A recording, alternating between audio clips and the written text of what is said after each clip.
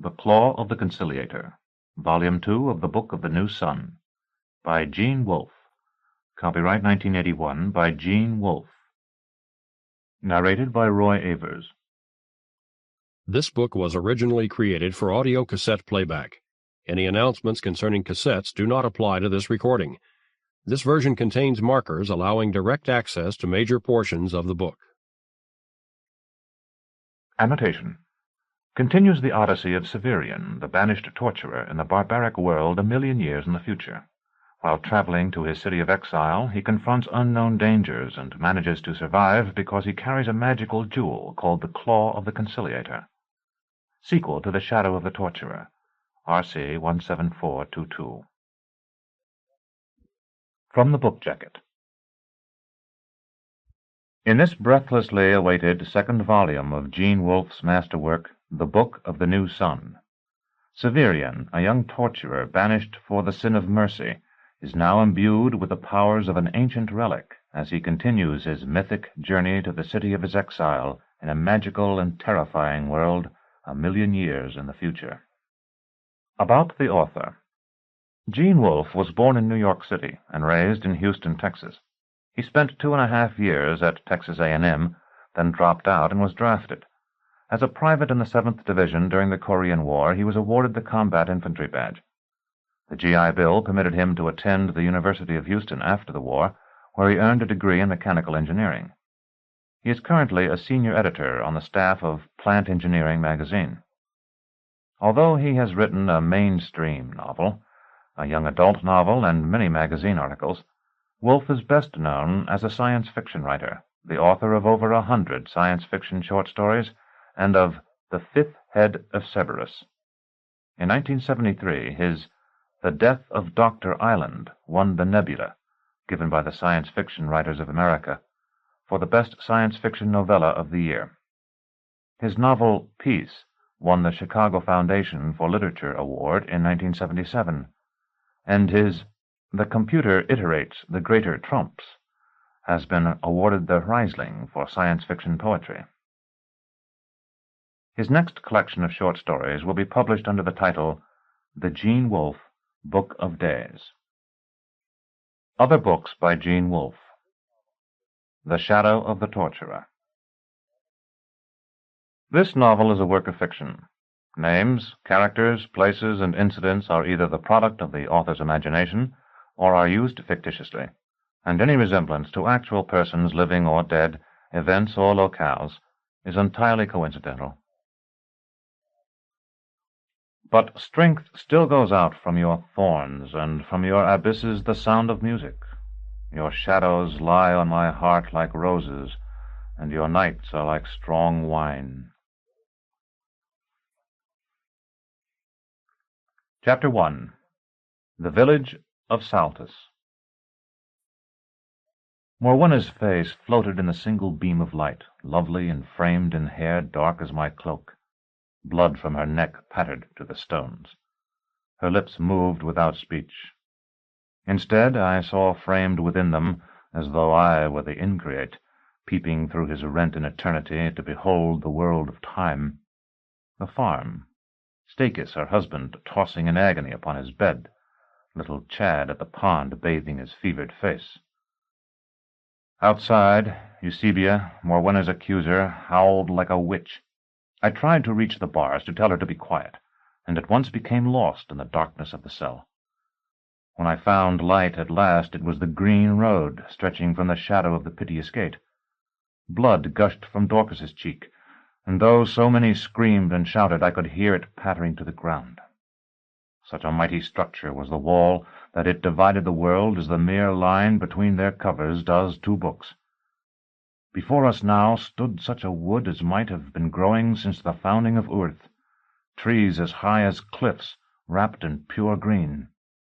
Between them lay the road, grown up in fresh grass, and on it were the bodies of men and women. A burning carriole tainted the clean air with smoke. 5 riders sat destriers, whose hooked tushes were encrusted with lazulite. The men wore helmets and capes of indanthrene blue, and carried lances whose heads ran with blue fire. Their faces were more akin than the faces of brothers. On these riders the tide of travellers broke as a wave on a rock, some turning left, some right. Dorcas was torn from my arms, and I drew terminus est to cut down those between us, and found I was about to strike Master Malrubius, who stood calmly, my dog Trisquili at his side in the midst of the tumult. Seeing him so, I knew I dreamed, and from that knew, even while I slept, that the visions I had had of him before had not been dreams. I threw the blankets aside. The chiming of the carillon in the bell tower was in my ears. It was time to rise, time to run to the kitchen, pulling on my clothes, time to stir a pot for Brother Cook and steal a sausage bursting, savory, and nearly burned, from the grill. Time to wash, time to serve the journeymen, time to chant lessons to myself before Master Palamon's examination. I woke in the apprentices' dormitory, but everything was in the wrong place. A blank wall where the round port should have been, a square window that should have been a bulkhead. The row of hard and narrow cots was gone, and the ceiling too low. Then I was awake. Country smells, much like the pleasant odors of flower and tree that used to float across the ruined curtain wall from the necropolis, but mixed now with the hot reek of a stable, drifted through the window. The bells began again, ringing in some campanile not far away, calling the few who retained their faith to beseech the coming of the new sun. Though it was very early still, the old sun had hardly dropped Urth's veil from his face, and save for the bells, the village lay silent. As Jonas had discovered the night before, our water ewer held wine. I used some to rinse my mouth, and its astringency made it better than water, but I still wanted water to splash on my face and smooth my hair. Before sleeping I had folded my cloak, with the claw at the center, to use for a pillow. I spread it now, and remembering how Aja had once tried to slip her hand into the saber-tash on my belt, thrust the claw into my boot-top. Jonas still slept. In my experience, people asleep look younger than they do awake, but Jonas seemed older, or perhaps only ancient. He had the face, with straight nose and straight forehead, that I have often noted in old pictures. I buried the smoldering fire in its own ashes and left without waking him. By the time I had finished refreshing myself from the bucket of the inn-yard well, the street before the inn was no longer silent, but alive with hooves that splashed through the puddles left by the previous night's rain, and the clacking of scimitar horns.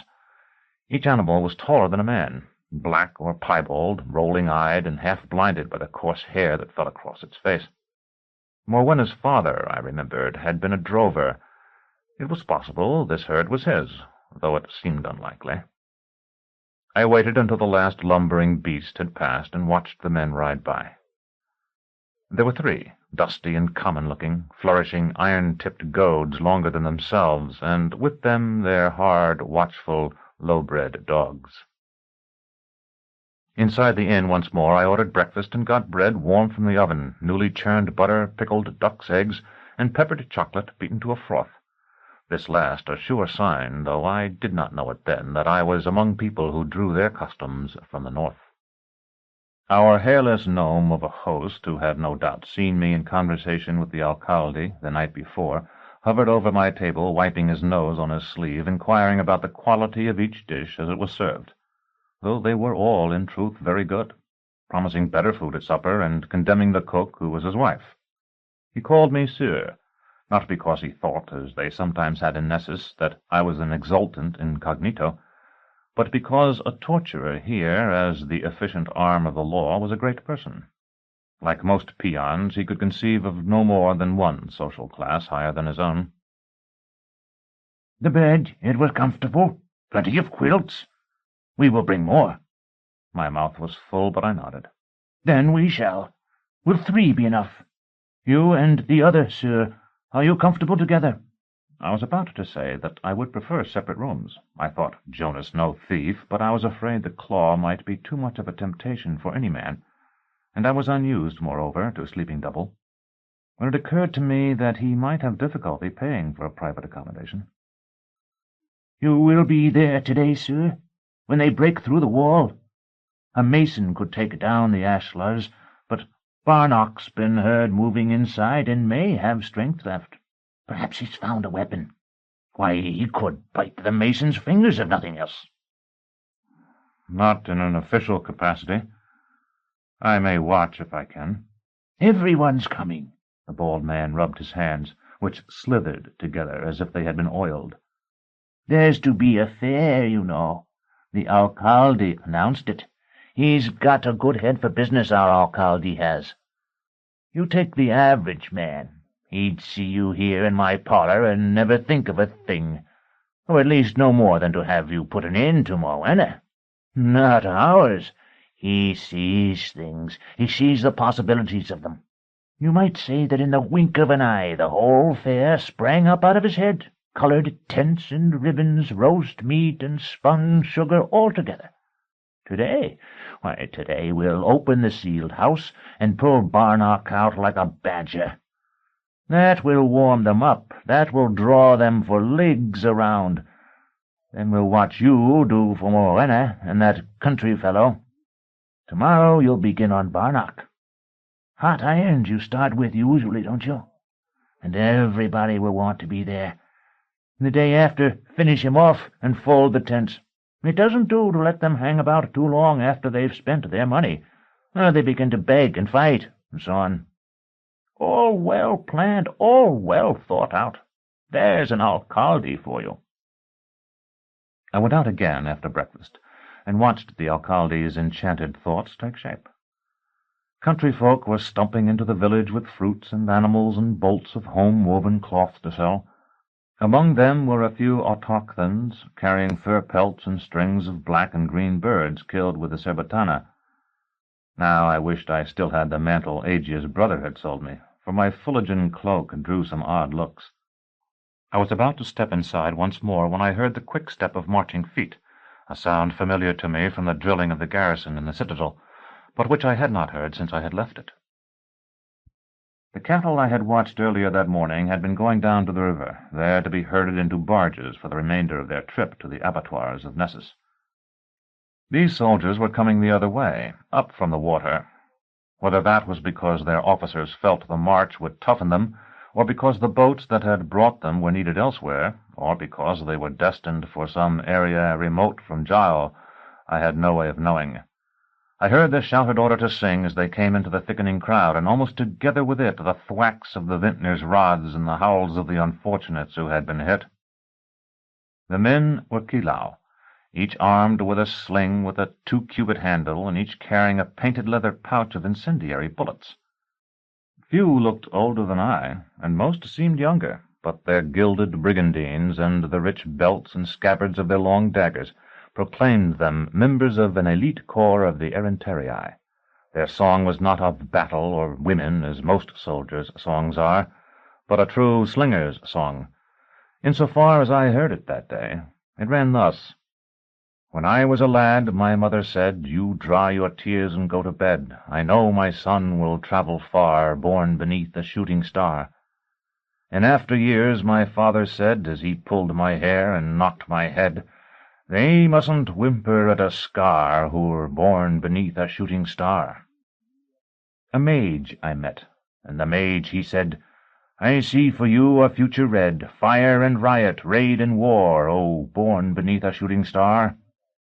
A shepherd I met, and the shepherd said, "We sheep must go where we are led, to Dawngate where the angels are, following the shooting star." And so on, verse after verse, some cryptic, as it seemed to me, some merely comic, some clearly assembled purely for the sake of the rhymes, which were repeated again and again. "A fine sight, aren't they?" It was the innkeeper, his bald head at my shoulder. "Southerners, notice how many have yellow hair and dotted hides? They're used to cold down there, and they'll need to be in the mountains.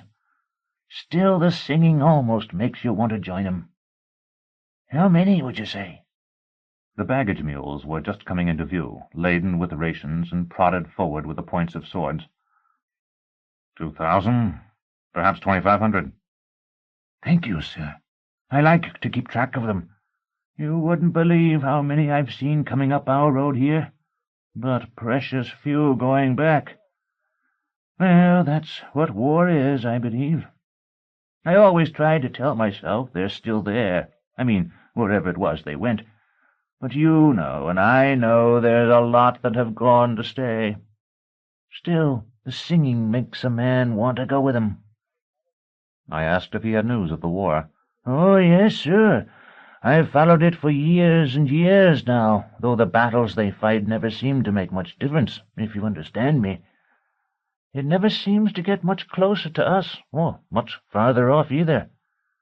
What I've always supposed was that our autarch and theirs appoints a spot to fight in, and when it's over, they both go home. My wife, fool that she is, don't believe there's a real war at all." The crowd had closed behind the last mule-driver, and it thickened with every word that passed between us. Bustling men set up stalls and pavilions, narrowing the street and making the press of people greater still. Bristling masks on tall poles seemed to have sprouted from the ground like trees. "Where does your wife think the soldiers are going, then?" I asked the innkeeper. "Looking for Odalisque, that's what she says. As if the autarch, whose hands run with gold and whose enemies kiss his heel, would send his whole army to fetch a bandit." I scarcely heard a word beyond Odalisque. "Whatever I possess I would give to become one of you, who complain every day of memories fading. My own do not. They remain always, and always as vivid as at their first impression, so that once summoned they carry me off spellbound." I think I turned from the innkeeper and wandered into the crowd of pushing rustics and chattering vendors, but I saw neither them nor him. Instead, I felt the bone-strewn paths of the necropolis under my feet, and saw through the drifting river fog the slender figure of Odalisque as he gave his pistol to his mistress and drew his sword. Now it is a sad thing to have become a man. I was struck by the extravagance of the gesture. He who had professed in 100 clandestine placards to be fighting for the old ways, for the ancient high civilization Urth has now lost, has discarded the effectual weapon of that civilization. If my memories of the past remain intact, perhaps it is only because the past exists only in memory. Odalisque, who wished, as I did, to summon it again, yet remained a creature of the present. That we are capable only of being what we are remains our unforgivable sin. No doubt, if I had been one of you, whose memories fade, I would have rejected him on that morning as I elbowed my way through the crowd, and so in some fashion would have escaped this death in life that grips me even as I write these words. Or perhaps I would not have escaped at all. Yes, more likely not. And in any case, the old, recalled emotions were too strong. I was trapped in admiration for what I had once admired, as a fly in amber remains the captive of some long-vanished pine. Chapter 2. The Man in the Dark. The bandit's house had differed in no way from the common houses of the village. It was of broken mindstone, single-storied, with a flattish, solid-looking roof of slabs of the same material. The door, and the only window I could see from the street, had been closed with rough masonry. 100 or so fair-goers stood before the house now, talking and pointing, but there was no sound from within, and no smoke issuing from the chimney. "Is this commonly done hereabouts?" I asked Jonas. "It's traditional. You've heard the saying, a legend, a lie, and a likelihood make a tradition?" "It seems to me it would be easy enough to get out. He could break through a window or the wall itself by night, or dig a passage. Of course, if he expected something like this, and if it's common and he was really engaged in spying for Odalisque, there's no reason he shouldn't. He could have supplied himself with tools, as well as a quantity of food and drink." Jonas shook his head. "Before they close the openings, they go through the house and take everything they can find in the way of food and tools and lights, besides whatever else may be of value." A resonant voice said, "Having good sense, as we flatter ourselves, we do indeed." It was the alcalde, who had come up behind us without either of us noticing his presence in the crowd. We wished him a good day, and he returned the courtesy.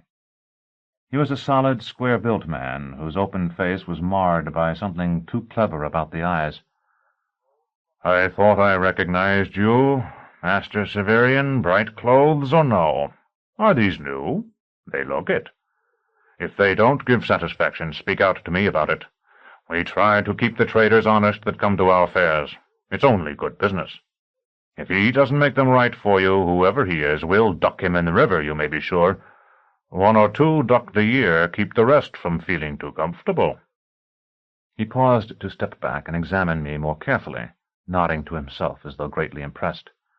"They become you, I must say. You've a fine figure. A handsome face, too, save perhaps for a bit too much pallor, which our hot northern weather will soon make right. Anyway, they become you, and look to wear well. If you're asked where you had them, you might say Saltus fair. Such talk does no harm." I promised I would, though I was far more concerned about the safety of Terminus Est, which I had left hidden in our room at the inn, than about my own appearance or the durability of the lay clothes I had bought from a slopman. "You and your assistant have come to see us draw out the miscreant, I suppose? We'll be at him as soon as Mesmin and Sebald bring the post. A battering-ram is what we called it when we passed the word of what was intended, but I'm afraid the truth is that it's nothing more than a tree trunk, and not a big one either. Otherwise the village would have had to fee too many men to handle it. Yet it should do the work. I don't suppose you've heard of the case we had here 18 years gone?" Jonas and I shook our heads. The alcalde threw out his chest, as politicians do whenever they see an opportunity to speak for more than a couple of sentences. "I recall it well enough, though I wasn't more than a stripling. A woman. I've forgotten her name, but we called her Mother Pyrexia.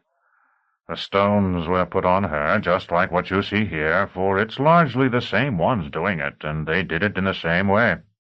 But it was the other end of summer, just at apple-picking time, and that I recall very well because of the people drinking new cider in the crowd, and myself with a fresh apple to eat while I watched. Next year, when the corn was up, someone wanted to buy the house. Property becomes the property of the town, you know. That's how we finance the work. The ones that do it take what they can find for their share, and the town takes the house and ground. To shorten a lengthy tale, we cut a ram and broke through the door in fine fashion, thinking to sweep up the old woman's bones and turn the place over to the new owner." The alcalde paused and laughed, throwing back his head. There was something ghostly in that laughter, possibly only because it blended with the noise of the crowd, and so seemed silent. I asked, "Wasn't she dead?" "It depends on what you mean by that. I'll say this. A woman sealed in the dark long enough can become something very strange, just like the strange things you find in rotten wood back among the big trees. We're miners mostly here in Saltus, and used to things found underground, but we took to our heels and came back with torches. It didn't like the light, or the fire either." Jonas touched me on the shoulder and pointed to a swirl in the crowd. A group of purposeful-looking men were shouldering their way down the street. None had helmets or body armor, but several carried narrow-headed pilites, and the rest had brass-bound staves. I was strongly reminded of the volunteer guards who had admitted Drott, Roach, Ita, and me to the necropolis so long ago. Behind these armed men were 4 who carried the tree trunk the alcalde had mentioned, a rough log about 2 spans across and 6 cubits long. A collective indrawn breath greeted them. It was followed by louder talk and some good-natured cheering. The alcalde left us to take charge, directing the men with staves to clear a space about the door of the sealed house, and using his authority, when Jonas and I pushed forward to get a better view, to make the crowd give way for us. I had supposed that when all the breakers in were in position, they would proceed without ceremony, and that I had reckoned without the alcalde. At the last possible moment he mounted the doorsteps of the sealed house, and waving his hat for silence, addressed the crowd. "Welcome, visitors and fellow villagers.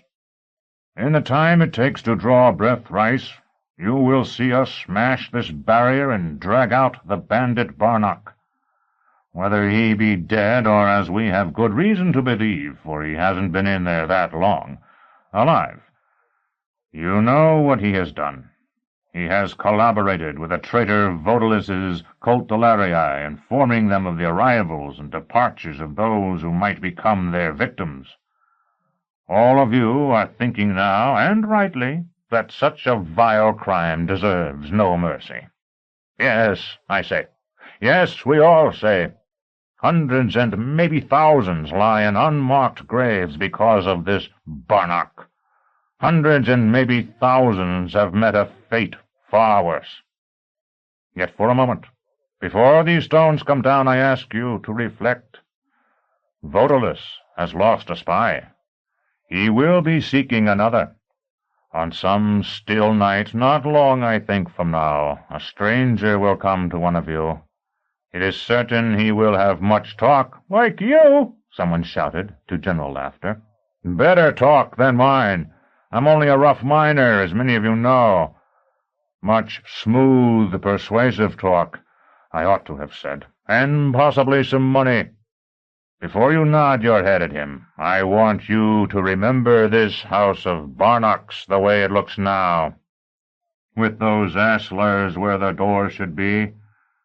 Think about your own house, with no doors and no windows, but with you inside it. Then think about what you're going to see done to Barnock when we take him out, because I'm telling you, you strangers particularly, what you're about to see here is only the beginning of what you'll be seeing at our fair in Saltus. For the events of the next few days we have employed one of the finest professionals from Nessus. You will see at least 2 persons executed here in a formal style, with a head struck off at a single blow. One's a woman, so we'll be using the chair. That's something a lot of people who boast of their sophistication and the cosmopolitan tincture of their educations have never seen. And you will see this man. Pausing, the alcalde struck the sunlit door-stones with the flat of his hand. This Barnock, led to death by an expert guide. It may be that he has made some sort of small hole in the wall by now. Frequently they do. And if so, he may be able to hear me. He lifted his voice to a shout. If you can, Barnock, cut your throat now, because if you don't, you're going to wish you had starved long ago. For a moment there was silence. I was in agony at the thought that I should soon have to practice the art on a follower of Odalisque's. The alcalde raised his right arm over his head, then brought it down in an emphatic gesture. All right, lads, at it with a will. The 4 who had brought the ram counted 1, 2, 3 to themselves as if by prearrangement, and ran at the walled-up door, losing some of their impetuosity when the 2 in front mounted the step. The ram struck the stones with a loud thump, but with no other result. All right, lads, the alcalde repeated. Let's try it again. Show them the kind of men Saltus breeds.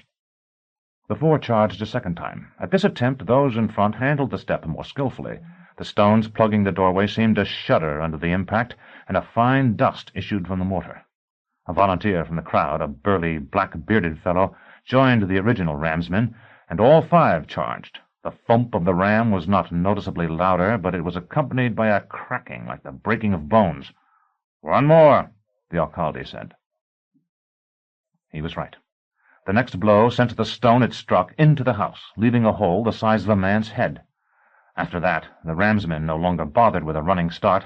They knocked the remaining stones out by swinging the ram with their arms until the aperture was large enough for a man to step through. Someone I had not noticed previously had brought torches, and a boy ran to a neighboring house to kindle them at the kitchen fire. The men with palites and staves took them from him, showing more courage than I would have credited to those clever eyes. The alcalde drew a short truncheon from under his shirt and entered first. We spectators crowded after the armed men, and because Jonas and I had been in the forefront of the onlookers, we reached the opening almost at once.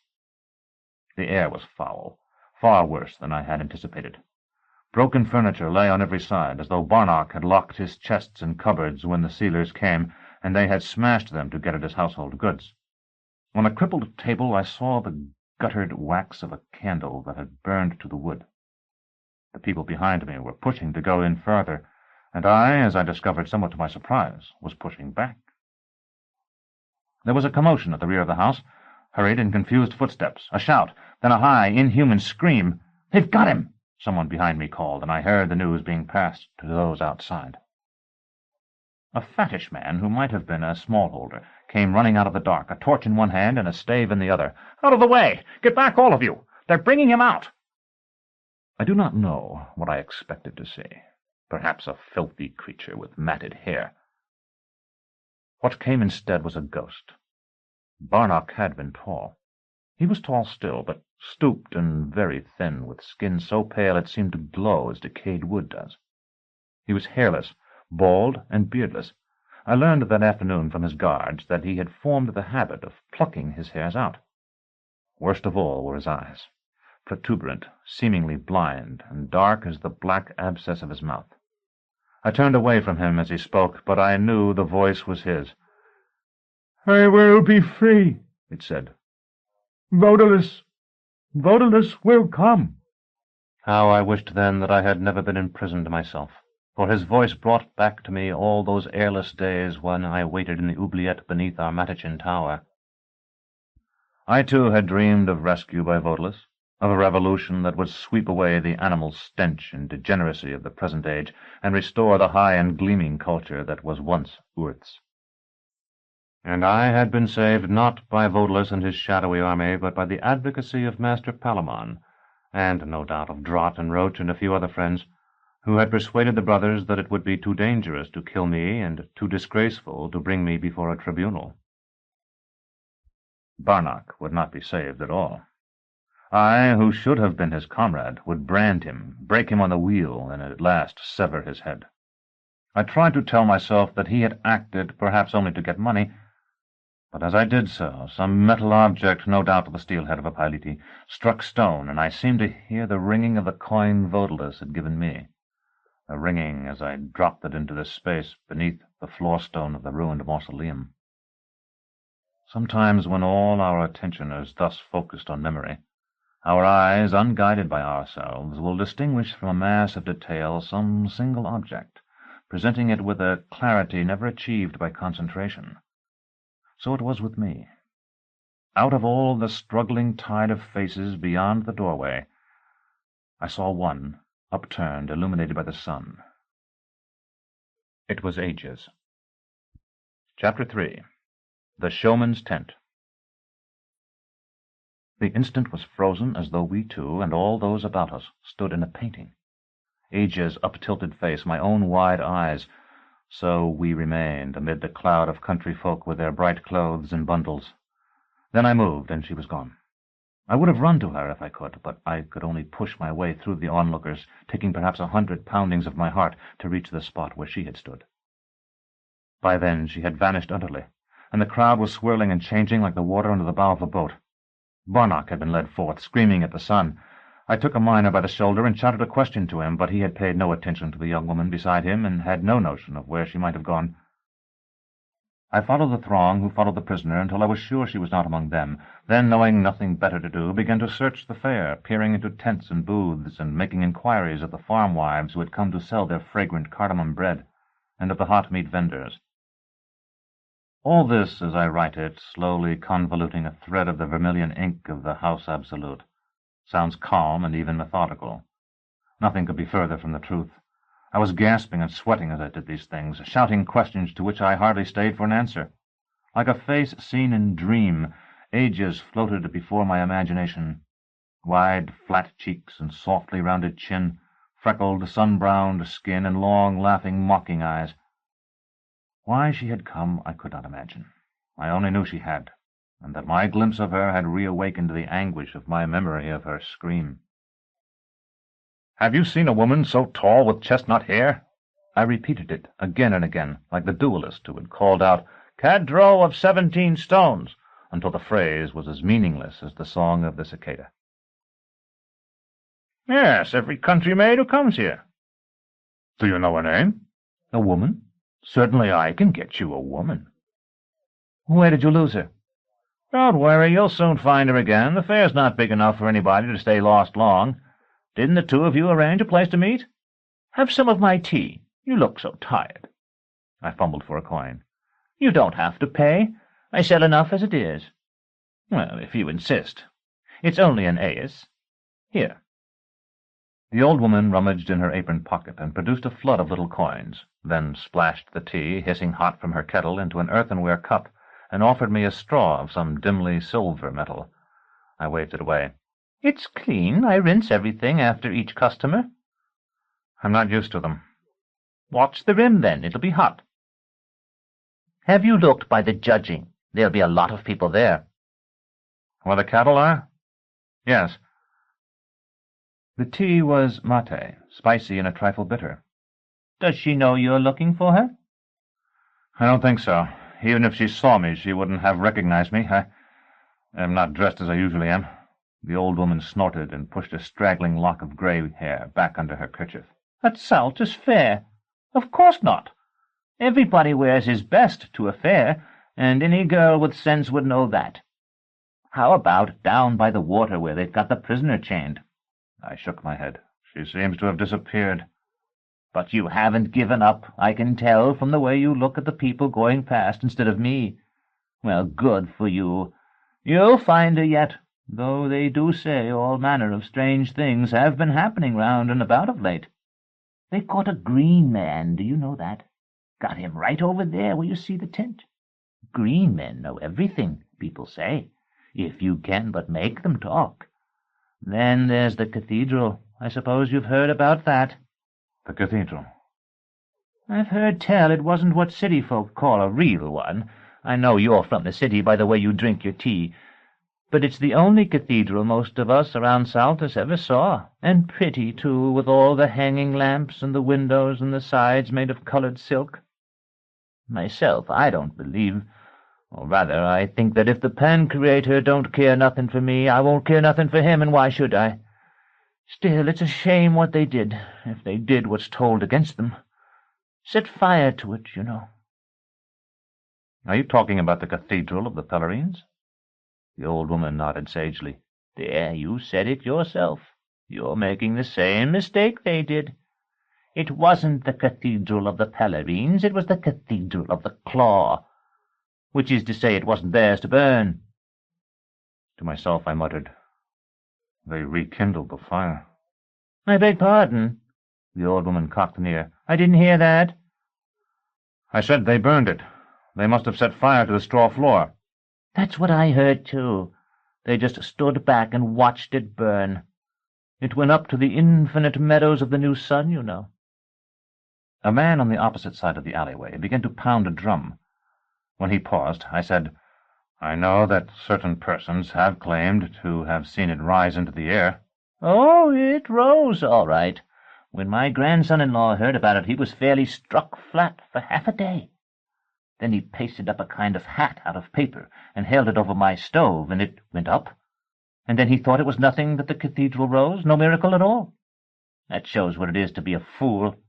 It never came to him that the reason things were made so was so the cathedral would rise just like it did. He can't see the hand in nature. He didn't see it himself? I asked. The cathedral, I mean? She failed to understand. Oh, he's seen it when they've been through here at least a dozen times. The chant of the man with a drum, similar to that I had once heard Dr. Talos use, but more hoarsely delivered and bereft of the doctor's malicious intelligence, cut through our talk. Knows everything, knows everybody, green as a gooseberry, see for yourself. The insistent voice of the drum. Boom, boom, boom. Do you think the green man would know where Aja is? The old woman smiled. So that's her name, is it? Now I'll know if anybody should mention her. He might. You've money, why not try him? Why not, indeed, I thought. Brought from the jungles of the north, never eats, akin to the bushes and the grasses. Boom, boom. The future and the remote past are one to him. When he saw me approaching the door of his tent, the drummer stopped his clamor. Only an ace to see him. 2 to speak with him. 3 to be alone with him. Alone for how long? I asked as I selected 3 copper ace. A wry grin crossed the drummer's face. For as long as you wish. I handed him his money and stepped inside. It had been plain he had not thought I would want to stay long, and I expected a stench or something equally unpleasant. There was nothing beyond a slight odor as of hay curing. In the center of the tent, in a dust-spangled shaft of sunlight admitted by a vent in the canvas roof, was chained a man the color of pale jade. He wore a kilt of leaves, now fading. Beside him stood a clay pot filled to the brim with clear water. For a moment we were silent. I stood looking at him. He sat looking at the ground. "That's not paint," I said, "nor do I think it dye. And you have no more hair than the man I saw dragged from the sealed house." He looked up at me, then down again. Even the whites of his eyes held a greenish tint. I tried to bait him. "If you are truly vegetable, I would think your hair should be grass." No. He had a soft voice, saved from womanishness only by its depth. "You are vegetable, then. A speaking plant." "You are no countryman." "I left Nessus a few days ago."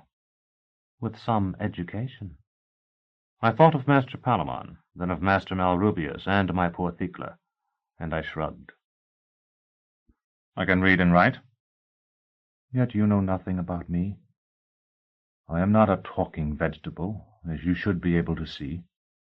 Even if a plant were to follow the one evolutionary way, out of some many millions that leads to intelligence, it is impossible that it should duplicate in wood and leaf the form of a human being." "The same thing might be said of stones. Yet there are statues." For all his aspect of despair, and his was a sadder face by far than my friend Jonas's, something tugged at the corners of his lips. "That is well put. You have no scientific training, but you are better taught than you realize." "On the contrary, all my training has been scientific, although it had nothing to do with these fantastic speculations. What are you?" "A great seer, a great liar, like every man whose foot is in a trap." "If you'll tell me what you are, I'll endeavor to help you."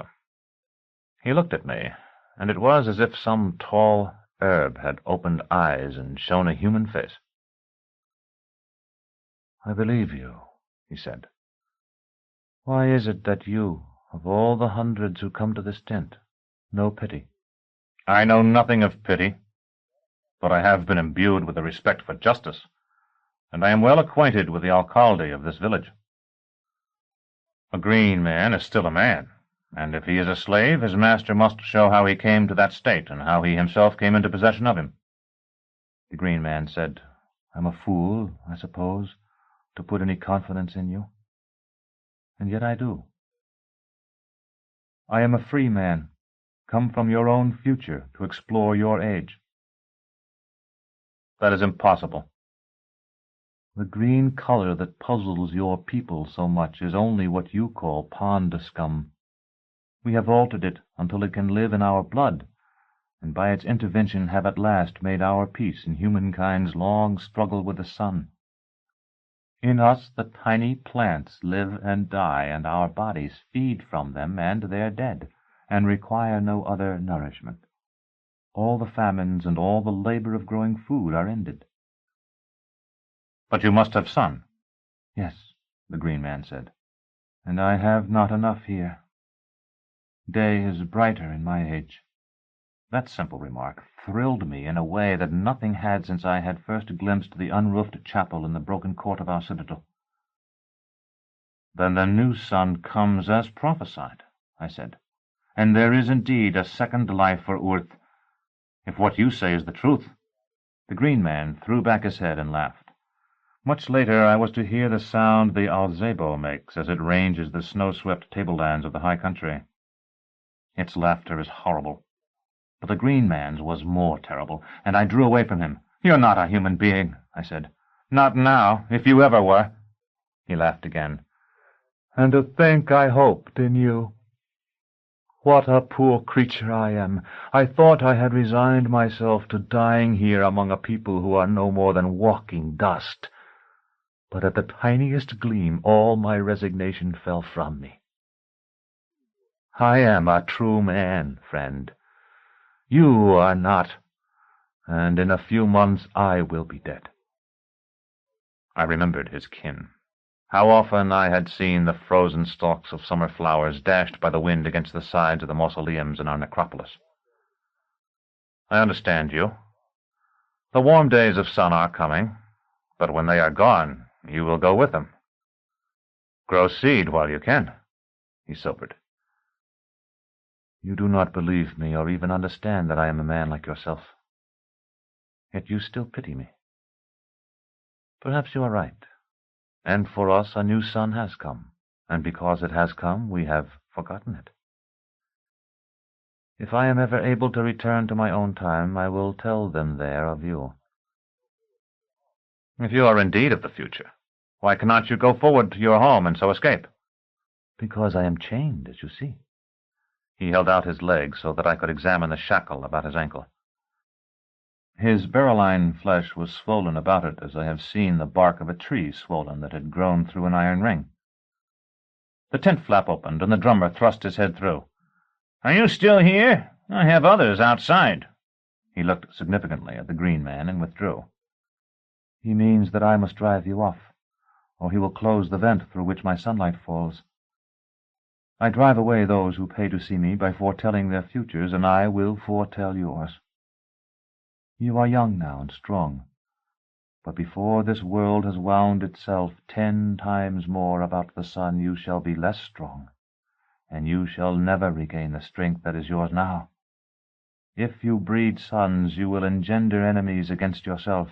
Enough, I said. What you are telling me is only the fortune of all men. Answer one question truthfully for me, and I will go. I am looking for a woman called Aja.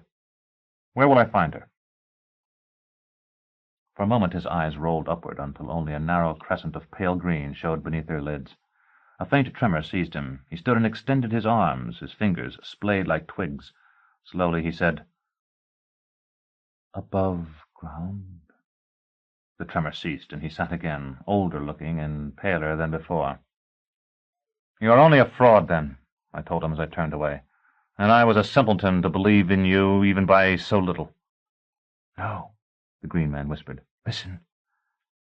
In coming here I have passed through all your future. Some parts of it remain with me, no matter how clouded. I told you only the truth, and if you are indeed a friend of the alcalde of this place, I will tell you something further that you may tell him, something I have learned from the questions of those who have come to question me. Armed men are seeking to free a man called Barnock."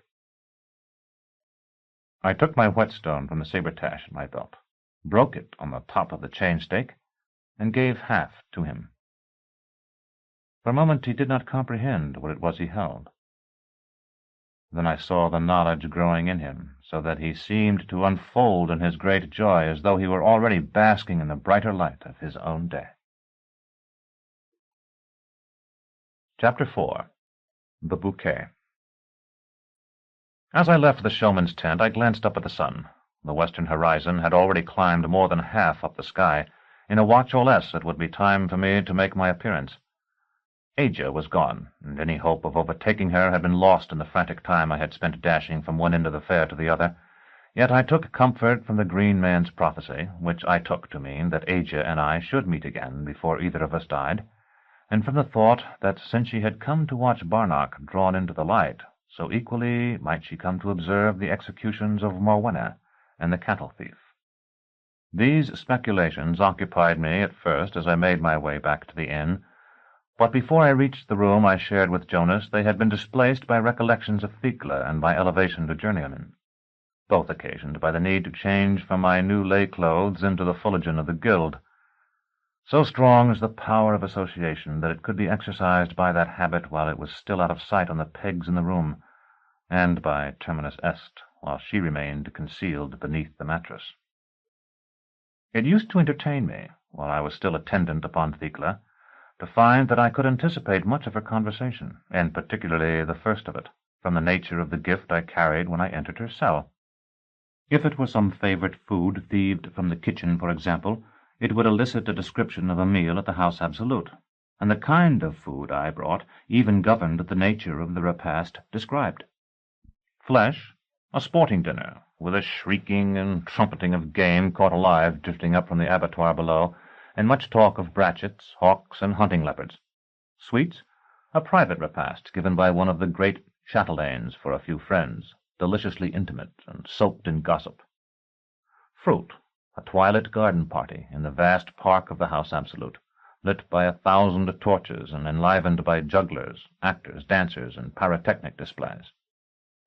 She ate standing as often as sitting, walking the 3 strides that took her from one end of her cell to the other, holding the dish in her left hand while she gestured with her right. Like this, Severian, they all spring into the ringing sky, showering green and magenta sparks, while the maroons boom like thunder. But her poor hand could hardly show the rockets rising higher than her towering head, for the ceiling was not much taller than she. But I'm boring you. A moment ago, when you brought me these peaches, you looked so happy, and now you won't smile. It's just that it does me good here to remember those things. How I'll enjoy them when I see them again. I was not bored, of course. It was only that it saddened me to see her, a woman still young and endowed with a terrible beauty, so confined. Jonas was uncovering Terminus Est for me when I came into our room. I poured myself a cup of wine. "How do you feel?" he asked. "What of you? It's your first time, after all." He shrugged. "I only have to fetch and carry. You've done it before? I wondered, because you look so young." "Yes, I've done it before. Never to a woman." "You think she's innocent?" I was taking off my shirt. When I had my arms freed, I mopped my face with it and shook my head. "I'm sure she's not. I went down and talked to her last night. They have her chained at the edge of the water, where the midges are bad. I told you about it." Jonas reached for the wine himself, his metal hand clinking when it met the cup. "You told me that she was beautiful, and that she had black hair like—" "Thecla. But Morwenna's is straight. Thecla's curled." "Like Thecla, whom you seem to have loved as I love your friend Jolenta. I confess you had a great deal more time to fall in love than I did. And you told me she said her husband and child had died of some sickness, probably from bad water. The husband had been quite a bit older than she." I said, "About your age, I think." "And there was an older woman there who had wanted him too, and now she was tormenting the prisoner." "Only with words." Among the guild, apprentices alone wear shirts. I drew on my trousers and put my cloak, which was of fuligen, the color darker than black, around my bare shoulders. Clients who have been exposed by the authorities like that have usually been stoned. When we see them, they're bruised, and often they've lost a few teeth. Sometimes they have broken bones. The women have been raped." "You say she's beautiful. Perhaps people think she's innocent. Perhaps they took pity on her." I picked up Terminus Est, drew her, and let the soft sheath fall away. "The innocent have enemies. They are afraid of her." We went out together. When I had entered the inn, I had to push my way through the mob of drinkers. Now it opened before me. I wore my mask, and carried Terminus Est unsheathed across my shoulder. Outside, the sounds of the fair stilled as we went forward until nothing remained but a whispering, as though we strode through a wilderness of leaves. The executions were to take place at the very center of the festivities, and a dense crowd had already gathered there. A colloyer in red stood beside the scaffold, clutching his little formulary. He was an old man, as most of them are. The 2 prisoners waited beside him, surrounded by the men who had taken forth Barnock. The alcalde wore his yellow gown of office and his gold chain. By ancient custom, we must not use the steps, although I have seen Master Gerlos assist his vault to the scaffold with his sword in the court before the bell-tower. I was, very possibly, the only person present who knew of the tradition, but I did not break it, and a great roar like the voice of some beast escaped the crowd as I leaped up with my cloak billowing about me. Increate, read the Collier. It is known to us that those who will perish here are no more evil in your sight than we. Their hands run with blood, ours also. I examined the block. Those used outside the immediate supervision of the guild are notoriously bad. Wide as a stool, dense as a fool, and dished as a rule. This one fulfilled the first two specifications in the proverbial description only too well. But by the mercy of Holy Catherine, it was actually slightly convex, and though the idiotically hard wood would be sure to dull the male side of my blade, I was in the fortunate position of having before me one subject of either sex, so that I could use a fresh edge on each.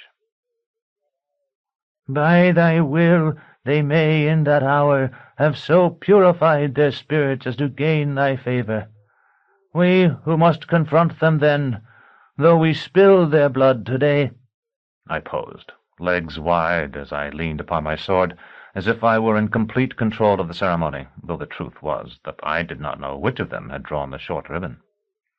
You, the hero who will destroy the black worm that devours the sun, you for whom the sky parts as a curtain, you whose breath shall wither vast Erebus, Abaia, and Scylla, who wallow beneath the wave, you that equally live in the shell of the smallest seed in the farthest forest, the seed that hath rolled into the dark where no man sees. The woman Morwenna was coming up the steps, preceded by the alcalde and followed by a man with an iron spit who used it to prod her. Someone in the crowd shouted an obscene suggestion. Have mercy on those who had no mercy. Have mercy on us, who shall have none now. The collier was finished, and the alcalde began. Most hatefully and unnaturally. His voice was high, quite different both from his normal speaking voice and the rhetorical tone he had adopted for the speech outside Barnock's house. After listening absently for a few moments, I was looking for Aja in the crowd. It struck me that he was frightened. He would have to witness everything that was done to both prisoners at close range. I smiled, though my mask concealed it. Have respect for your sex, but you shall be branded on the right cheek and the left, your legs broken, and your head struck from your body. I hoped they had had sense enough to remember that a brazier of coals would be required.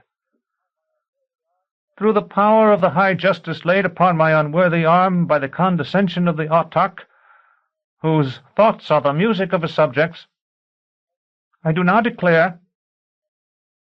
He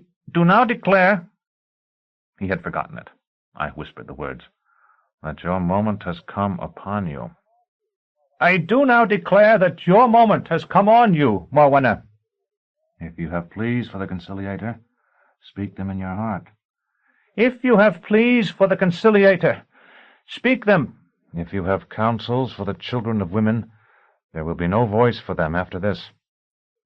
The alcalde's self-possession was returning, and he got it all. If you have counsels for the children of women, there will be no voice for them after this. Clearly, but not loudly, Morwenna said, I know that most of you think me guilty. I am innocent. I would never do the horrible things you have accused me of. The crowd drew closer to hear her. Many of you are my witnesses that I loved Stachys. I loved the child Stachys gave me. A patch of color caught my eye, purple-black in the strong spring sunshine. It was such a bouquet of threnotic roses as a mute might carry at a funeral. The woman who held them was Eusebia, whom I had met when she tormented Morwenna at the riverside. As I watched her, she inhaled their perfume rapturously, then employed their thorny stems to open a path for herself through the crowd, so that she stood just at the base of the scaffold. These are for you, Morwenna. Die before they fade. I hammered the planks with the blunt tip of my blade for silence. Morwenna said, The good man who read the prayers for me, and who has talked to me before I was brought here, prayed that I would forgive you if I achieved bliss before you. I have never until now had it in my power to grant a prayer, but I grant his. I forgive you now. Eusebia was about to speak again, but I silenced her with a look. The gap-toothed, grinning man beside her waved, and with something of a start I recognized Hether. "Are you ready?" Morwenna asked me. "I am." Jonas had just set a bucket of glowing charcoal on the scaffold. From it thrust what was presumably the handle of a suitable inscribed iron, but there was no chair. I gave the alcalde a glance I intended to be significant. I might have been looking at a post. At last I said, "Have we a chair, your worship?" "I sent 2 men to fetch one, and some rope." When? The crowd was beginning to stir and murmur. "A few moments ago." The evening before he had assured me that everything would be in readiness, but there was no point in reminding him of that now. There is no one, as I have since found, so liable to fluster on the scaffold as the average rural official. He is torn between an ardent desire to be the center of attention, a position closed to him at an execution, and the quite justified fear that he lacks the ability and training that might enable him to comport himself well. The most cowardly client, mounting the steps in the full knowledge that his eyes are to be plucked out, will in 19 cases from a score conduct himself better. Even a shy Cenobite, unused to the sounds of men and diffident to the point of tears, can be better relied on. Someone called, "Get it over with!" I looked at Morwenna. With her famished face and clear complexion, her pensive smile and large dark eyes, she was a prisoner likely to arouse quite undesirable feelings of sympathy in the crowd. "We could seat her on the block," I told the alcalde. I could not resist adding, "It's more suited to that, anyway." "There's nothing to tie her with." I had permitted myself a remark too many already, so I forbore giving my opinion of those who require their prisoners bound.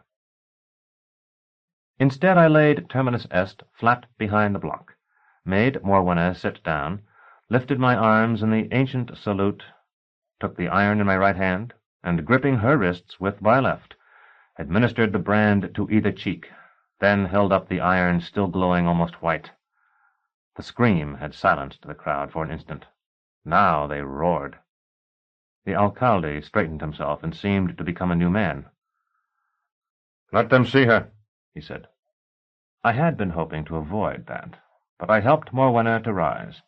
With her right hand in mine, as though we were taking part in a country dance, we made a slow, formal circuit of the platform. Hether was beside himself with delight, and though I tried to shut out the sound of his voice, I could hear him boasting of his acquaintance with me to the people around him. Eusebia held up her bouquet to Morwenna, calling, "Here, you'll need these soon enough." When we had gone once around, I looked at the alcalde, and after the pause necessitated by his wondering at the occasion for the delay, received the signal to proceed. Morwenna whispered, "Will it be over soon?" "It is almost over now." I had seated her on the block again, and was picking up my sword. "Close your eyes. Try to remember that almost everyone who has ever lived has died, even the Conciliator, who will rise as the new sun." Her pale, long-lashed eyelids fell, and she did not see the upraised sword. The flash of steel silenced the crowd again, and when the full hush had come, I brought the flat of the blade down upon her thighs. Over the smack of it on flesh, the sound of the femurs breaking came as clear as the crack of a winning boxer's left-hand-right-hand blows. For an instant Morwenna remained poised on the block, fainted but not fallen. In that instant I took a backward step and severed her neck with a smooth horizontal stroke that is so much more difficult to master than the downward. To be candid, it was not until I saw the up-jetting fountain of blood and heard the thud of the head striking the platform that I knew I had carried it off. Without realizing it, I had been as nervous as the alcalde. That is the moment when, again by ancient tradition, the customary dignity of the guild is relaxed.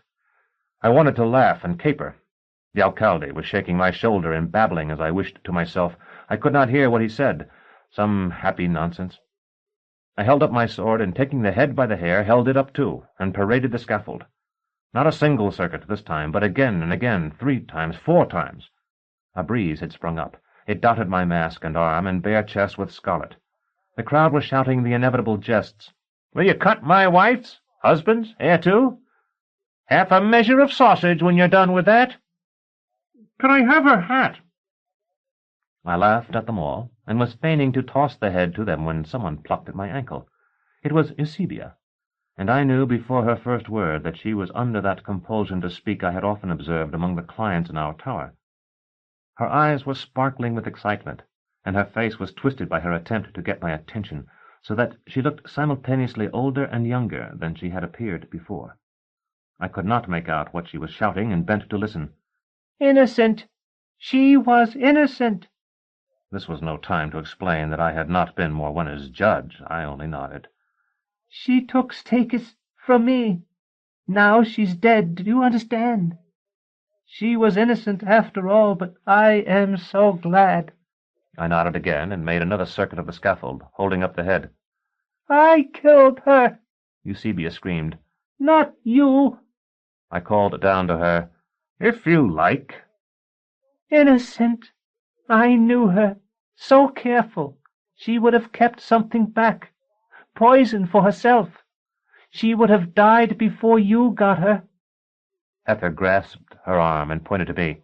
"My master! Mine! My own!" "So it was somebody else. Or sickness, after all." I shouted, "To the Demiurge alone belongs all justice." The crowd was still noisy, though it had quieted a trifle by this time. "But she stole my Stakis, and now she's gone." Louder than ever. "Oh, wonderful! She's gone." With that, Eusebia plunged her face into the bouquet as though to fill her lungs to bursting with the rose's cloying perfume. I dropped Morwenna's head into the basket that awaited it, and wiped my sword blade with the piece of scarlet flannel Jonas handed me. When I noticed Eusebia again, she was lifeless, sprawled among a circle of onlookers. At the time I thought little of it, only supposing that her heart had failed in her excess of joy. Later that afternoon, the alcalde had her bouquet examined by an apothecary, who found among the petals a strong but subtle poison he could not identify. Morwenna must, I suppose, have had it in her hand when she mounted the steps, and must have cast it into the blossoms when I led her around the scaffold after the branding. Allow me to pause here and speak to you as one mind to another, though we are separated perhaps by the abyss of eons.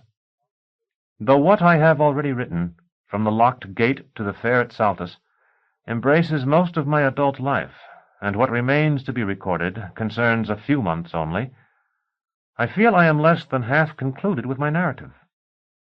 In order that it shall not fill a library as great as old Oltan's, I will, I tell you now plainly, pass over many things. I have recounted the execution of Aegea's twin brother, Aegialus, because of its importance to my story, and that of Morwenna because of the unusual circumstances surrounding it. I will not recount others, unless they hold some special interest. If you delight in another's pain and death, you will gain little satisfaction from me. Let it be sufficient to say that I performed the prescribed operations on the cattle thief, which terminated in his execution.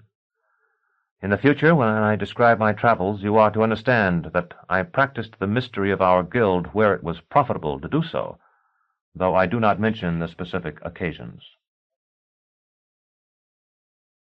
Chapter 5. The Bourne. That evening, Jonas and I dined alone in our room. It is a very pleasant thing, I found, to be popular with a mob and known to everyone, but it is tiring, too. And after a time one grows weary of answering the same simple-minded questions again and again, and of politely refusing invitations to drink. There had been a slight disagreement with the alcalde concerning the compensation I was to receive for my work, my understanding having been that in addition to the quarter payment made when I was engaged, I would receive full payment for each client upon death, while the alcalde had intended, so he said, that full payment should be made only after all three were attended to. I would never have agreed to that, and liked it less than ever in the light of the green man's warning, which out of loyalty to Odalisque I had kept to myself. But after I had threatened not to appear on the following afternoon, I was paid, and everything peaceably resolved. Now Jonas and I were settled over a smoking platter and a bottle of wine. The door was shut and bolted, and the innkeeper had been instructed to deny that I was in his establishment. I would have been completely at ease if the wine in my cup had not recalled to me so vividly the much better wine Jonas had discovered in our ewer the night before, after I had examined the claw in secret. Jonas, observing me, I think, as I stared at the pale red fluid, poured a cup of his own and said, "You must remember that you are not responsible for the sentences. If you had not come here, they would have been punished eventually anyway, and probably would have suffered worse in less skilled hands." I asked him what he thought he was talking about. "I can see it troubles you. What happened today?" "I thought it went well," I said. "You know what the octopus remarked when he got out of the mermaid's kelp bed? I'm not impugning your skill, quite the opposite, but you look as if you could use a little cheering up." "We're always a little despondent afterward. That's what Master Palamon always said, and I have found it true in my own case. He called it a purely mechanical psychological function, and at the time that seemed to me an oxymoron, but now I'm not sure he wasn't right. Could you see what happened, or did they keep you too busy?" "I was standing on the steps behind you most of the time." "You had a good view, then, so you must have seen how it was. Everything proceeded smoothly after we decided not to wait for the chair.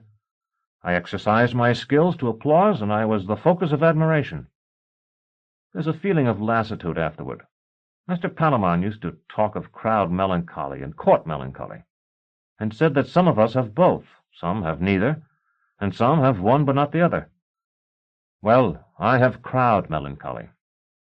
I don't suppose I'll ever have the chance in Thrax of discovering whether I also have court melancholy or not." "And what is that?" Jonas was looking down into his wine cup. "A torturer, let's say a master at the Citadel, is occasionally brought into contact with exultants of the highest degree. Suppose there's some exceedingly sensitive prisoner who's thought to possess important information. An official of lofty standing is likely to be delegated to attend such a prisoner's examination.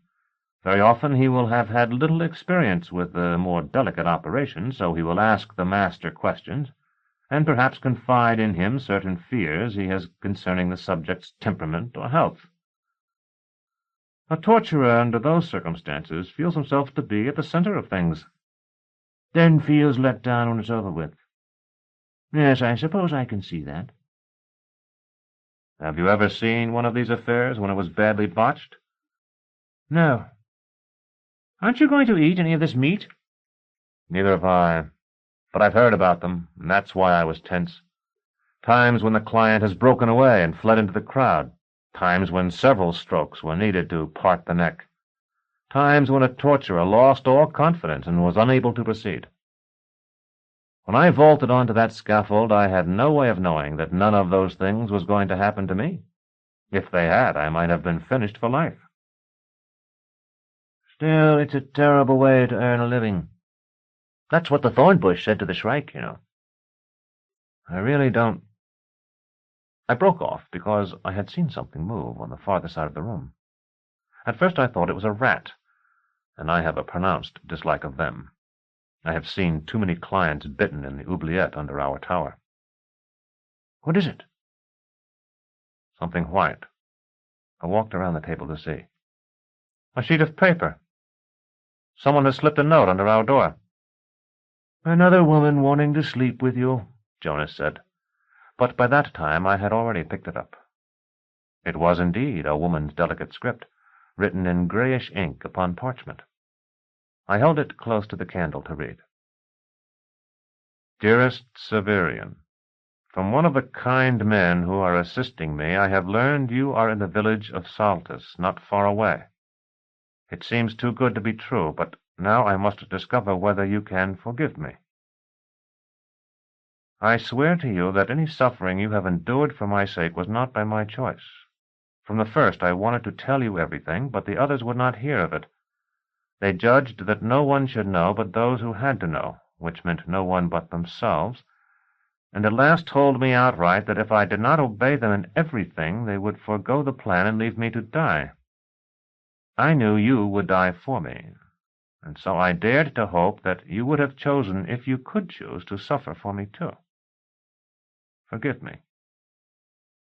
But now I am away and almost free, my own mistress, so long as I obey the simple and humane instructions of good Father Aneri.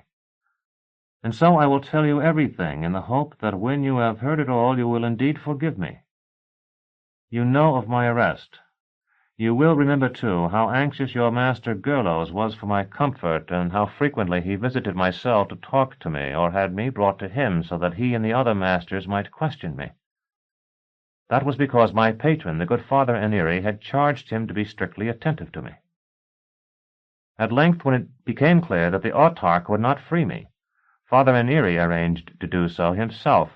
I do not know what threats were made to Master Gerlos, or what bribes were offered him, but they were sufficient, and a few days before my death, as you thought, dearest Severian, he explained to me how the matter was to be arranged.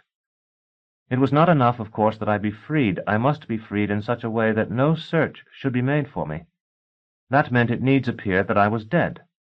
Yet the instructions Master Gerlos had received had charged him strictly not to let me die. You will now be able to fathom for yourself how we cut through this tangle of obstructions. It was arranged that I should be subjected to a device whose action was internal only, and Master Gerlos first so disarmed it that I should suffer no real harm.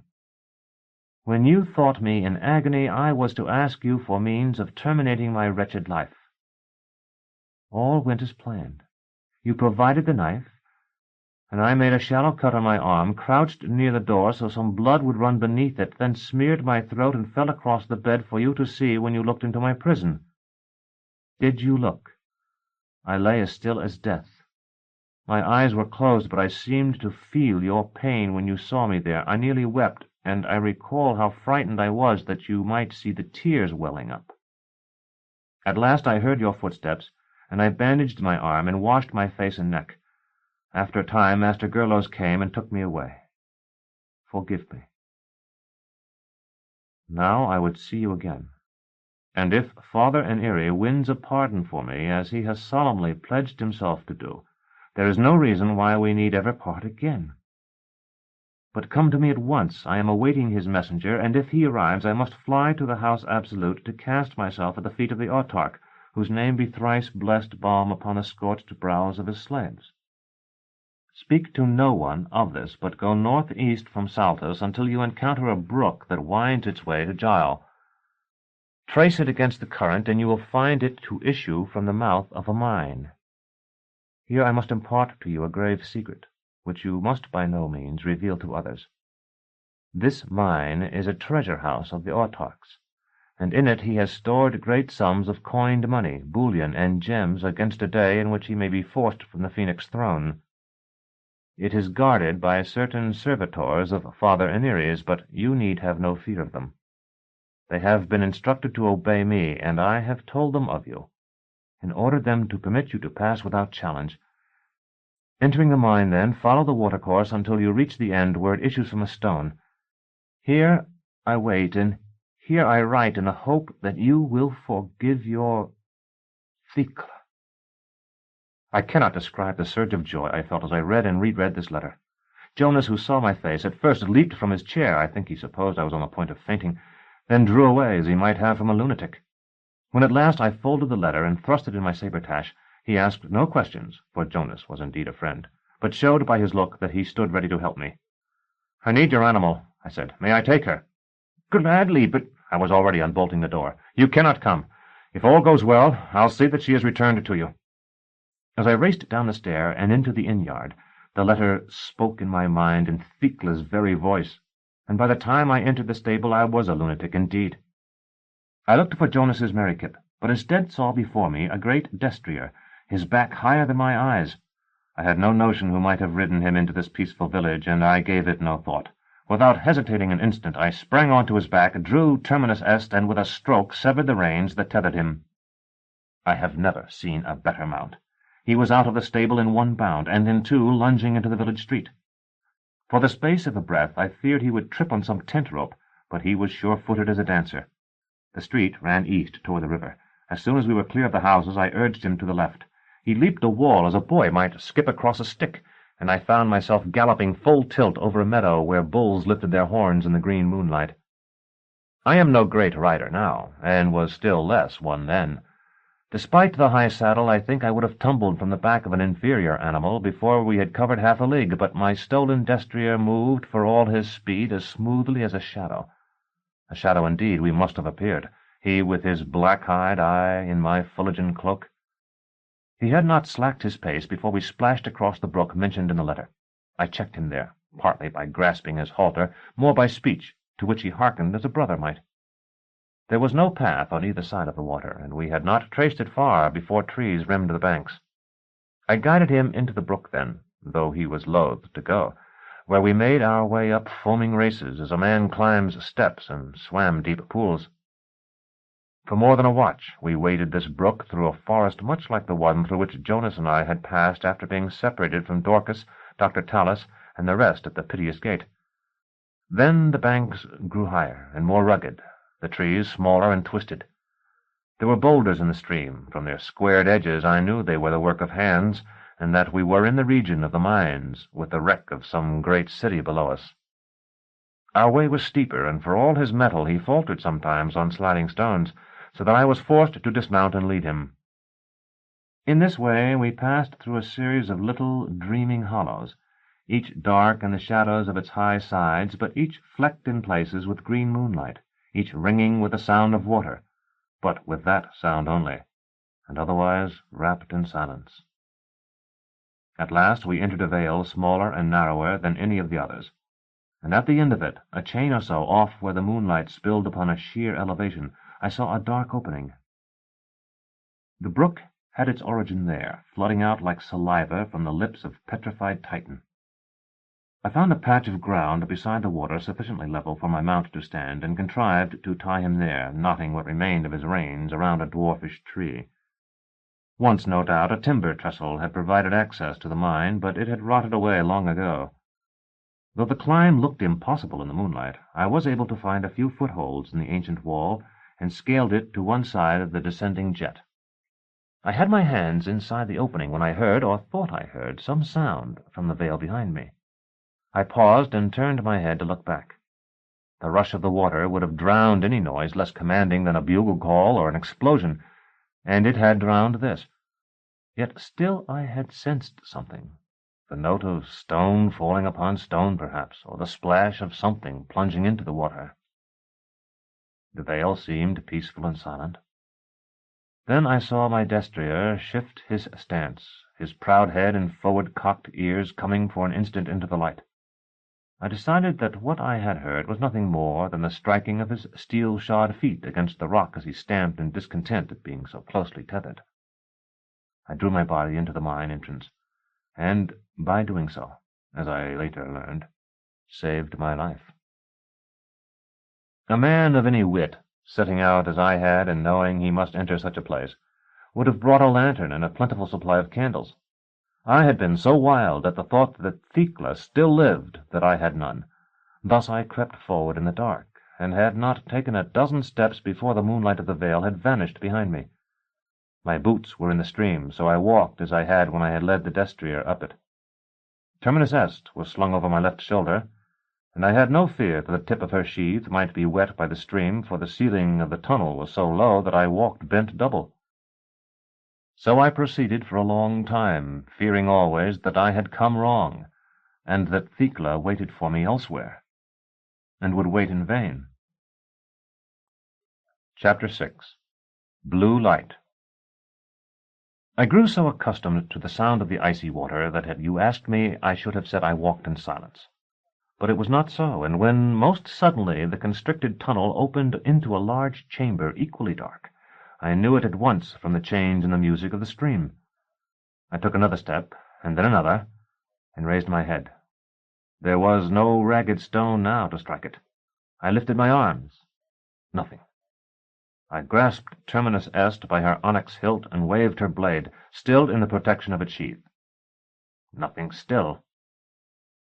Then I did something that you, reading this record, will find foolish indeed, though you must recall that I had been told that such guards as might be in the mine had been warned of my arrival and instructed to do me no harm. I called Thecla's name, and the echoes answered, "Thecla, Thecla, Thecla." Then silence again. I remembered that I was to have followed the water until it welled from a rock, and that I had not done so. Possibly it trickled through as many galleries here beneath the hill as it had through dells outside it. I began to wade again, feeling my way at each step for fear I might plunge over my head with the next. I had not taken 5 strides when I heard something, far off, yet distinct, above the whispering of the now smoothly flowing water. I had not taken 5 more when I saw light. It was not the emerald reflection of the fabled forests of the moon, nor was it such a light as guards might carry with them, the scarlet flame of a torch, the golden radiance of a candle, or even the piercing white beam I had sometimes glimpsed by night when the flyers of the autarchs soared over the citadel. Rather it was a luminous mist, sometimes seeming of no color, sometimes of an impure yellowish green.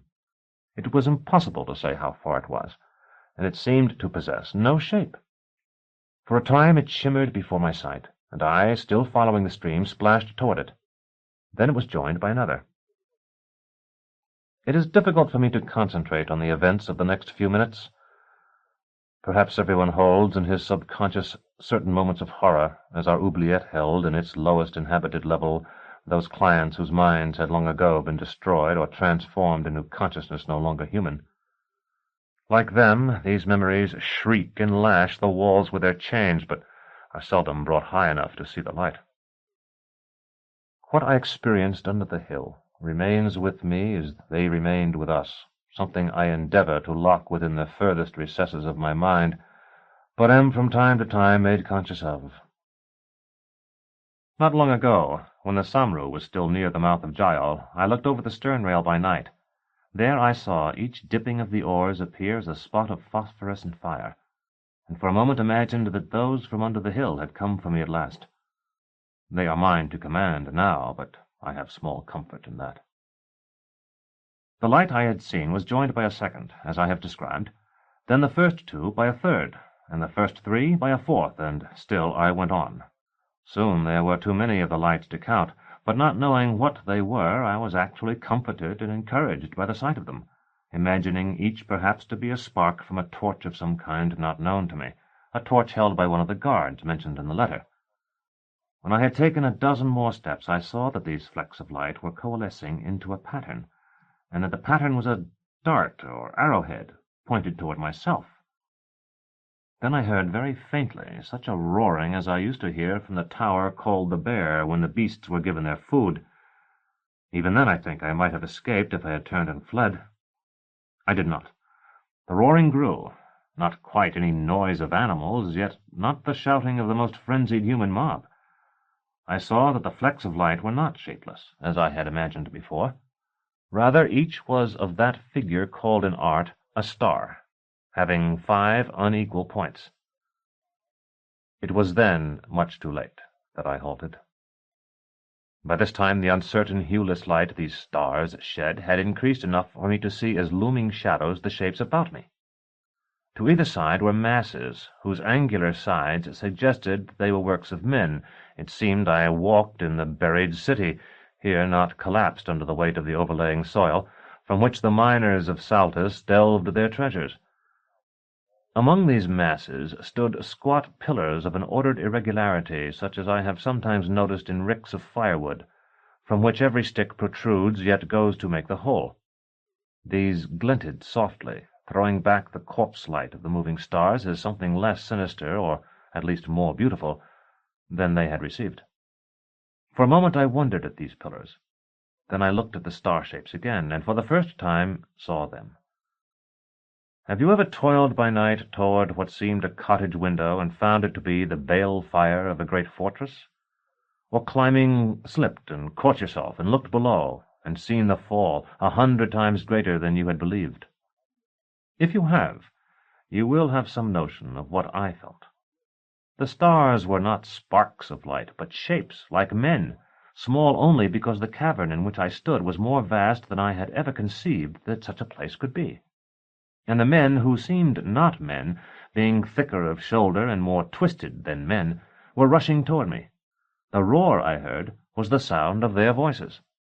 I turned, and when I found I could not run through the water, mounted the bank where the dark structures stood. By that time they were almost upon me, and some were moving wide to my right and left, and cut me off from the outer world.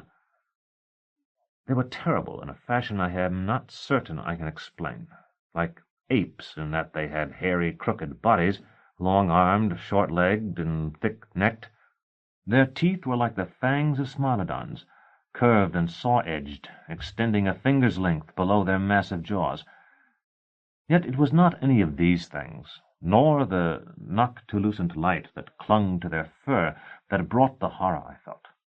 It was something in their faces, perhaps in the huge, pale-irised eyes. It told me they were as human as I. As the old are imprisoned in rotting bodies, as women are locked in weak bodies that make them prey for the filthy desires of thousands, so these men were wrapped in the guise of lurid apes, and knew it. As they ringed me, I could see that knowledge, and it was the worse because those eyes were the only part of them that did not glow. I gulped air to shout Thecla once more. Then I knew, and closed my lips, and drew terminus est. One, larger or at least bolder than the rest, advanced on me. He carried a short-hafted mace whose shaft had once been a thigh-bone. Just out of sword reach he threatened me with it, roaring and slapping the metal head of his weapon in a long hand. Something disturbed the water behind me, and I turned in time to see one of the glowing man-apes fording the stream. He leaped backward as I slashed at him, but the square blade tip caught him below the armpit. So fine was that blade, so magnificently tempered and perfectly edged, that it cut its way out through the breastbone. He fell, and the water carried his corpse away. But before the stroke went home, I had seen that he waded in a stream with distaste, and that it had slowed his movements at least as much as it had slowed mine. Turning to keep all my attackers in view, I backed into it, and began slowly to move toward the point where it ran to the outside world. I felt that if I could once reach the constricted tunnel, I would be safe, but I knew, too, that they would never permit me to do so. They gathered more thickly around me until there must have been several hundred. The light they gave was so great, then, that I could see that the squared masses I had glimpsed earlier were indeed buildings, apparently of the most ancient construction, built of seamless grey stone and soiled everywhere by the dung of bats. The irregular pillars were stacks of ingots, in which each layer was laid across the last. From their color I judged them to be silver. There were 100 in each stack, and surely many hundreds of stacks in the buried city. All this I saw while taking a half-dozen steps. At the 7th they came for me, 20 at least, and from all sides. There was no time for clean strokes through the neck. I swung my blade in circles, and its singing filled that underground world and echoed from the stony walls and ceiling, audible over the bellowing and the screams. One's sense of time goes mad at such moments. I recall the rush of the attack and my own frantic blows, but in retrospect everything seems to have happened in a breath. 2 and 5 and 10 were down, until the water around me was blood-black in the corpse light, choked with dying and dead, but still they came. A blow on my shoulder was like the smash of a giant's fist. Terminus est slipped out of my hand, and the weight of the bodies bore me down until I was grappling blind under water. My enemy's fangs slashed my arm as 2 spikes might, but he feared drowning too much, I think, to fight as he would have otherwise. I thrust fingers into his wide nostrils and snapped his neck, though it seemed tougher than a man's. If I could have held my breath then until I worked my way to the tunnel, I might have escaped. The man-apes seemed to have lost sight of me, and I drifted under water some small distance downstream. By then my lungs were bursting. I lifted my face to the surface, and they were upon me. No doubt there comes a time for every man when by rights he should die. This, I have always felt, was mine. I have counted all the life I have held since as pure profit, an undeserved gift. I had no weapon, and my right arm was numbed and torn. The man-apes were bold now. That boldness gave me a moment more of life, for so many crowded forward to kill me that they obstructed one another. I kicked one in the face. A second grasped my boot. There was a flash of light, and I, moved by what instinct or inspiration I do not know, snatched at it. I held the claw. As though it gathered to itself all the corpse light and dyed it with the color of life, it streamed forth a clear azure that filled the cavern. For one heartbeat the man-apes halted as though at the stroke of a gong, and I lifted the gem overhead. What frenzy of terror I hoped for, if I really hoped at all, I cannot say now. What happened was quite different. The man-apes neither fled shrieking nor resumed their attack. Instead, they retreated until the nearest were perhaps 3 strides off, and squatted with their faces pressed against the floor of the mine. There was silence again as there had been when I had first entered it, with no sound but the whispering of the stream. But now I could see everything, from the stacks of tarnished silver ingots near to which I stood, to the very end where the man-apes had descended a ruined wall, appearing to my sight then like flecks of pale fire. I began to back away. The man-apes looked up at that, and their faces were the faces of human beings. When I saw them thus, I knew of the eons of struggles in the dark from which their fangs and saucer eyes and flap ears had come to be. We, so the mages say, were apes once, happy apes in forests swallowed by deserts so long ago they have no names. Old men return to childish ways when at last the years becloud their minds. May it not be that mankind will return, as an old man does, to the decayed image of what once was, if at last the old sun dies and we are left scuffling over bones in the dark? I saw a future, one future at least, and I felt more sorrow for those who had triumphed in the dark battles than for those who had poured out their blood in that endless night. I took a step backward, as I have said, and then another, and still none of the man-apes moved to stop me. Then I remembered Terminus Est. Were I to have made my escape from the most frantic battle, I would have despised myself if I had left her behind. To walk out unmolested without her was more than I could bear. I began to advance again, watching by the light of the claw for her gleaming blade. At this the faces of those strange, twisted men seemed to brighten, and I saw by their looks that they hoped I meant to remain with them, so that the claw and its blue radiance would be theirs always. How terrible it seems now when I set the words on paper. Yet it would not, I think, have been terrible in fact. Bestial though they appeared, I could see adoration on every brute face, so that I thought, as I think now, that if they are worse in many ways than we are, these people of the hidden cities beneath earth are better in others, blessed with an ugly innocence. From side to side I searched, from bank to bank, but I saw nothing, though it seemed to me that the light shone from the claw more brightly, and more brightly still, until at last each tooth of stone that hung from the ceiling of that cavernous space cast behind it a sharp-sided shadow of pitch black. At last I called out to the crouching men, "My sword! Where's my sword? Did one of you take her?" I would not have spoken to them if I had not been half frantic with the fear of losing her, but it seemed they understood. They began to mutter among themselves, and to me, and to make signs to me, without rising, to show they would fight no more, extending their bludgeons and spears of pointed bone for me to take. Then above the murmuring of the water and the muttering of the man-apes, I heard a new sound, and at once they fell silent. If an ogre were to eat of the very legs of the world, the grinding of his teeth would make just such a noise. The bed of the stream, where I still stood, trembled under me, and the water, which had been so clear, received a fine burden of silt, so that it looked as though a ribbon of smoke wound through it. From far below I heard a step that might have been the walking of a tower on the final day, when it is said all the cities of earth will stride forth to meet the dawn of the new sun. And then another. At once the man-apes rose, and crouching low, fled toward the farther end of the gallery, silent now, and swift as so many flitting bats. The light went with them, for it seemed, as I had somehow feared, that the claw had flamed for them and not for me. A third step came from underground, and with it the last gleam winked out. But at that instant, in that final gleam, I saw Terminus Est lying in the deepest water. In the dark I bent, and putting the claw back into the top of my boot, took up my sword, and in so doing I discovered that the numbness had left my arm, which now seemed as strong as it had before the fight. A fourth step sounded, and I turned and fled, groping before me with the blade. What creature it was we had called from the roots of the continent, I think I now know. But I did not know then, and I did not know whether it was the roaring of the man-apes or the light of the claw or some other cause that had waked it. I only knew that there was something far beneath us before which the man-apes, with all the terror of their appearance and their numbers, scattered like sparks before a wind. Chapter 7. The Assassins. When I recall my second passage through the tunnel that led to the outer world, I feel it occupied a watch or more.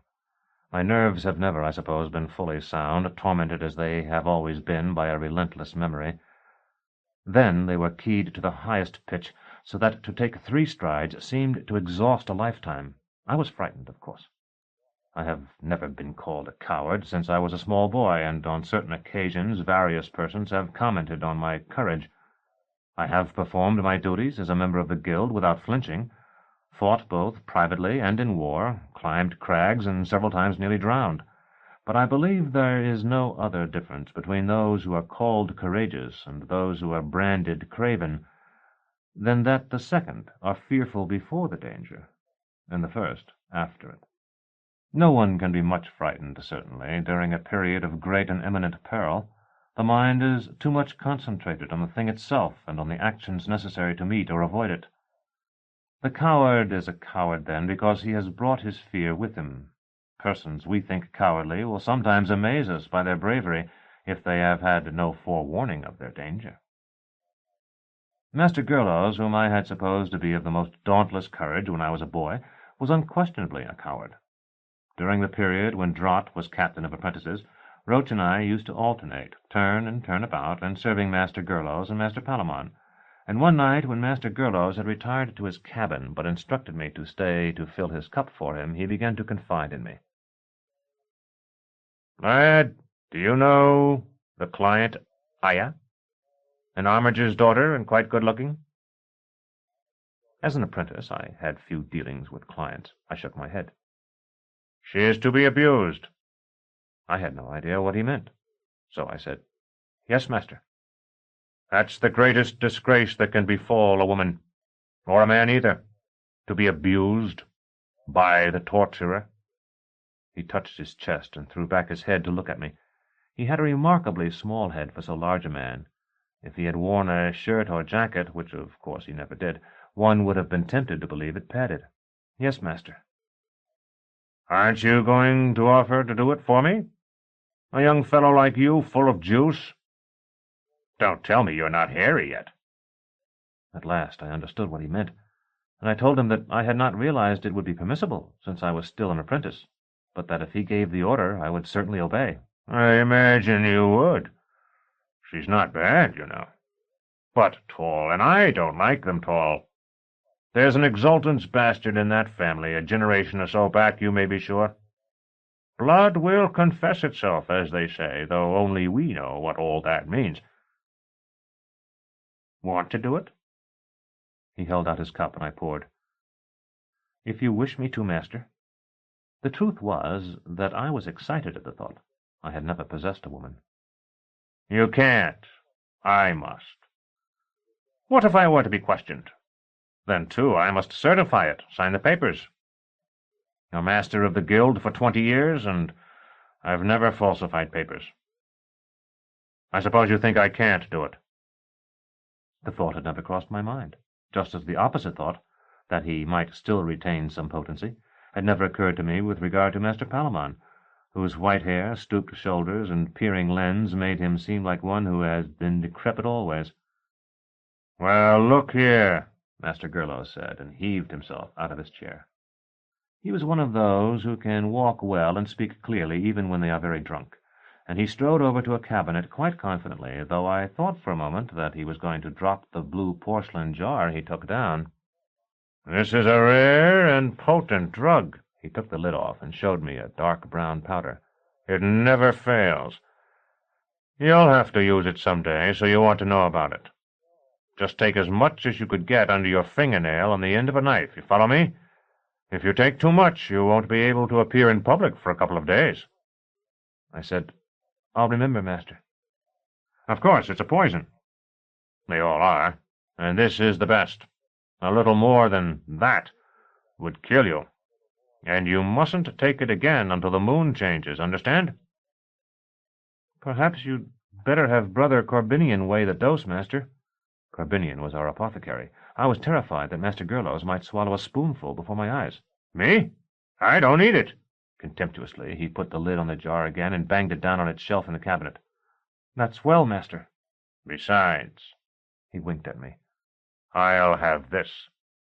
From his saber-tash he took an iron phallus. It was about a span and a half long, and had a leather thong through the end opposite the tip. It must seem idiotic to you who read this, but for an instant I could not imagine what the thing was for, despite the somewhat exaggerated realism of its design.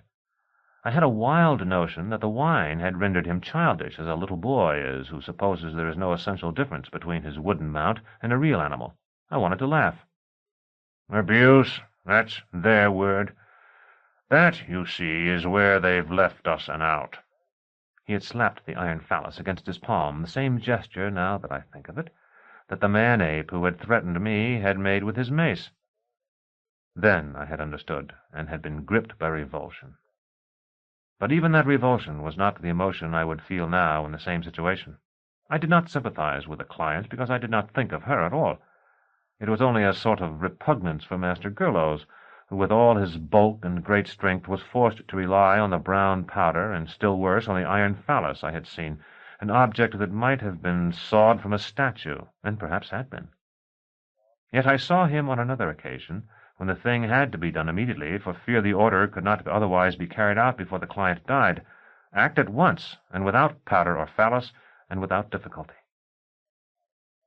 Master Gurlos was a coward, then. Still, perhaps his cowardice was better than the courage I would have possessed in his position, for courage is not always a virtue. I had been courageous, as such things are counted, when I had fought the man-apes, but my courage was no more than a mixture of foolhardiness, surprise, and desperation. Now, in the tunnel, when there was no longer any cause for fear, I was afraid, and nearly dashed my brains out against the low ceiling, but I did not pause or even slacken speed before I saw the opening before me, made visible by the blessed sheen of moonlight. Then, indeed, I halted, and considering myself safe, wiped my sword as well as I might with the ragged edge of my cloak, and sheathed her.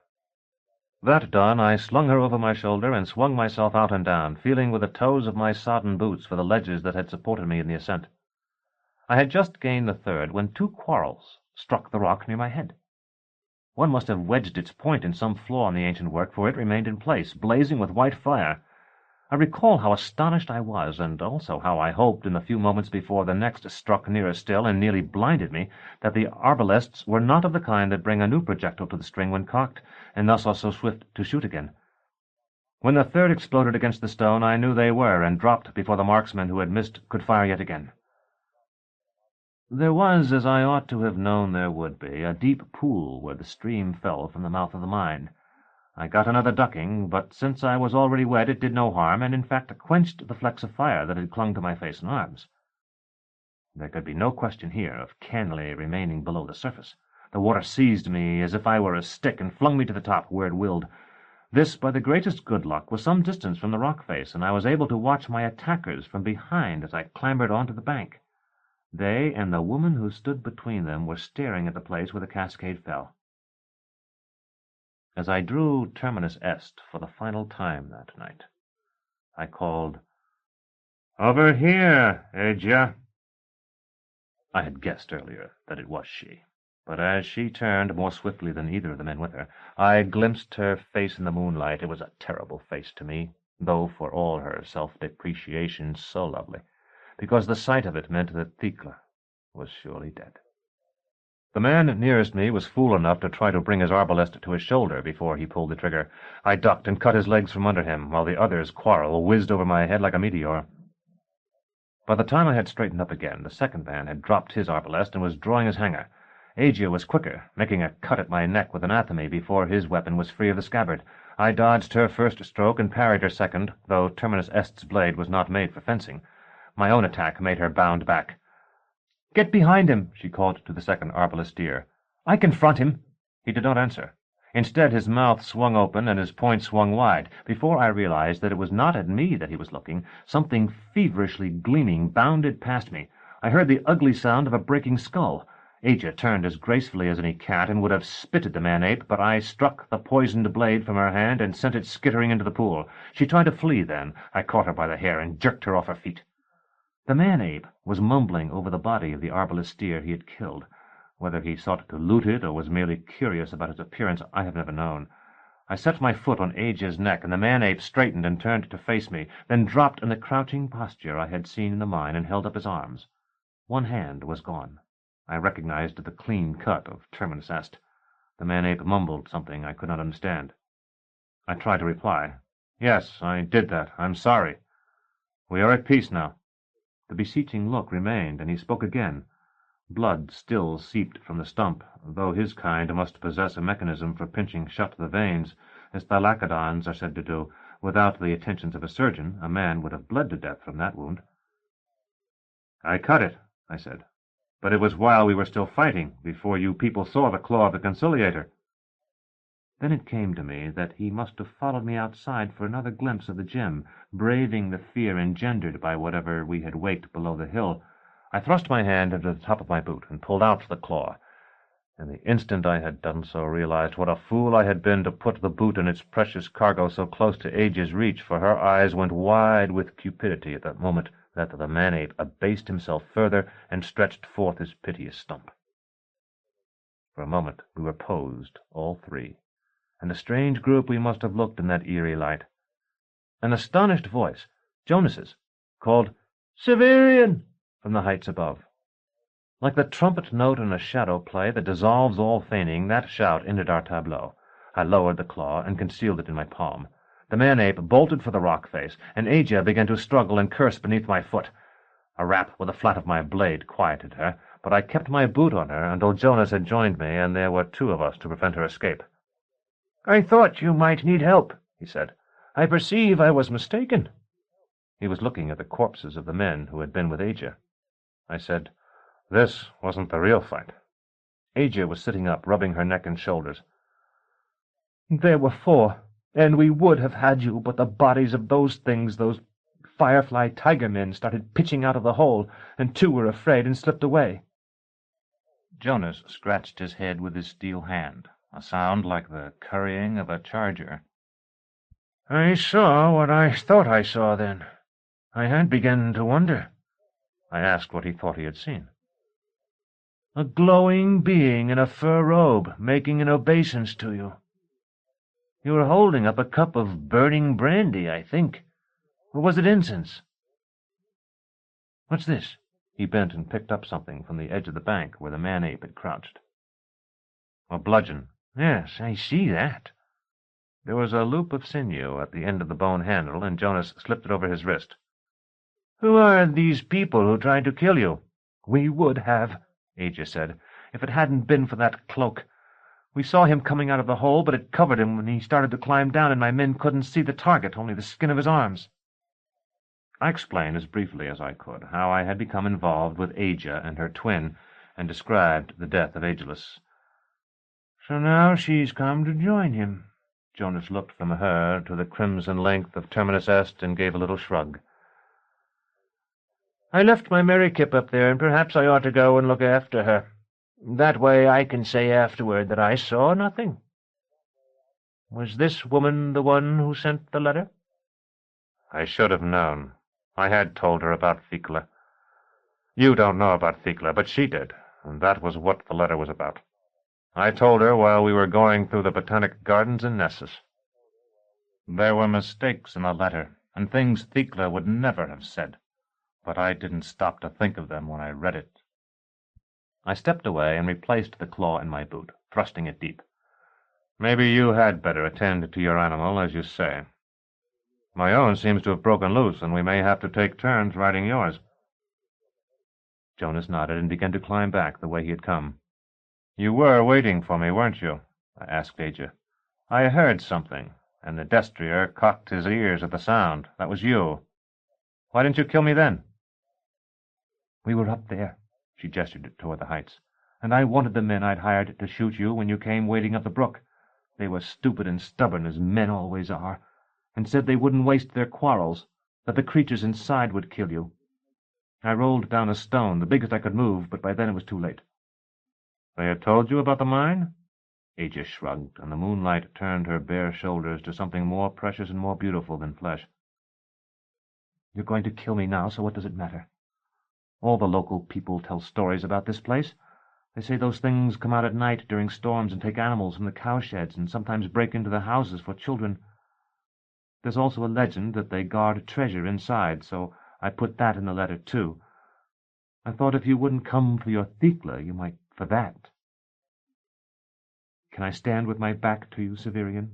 If it's all the same, I don't want to see it coming. When she said that, I felt as though a weight had been lifted from my heart.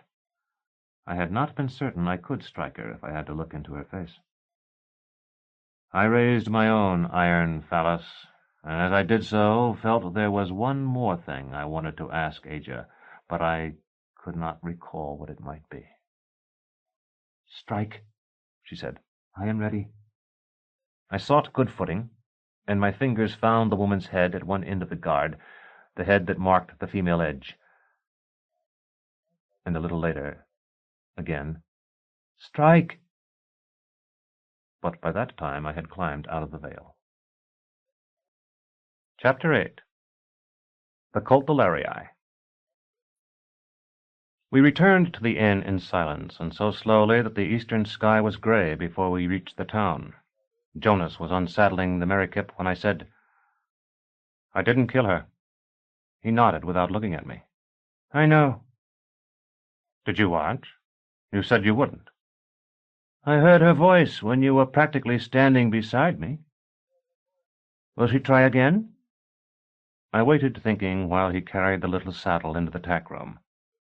When he came out, I said, "Yes, I'm sure she will. I didn't exact a promise from her, if that's what you mean. She wouldn't have kept one in any case." "I would have killed her then." "Yes," I said. "That would have been the right thing to do." We walked out of the stable together. There was light enough in the inn-yard now for us to see the well and the wide doors that led into the inn. "I don't think it would have been right. I'm only saying that I would have done it. I would have imagined myself stabbed in my sleep, dying on a dirty bed somewhere, and I would have swung that thing. It wouldn't have been right." Jonas lifted the mace the man-ape had left behind and chopped with it in a parody, brutal and graceless, of a sword-cut. The head caught the light, and both of us gasped. It was of pounded gold. Neither of us felt any desire to join the festivities at the fair still proffered to those who had caroused all night. We retired to the room we shared and prepared for sleep.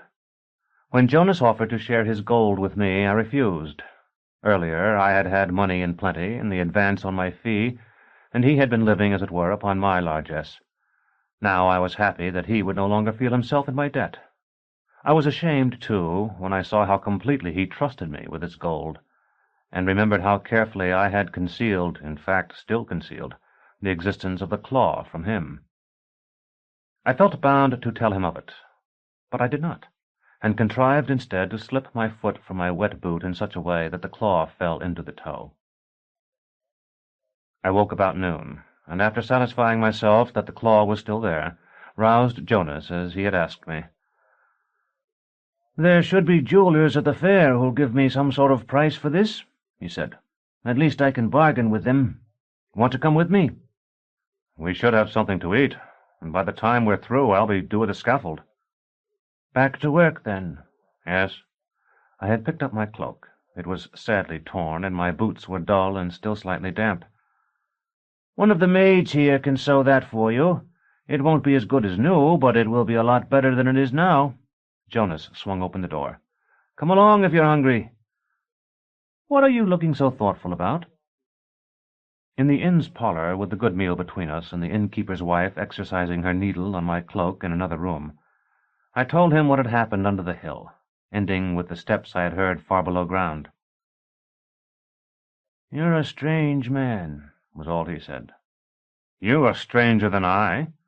You don't want people to know it, but you're a foreigner of some kind." He smiled. "A Cacogen?"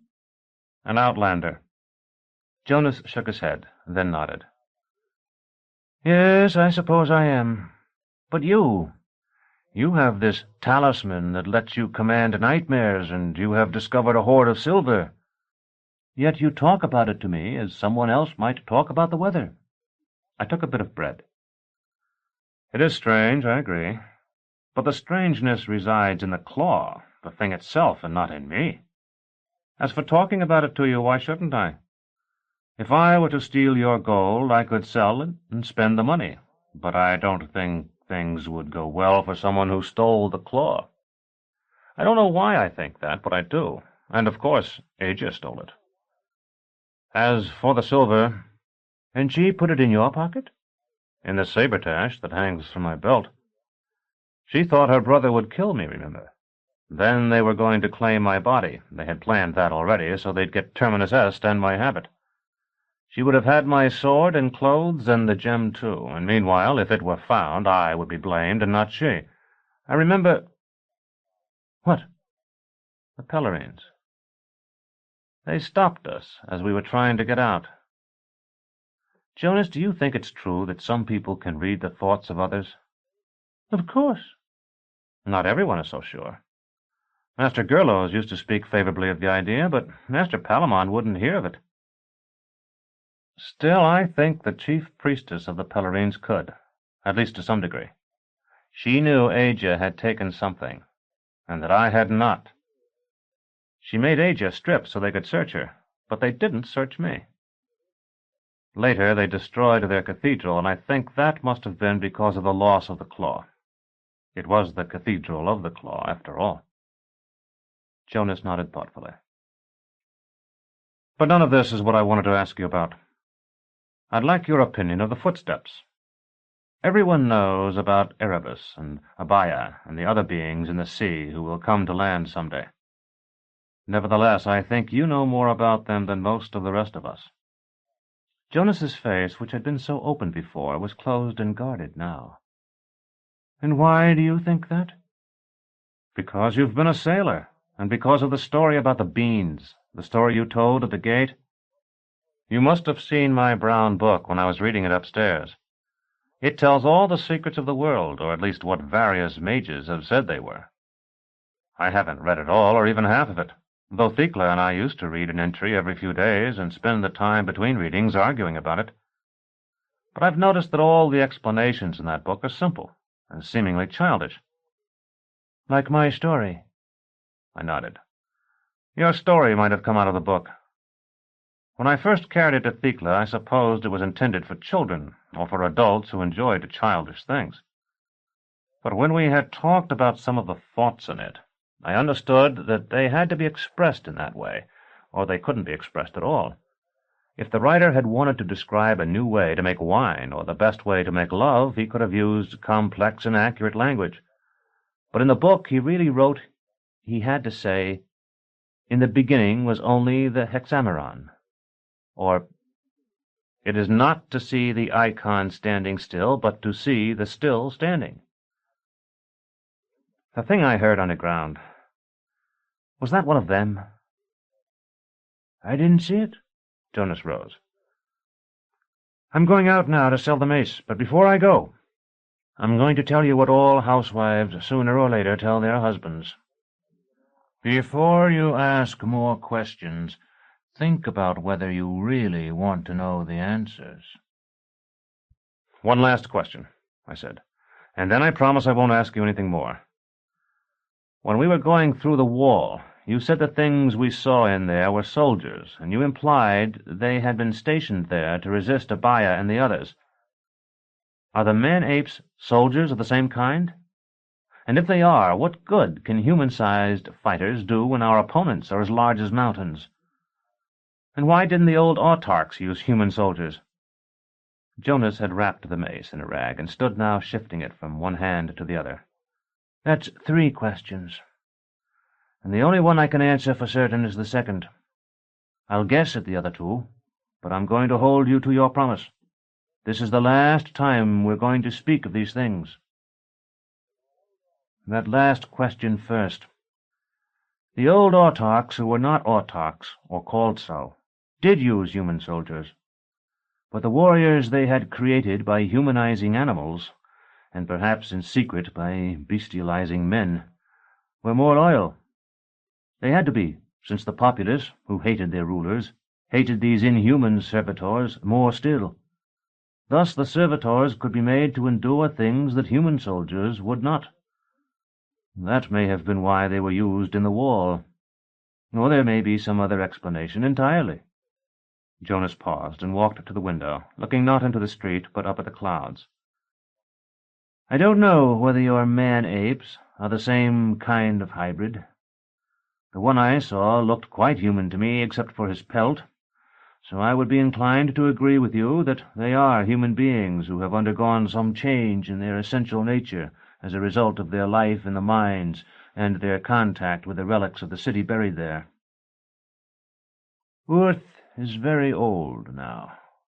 It's very old, and no doubt there have been many treasures hidden in bygone times. Gold and silver do not alter, but their guardians can suffer metamorphoses stranger than those that turn grapes to wine and sand to pearls.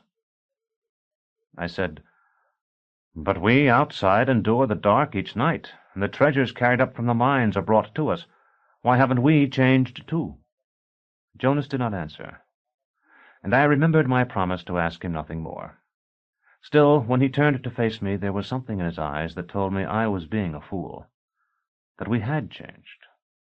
He turned away again and stared out and up once more. All right, I conceded. You don't have to answer that. But what about the other question you pledged yourself to answer? How can human soldiers resist the monsters from the seas? You were correct when you said Erebus and Abaia are as great as mountains, and I admit that I was surprised you knew it. Most people lack the imagination to conceive of anything so large, and think them no bigger than houses or ships. Their actual size is so great that while they remain on this world they can never leave the water. Their own weight would crush them. You mustn't think of them battering at the wall with their fists or tossing boulders about. But by their thoughts they enlist servants, and they fling them against all rules that rival their own. Jonas opened the inn's door then, and slipped out into the bustle of the street.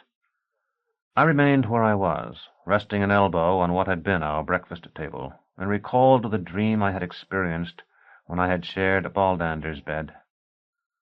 The land could not hold us, the monstrous women had said. Now I am come to a part of my story where I cannot help but write of something I have largely avoided mentioning before. You that read it cannot but have noticed that I have not scrupled to recount in great detail things that transpired years ago, and to give the very words of those who spoke to me, and the very words with which I replied. And you must have thought this only a conventional device I had adopted to make my story flow more smoothly. The truth is that I am one of those who are cursed with what is called perfect recollection. We cannot, as I have sometimes heard foolishly alleged, remember everything. I cannot recall the ordering of the books on the shelves in the library of Master Ultan, for example. But I can remember more than many would credit, the position of each object on a table I walked past when I was a child, and even that I have recalled some scene to mind previously, and how that remembered incident differed from the memory of it I have now.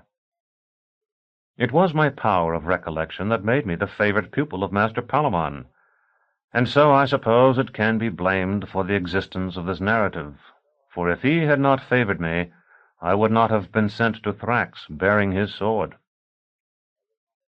Some say this power is linked to weak judgment.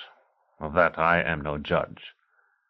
But it has another danger, one I have encountered many times. When I cast my mind into the past as I am doing now, and as I did then, when I sought to recall my dream, I remember it so well that I seem to move again in the bygone day, a day old new, and unchanged each time I draw it to the surface of my mind, its eidolons as real as I. I can even now close my eyes and walk into Thecla's cell as I did one winter evening, and soon my fingers will feel the heat of her garment, while the perfume of her person fills my nostrils like the perfume of lilies warmed before a fire. I lift her gown from her and embrace that ivory body, feeling her nipples pressed to my face. You see, it is very easy to waste hours and days in such rememberings, and sometimes I fall so deeply into them that I am drugged and drunken. So it was now. The footfalls I had heard in the man-ape's cavern still echoed in my mind, and seeking some explanation I returned to my dream, certain now that I knew from whom it had come, and hoping it had revealed more than its shaper apprehended. Again I bestride the mitred, leather-winged steed.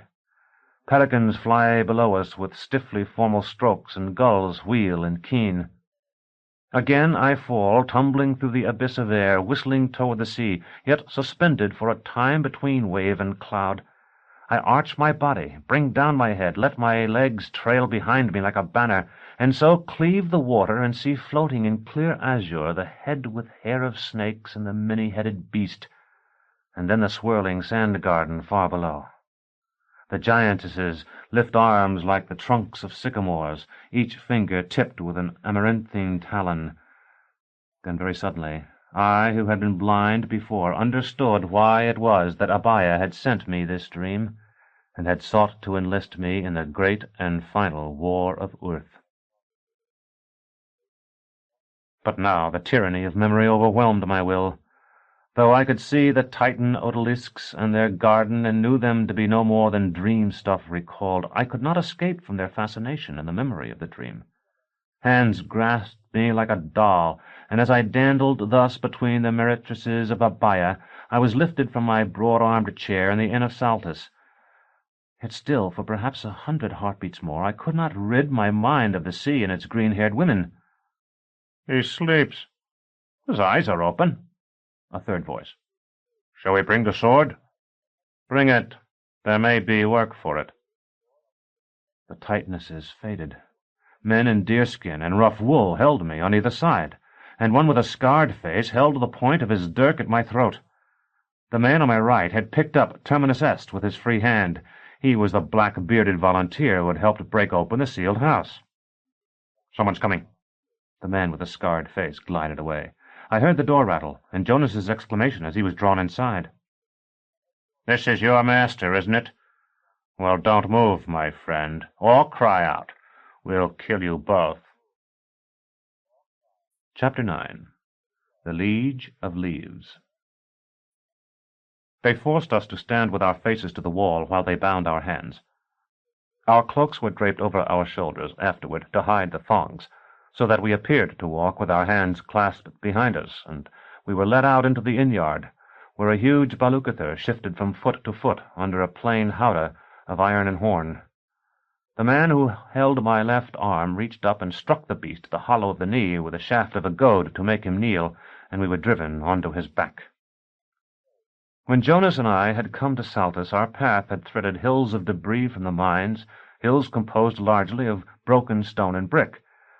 When I had ridden on the false errand of Aegea's letter, I had galloped past more of these, though my route had lain chiefly through the forest at its nearest approach to the village.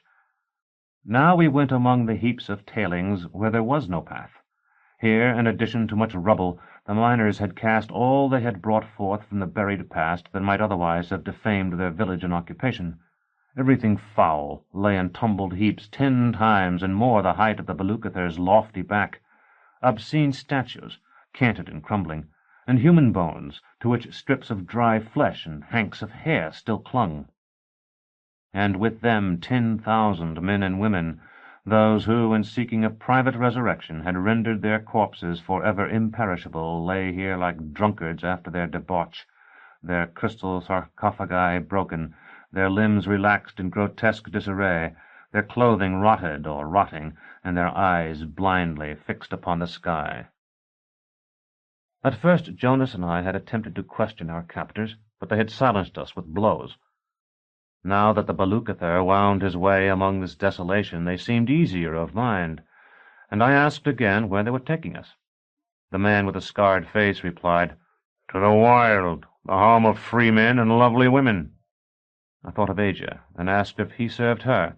He laughed and shook his head. "My master is Odalisque of the Wood." Odalisque? "Ah," he said. "You know him, then?" And he nudged the black-bearded man who rode in the howdah with us. "Very kindly Odalisque will treat you, no doubt, for offering so blithely to rack one of his servants." "I know him indeed," I said, and was about to tell the scarred man of my connection with Odalisque, whose life I had preserved in the last year before I became captain of apprentices. But then I came to doubt if Odalisque would remember it, and only said that if I had known Barnock to be a servant of Odalisque, I would on no account have agreed to perform his excruciation. I lied, of course, for I had known, and had justified accepting my fee by the thought that I would be able to spare Barnock some suffering. The lie did me no good. All three chortled, even the trainer who bestrode the Belukather's neck. When their merriment had subsided, I said, "Last night I rode out of Saltus to the northeast. Are we going that way now?" "So that's where you were. Our master came seeking you, and came back empty-handed." The scarred man smiled, and I could see that it was not an unpleasant thought that he returned, now successful, where Odalisque himself had failed. Jonas whispered, "We go north, as you can see by the sun." "Yes," said the scarred man, who must have been sharp-eared. "North, but not for long." And then, to pass the time, he described to me the means by which his master dealt with captives, most of which were primitive in the extreme, and more productive of theatrical effects than of true agony. As if some invisible hand had spread a curtain over us, the shadows of the trees fell upon the howdah. The glitter of billions of shards of glass was left behind with the staring of the dead eyes, and we entered into the coolness and green shade of the high forest. Among those mighty trunks, even the Belukather, though he stood 3 times the height of a man, seemed no more than a little scurrying beast, and we who rode his back might have been pygmies from some children's tale, bound for the ant-hill stronghold of a pixie monarch. And it came to me that these trees had been hardly smaller when I was yet unborn, and had stood as they stood now when I was a child playing among the cypresses and peaceful tombs of our necropolis, and that they would stand yet, drinking in the last light of the dying sun, even as now, when I had been dead as long as those who rested there. I saw how little it weighed on the scale of things whether I lived or died, though my life was precious to me. And of those 2 thoughts, I forged a mood by which I stood ready to grasp each smallest chance to live, yet in which I cared not too much whether I saved myself or not. By that mood, as I think, I did live. It has been so good a friend to me that I have endeavored to wear it ever since, succeeding not always, but often. "Severian, are you all right?" It was Jonas who spoke. I looked at him, I think, in some wonder. "Yes. Did I seem ill?" "For a moment." "I was only reflecting on the familiarity of this place, seeking to understand it. I think it recalls to me many summer days in our citadel. These trees are nearly as large as the towers there, and many of the towers are wrapped in ivy, so that in quiet summer weather the light between them has this emerald quality. Too, it is quiet here, as there." "Yes?" "You must have ridden many times in boats, Jonas?" "Occasionally, yes." "It is something I had long wanted to do, and did for the first time only when Asia and I were ferried to the island where the Botanic Gardens stands, and then later when we crossed the Lake of Birds. The motion is much like the motion of this beast, and it is as silent, save for a splashing sometimes when the oar goes into the water. I feel now that I'm traveling through the citadel in a flood, solemnly rowed." At that Jonas looked so grave that I burst out laughing at the sight of his face, and stood up, meaning, I think, to look over the side of the howdah and show by some remark about the forest floor that I was merely indulging my fancy. I had no sooner stood, however, than the scarred man rose too, and holding his dirk's point within a thumb of my throat, told me to sit again. To spite him, I shook my head. He flourished his weapon. "Get down, or I'll rip your belly open." "And lose the glory of bringing me back? I don't think so. Wait until the others tell Odalisque that you had me, and you stabbed me when my hands were tied." Now came the turn of fate. The bearded man who held Terminus Est tried to draw her, and not being acquainted with the proper way to bear so long a sword, which is to grip the quillons in one hand and the throat of the sheath with the other, and by opening the arms to the right and left draw the blade clear, sought to free it by pulling up as if he were jerking a weed from a field. In this clumsy business he was taken off guard by one of the Balucather's rolling steps, and lurched against the man with the scarred face. The edges of the blade, keen enough to part a hair, cut them both. The man with the scarred face threw himself backward, and Jonas, by hooking one of his feet behind the scarred man's and pressing his leg with the sole of the other, managed to tumble him over the railing of the howdah. Meantime the black-bearded man had dropped Terminus Est, and was staring at his wound, which was very long, though no doubt shallow. I knew that weapon as I know my own hand, and it took only a moment to turn and crouch and grasp the hilt, and then, wedging it between my heels, to cut the thongs that bound my wrists. The black-bearded man drew a dagger then, and might have killed me had not Jonas kicked him between the legs. He bent double, and long before he could straighten himself I was up, with Terminus Est ready. The contraction of his muscles snapped him erect, as often happens when the subject is not made to kneel. I think this spray of blood was the first sign the trainer had, so swiftly had it all taken place, that something was amiss. He looked back at us, and I was able to take him very neatly, swinging the blade one-handed in a horizontal stroke as I leaned out of the howdah. His head had no more than struck the ground when the Balucather stepped between two great trees growing so close together that he seemed to squeeze himself like a mouse through a crevice in a wall. Beyond lay a glade more open than anything I had seen in that forest, where grass grew as well as fern, and spots of sunlight, unshaded with green and rich as orpiment, played over the turf. Here Odalisque had caused to be erected his throne, beneath a canopy woven of flowering vines, and here, as it chanced, he sat with the chatelaine Thea beside him just as we entered, judging and rewarding his followers. Jonas saw nothing of that, being still sprawled on the floor of the howdah, where he was cutting his hands free with a dagger. I made up for him, for I beheld everything as I stood upright, balanced against the pitching of the Balucather's back, and holding up my sword, red now to the hilt. 100 faces turned toward us, with the face of the exultant on the throne among them, and the heart-shaped face of his consort. And in their eyes I saw what they must have seen at that moment. The great animal bestridden by a headless man, its forequarters dyed with his blood, myself standing erect upon its back with my sword and Fuligan cloak. Had I slipped down and sought to flee, or tried to goad the Balucather to greater speed, I would have died. Instead, by the virtue of the spirit that had entered me when I saw the long dead bodies among the refuse of the mines and the eternal trees, I remained as I was, and the Balucather, with no one to guide him, trod forward steadily, Odalisque's followers dodging aside to make a path for him, until the dais supporting the throne and canopy were before him. Then he halted, and the dead man pitched forward and fell on the dais at Odalisque's feet, and I, leaning far out of the howdah, struck the beast behind one leg and the other with the flat of my blade, and he knelt. Odalisque smiled a thin smile that held many things, but amusement was one of them, and perhaps the foremost. "I sent my men to fetch the herdsmen," he said. "I perceive they succeeded."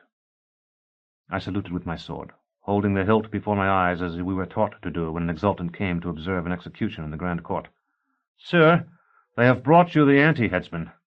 There was a time when your own would have rolled on fresh-turned soil, if it had not been for me." He looked at me more closely then, at my face instead of at my sword and cloak, and after a moment he said, "Yes, you were the youth. Has it been that long?" "Just long enough, sir." "We will talk of this in private, but I have public business to do now. Stand here." He pointed to the ground at the left of the dais. I climbed from the Balucather, with Jonas following me, and 2 grooms led the beast away. There we waited and heard Odalisque give his orders and transmit his plans, reward and punish, for perhaps a watch. All the boasted human panoply of pillars and arches is no more than an imitation in sterile stone of the boles and vaulting branches of the forest, and here it seemed to me that there was scarcely any difference between the two, except that the one was gray or white, and the other brown and pale green.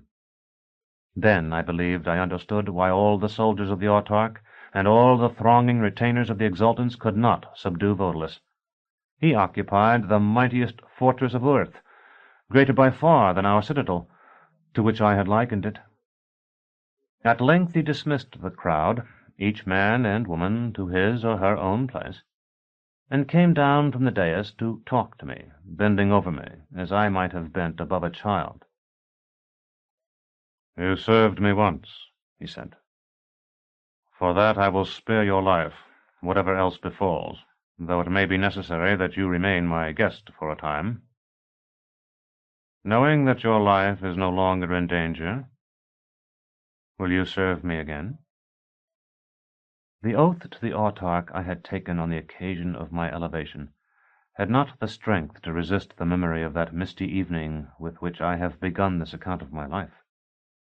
Oaths are only mere weak things of honor compared to the benefits we give to others, which are things of the spirit. Let us once save another, and we are his for life. I have often heard it said that gratitude is not to be found. That is not true. Those who say so have always looked in the mistaken place. One who truly benefits another is for a moment at a level with the Pancreator, and in gratitude for that elevation will serve the other all his days. And so I told Odalisque. "Good," he said, and clapped me on the shoulder. "Come. Not far from here we have a meal prepared. If you and your friend will sit with me and eat, I will tell you what must be done." "Sir, I have disgraced my guild once. I only ask that I may not be made to disgrace it again." "Nothing you do will be known," Odalisque said. And that satisfied me. Chapter 10. Thea. With a dozen or so others, we left the glade on foot, and half a league away found a table set among the trees.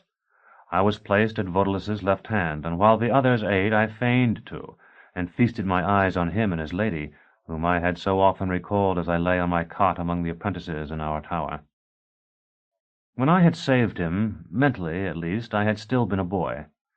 And to a boy all grown men appear lofty unless they are of very low stature indeed. I saw now that Odalisque was as tall as Thecla or taller, and that Thecla's half-sister Thea was as tall as she. Then I knew them to be truly of the exalted blood, and not armigers merely, such as Sieur Racho had been. It was with Thea that I had first fallen in love, worshipping her because she belonged to the man I had saved. Thecla I had loved in the beginning because she recalled Thea. Now, as autumn dies, and winter and spring and summer comes again, the end of the year, as it is its beginning, I loved Thea once more, because she recalled Thecla. Odalisque said, "You are an admirer of women," and I lowered my eyes. "I have been little in polite company, sir. Please forgive me." "I share your admiration, so there is nothing to forgive. But you are not, I hope, studying that slender throat with the thought of parting it?" "Never, sir." "I am delighted to hear it." He picked up a platter of thrushes, selected one, and put it upon my plate. It was a sign of special favor. "Still, I own I am a trifle surprised. I would have thought that a man in your profession would look on us poor human beings much as a butcher does on cattle." "Of that I cannot inform you, sir. I have not been bred a butcher." Odalisque laughed. "A touch. I am almost sorry now that you have consented to serve me. If you had only elected to remain my prisoner, we would have had many delightful conversations while I used you, as I had intended to cheap for the unfortunate Barnock's life.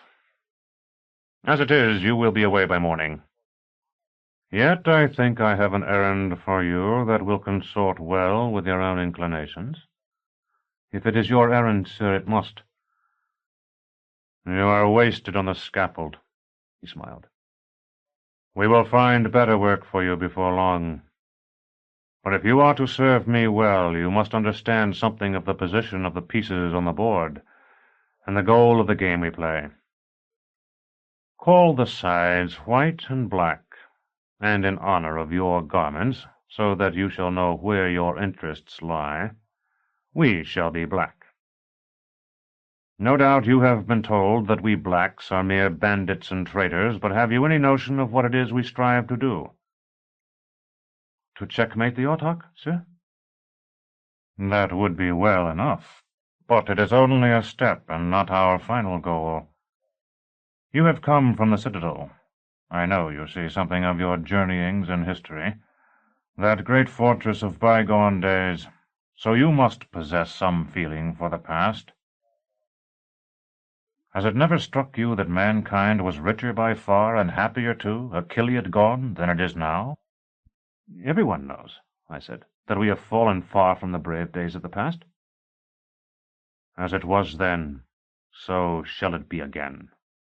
Men of earth, sailing between the stars, leaping from galaxy to galaxy, the masters of the daughters of the sun.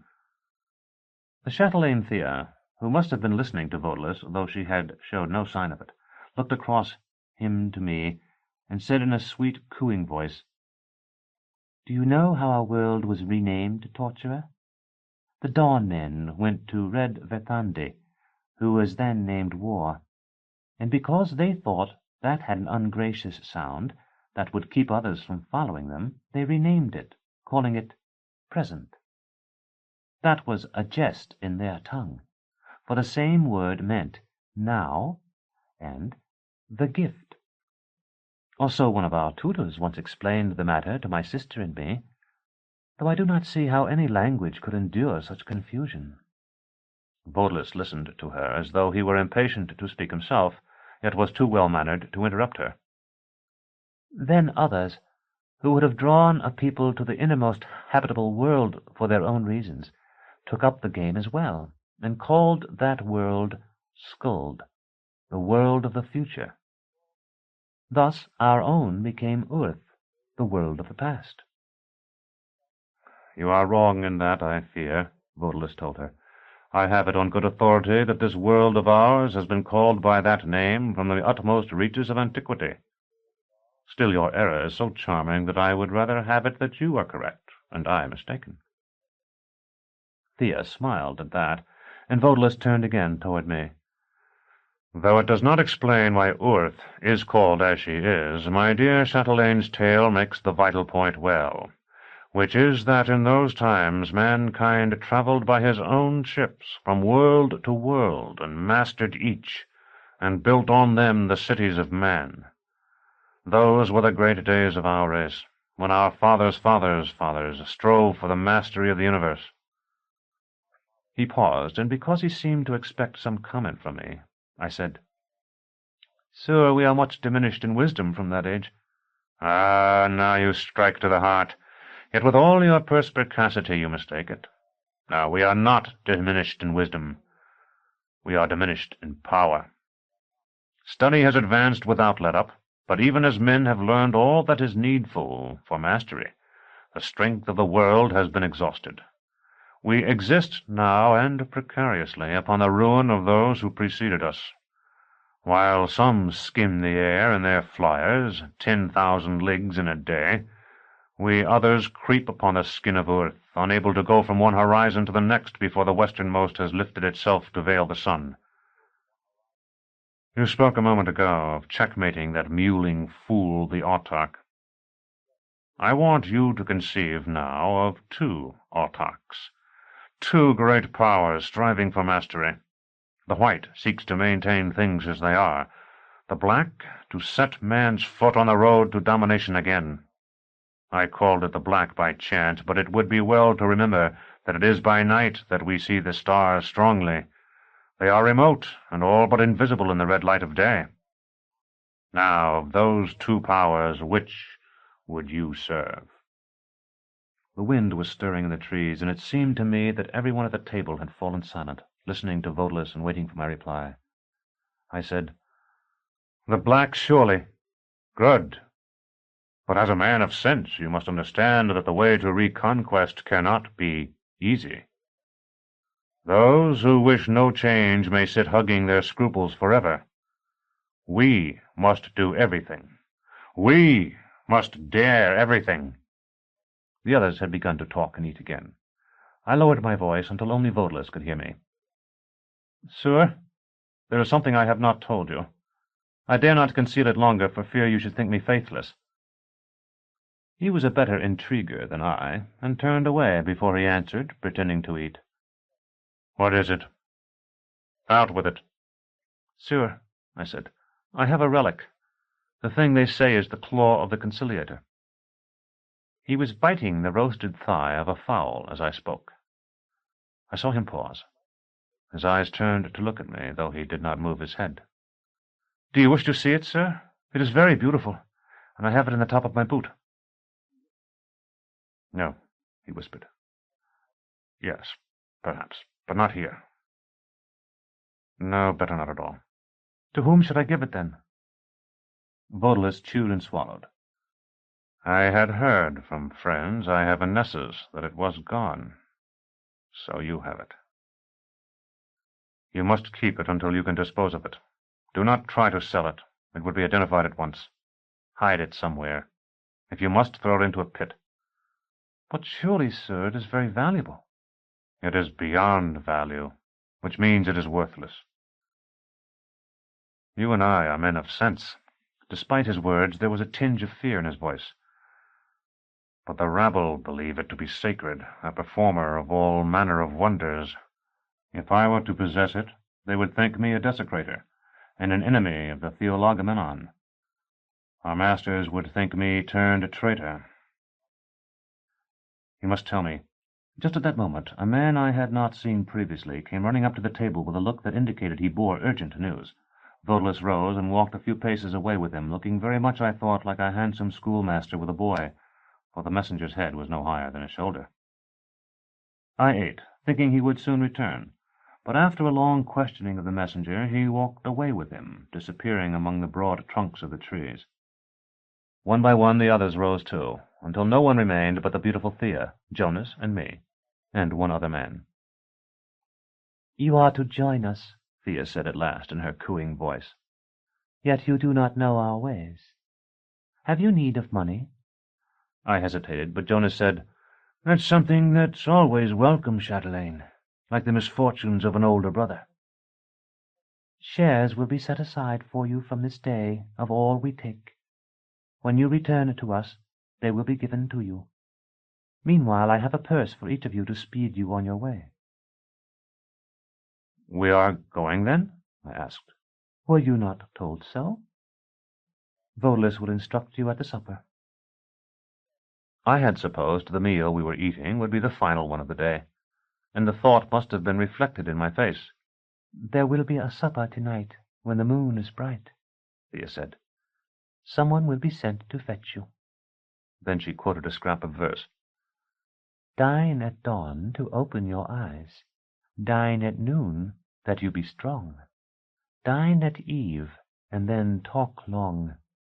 Dine by night if you'd be wise. But now my servant Tunield will take you to a place where you can rest for your journey." The man, who had been silent until now, stood and said, "Come with me." I told Thea, "I would speak with you, chatelaine, when we have more leisure. I know something that concerns your schoolmate." She saw that I was serious in what I said, and I saw that she had seen. Then we followed Tunield through the trees for a distance, I suppose, of a league or more, and at length reached a grassy bank beside a stream. "Wait here," he said. "Sleep if you can. No one will come until after dark." I asked, "What if we were to leave?" "There are those all through this wood who know our liege's will concerning you," he said, and turning on his heel, walked away. Then I told Jonas what I had seen beside the opened grave, just as I have written it here. "I see," he remarked when I was finished. Why, you will join this Odalisque. But you must realize that I am your friend, not his. What I desire is to find the woman you call Jolenta.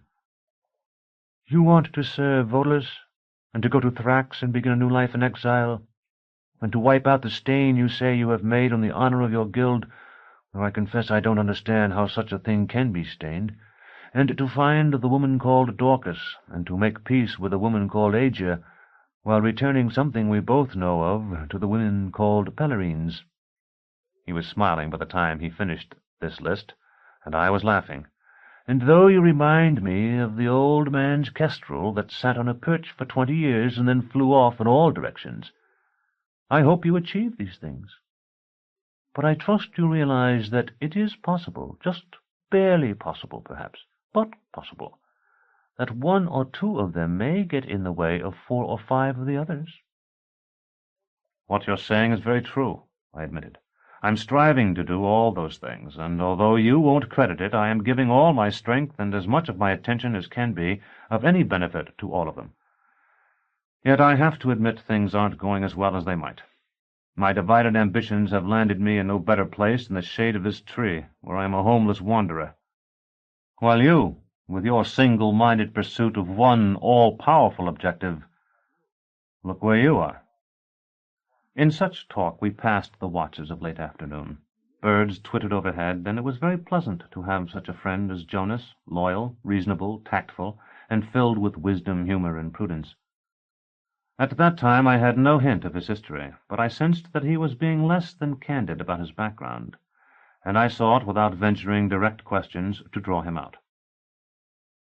I learned, or rather I thought I did, that his father had been a craftsman, that he had been raised by both parents in what he called the usual way, though it is, in fact, rather rare, and that his home had been a sea-coast town in the south, but that when he had last visited it, he had found it so much changed that he had no desire to remain.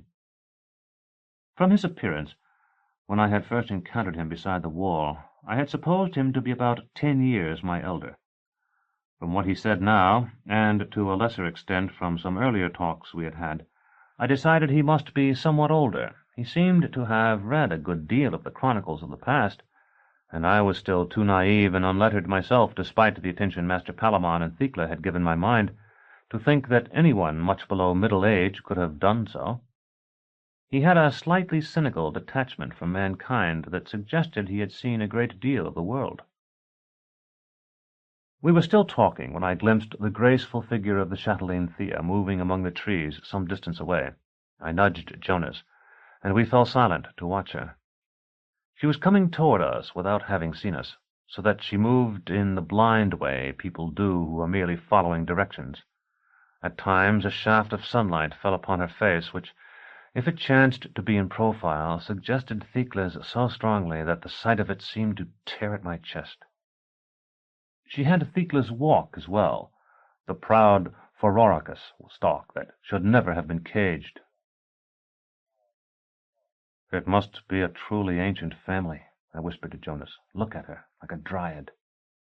It might be a willow walking."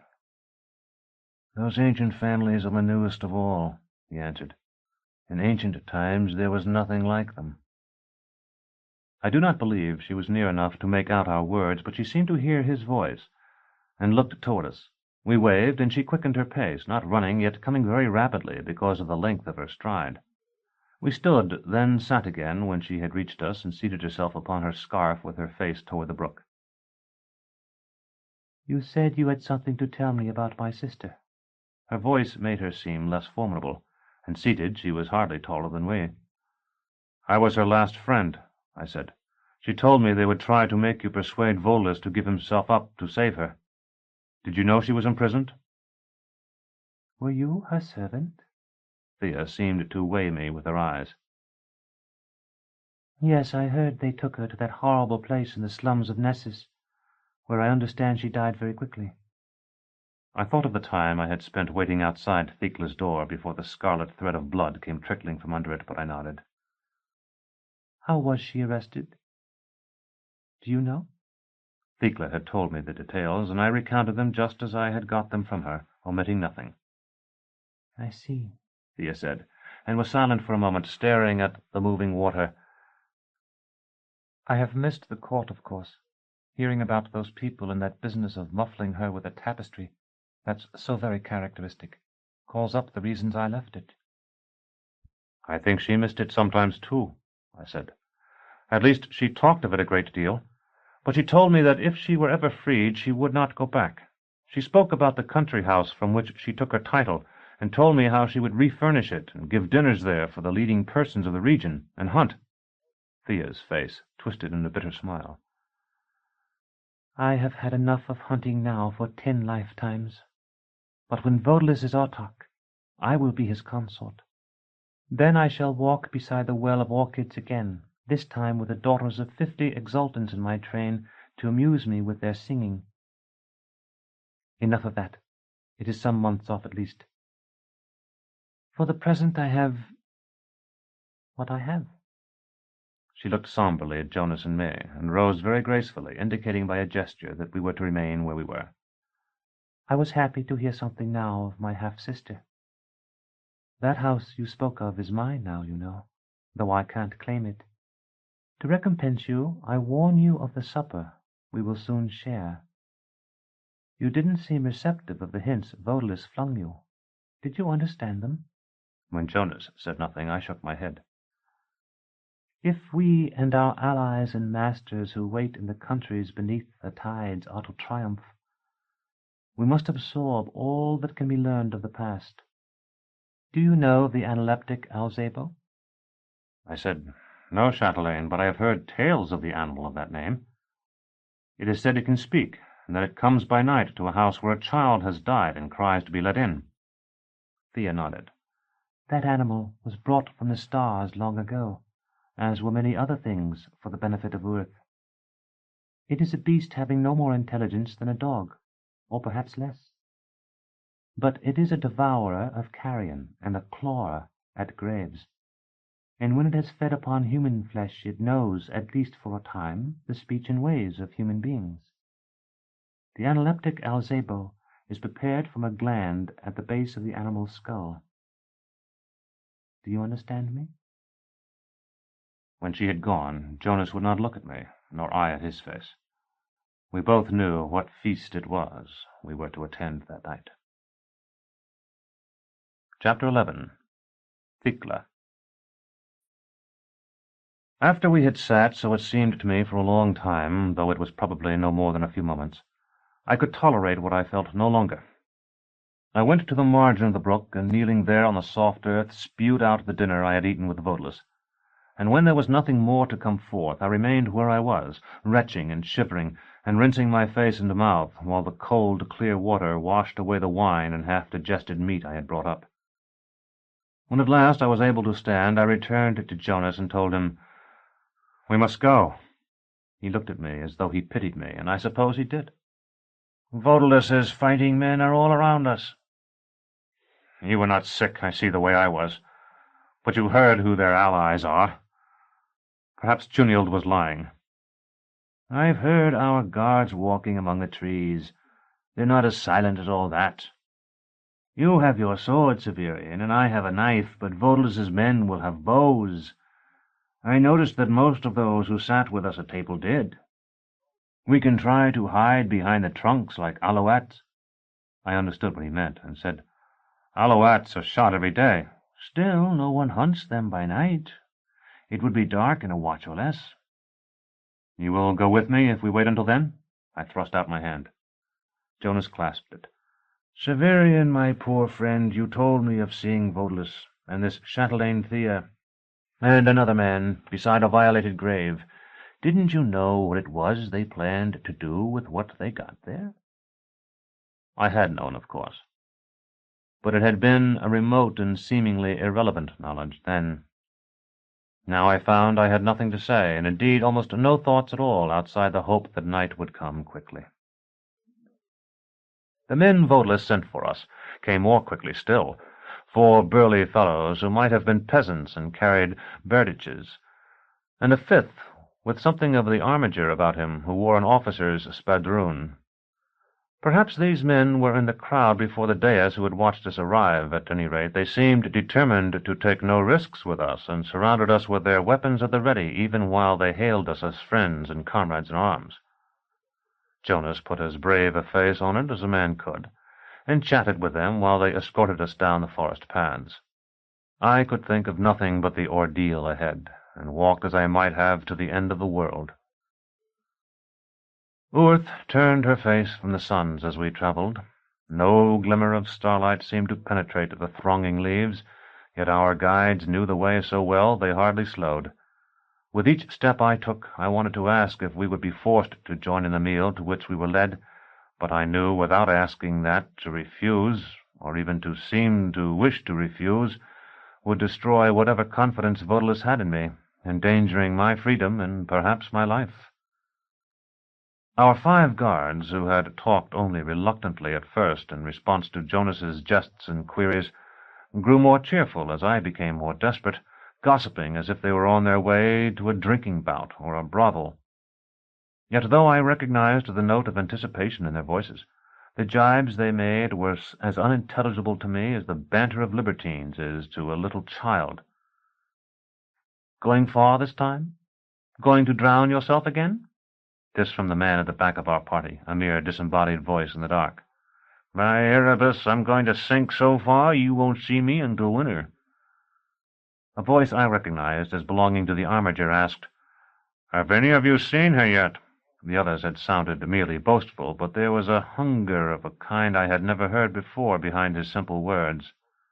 He might have been some lost traveler asking about his home. "No, Waldegrave," another voice. "Oakman says a good one. Not old or too young." "Not another Tribad, I hope."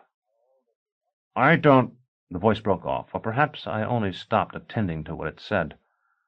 I had seen a glimmer through the trees. After a few strides more, I could make out torches and hear the sound of many voices. Someone ahead called for us to halt, and the armiger went forward and gave a password softly. Soon I found myself sitting on forest duff, with Jonas on my right and a low chair of carved wood at my left. The armiger had taken a position on Jonas's right, and the rest of the people present, almost as though they had been waiting for our arrival, had formed a circle whose center was a smoky orange lantern suspended from the boughs of a tree.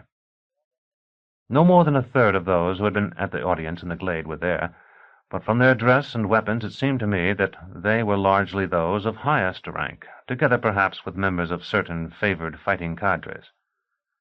There were 4 or 5 men to every woman, but the women seemed as warlike as the men, and if anything more eager for the feast to begin. We had been waiting for some time when Odalisque stepped dramatically out of the darkness and strode across the circle. All present stood, then resumed their seats as he dropped into the carved chair beside me. Almost at once, a man in the livery of an upper servant in some great house came forward to stand in the center of the circle beneath the orange light. He carried a salver with a large and a small bottle on it, and a crystal goblet. A murmuring began.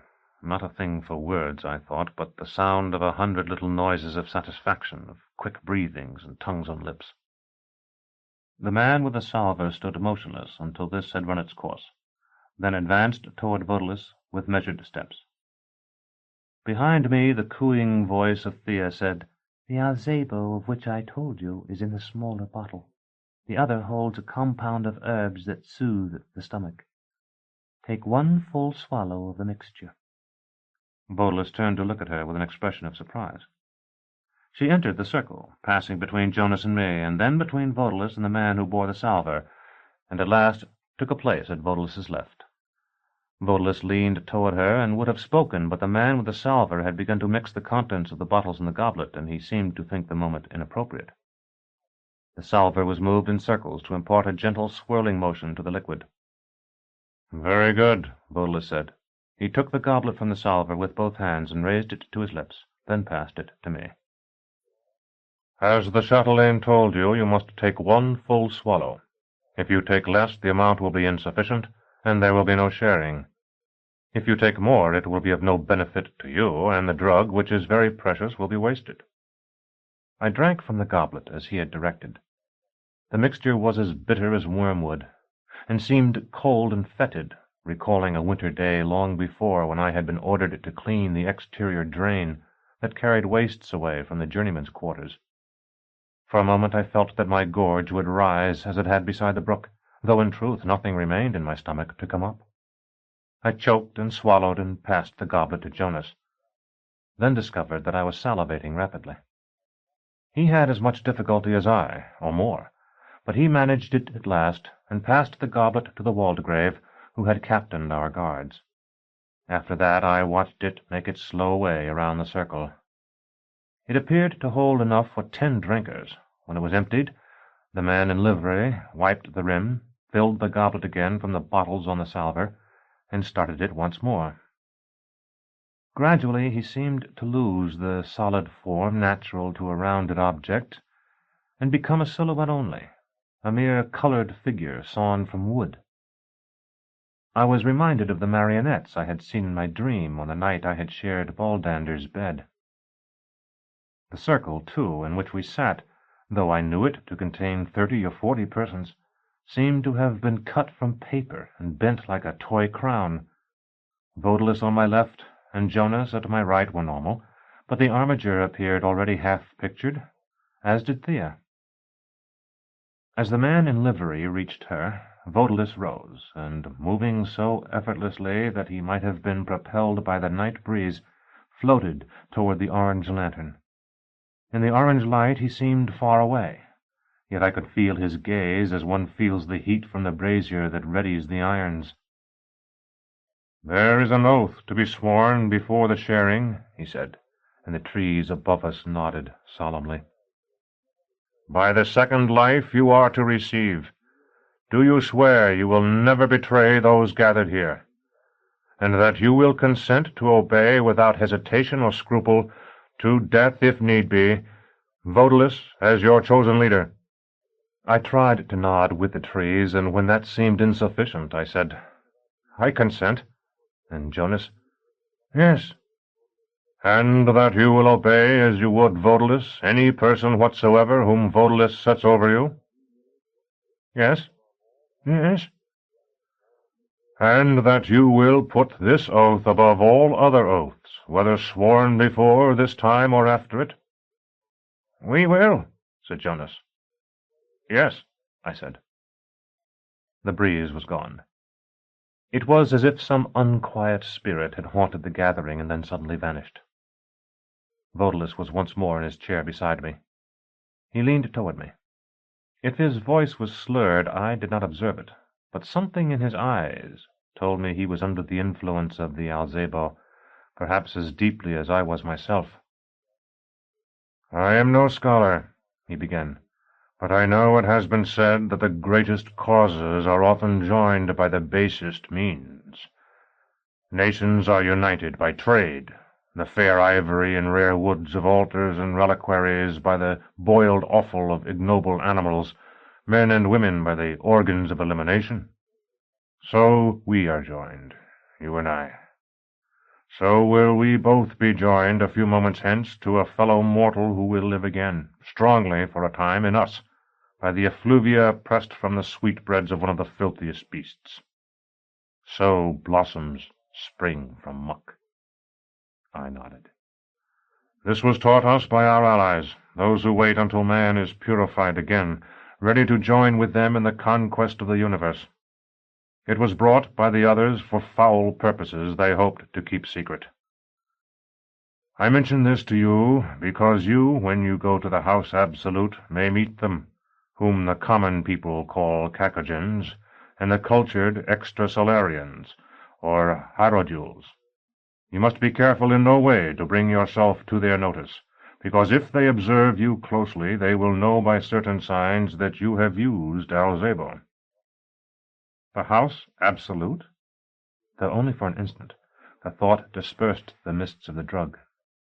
"Indeed. I have a fellow there to whom I must transmit certain instructions, and I have learned that the troop of players to which you once belonged will be admitted there for a thyasis a few days hence. You will rejoin them and take the opportunity to give what I shall give you," he fumbled in his tunic, "to the one who shall say to you, The pelagic argosy sights land, and should he give you any message in return, you may entrust it to whoever says to you, I am from the Quercine Penetralia. Liege, I said, my head is swimming. Then, lying, I cannot remember those words. Truly, I have forgotten them already. Did I hear you say that Dorcas and the other will be in a house absolute? Odalisque now pressed into my hand a small object that was not a knife, yet was shaped something like one. I stared at it.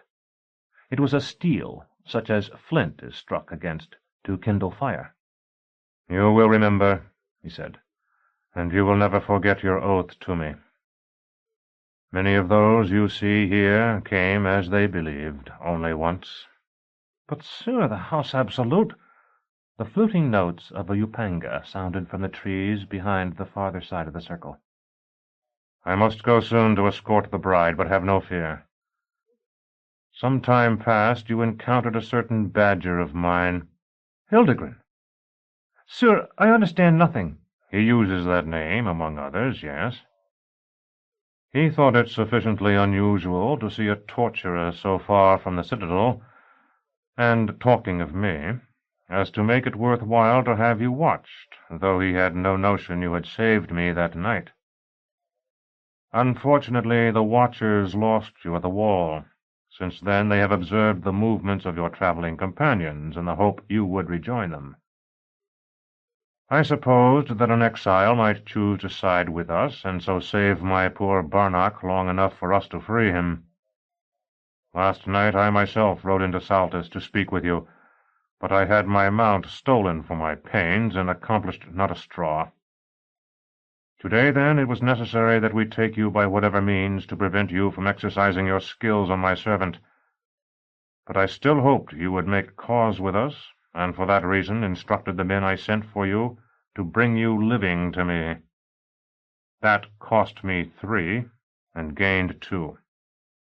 The question now is whether the 2 will outweigh the 3. Odalisque stood then, a little unsteadily. I thanked Holy Catherine that I did not have to stand as well, for I was sure my legs would not hold me. Something dim and white and twice the height of a man was sailing among the trees to the twittering of the upanga. Every neck craned to look at it, and Odalisque drifted to meet it. Thea leaned across his empty chair to speak to me. Lovely, is she not? They have accomplished wonders. It was a woman seated on a silver litter borne on the shoulders of 6 men. For a moment I thought it was Thecla. It looked so like her in the orange light. Then I realized that it was rather her image, made perhaps of wax. It is said to be perilous, Thea cooed, when one has known the shared in life. Memories held together may amaze the mind. Yet I, who loved her, will risk that confusion, and knowing from your look when you spoke of her that you would desire it as well. I said nothing to Odalisque. He had reached up to touch the figurine's arm as it was borne through the circle. With it entered a sweet and unmistakable odor.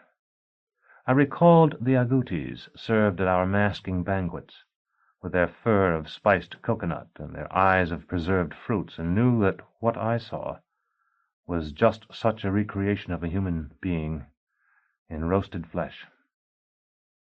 I think I would have gone mad at that moment if it had not been for the alzabo.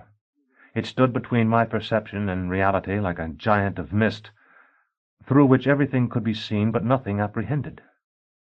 I had another ally as well. It was the knowledge growing in me, the certainty that if I were to consent now, and swallow some part of Thecla's substance, the traces of her mind that must otherwise soon fade and decay would enter me and endure, however attenuated, as long as I. Consent came. What I was about to do no longer seemed filthy or frightening. Instead, I opened every part of myself to Thecla, and decked the essence of my being with welcome. Desire came too, born of the drug, a hunger no other food could satisfy, and when I looked around the circle I saw that hunger on every face. The liveried servant, who I think must have been one of Odalisque's old household gone into exile with him, joined the 6 who had borne Thecla into the circle and helped lower the litter to the ground. For the space of a few breaths their backs blocked my view. When they parted she was gone. Nothing remained but smoking meats laid upon what might have been a white tablecloth. I ate and waited, begging forgiveness. She deserved the most magnificent sepulchre, priceless marble of exquisite harmony. In its place she was to be entombed in my torturer's workroom, with the floor scrubbed and the devices half disguised under garlands of flowers. The night air was cool, but I was sweating. I waited for her to come, feeling the drops roll down my bare chest and staring at the ground because I was afraid I would see her in the faces of the others before I felt her presence in myself. Just when I despaired, she was there, filling me as a melody fills a cottage. I was with her, running beside the Acis when we were a child. I knew the ancient villa moated by a dark lake, the view through the dusty windows of the belvedere, and the secret space in the odd angle between 2 rooms where we sat at noon to read by candlelight. I knew the life of the Autox court, where poison waited in a diamond cup. I learned what it was for one who had never seen a cell or felt a whip to be a prisoner of the torturers, what dying meant, and death. I learned that I had been more to her than I had ever guessed, and at last fell into a sleep in which my dreams were all of her. Not memories merely, memories I had possessed in plenty before. I held her poor cold hands in mine, and I no longer wore the rags of an apprentice nor the fullerton of a journeyman.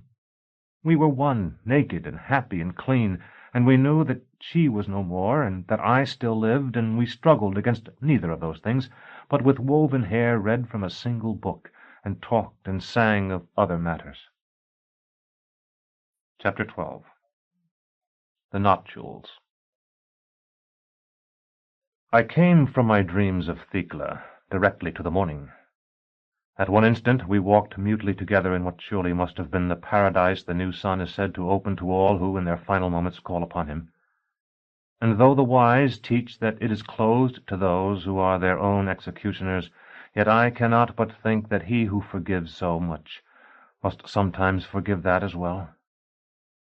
At the next I was aware of cold and unwelcome light, and the piping of birds. I sat up. My cloak was soaked with dew, and dew lay like sweat upon my face. Beside me Jonas had just begun to stir.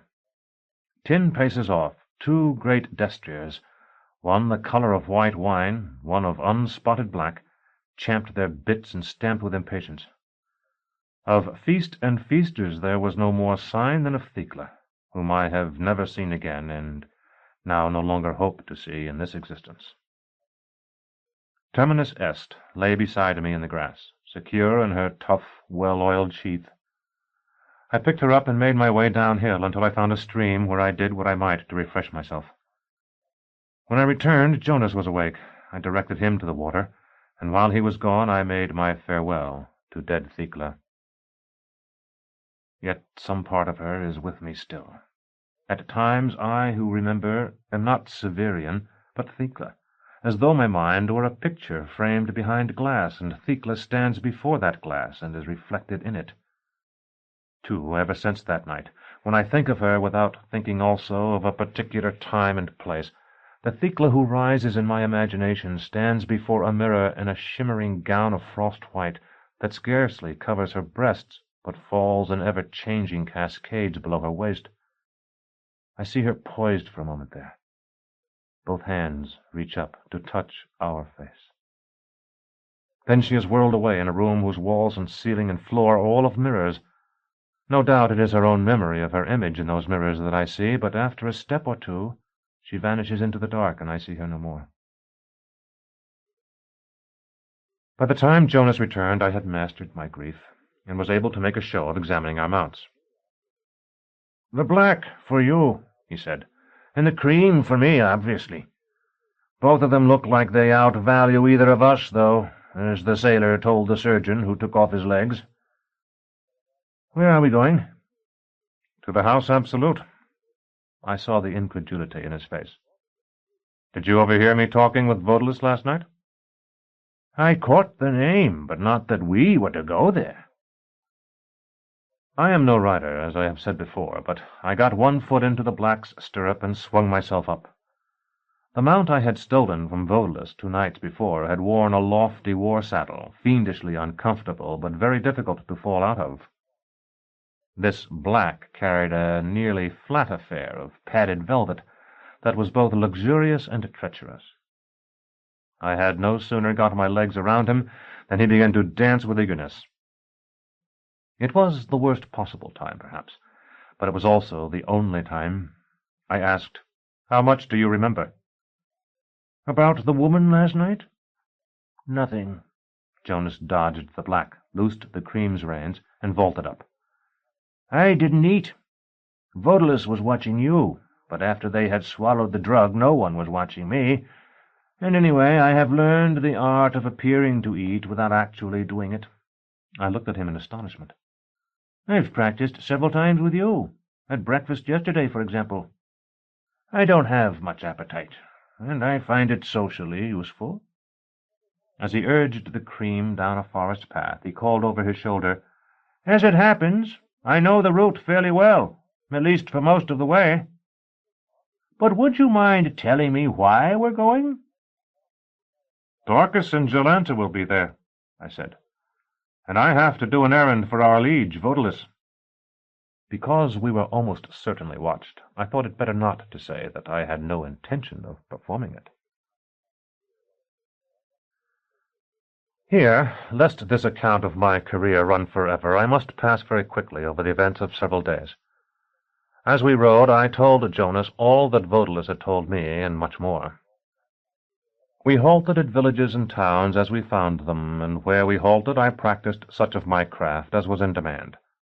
Not because the money I earned was strictly necessary to us, for we had the purses the chatelaine Thea had given us, much of my fee from Saltus, and the money Jonas had obtained for the man-ape's gold, but in order to allay suspicion.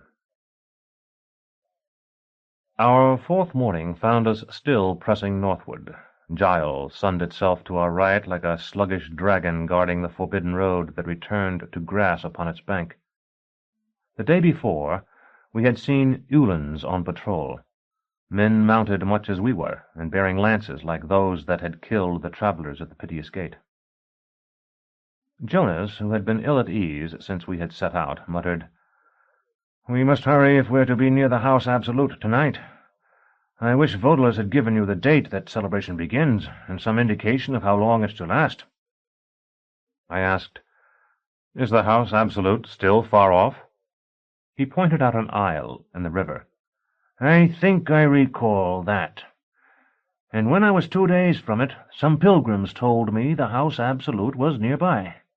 They warned me of the Praetorians, and seemed to know what they were talking about." Following his example, I had allowed my mount to break into a trot. "You were walking?" "Riding my Mary Kip. I suppose I'll never see the poor creature again. She was slower at her best than these animals at their worst, I'll grant you, but I'm not certain they are twice as fast." I was about to say I did not believe Odalisque would have dispatched us when he did, if he had not thought it possible for us to reach the House Absolute in time, when something that at first seemed a great bat came skimming within a hand's breadth of my head. If I did not know what it was, Jonas did. He shouted words I could not understand, and lashed my destrier with the ends of his reins. It bounded forward and nearly threw me, and in an instant we were galloping madly. I remember shooting between 2 trees with not a span to spare on either side, and seeing the thing silhouetted against the sky like a fleck of soot. A moment later it was rattling among the branches behind us. When we cleared the margin of the wood and entered the dry gully beyond, it was not to be seen. But as we reached the bottom and began to climb the farther side, it emerged from the trees, more ragged than ever. For the space of a prayer it seemed to have lost sight of us, soaring at an angle to our own path, then swooping toward us again in a long, flat glide. I had Terminus Est clear of her sheath, and I neck-reined the black between the flying thing and Jonas. Swift though our destriers were, it came far more swiftly. If I had possessed a pointed blade, I think I could have spitted it as it dove. Had I done so, I would surely have perished. As it was, I caught it with a two-handed stroke. It was like cutting air, and I thought the thing too light and tough for even that bitter edge. An instant later it parted like a rag. I felt a brief sensation of warmth, as though the door of an oven had been opened, then soundlessly shut. I would have dismounted to examine it, but Jonas shouted and waved. We had left the lofty forest about Saltus far behind, and were entering a broken country of steep hills and ragged cedars. A grove of these stood at the top of the slope. We plunged into their tangled growth like madmen, flattened against the necks of our mounts. Soon the foliage grew so thick they could move no faster than a walk. Almost at once we reached a sheer rock face and were forced to halt. When we were no longer smashing through the tangled limbs, I could hear something else behind us, a dry rustling, as though a wounded bird were fluttering among the treetops. The medicinal fragrance of the cedars oppressed my lungs. "We must get out," Jonas panted, "or at least keep moving." The splintered end of a branch had gouged his cheek. A trickle of blood coursed down it as he spoke. After looking in both directions, he chose the right, toward the river, and lashed his mount to force it into what appeared to be an impenetrable thicket. I let him break a trail for me, reflecting that if the dark thing caught us, I might be able to make some sort of defense against it. Soon I saw it through the gray-green foliage. A few moments later there was another, much like the first, and only a short distance behind it. The wood ended, and we were able to flog our mounts to a gallop again. The fluttering scraps of night came after us, but though their smaller size made them appear swifter, they were slower than the single large entity had been. "We have to find a fire," Jonas shouted above the drumming of the destriers' hooves, "or a big animal we can kill. If you slashed the belly of one of these beasts, that would probably do it. But if it didn't, we couldn't get away." I nodded to show that I also opposed killing one of the destriers, though it crossed my mind that my own might soon drop from exhaustion. Jonas was having to allow his to slow now to keep from distancing me. I asked, "Is it blood they want?" "No, heat." Jonas swung his destrier to the right and slapped its flank with his steel hand. It must have been a good blow, for the animal leaped ahead as though stung. We jumped a dry watercourse, careened, sliding and stumbling down a dusty hillside, then struck open rolling ground where the destriers could show their best speed. Behind us fluttered the rags of black. They flew at twice the height of a tall tree, and seemed to be blown along by the wind, though the rippling of the grass showed that they faced it. Ahead, the lay of the ground changed as subtly and yet as abruptly as cloth alters at a seam.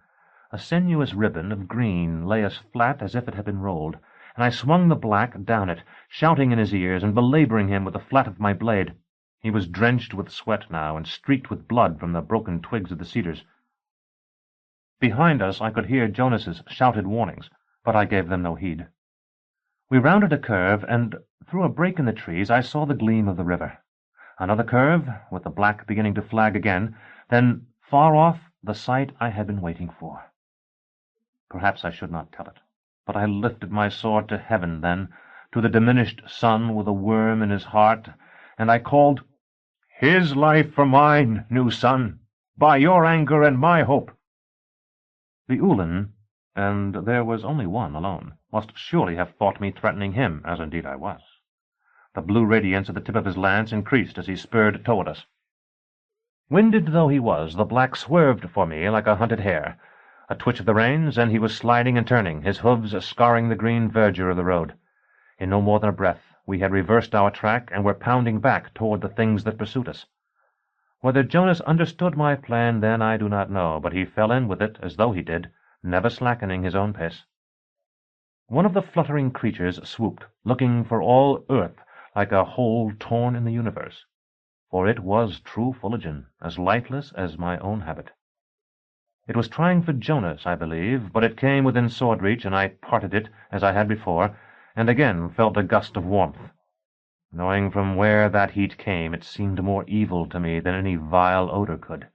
The mere sensation on my skin made me ill. I reined sharply away from the river, fearing a bolt from the Ulan's lance at any moment. We had no more than left the road when it came, searing the ground and setting a dead tree ablaze. I pulled my mount's head up, making him rear and roar. For a moment I looked for the three dark things around the burning tree. They were not there.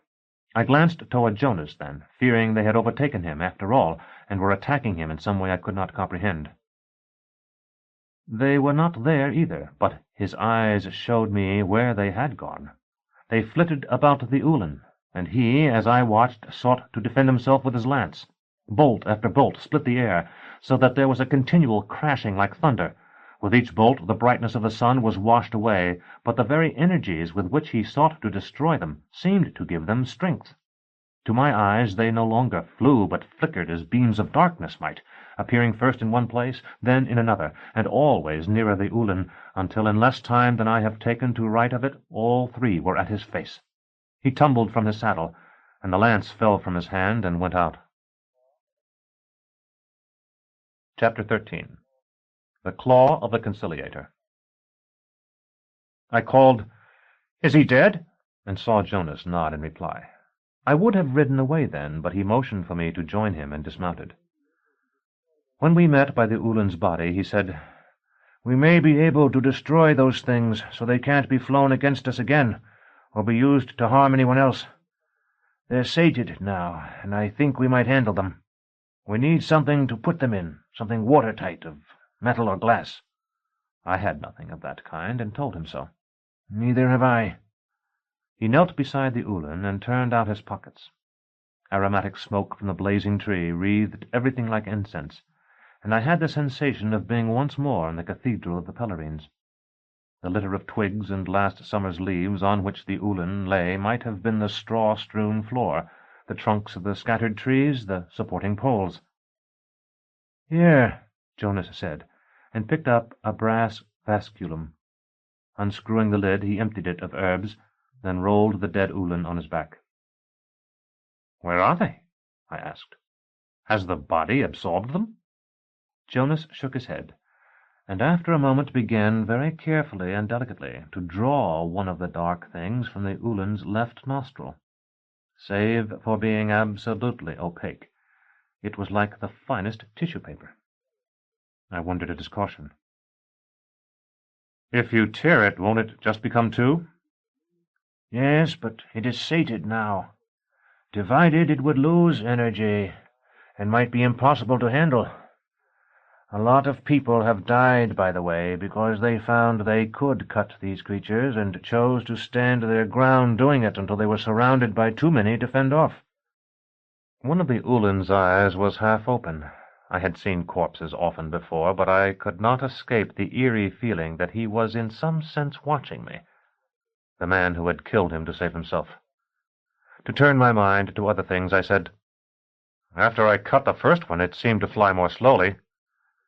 Jonas had placed the horror he had drawn out in the vasculum, and was extracting a second from the right nostril. He murmured, "The speed of any flying thing depends on its wing area. If that weren't the case, the adepts who use these creatures would tear them into scraps before they sent them forth, I suppose." "You sound as though you've encountered them before." "We docked once at a port where they're used in ritual murders. I suppose it was inevitable that someone would bring them home, but these are the first I've seen here." He opened the brass lid and laid the second Fuligan thing on the first, which stirred sluggishly. "They'll recombine in there. This is what the adepts do to get them back together. I doubt if you noticed it, but they were torn somewhat in going through the wood, and healed themselves in flight." "There's one more," I said. He nodded and used his steel hand to force open the dead man's mouth. Instead of holding teeth and livid tongue and gums, it appeared to be a bottomless gulf, and for a moment my stomach churned. Jonas drew out the third creature, streaked with the dead man's saliva. "Wouldn't he have had a nostril open, or his mouth, if I hadn't cut the thing a second time?" "Until they worked their way into his lungs. We're lucky, actually, to have been able to get to him so quickly. Otherwise you would have had to slice the body open to get them out." A wisp of smoke, called to mind the burning cedar. If it was heat they wanted, They prefer life's heat, though they can sometimes be distracted by a fire of living vegetable matter. It's something more than heat, I think, really. Perhaps some radiant energy characteristic of growing cells. Jonas stuffed the third creature into the basculum and snapped it shut. We called them Notules, because they usually came after dark, when they could not be seen, and the first warning we had was a breath of warmth. But I have no idea what the natives call them. Where is this island? He looked at me curiously. Is it far from the coast?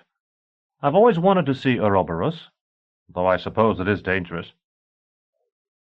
Very far, Jonas said in a flat voice. Very far indeed. Wait a moment. I waited, watching as he strode to the riverbank. He threw the vasculum hard. It had almost reached midstream when it dropped into the water. When he returned, I asked, couldn't we have used those things ourselves? It doesn't seem likely that whoever sent them is going to give up now, and we might have need of them. They would not obey us, and the world is better without them anyway, as the butcher's wife told him when she cut away his manhood. Now, we'd best be going. There's somebody coming down the road. I looked where Jonas had pointed and saw 2 figures on foot. He had caught his destrier by the halter as it drank and was ready to climb into the saddle. Wait, I said, or go on a chain or 2 and wait for me there. I was thinking of the man-ape's bleeding stump, and I seemed to see the dim votive lights of the cathedral hanging crimson and magenta among the trees. I reached into my boot, far down where I had pushed it for safety, and drew out the claw. It was the first time I had seen it by full daylight. It caught the sun and flashed like a new sun itself, not blue only, but with every color from violet to cyan. I laid it on the Ulin's forehead, and for an instant tried to will him alive. "Come on," Jonas called. "What are you doing?" I did not know how to answer him. "He's not quite dead," Jonas called. "Get off the road before he finds his lance." He lashed his mount. Faintly, a voice I seemed to recognize called, "Master." I turned my head to look down the grass-grown highway. "Master!" One of the travelers waved an arm, and both began to run. "It's Heather," I said, but Jonas had gone. I looked back at the Ulin. Both his eyes were open now, and his chest rose and fell. When I took the claw from his forehead and thrust it back into my boot-top, he sat up. I shouted to Hathor and his companion to leave the road, but they did not appear to understand. "Who are you?" "A friend," I said. Though the Ulin was feeble, he tried to rise. I gave him my hand and pulled him up. For a moment he stared at everything, myself, the 2 men running toward him, the river and the trees. The destriers appeared to frighten him, even his own, which stood patiently awaiting its rider. "What is this place?" "Only a stretch of the old road beside Gile." He shook his head and pressed it with his hands. Heather came panting up, like an ill-bred dog that has run when called and now expects a petting for it. His companion, whom he had outreached by 100 strides or so, wore the gaudy clothes and greasy look of a small trader. "Master," Heather said, "you can have no idea how much trouble, how much deadly loss and difficulty we have had in overtaking you across the mountains, across the wide-blown seas and creaking plains of this fair world. What am I, your slave, but an abandoned shell, the sport of 1,000 tides cast up here in this lonely place because I cannot rest without you? How could you, the red-clawed master, know of the endless labor you've cost us?" "Since I left you in Saltus afoot and have been well mounted these past few days, I should think a good deal." "Exactly," he said. "Exactly." He looked significantly at his companion, as if my remark had confirmed something he had told him earlier, and sank down to rest upon the ground. The Ulin said slowly, "I am Cornet Minius. Who are you?" Heather bobbed his head as though he would have bowed. "Master is the noble Severian, servant of the autarch, whose urine is the wine of his subjects, in the guild of the Seekers for Truth and Penitence. Hether is his humble servant. Buzek is also his humble servant. I suppose the man who rode away is his servant too." I gestured for him to be quiet. "We are all only poor travelers, Cornet. We saw you lying here stunned and sought to help you. A moment ago we thought you dead. It must have been a near thing." "What is this place?" the Ulan asked again. Hether answered eagerly. "The road north of Quaisco. Master, we were on a boat, sailing the wide waters of Gial in the blind night. We disembarked at Quaisco. On her deck and at her sails we worked up passage, Buzek and me. So slowly upriver, while the lucky ones whizzed above on their way to the House Absolute, but made headway whether we woke or slept, and thus we caught up to you." "The House Absolute," the Ulan muttered. I said, "It's not far from here, I think." "I am to be especially vigilant. I feel sure one of your comrades will be along soon." I caught my mount and clambered onto his lofty back. Master, you're not going to leave us again. Buzek has seen you perform but twice." I was about to answer Hether when I caught sight of a flash of white among the trees across the highway. Something huge was moving there. At once the thought that the sender of the Notules might have other weapons at hand filled my mind, and I dug my heels into the black's flanks. He sprang away. For half a league or more we raced along the narrow strip of ground that separated the road from the river. When at last I saw Jonas, I galloped across to warn him and told him what I had seen. While I spoke, he seemed lost in reflection. When I had finished, he said, "I know of nothing like the being you describe, but there may be many importations I know nothing of." "But surely such a thing wouldn't be wandering free like a strayed cow." Instead of replying, Jonas pointed toward the ground a few strides ahead. A gravelled path hardly more than a cubit wide wound among the trees. It was bordered with more wild flowers than I have ever seen growing naturally in company, and it was of pebbles so uniform in size and of such shining whiteness that they must surely have been carried from some secret and far-off beach. After riding a bit closer to examine it, I asked Jonas what such a path here could possibly mean. "Only one thing, surely, that we are already on the grounds of the House Absolute." Quite suddenly I recalled the spot. "Yes," I said. "Once Josepha and I, with some others, made up a fishing party and came here. We crossed by the Twisted Oak." Jonas looked at me as though I were mad, and for a moment I felt that I was. I had ridden hunting often before, but this was a charger I sat, and no hunter. My hands raised themselves like spiders to pluck out my eyes, and would have done so if the ragged man beside me had not struck them down with his own hand, which was of steel. "You are not the chatelaine Thecla," he said. "You are Severian, a journeyman of the torturers, who was unfortunate enough to love her. See yourself." He held up the steel hand so that I could see a stranger's face, narrow, ugly, and bewildered, reflected in its work-polished balm. I remembered our tower then, the curved walls of smooth dark metal. "I am Severian," I said. "That is correct. The chatelaine Thecla is dead." "Jonas." "Yes?" "The Ulan is alive now. You saw him. The claw gave him life again." I laid it on his forehead, but perhaps it was just that he saw it with his dead eyes. He sat up. He breathed and spoke to me, Jonas. "He was not dead." "You saw him," I said again. "I am much older than you are, older than you think. If there is one thing I have learned in so many voyages, it is that the dead do not rise, nor the years turn back. What has been and is gone does not come again." Thecla's face was before me still, but it was blown by a dark wind until it fluttered and went out. I said, "If I had only used it, called on the power of the claw when we were at the banquet of the dead." "The Ulan had nearly suffocated, but was not quite dead. When I got the Notules away from him, he was able to breathe, and after a time he regained consciousness. As for your Thecla, no power in the universe could have restored her to life. They must have dug her up while you were still imprisoned in the citadel, and stored her in an ice cave. Before we saw her, they had gutted her like a partridge and roasted her flesh. He gripped my arm. Severian, don't be a fool. At that moment I wanted only to perish. If the noctule had reappeared, I would have embraced it. What did appear far down the path was a white shape like that I had seen nearer the river. I tore myself away from Jonas and galloped toward it. Chapter 14. The Antechamber.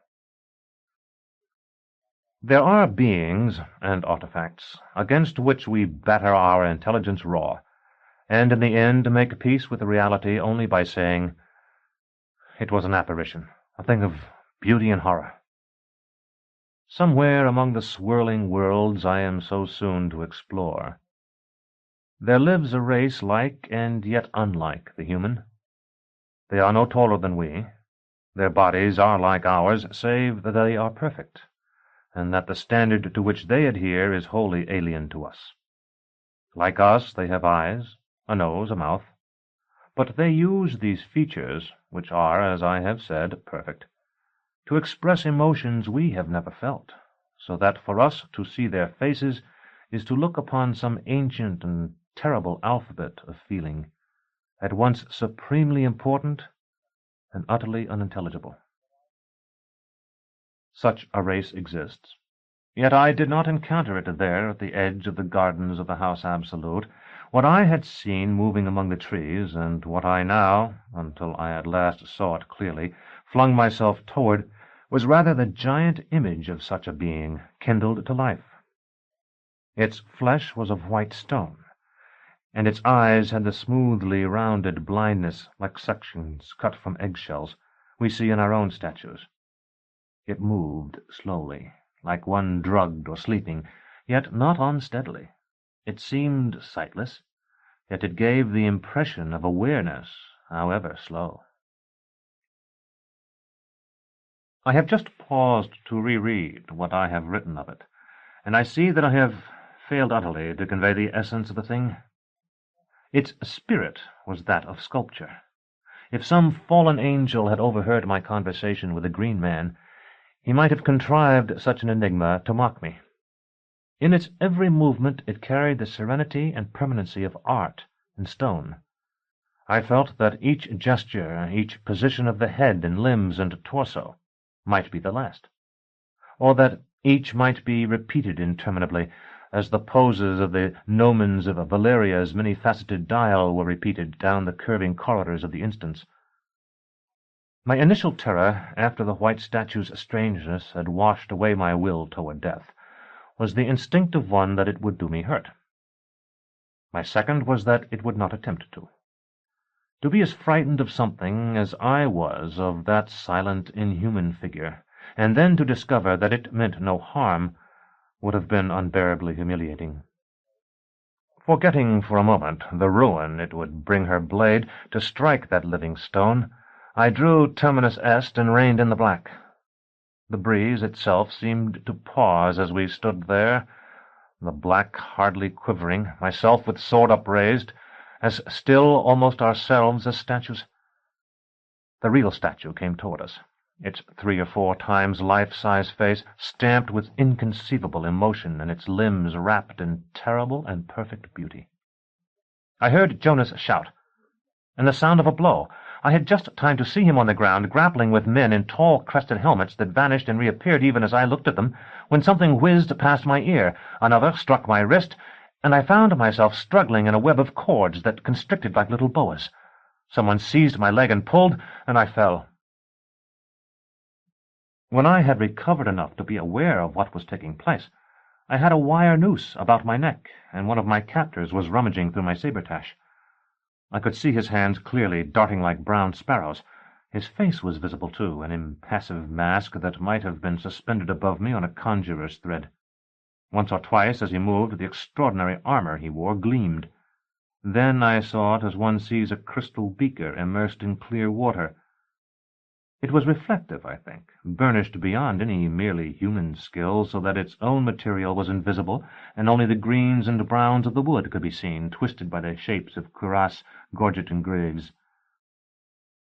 Despite my protest that I was a member of the guild, the Praetorian took all the money I had, though he left me Thecla's brown book, my fragment of whetstone, oil, and flannel, and the other miscellaneous objects in my sabretache. Then he skilfully drew off the cords that entangled me, and thrust them, as nearly as I could tell, into the armhole of his breastplate, though not before I had seen them. They reminded me of the whip we used to call a cat, and were a bundle of thongs joined at one end and weighted at the other. I have learned since that this weapon is called the achico. My captor now lifted the wire noose until I stood. I was conscious, as I have been on several similar occasions, that we were in some sense playing a game. We were pretending that I was totally in his power, when in fact I might have refused to rise until he had either strangled me or called over some of his comrades to carry me. I could have done several other things as well, seized the wire and tried to wrest it from him, struck him in the face.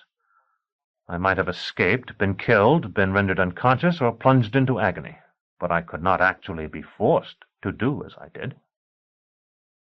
At least I knew it was a game, and I smiled as he sheathed Terminus Est and led me to where Jonas stood. Jonas said, "We've done no harm. Return my friend's sword and give us back our animals, and we will go." There was no reply. In silence, two Praetorians, 4 fluttering sparrows, as it seemed, caught our destriers and led them away. How like us those animals were, walking patiently they knew not where, their massive heads following thin strips of leather. 9/10 of life, so it seems to me, consists of these surrenders. We were made to go with our captors out of the wood and on to a rolling meadow that soon became a lawn.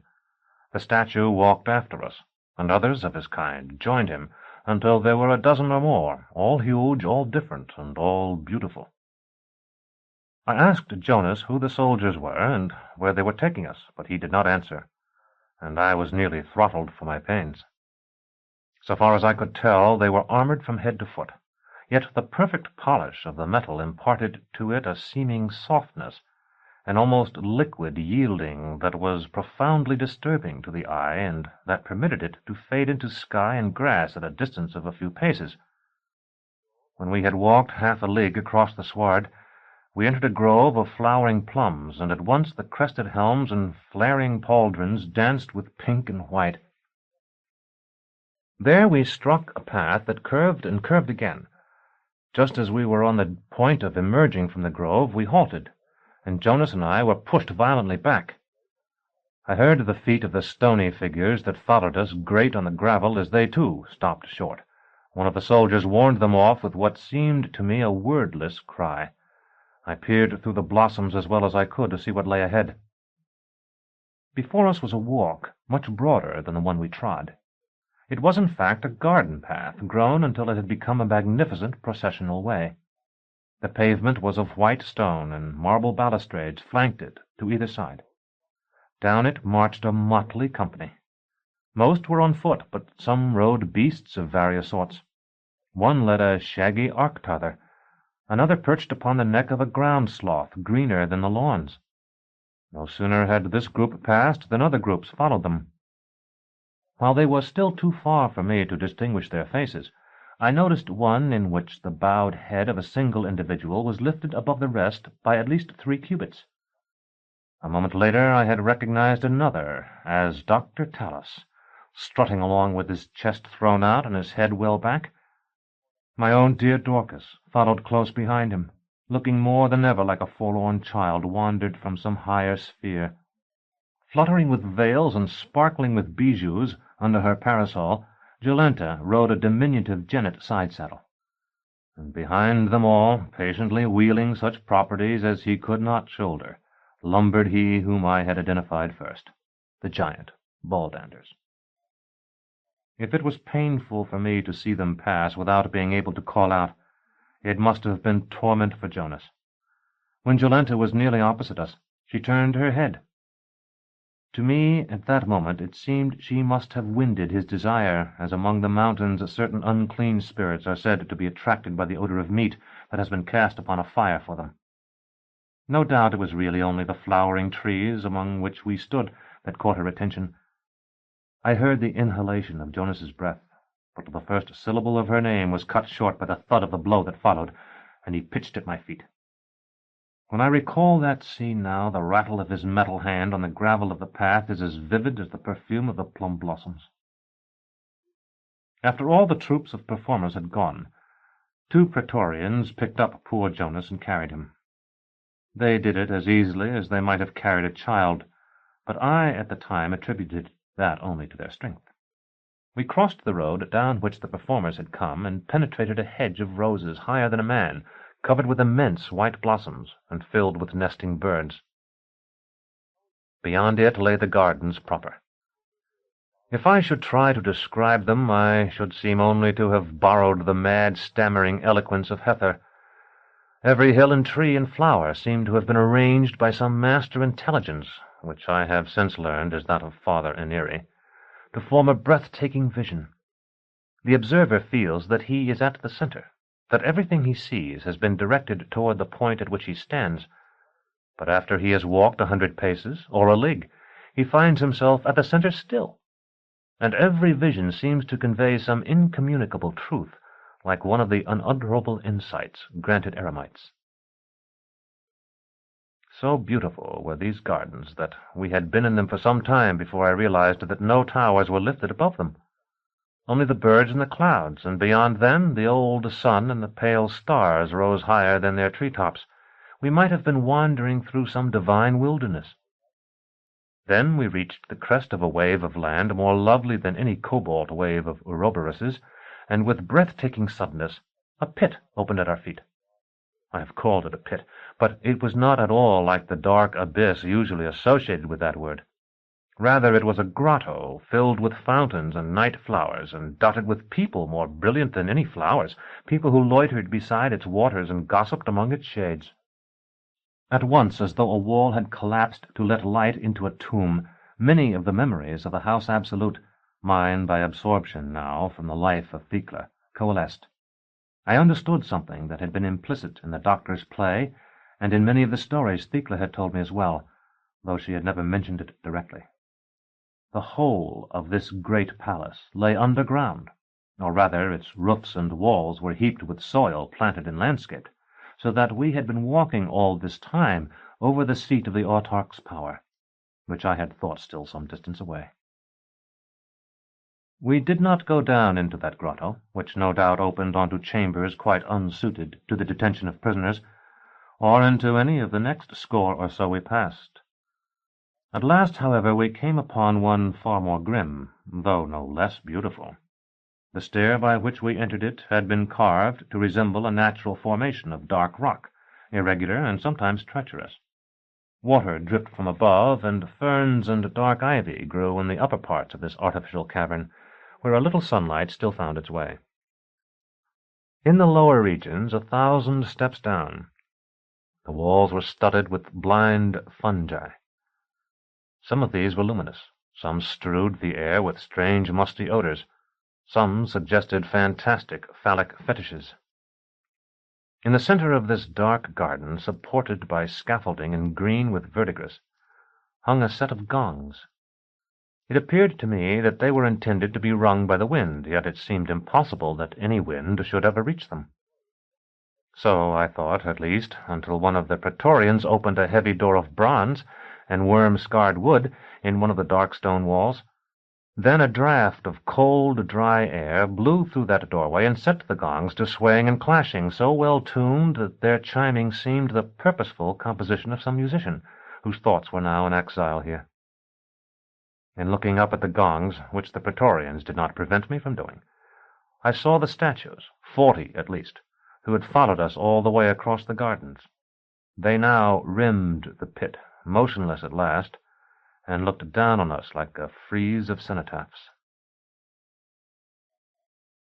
I had expected to be the only occupant of a small cell, I suppose because I unconsciously transferred the practices of our own oubliette to this unknown place.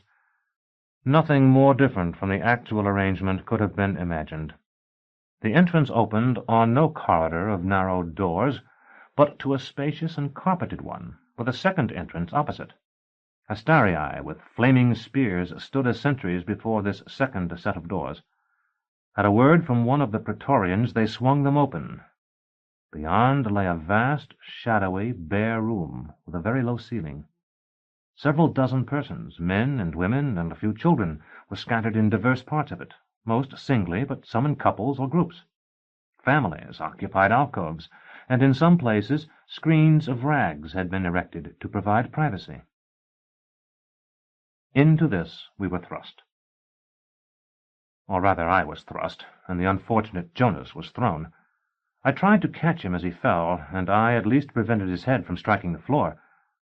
As I did so, I heard the doors slam shut behind me. Chapter 15. Fool's Fire. I was ringed by faces. 2 women took Jonas from me, and promising to care for him, carried him away. The rest began to ply me with questions. What was my name? What clothes were those I wore? Where had I come from? Did I know such a one, or such a one, or such a one? Had I ever been to this town or that? Was I of the house Absolute? Of Nessus? From the east bank of Gile or the west? What quarter? Did the autarch still live? What of Father Aneri? Who was Archon in the city? How went the war? Had I news of so-and-so, a commander? Of so-and-so, a trooper? Of so-and-so, a chiliarch? Could I sing, recite, play an instrument? As may be imagined, in such a welter of inquiries, I was able to answer almost none. When the first flurry was spent, an old grey-bearded man and a woman who seemed almost equally old silenced the others and drove them away. Their method, which would surely have succeeded nowhere but here, was to clap each by the shoulder, point to the most remote part of the room, and say distinctly, "Plenty of time." Gradually the others fell silent and walked to what seemed the limits of hearing, until at last the low room was as still as it had been when the doors opened. "I am Lomer," the old man said. He cleared his throat noisily. "This is Nicariti." I told him my name and Jonas's. The old woman must have heard the concern in my voice. "He will be safe, rest assured. Those girls will treat him as well as they can, in the hope that he'll soon be able to talk to them." She laughed, and something in the way she threw back her well-shaped head told me she had once been beautiful. I began to question them in my turn, but the old man interrupted me. "Come with us," he said, "to our corner. We will be able to sit at ease there, and I can offer you a cup of water." As soon as he pronounced the word, I realized that I was terribly thirsty. He led us behind the rag screen nearest the doors and poured water for me from an earthenware jug into a delicate porcelain cup. There were cushions there, and a little table not more than a span high. "Question for question," he said. "That's the old rule. We have told you our names, and you have told us yours, and so we begin again. Why were you taken?" I explained that I did not know, unless it were merely for violating the grounds. Lomer nodded. His skin was of that pale color peculiar to those who never see the sun. With his straggling beard and uneven teeth, he would have been repulsive in any other setting. But he belonged here as much as the half-obliterated tiles of the floor did. "I am here by the malice of the chatelaine Leocadia.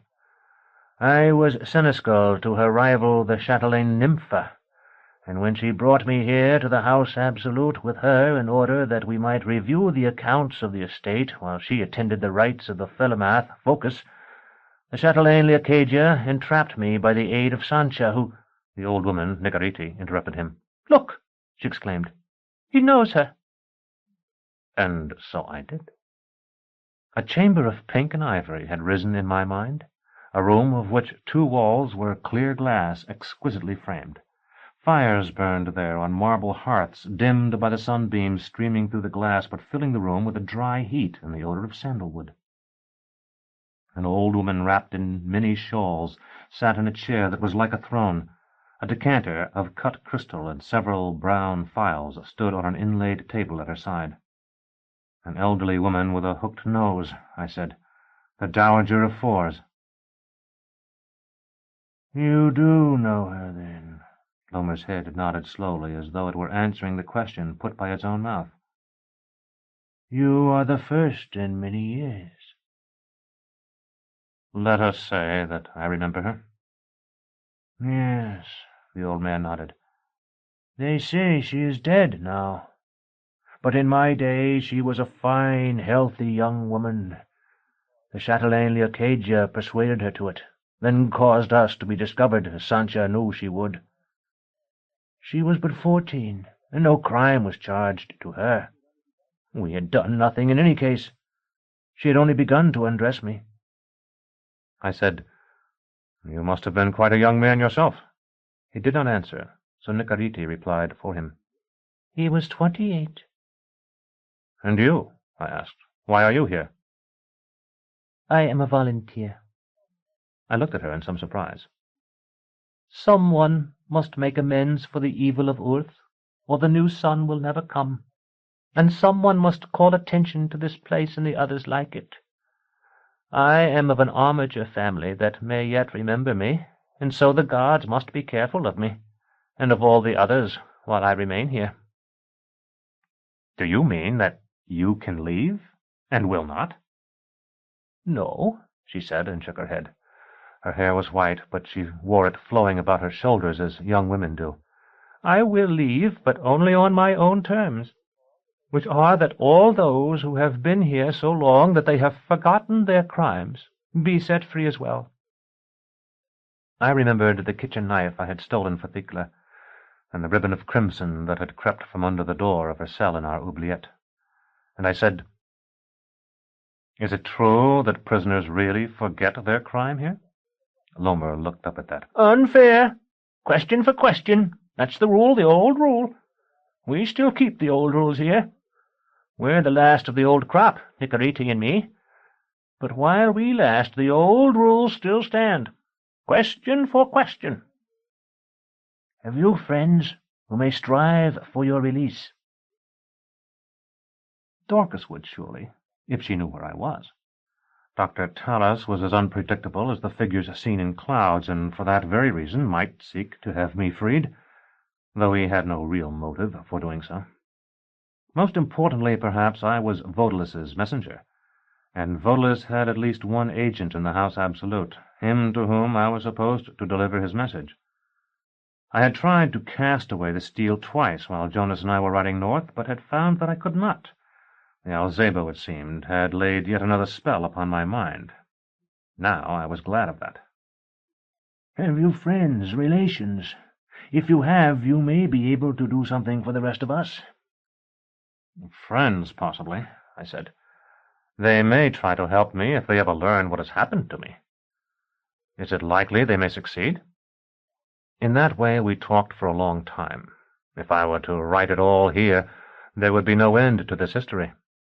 In that room there is nothing to do but talk and play a few simple games, and the prisoners do those things until all the savor has gone out of them, and they are left like gristle a starving man has chewed all day. In many respects, these prisoners are better off than the clients beneath our own tower. By day they have no fear of pain, and none is alone.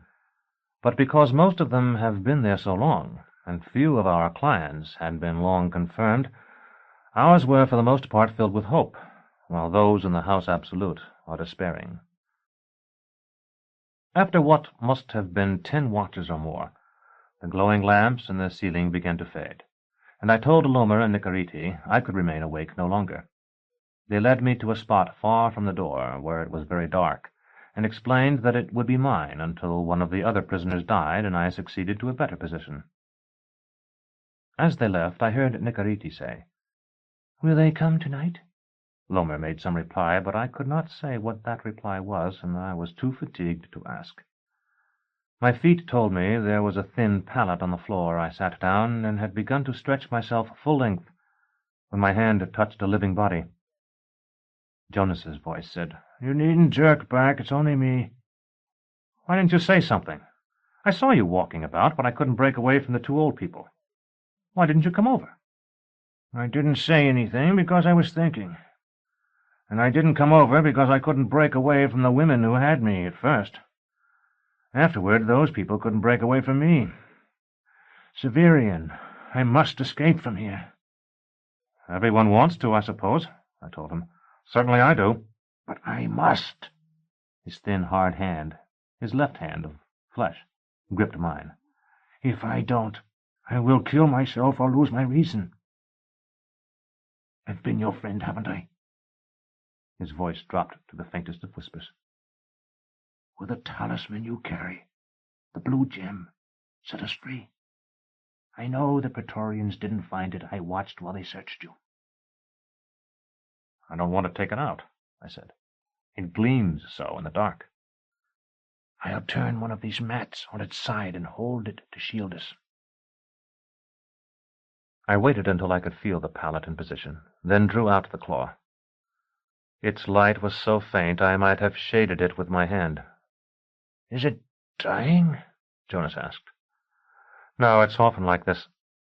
But when it is active, when it transmuted the water in our carafe, and when it awed the man-apes, it shines brightly. If it can procure our escape at all, I don't believe it will do so now." "We must take it to the door. It might spring the lock." His voice was shaking. "Later, when the others are all asleep. I'll free them if we can get free ourselves, but if the door doesn't open, and I don't think it will, I don't want them to know I have the claw. Now, tell me why you must escape at once." "While you were talking to the old people, I was being questioned by a whole family," Jonas began. "There were several old women, a man of about 50, another about 30, 3 other women, and a flock of children. They had carried me to their own little niche in the wall, you see, and the other prisoners couldn't come there unless they were invited, which they weren't. I expected that they'd ask me about friends on the outside, or politics, or the fighting in the mountains. Instead, I seemed to be only a kind of amusement for them.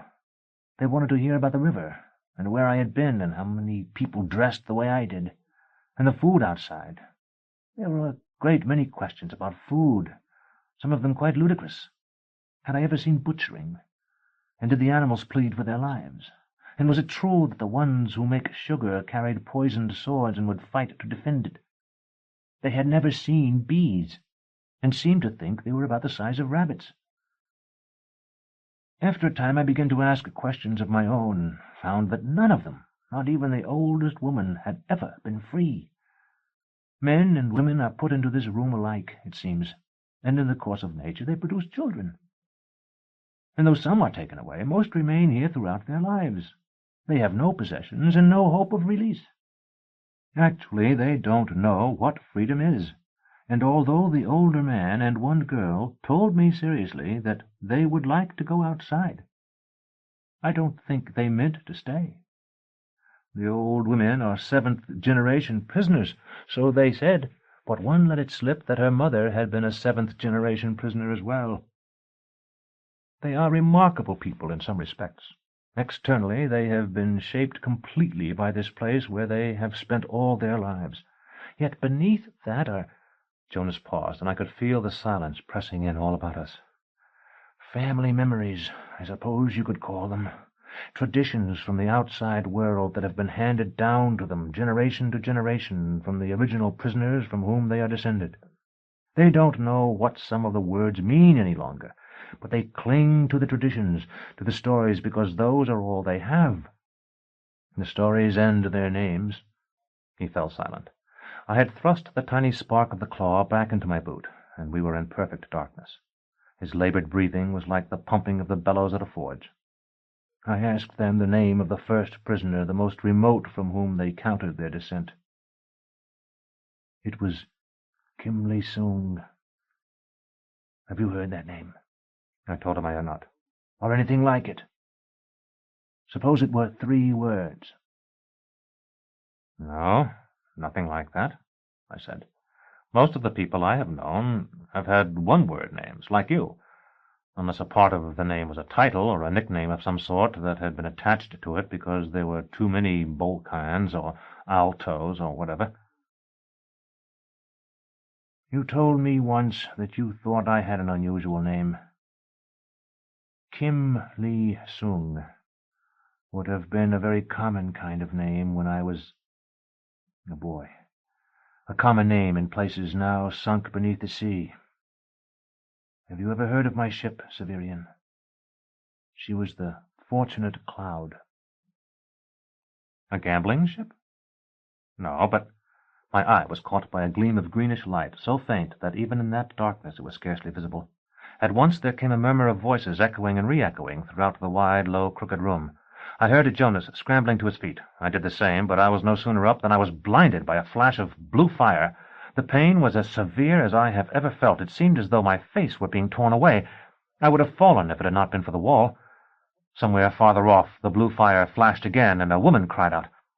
Jonas was cursing. At least the tone of his voice told me he was cursing, though the words came in tongues unknown to me.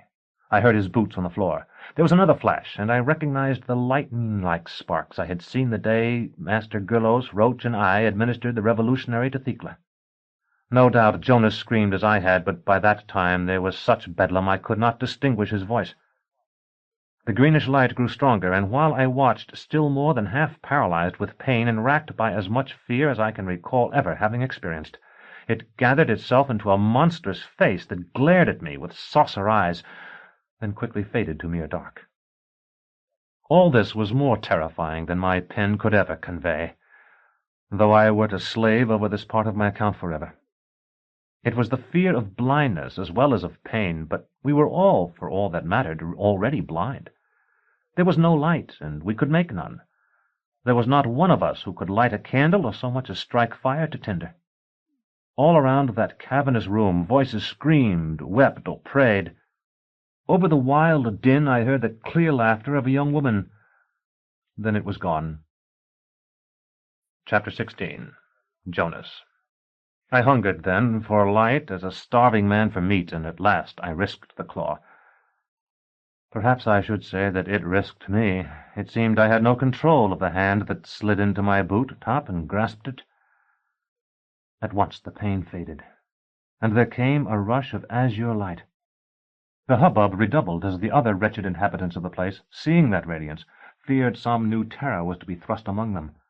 I pushed the gem down into my boot once more, and when its light was no longer visible, began to grope for Jonas. He was not unconscious, as I had supposed, but lay writhing some 20 steps from where we had rested.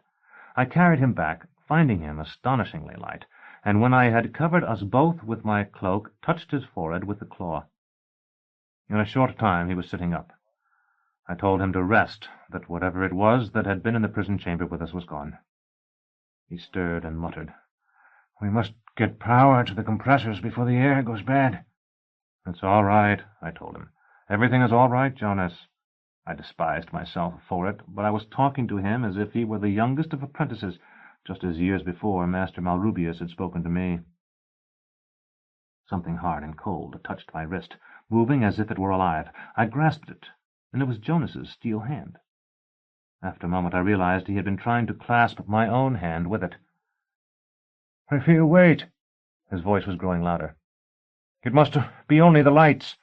He turned, and I heard his hand ring and scrape as it struck the wall. He began talking to himself in a nasal, monosyllabic language I did not understand. Greatly daring, I drew out the claw again and touched him with it once more. It was as dull as it had been when we had first examined it that evening, and Jonas became no better. But in time I was able to calm him. At last, long after the remainder of the room had grown quiet, we lay down to sleep. When I woke, the dim lamps were burning again, though I somehow felt that it was yet night outside, or at least no more than earliest morning. Jonas lay beside me, still asleep. There was a long tear in his tunic, and I saw where the blue fire had branded him. Recalling the man-ape's severed hand, I made certain no one was observing us, and began to trace the burn with the claw. It sparkled in the light much more brightly than it had the evening before, and though the black scar did not vanish, it seemed narrower, and the flesh to either side less inflamed. To reach the lower end of the wound, I lifted the cloth a trifle. When I thrust in my hand, I heard a faint note. The gem had struck metal. Drawing back the cloth more, I saw that my friend's skin ended as abruptly as grass does where a large stone lies, giving way to shining silver. My first thought was that it was armor, but soon I saw that it was not. Rather, it was metal standing in the place of flesh, just as metal stood in the place of his right hand. How far it continued I could not see, and I was afraid to touch his legs for fear of waking him. Concealing the claw again, I rose, and because I wanted to be alone and think for a few moments, I walked away from Jonas and into the center of the room. It had been a strange enough place the day before, when everyone was awake and active. Now it seemed stranger still, a ragged blot of a room, frayed with odd corners and crushed under its lowering ceiling. Hoping that exercise would set my mind in motion, as it often does, I decided to pace off the room's length and width, treading softly so as not to wake the sleepers. I had not gone 40 paces when I saw an object that seemed completely out of place in that collection of ragged people and filthy canvas pallets. It was a woman's scarf woven of some rich, smooth material, the color of a peach. There is no describing the scent of it, which was not that of any fruit or flower that grows on earth, but was very lovely. I was folding this beautiful thing to put in my sabretache when I heard a child's voice say, "It's bad luck. Terrible luck. Don't you know?" Looking around, then down, I saw a little girl with a pale face and sparkling midnight eyes that seemed too large for it, and I asked, "What's bad luck, mistress?" "Keeping findings. They come back for them later. Why do you wear those black clothes?" "They're fullerton, the hue that is darker than black. Hold out your hand and I'll show you. Now, do you see how it seems to disappear when I trail the edge of my cloak across it?" Her little head, which, small though it was, seemed much too big for the shoulders below it, nodded solemnly. "Burying people wear black. Do you bury people? When the navigator was buried, there were black wagons and people in black clothes walking. Have you ever seen a burying like that?" I crouched to look more easily into the solemn face. "No one wears fullerton clothes at funerals, mistress, for fear they might be mistaken for members of my guild, which would be a slander of the dead, in most cases. Now, here is the scarf. See how pretty it is? Is it what you call a finding?" She nodded. "The whips leave them, and what you ought to do is push them out through the space under the doors, because they'll come and take their things back." Her eyes were no longer on mine. She was looking at the scar that ran across my right cheek. I touched it. "These are the whips? The ones who do this? Who are they? I saw a green face." "So did I." Her laughter held the notes of little bells. "I thought it was going to eat me." "You don't sound frightened now." "Mama says the things you see in the dark don't mean anything. They're different almost every time. It's the whips that hurt, and she held me behind her, between her and the wall. Your friend is waking up. Why are you looking so funny?" I recall laughing with other people. 3 were young men. 2 were women of about my own age. Guibert handed me a scourge with a heavy handle and a lash of braided copper. Lollian was preparing the firebird which he would twirl on a long cord. "Severian!" It was Jonas, and I hurried over.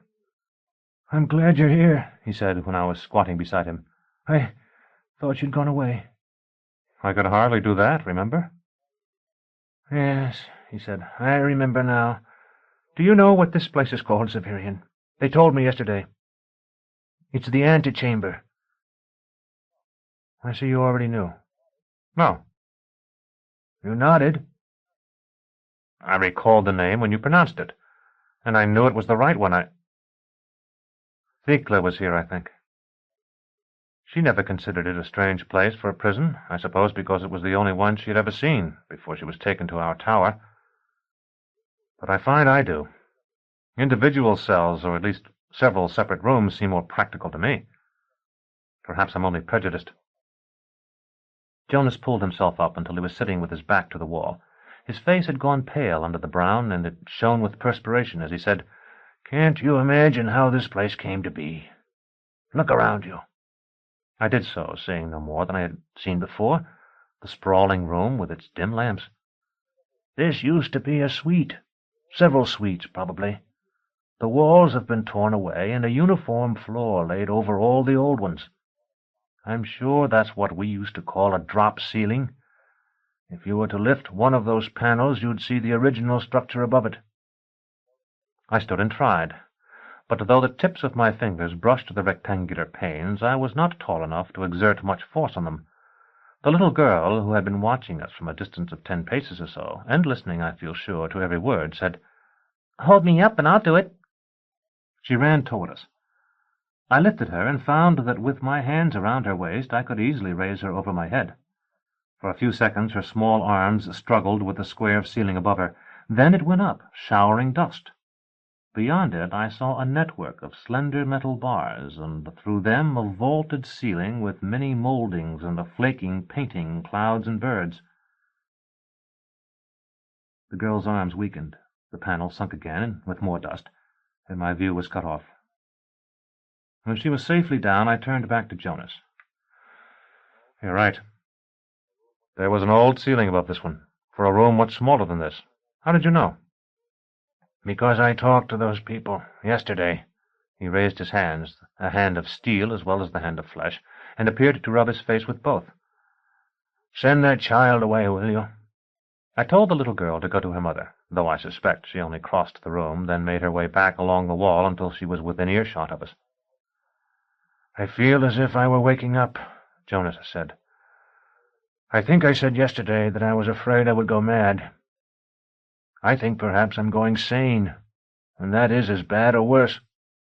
He had been sitting on the canvas pad where we had slept. Now he slumped against the wall, just as I have since seen a corpse sit with its back to a tree. "I used to read aboard ship. Once I read a history. I don't suppose you know anything about it. So many Chiliads have elapsed here." I said, "I suppose not." "So different from this, but so much like it, too. Queer little customs and usages. Some that weren't so little. Strange institutions. I asked the ship, and she gave me another book." He was still perspiring, and I thought his mind was wandering. I used the square of flannel I carried to wipe my sword blade to dry his forehead. "Hereditary rulers and hereditary subordinates, and all sorts of strange officials. Lancers with long white mustaches." For an instant the ghost of his old humorous smile appeared. "The White Knight is sliding down the poker. He balances very badly, as the king's notebook told him." There was a disturbance at the farther end of the room. Prisoners who had been sleeping or talking quietly in small groups were rising and walking toward it. Jonas seemed to assume that I would go as well, and gripped my shoulder with his left hand. It felt as weak as a woman's. "None of it began so."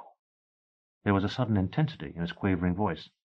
"Severian, the king was elected at the Marchfield. Counts were appointed by the kings. That was what they called the Dark Ages. A baron was only a freeman of Lombardy." The little girl I had lifted to the ceiling appeared as if from nowhere and called to us, "There's food. Aren't you coming?" And I stood up and said, "I'll get us something. It might make you feel better." "It became ingrained. It all endured too long." As I walked toward the crowd, I heard him say, "The people didn't know." Prisoners were walking back with small loaves cradled in one arm. By the time I reached the doorway, the crowd had thinned, and I was able to see that the doors were open. Beyond it, in the corridor, an attendant in a mitre of starched white gauze watched over a silver cart. The prisoners were actually leaving the antechamber to circle around this man. I followed them, feeling for a moment that I had been set free. The illusion was dispelled soon enough. Astarii stood at either end of the corridor to bar it, and 2 more crossed their weapons before the door leading to the well of green chimes. Someone touched my arm, and I turned to see the white-haired Nicariti. "You must get something," she said. "If not for yourself, then for your friend. They never bring enough." I nodded, and by reaching over the heads of several persons, I was able to pick up a pair of sticky loaves. "How often do they feed us?" Twice a day. You came yesterday just after the second meal. Everyone tries not to take too much, but there is never quite enough. These are pastries, I said. The tips of my fingers were coated with sugar icing, flavored with lemon, mace, and turmeric. The old woman nodded. They always are, though they vary from day to day. That silver biggin holds coffee, and there are cups on the lower tier of the cart. Most of the people confined here don't like it and don't drink it. I imagine a few don't even know about it. All the pastries were gone now, and the last of the prisoners, save for Nicorete and me, had drifted back into the low-ceilinged room. I took a cup from the lower tier and filled it. The coffee was very strong and hot and black, and thickly sweetened with what seemed to me thyme honey. Aren't you going to drink it? I'm going to carry it back to Jonas. Will they object if I take the cup? I doubt it, Nicorete said, but as she spoke she jerked her head toward the soldiers. They had advanced their spears to the position of guard, and the fires at the spearheads burned more brightly. With her I stepped back into the antechamber, and the doors swung closed behind us. I reminded Nicorete that she had told me the day before that she was here by her will, and asked if she knew why the prisoners were fed on pastries and southern coffee. You know yourself, she said. I hear it in your voice. No, it's only that I think Jonas knows. Perhaps he does. It is because this prison is not supposed to be a prison at all. Long ago, I believe before the reign of Emar, it was the custom for the autarch himself to judge anyone accused of a crime committed within the precincts of the House Absolute. Perhaps the autarchs felt that by hearing such cases they would be made aware of plots against them. Or perhaps it was only that they hoped that by dealing justly with those in their immediate circle they might shame hatred and disarm jealousy. Important cases were dealt with quickly, but the offenders in less serious ones were sent here to wait. The doors, which had closed such a short time ago, were opening again. A little ragged, gap-toothed man was pushed inside. He fell sprawling, then picked himself up and threw himself at my feet. It was Hether. Just as they had when Jonas and I had come, the prisoners swarmed around him, lifting him up and shouting questions. Nicorete, soon joined by Lomer, forced them away and asked Hether to identify himself.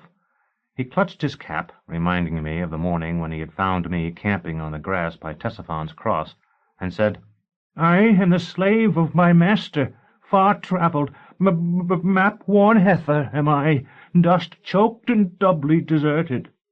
Looking at me all the while with bright, deranged eyes like one of the chatelaine Lelia's hairless rats that ran in circles and bit their own tails when one clapped one's hands. I was so disgusted by the sight of him, and so concerned about Jonas, that I left at once and went back to the spot where we had slept.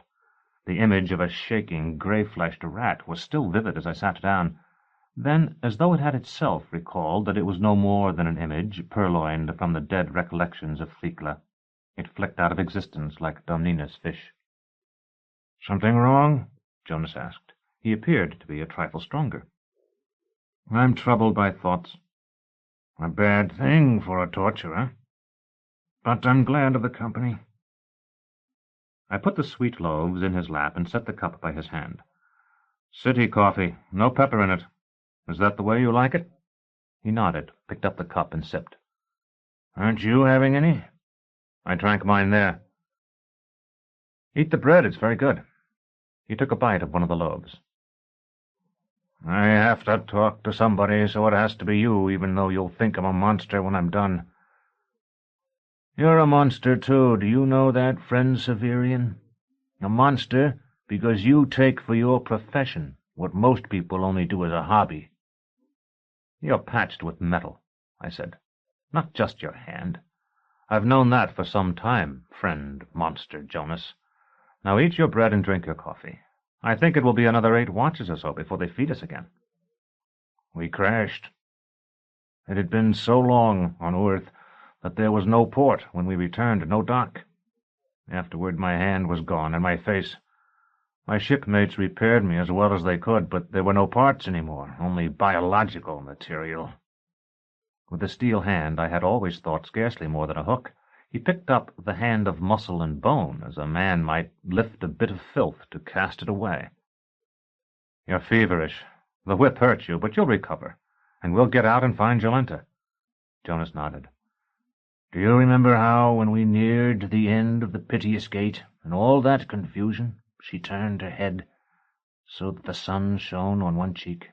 I told him I did. "I've never loved before, never in all the time since our crew scattered." "If you can't eat anything more, you ought to rest now." "Severian." He gripped my shoulder as he had before, but this time with his steel hand. It felt as strong as a vise. "You must talk to me. I cannot bear the confusion of my own thoughts." For some time I spoke of whatever came into my head, without receiving any reply. Then I remembered Thecla, who had often been oppressed in much the same way, and how I had read to her. Taking out her brown book, I opened it at random.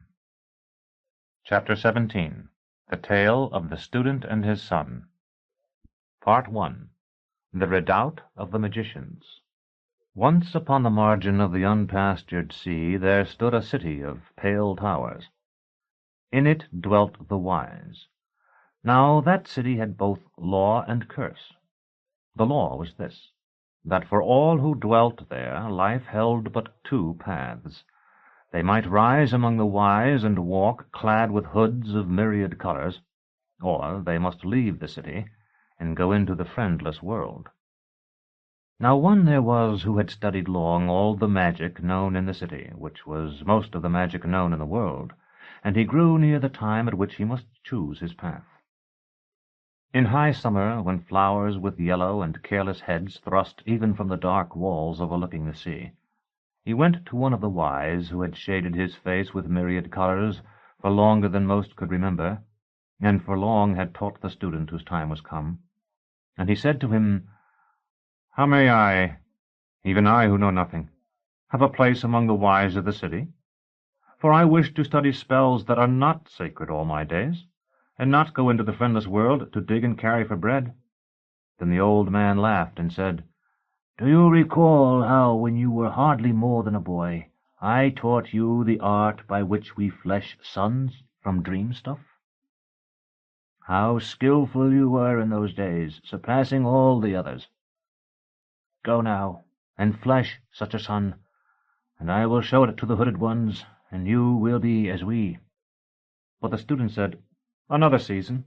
Let pass another season, and I will do everything you advise." Autumn came, and the sycamores of the city of pale towers, that was sheltered from the sea winds by its high wall, dropped leaves like the gold manufactured by their owners, and the wild salt geese streamed among the pale towers, and after them the ossifrage and the lammergeier.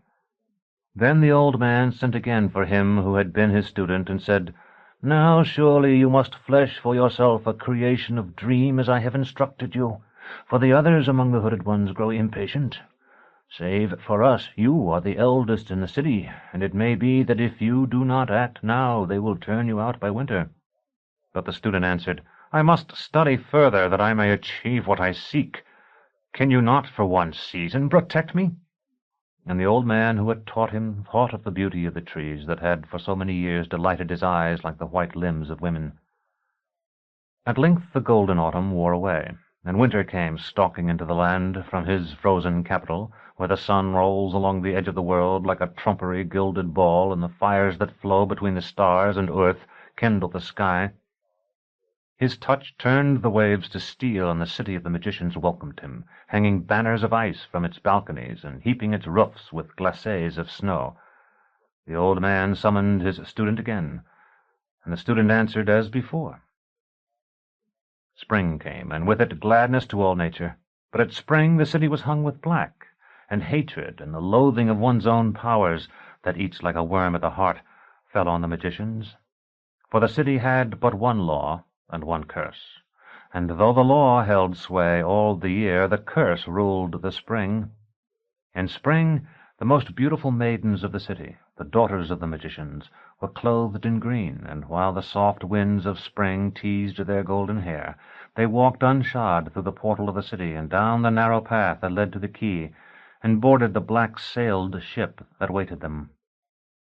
And because of their golden hair, and their gowns of green file, and because it seemed to the magicians that they were reaped like grain, they were called corn maidens.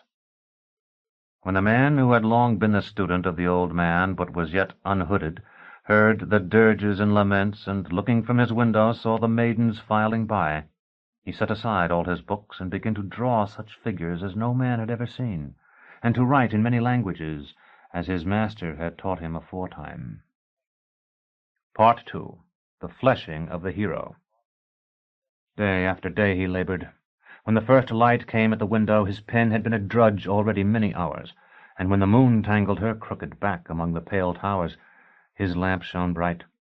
At first it seemed to him that all the skill his master had taught him of old had deserted him, for from the first light to the moonlight he was alone in his chambers, save for the moth that fluttered sometimes to show the insignia of death at his undaunted candle-flame. Then there crept into his dreams, when sometimes he nodded over the table, another, and he, knowing who that other was, welcomed him, though the dreams were fleeting and soon forgotten. He labored on, and that which he strove to create gathered about him as smoke collects about the new fuel thrown upon a fire almost dead. At times, and particularly when he worked early or late, and when, having at long last laid aside all the implements of his art, he stretched himself at length upon the narrow bed provided for those who had not yet earned the many-coloured hood, he heard the step, always in another room, of the man he hoped to call into life. In time these manifestations, originally rare, and indeed at first limited almost entirely to those nights when thunder rumbled among the pale towers, became common, and there were unmistakable signs of the other's presence, a book he had not unshelved in decades lying beside a chair. Windows and doors that unlocked as it seemed of themselves, an ancient alfange, for years past an ornament hardly more deadly than a trompeur picture, found cleansed of its patina, gleaming and newly sharp. One golden afternoon, when the wind played the innocent games of childhood with the fresh-fledged sycamores, there came a knock at the door of his study. Not daring to turn or express even the smallest part of what he felt by his voice, or even to desist from his work, he called, "Enter." As doors open at midnight, though no living thing stirs, the door began, a thread's width at a time, to swing back. Yet as it moved, it seemed to gather strength, so that when it was open, as he judged by the sound, enough that a hand might have been thrust into the room, it seemed that the playful breeze had come in by the window to push life into its wooden heart. And when it was open, as he judged again, wider still, so much so that a diffident helot might have entered with a tray, it seemed a very sea-storm seized it and flung it back against the wall. Then he heard strides behind him, quick and resolute, and a voice respectful and youthful, yet deep with a cleanly manhood, addressed him, saying, "Father, I little like to vex you when you are deep in your art, but my heart is sorely troubled and has been so these several days, and I beg you by the love you have for me to suffer my intrusion and counsel me in my difficulties." Then the student dared turn himself where he sat, and he saw standing before him a youth, haughty of port, wide of shoulder, and mighty of thew. Command was in his firm mouth, knowing wit in his bright eyes, and courage in all his face. Upon his brow sat that crown that is invisible to every eye, but can be seen even by the blind, the crown beyond price that draws brave men to a paladin, and makes weak men brave. Then the student said, "My son, have no fear of disturbing me now or ever, for there is nothing under heaven that I should rather see than your face. What is it that troubles you?" "Father," the young man said, "every night for many nights my sleep has been rent with the screams of women, and often I have seen, like a green serpent called by the notes of a pipe, a column of green slip down the cliff below our city to the quay. And sometimes it is vouchsafed me in my dream to go near, and then I see that all who walk in that column are fair women, and that they weep and scream and stagger as they walk, so that I might think them a field of young grain beaten by a moaning wind. What is the meaning of this dream?" "My son," said the student, "the time has come when I must tell you what I have concealed from you until now. fearing that in the rashness of your youth you might dare too much before the time was ripe. Know that this city is oppressed by an ogre, who each year demands of it its fairest daughters, even as you have seen in your dreams." At this the young man's eyes flashed, and he demanded, "Who is this ogre, and what form has he, and where does he dwell?" "His name no man knows, for no man can approach near enough. His form is that of a navigscapet, which is to say that to men he appears a ship having upon its deck, which is in truth his shoulders, a single castle, which is his head, and in the castle a single eye. But his body swims in the deep waters with a skate and a shark, with arms longer than the most lofty masts, and legs like pilings that reach even to the floor of the sea. His harbor is an isle to the west, where a channel with many a twist and bend, dividing and redividing, reaches far inland. It is on this isle, so my lore teaches me, that the corn maidens are made to dwell, and there he rides at anchor in the midst of them, turning his eye ever to left and right to watch them in their despair." Part 3. The Encounter with the Princess. Then the young man fared forth, and gathered to him other young men of the city of the magicians to be his crew, and from those who wore the colored hoods he obtained a stout ship, and all that summer he and the young men he had gathered to him armored her, and mounted on her sides the mightiest artillery, and 100 times practised the making of sail, and the reefing of sail, and the firing of the guns, until she answered as a blooded mare does to the rein. For the pity they felt for the corn maidens, they christened her Land of Virgins. At last, when the golden leaves fell from the sycamores, even as the gold manufactured by magicians falls at last from the hands of men, and the grey salt geese streamed among the pale towers of the city, with the lammergeier and the ossifrage screaming after them, the youths set sail. Much befell them on the whale road to the isle of the ogre that has no place here, but at the end of those adventures the lookouts saw before them a country of tawny hills dotted with green, and even as they shaded their eyes to see it, the green grew greater and greater still. Then the young man, whom the student had fleshed from dreams, knew that it was indeed the isle of the ogre, and that the corn maidens were hastening to the shore for the sight of his sail. Then were the great guns readied, and the flags of the city of the magicians, that are all of yellow and black, were hung in the rigging. Near they came, and nearer, until, fearing to run aground, they put about and beat along the coast. The corn maidens followed them, and following attracted more of their sisterhood, until they covered all the land like grain indeed. But the young man did not forget what he had been told, that the ogre lived among the corn maidens. After a half-day's sailing they rounded a point and saw that the coast fell away as a deep channel that did not end, but wound its way among the low hills of the country until it was lost to sight. At the entrance to this channel stood a calotte of white marble, surrounded by gardens, and here the young man ordered his companions to cast anchor, and went ashore.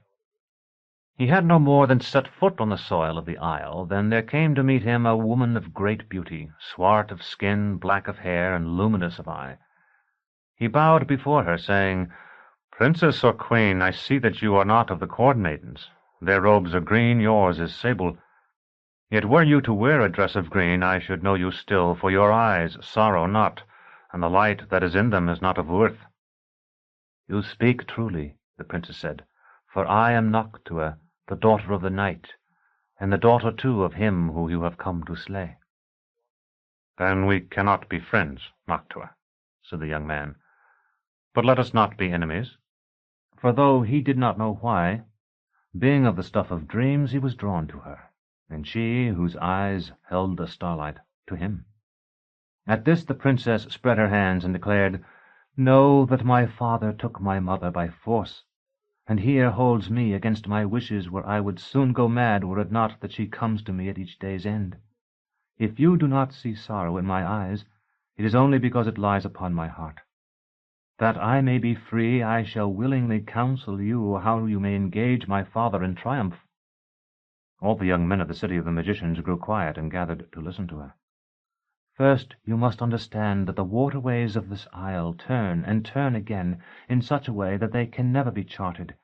You can by no means use sail as you wander them, but must kindle your furnaces ere you go farther." "I have no fear of that," said the young man, fleshed from dreams. "Half a forest was laid waste to fill our bins, and those great wheels you see shall walk these waters with a tread of giants." At that the princess trembled and said, "Oh, speak not of giants, for you know not what you say. Many ships have come as you have, until the oozy bottoms of all these measureless channels are white with skulls. For it is the custom of my father to allow them to wander among the islets and straits until their fuel is spent, however much it may be, and then coming upon them by night, when he can see them by the glow of their dying fires, and they not see him, slay them." Then the heart of the young man, fleshed from dreams, was troubled, and he said, "We will seek him as we are sworn, but is there no way in which we may escape the fate of those others?" At this the princess took pity on him, for all who have the stuff of dreams about them seem fair in some degree, at least to the daughters of night, and he fairest of all. Thus she said, "To find my father before your last stick is burned, you need only search out the darkest water, for wherever he passes his great body raises a foul mud, and by observing it you may discover him. But each day you must begin the search at dawn, and at noon desist, for otherwise you may come upon him by twilight, and it will go evilly with you." "For this counsel I would have given my life," said the young man, and all his companions who had come ashore with him raised a cheer. "For now we will surely overcome the ogre." At this the solemn face of the princess became more sober yet, and she said, "No, not surely, for he is a dread antagonist in any sea fight. But I know a stratagem that may aid you. You have said that you came well supplied. Have you tar to pay your ship, should she leak?" "Many barrels," said the young man. "Then when you fight, see that the wind blows from yourself to him, and when the fight is hottest, which will not be long after you have joined, have your men cast tar into your furnaces. I cannot promise that it will give you the victory, but it will aid you greatly." At this all the young men thanked her most extravagantly, and the court maidens who had stood shyly by, while the young man fleshed from dreams and the daughter of night spoke, raised such a cheer as maidens raise, a cheer not strong, but filled with joy. Then the young men made ready to depart, kindling the fires in the great furnaces amidships until the white spectre was born that drives good ships ahead no matter what wind may blow. And the princess watched them from the strand and gave them her blessing. But just as the great wheels began to turn, so slowly at first that they appeared scarcely to move, she called the young man, fleshed from dreams, to the railing, saying, "It may be that you shall find my father. Should you find him, it may be that you shall defeat him, laying low even such prowess as his. Yet even so, you may be sorely vexed to find your way to the sea once more, for the channels of this isle are most wondrously wrought. Yet there is a way. From my father's right hand you must flay the tip of the first finger. There you will see 1,000 tangled lines. Be not discouraged, but study it closely, for it is the map he followed in webbing the waterways, that he himself might always have it by him." Part 4. The Battle with the Ogre. Inland they turned their bow, and even as the princess had foretold, the channel they followed soon divided, and divided again, until there were 1,000 forking channels and 10,000 islets. When the shadow of the mainmast was no larger than a hat, the young man, fleshed from dreams, gave orders that the anchors be cast and the fires banked, and there for a long afternoon they waited, oiling the guns and readying the powder, and preparing all that might be needful in the hardest fought battle. At length night came, and they saw her striding from islet to islet with her bats about her shoulders and her dire wolves dogging her steps. No more than an easy carronade shot from their anchorage she seemed, yet they all observed that she passed not before Hesperus or even Sirius, but they before her. For a moment only she turned her face toward them, and none could be certain what her look conveyed. But all of them wondered if indeed the ogre had taken her without her will, as her daughter had said. And if so, if she had not lost the resentment she might be imagined to have felt. With the first light the trumpet sounded from the quarter-deck, and the banked fires were fed new fuel. But as the dawn breeze stood fair for the channel they held, the young man ordered all plain sail set before the great wheels were ready to take their first step, and when the white spectre wakened, the ship pressed forward at double speed. For many leagues that channel ran, not straight, but near enough that there was no need to furl the sails or even put about. 100 others crossed it, and at each they studied the water, but each was translucent as crystal. To tell the strange sights they beheld on the islets they passed would require a dozen tales as long as this. Women stem-grown like flowers overhung the ship, and in kissing them sought to smear their faces with the powder from their cheeks. Men to whom wine had brought death long before lay by springs of wine and drank still, too stupefied to know their lives were past. Beasts that would be omens to future times, with twisted limbs and fur of colours never seen, waited the nearer approach of battles, earthquakes, and the murders of kings. At last the youth who stood first mate to the young man, fleshed from dreams, approached him where he waited near the steersman, saying, "Far we have travelled on this channel already, and the sun that had not shown his face when we bent our sails approaches his zenith. Following it we have crossed 1,000 others, and none has shown a trace of the ogre. May it not be that it is an unlucky course we take? Would not it be wiser to turn aside soon and try another?" Then the young man answered, "Even now we pass a channel to starboard. Look down and tell me if its waters are more soiled than our own." The youth did as he was bid, and said, "Nay, clearer." "Soon now another opens to port. To what depth can you see?" The youth waited until the ship stood opposite the channel of which the young man spoke, and then he answered, "To the utmost. I see the wreck of a ship of long time past, many a fathom down." "And can you see so far in this channel we sail now?" Then the youth looked at the waters they cleaved, and they were become as ink, and the very splatters that flew from the labouring wheels might have been rooks and ravens. At once understanding came to him, and he shouted to all the others to stand by the guns, for he could not tell them to make ready who had made ready so long before. Ahead lay an islet, higher than most, crowned with tall and sombre trees, and here the channel bent gently, so that the wind that had been dead astern was at the quarter. The steersman shifted his grip on the wheel, and the watch paid out certain sheets and tightened others, and the ship's prow came around the quick curve of the cliff, and there before them lay a long hull of narrow beam, with a single castle of iron amidships, and a single gun larger than any they carried, thrusting from its one embrasure. Then the young man, fleshed from dreams, opened his lips to shout to the bow-chaser crews that they should fire. Before the words could be spoken, the great gun of their enemy roared, and its sound was not as thunder or as any other sound familiar to the ears of men, but rather it seemed that they had stood in a tall tower of stone, and it had fallen all around them in a moment. And the ball of that shot struck the breech of the first gun of their starboard battery, and striking it, broke it to pieces, and shattered itself as well, so that the fragments of the breaking of both scattered through the ship like dark leaves before a great wind, and many died thereby. Then the steersman, waiting no order, swung the ship about until her port battery bore, and the guns fired each by the will of the man that pointed it, as wolves howl at the moon.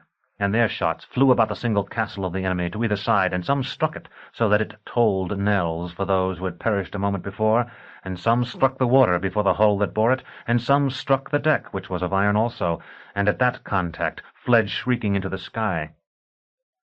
Then the single gun of their enemies spoke again. And so it continued, in moments that seemed whole years of time. At last the young man bethought him of the advice of the princess, the daughter of night. But though the wind blew strong, it was hardly more than astern of his ship, and if he were to shift until it blew from him to his enemy, as the princess had counselled, for many moments no gun would bear but the bow-chasers, and then, when a battery might be brought to bear, it would be the starboard, of which one gun was destroyed and so many men dead. But it came to him in that moment that they fought as 100 others had fought, and that these 100 others were all dead, their ships sunk, and their bones scattered among the myriad channels that whirled and tangled the face of the Isle of the Ogre. Then he gave his order to the steersman, but none answered, for he was dead, and the wheel he had held him. So seeing, the young man, fleshed from dreams, took the spokes in his own hands, and presented to their enemy the ship's narrow bow. Then it was seen how the three sisters favour the bold, for the next shot from their enemy, that might have raked her from stem to stern, went to port by the length of an oar, and the next to starboard by the width of a boat. Now their enemy, who had stood fast before, neither seeking to fly nor to close, swung about. Seeing that he would escape them if he could, the crew raised a great shout as though already they had won the victory. But marvelous to see, the single castle, which all had until then believed fixed, swung about the other way, so that its great gun, that was greater than any of their own, still bore. A moment later, and its ball had struck them amidships, dashing a gun of the starboard battery from its truck as a drunken man might fling an infant from its cradle, and sending it skittering across the deck and smashing everything in its path. Then the guns of the battery, those that remained, spoke all in a chorus of fire and iron, and because the distance was now less than half what it had been, or perhaps only because their enemy, having shown fear, had weakened the fabric of his being, their shot no longer struck his castle with an empty clanging, but with a cracking, as though the bell that will toll the end of the world were breaking, and ragged flaws sprang to life on the oiled blackness of the iron. Then the young man shouted into the gosport to those who had remained faithfully in the engine-room, feeding the furnaces with tree-rack, telling them to cast tar into the flames, as the princess had counselled them. At first he feared that all there were dead, then that the order was not understood in the din of battle, but a shadow fell upon the sun-brightened water that stretched between their enemy and himself, and he looked upward. In ancient times, so it is said, a tattered child, the daughter of a fisherman, found on the sand a stoppered flask, and by breaking the seal and drawing forth the cork, became queen from ice to ice. Just so it seemed, an elemental being, strong with the strength of the forging of creation, debouched from the tall smokestacks of their ship, tumbling over himself in dark joy and growing with a rush, as the wind comes. And the wind came indeed, and it seized him with its uncounted hands and bore him as a solid mass down upon their enemy. Even when nothing more could be seen, neither the long dark hull with its deck of iron, nor the single gun whose mouth had spoken words to doom them, they wasted no moment, but fell to their guns and fired into the blackness, and from time to time they heard the gun of their enemy also firing, but no flash did they see, and where those shots struck they could not say. It may be they have struck nothing yet, and still circle around the world seeking their target. They fired until the barrels shone like ingots newly come from the crucible. Then the smoke that had poured forth so long diminished, and those below shouted by the gosport that all the tar was consumed, and the young man, fleshed from dreams, ordered that firing cease, and the men who had worked the guns fell upon the deck like so many corpses, too exhausted even to beg water. The black cloud melted, not as fog melts in the sun, but as an army strong to evil dissolves before repeated charges, giving here, stubbornly standing there, still mustering a wisp of skirmishers when it seems all has given way. In vain, then, they searched the new polished waves for their enemy. Nothing could they see, not his hull, nor his castle, nor his gun, nor any plank or spar. Slowly, so cautiously it might have been thought they feared an unseen foe, they advanced to the very spot where he had lain at anchor, noting the shattered trees and furrowed ground of the islet beyond, where their shot had spent its energies. When they were over the point at which that long iron hull had lain, the young man, fleshed from dreams, ordered the great wheels reversed, and at last halted, so that they rested as quietly as their opponent had. Then he strode to the rail and looked down, but with such an expression that no one, not even the most brave, dared to look at him. When he lifted his eyes at last, his face was set and grim, and with no word to any man he took himself to his cabin and barred the door. Then the youth that was second to him ordered the ship put about, that they might return to the white calotte of the princess, and he ordered also that wounds be bandaged, and pumps set in motion, and such repairs as could be made begun.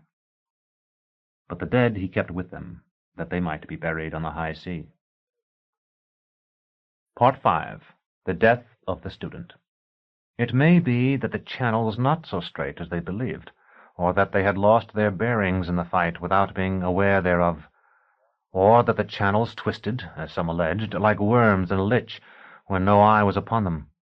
Whatever the truth might be, all day they steamed, for the wind had died away, and by the last light saw only that they cruised among islets unknown. All night they lay to. When morning came, the youth called to him such others as he felt might offer the most valuable counsel, but none of them could suggest anything save calling upon the young man fleshed from dreams, which they were loath to do, or pressing onward until they reached open waters or the calotte of the princess. That they did all day, striving to hold a straight course, but winding against their will among the many turnings of the channels, and when night came again their position was no better than before.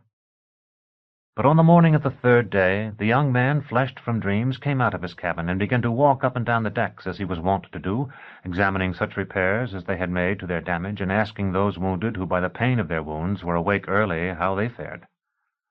Then the youth and those who had advised him came to him, and they explained all that they had done, and asked how they might find the sea again, that they might bury the dead and return to their homes in the city of the magicians. At this he looked up into the very vault of the firmament, and some thought he prayed, and some that he sought to restrain the anger he felt against them, and some only that he hoped to gain inspiration there. But so long did he stare that they waxed afraid, even as they had when he had peered into the water, and one or two began to creep away. Then he said to them, "Behold, do you not see the sea-birds? From every corner of the sky they stream. Follow them." Until morning was nearly done, they followed the birds in so far as the winding channels permitted, and at last they saw them wheeling and diving at the water ahead, so their white wings and ebon heads seemed a cloud low hung in their course, a cloud fair without, but thunderous within. Then the young man, fleshed from dreams, told them to load a carronade with powder only, and to fire it. And at the crash of the gun all those sea-birds rose, mewing and crying, and where they had been the crew saw a great piece of carrion floating, which seemed to them to have been a beast of the land, for it had, as they thought, a head and legs 4. But it was greater than many elephants. When they were near, the young man ordered the boat put into the water, and when he climbed aboard they saw that he had thrust into his belt a great alfange whose blade caught the sun. For a time he labored over the carrion, and when he returned he carried a chart, the largest any of them had seen, drawn upon untanned hide. By dark they reached the calotte of the princess. All waited on board while her mother visited her, but when that terrible woman was gone, all who could walk went ashore, and the corn maidens crowded about them, 100 to each youth, and the young man, fleshed from dreams, took the daughter of night into his arms, and led them all in dances. None of them ever forgot that night. The dew found them beneath the trees of the princess's garden, half smothered in flowers. For a time they slept so, but when afternoon threw backward the shadows of their masts, they were awake. Then the princess bade farewell to the isle, and swore that though she might visit every country over which her mother strode, she never would return there, and the corn maidens swore likewise. Too many of them there were perhaps for the ship to hold, yet it held them, so that all the decks were green with their gowns and gold with their hair. Many adventures they had in making their way back to the city of the magicians. This tale might tell how they cast their dead into the sea with prayers, yet afterwards saw them in the rigging by night, or how certain of the corn maidens wed those princes who, having spent years so long enchanted that they were loath to leave that life, and have in that time learned much of gramarye, build palaces on lily pads and are seldom seen by men. But all those things have no place here. Be it sufficient to say that as they neared the cliff at whose top stands the city of the magicians, the student who had fleshed the young man from dreams stood on the battlements, watching for them over the sea, and when he beheld their dark sails, smutted by the burning tar that had blinded their enemy, he believed them blackened in mourning for the young man, and he threw himself down, and so perished. For no man lives long when his dreams are dead. Chapter 18. Mirrors. As I read this idle tale, I looked at Jonas from time to time, but I never saw the least flicker of expression on his face, though he did not sleep. When it was complete, I said, "I'm not certain I understand why the student at once assumed his son was dead when he saw the black sails. The ship the ogre sent had black sails, but it came only once a year, and had already come." "I know," Jonas said.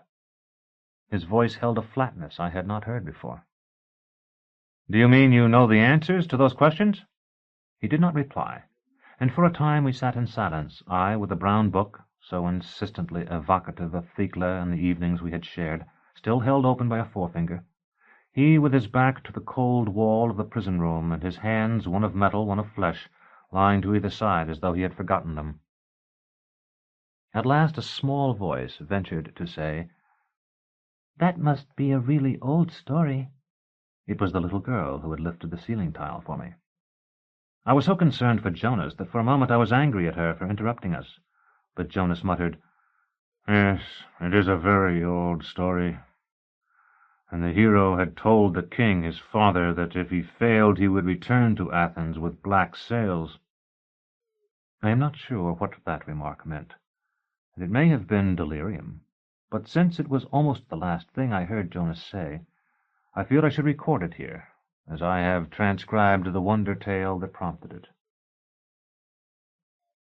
For a time both the girl and I endeavored to persuade him to speak again. He would not, and at last we desisted. I spent the remainder of the day sitting beside him, and after a watch or so, Hether, whose small store of wit, as I supposed, had soon been exhausted by the prisoners, came to join us. I had a word with Lomer and Nicarete, and they arranged that his sleeping place should be on the opposite side of the room. Whatever we may say, all of us suffer from disturbed sleep at times. Some, in truth, hardly sleep, though some who sleep copiously swear that they do not. Some are disquieted by incessant dreams, and a fortunate few are visited often by dreams of delightful character. Some will say they were at one time troubled in sleeping, but have recovered from it, as though awareness were a disease, as perhaps it is. My own case is that I usually sleep without memorable dreams, though I sometimes have them, as the reader who has gone this far with me will know, and seldom wake before morning. But on this night my sleep was so different from its usual nature that I have sometimes wondered if it should be called sleep at all. Perhaps it was some other state, posing as sleep, as Alzabos, when they have eaten of men, pose as men. If it was the result of natural causes, I attribute it to a combination of unfortunate circumstances. I, who had all my life been accustomed to hard work and violent exercise, had for that day been confined without either. The tale from the brown book had affected my imagination, which was still more stimulated by the book itself and its associations with Thecla, and by the knowledge that I was now within the walls of the house absolute itself, of which I had heard her speak so often. Possibly most important, my thoughts were oppressed by worry for Jonas, and by the feeling, which had been growing on me all day, that this place was the end of my journey, that I would never reach Thrax, that I would never rejoin poor Dorcas, that I would never restore the claw, or even rid myself of it, that in fact the Increate, whom the owner of the claw had served, had decreed that I, who had seen so many prisoners die, should end my own life as one.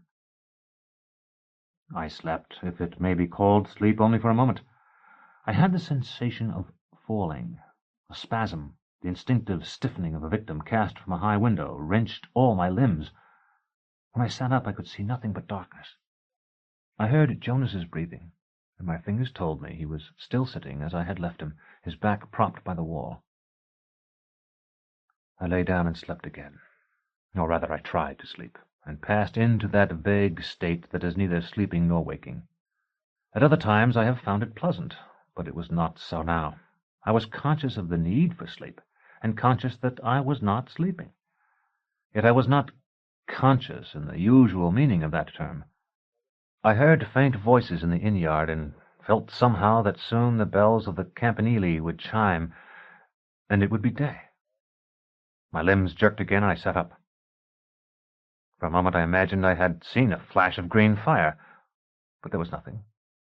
I had covered myself with my cloak. I threw it off, and in the instant it took to do so, remembered that I was in the antechamber of the house absolute, and that I had left the inn of Saltus far behind, though Jonas lay beside me still, on his back, his good hand behind his head.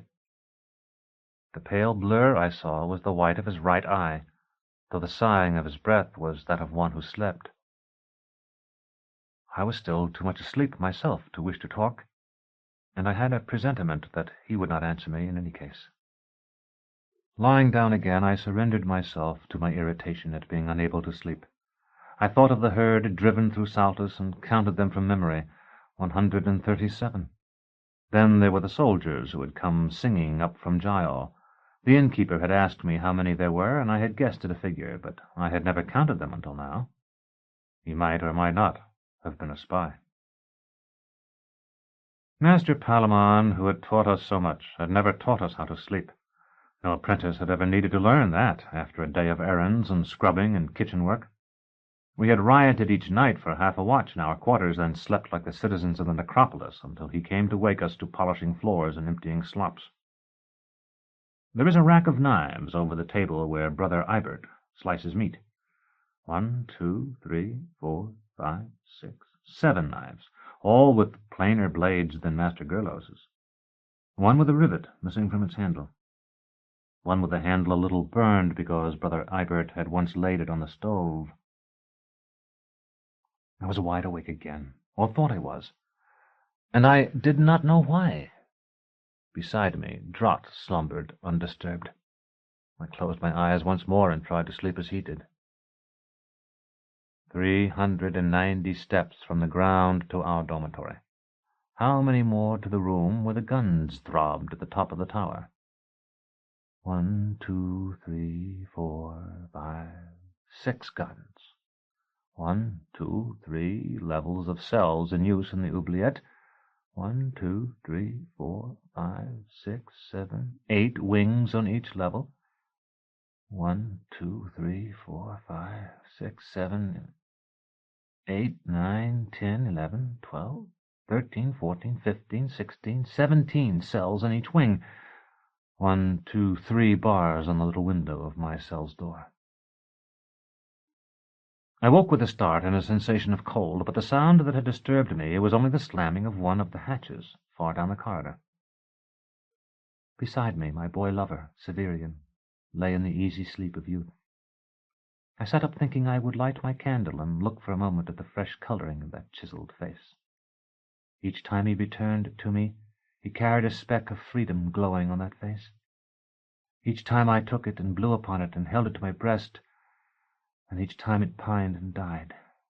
Yet sometime it would not, and then, instead of sinking deeper under this load of earth and metal, I would rise through metal and earth to the wind and the sky. Or so I told myself. If it was not true, still the only joy remaining to me was to gather in that speck. But when I groped for the candle, it was gone, and my eyes and my ears and the very skin of my face told me that my cell itself had vanished with it. There was dim light here, very dim, but not the light from the candle of the torturer in the corridor, the light that filtered through the 3 bars of my cell's hatch. Faint echoes proclaimed that I was in an area larger than 100 such cells. My cheeks and forehead, which had worn themselves away in signaling the nearness of my walls, confirmed it. I stood and smoothed my gown, and began to walk almost as a somnambulist might. 1, 2, 3, 4, 5, 6, 7 strides. Then the odor of close-kept bodies and confined air told me where I was. It was the antechamber. I felt a wrench of dislocation. Had the autarch ordered me carried here while I slept? Would the others spare their lashes when they saw me? The door! The door! My confusion was so great I nearly fell, borne down by the jumble of my mind. I wrung my hands, but the hands I wrung were not my own. My right hand felt a hand too large and too strong, and at the same instant my left hand felt a similar hand. Thecla fell from me like a dream, or I should say dwindled to nothing, and in dwindling vanished within me until I was myself again, and nearly alone. Yet I had caught it. The location of the door, the secret door through which the young exultants came by night with their energized lashes of braided wire, was still in my memory.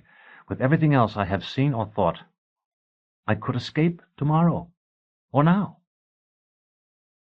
"Please," a voice beside me said, "where did the lady go?" It was the child again, the little girl with the dark hair and the staring eyes. I asked her if she had seen a woman. She took my hand in her own tiny one. "Yes, a tall lady, and I'm scared. There's a horrible thing in the dark. Did it find her?" "You're not afraid of horrible things, remember? You laughed at the green face." "This is different. a black thing that snuffles in the dark. There was real terror in her voice, and the hand that held mine shook. What did the lady look like? I don't know. I could only see her because she was darker than the shadows, but I could tell she was a lady by the way she walked. When I came to see who it was, there was nobody here but you. I understand, I told her, though I doubt that you ever will. Now you must return to your mother and go to sleep. It's coming along the wall, she said. Then she released my hand and vanished, but I am sure she did not do as I told her. Instead, she must have followed Jonas and me, for I have glimpsed her twice since I returned here to the House Absolute, where no doubt she exists on stolen food. It is possible she used to return to the antechamber to eat, but I have ordered that all the people confined there are to be freed, even if it is necessary, as I think it will be, to drive most of them forth at pike point. I have also ordered the Nicariti be brought to me, and when I was writing of our capture a moment ago, my chamberlain entered to say she waited my pleasure. Jonas lay as I had left him, and again I saw the whites of his eyes in the dark. You said it was necessary to go if you were to remain sane, I told him. Come, the sender of the Notules, whoever that may be, has laid his hands upon another weapon. I have found the way out, and we are going now. He did not move, and at last I had to take him by the arm and lift him up. Many of those parts of him that were metal must have been forged from those white alloys that deceived the hand by their lightness, for it was like lifting a boy. But the metal parts, and his flesh as well, had been wetted with some thin slime. My foot found the same filthy dampness on the floor nearby, and on the wall itself. Whatever it was the child had warned me of had come and gone while I spoke with her, and it had not been for Jonas that it had searched. The door by which the tormentors entered was not far from our sleeping place, in the center of the rearmost wall of the antechamber. It was unlocked by a word of power, as such ancient things almost always are. I whispered, and we passed through the hidden portal and left it standing open, poor Jonas striding beside me like a thing wholly metal. A narrow stairway, festooned with the webs of pale spiders and carpeted with dust, led by circuitous turnings downward. That much I recalled, but beyond the stair I could remember nothing. Whatever might come, the stale air tasted of freedom, so that merely to breathe it was pleasure. Worried though I was, I could have laughed aloud. Secret doors opened at many landings, but there seemed a chance, and more than a chance, that we might encounter someone as soon as we entered one, and the stair seemed deserted. Before I was seen by any resident of the House Absolute, I wished to be as far from the antechamber as possible. We had descended perhaps 100 steps when we reached a door painted with a crimson terratoid sign that appeared to me to be a glyph from some tongue beyond the shores of earth. At that moment I heard a tread upon the stair. There was neither knob nor latch, but I threw myself against the door, and after an initial resistance it flew open. Jonas followed me. It shut behind us so quickly that it seemed it should have made a great noise, though there was none. The chamber beyond the door was dim, but the light grew brighter when we had entered. After I had made certain there was no one present but ourselves, I made use of this light to examine him. His face was still fixed, as it had been when he sat with the wall of the antechamber at his back. Yet it was not the lifeless thing I had feared. It was the face almost of a man about to wake, and tears had left moist furrows down his cheeks. "Do you know me?" I asked, and he nodded without speaking. "Jonas, I must recover Terminus Est, if I can. I've run like any coward, but now that I've had a chance to think, I see I must go back for her. My letter to the Archon of Thrax is in her scabbard pocket, and I couldn't bear to part with her anyway. But if you want to try to escape this place, I'll understand. You're not bound to me." He did not appear to have heard. "I know where we are," he said, and raised one arm stiffly to point toward something I had taken to be a folding screen. I was delighted to hear his voice, and largely in the hope that he would speak again, I asked, "Where are we, then?" "On Earth," he answered, and strode across the room to the folded panels. Their backs were set with clustered diamonds, as I now saw, and enameled with such twisted signs as had been on the door. Yet these signs were no stranger than the actions of my friend Jonas when he threw the panels open. The rigidity I had remarked in him only a moment before was gone, yet he had not returned to his old self. It was then that I knew. We have all watched someone who has lost one hand, as he had, and replaced it with a hook or some other artificial contrivance, perform some task that involves both his real hand and the artificial one. So it was with Jonas when I watched him pull back the panels. But the prosthetic hand was the hand of flesh. When I understood that, I understood what he had said much earlier, that in the wreck of his ship his face had been destroyed. I said, "The eyes. They could not replace your eyes. Is that right? And so they gave you that face. Was he killed too?" He looked about at me in a way that told me he had forgotten I was present. "He was on the ground," he said. "We killed him by accident coming in. I needed his eyes and larynx, and I took some other parts." "That was why you were able to tolerate me, a torturer. You are a machine." "You are no worse than the rest of your kind. Remember that for years before I met you, I had become one of you. Now I am worse than you. You would not have left me, but I am leaving you. Now I have the chance, and it is the chance I sought for years as I went up and down the 7 continents of this world seeking the Hierodules and tinkering with clumsy mechanisms." I thought of all that had happened since I had carried the knife to Thecla. And though I did not follow everything he had said, I told him, "If it is your only chance, then go, and good luck. If I ever see Jolenta, I will tell her you once loved her, and nothing more." Jonas shook his head. "Don't you understand? I will come back for her when I have been repaired, when I am sane and whole." Then he stepped into the circle of panels, and a brilliant light kindled in the air above his head. How foolish to call them mirrors! They are to mirrors as the enveloping firmament is to a child's balloon. They reflect light, indeed, but that, I think, is no part of their true function. They reflect reality, the metaphysical substance that underlies the material world. Jonas closed the circle and moved to its center. For perhaps the time of the briefest prayer, something of wires and flashing, metallic dust danced above the tops of the panels before all was gone, and I was alone. Chapter 19. Closets. I was alone, and I had not been truly alone since I had entered his room in the tumble-down City Inn and seen Baldander's broad shoulders above the blankets. There had been Dr. Talos, then Aja, then Dorcas, then Jonas. The disease of memory gained upon me, and I saw the sharp silhouette of Dorcas, the giant, and the others as I had seen them when Jonas and I were being led through the plum grove. There had been men with animals as well, and performers of other kinds, all of them no doubt going to that part of the grounds where, as Thecla had often told me, the outdoor entertainments were held. I began to search the room with some vague hope of finding my sword. It was not there. Then it struck me that there was probably some repository near the antechamber where the goods of the prisoners were kept, most likely on the same level. The stair I had come down would only lead me into the antechamber itself again. The exit from the room of the mirrors took me only to another room, one in which curious objects were stored. Eventually I found a door that opened onto a dark and quiet corridor, carpeted and hung with paintings.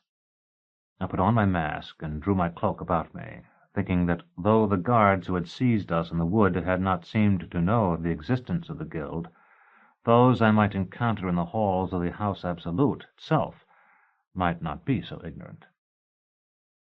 In the event, I was never challenged. A man in rich and elaborate clothing drew aside, and several lovely women stared at me curiously. I felt Thecla's memories stirring at the sight of their faces. At last I found another stair, not narrow and secretive like the one that had taken Jonas and me to the chambers of mirrors, but a broad, open flight of wide steps. I ascended some distance, reconnoitered the corridor there until I was certain I was still lower than the antechamber, then began to climb again, when I saw a young woman hurrying down the stair toward me. Our eyes met. In that moment I feel sure she was as conscious as I that we had exchanged glances thus before. In memory I heard her say again, "My dearest sister," in that cooing voice, and the heart-shaped face sprang into place. It was not Thea, the consort of Odalisque, but the woman who looked like her, and no doubt borrowed her name, whom I had passed on the stair in the house Azure, she descending and I climbing, just as we were now.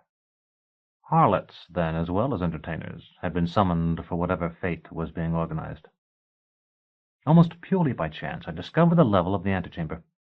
I had no sooner left the stair than I realized I was standing almost precisely where the Hastarii had stood while Nicariti and I talked beside the silver cart.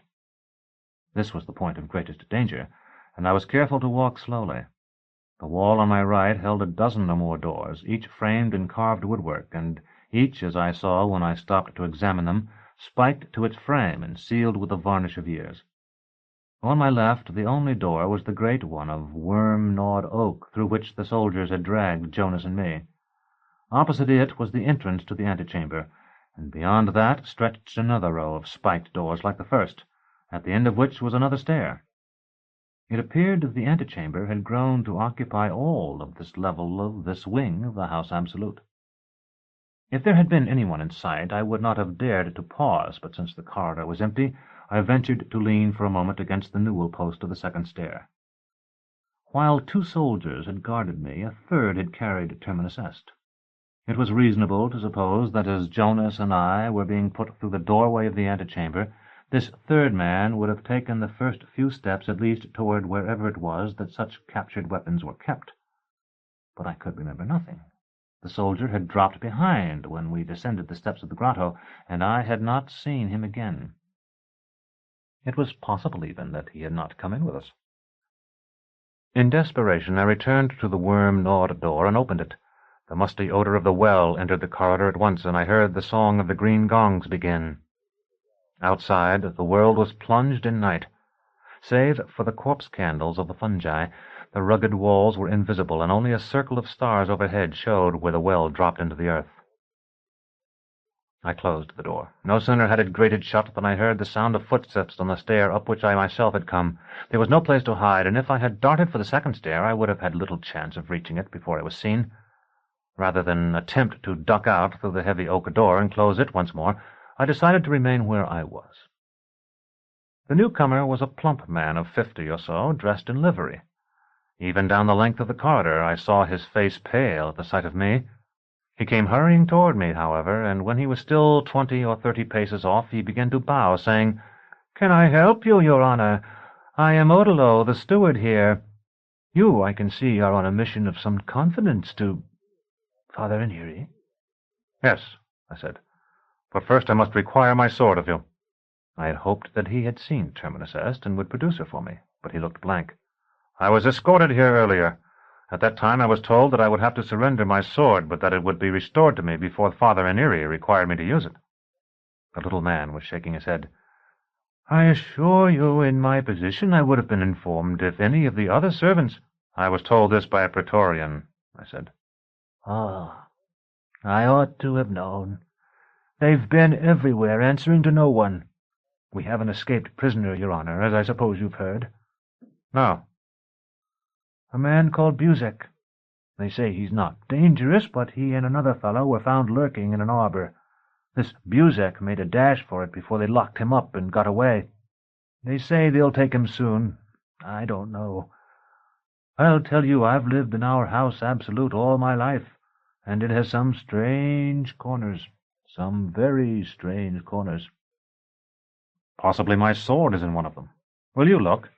He took half a step back, as though I had raised my hand to him. "Oh, I will, Your Honor, I will.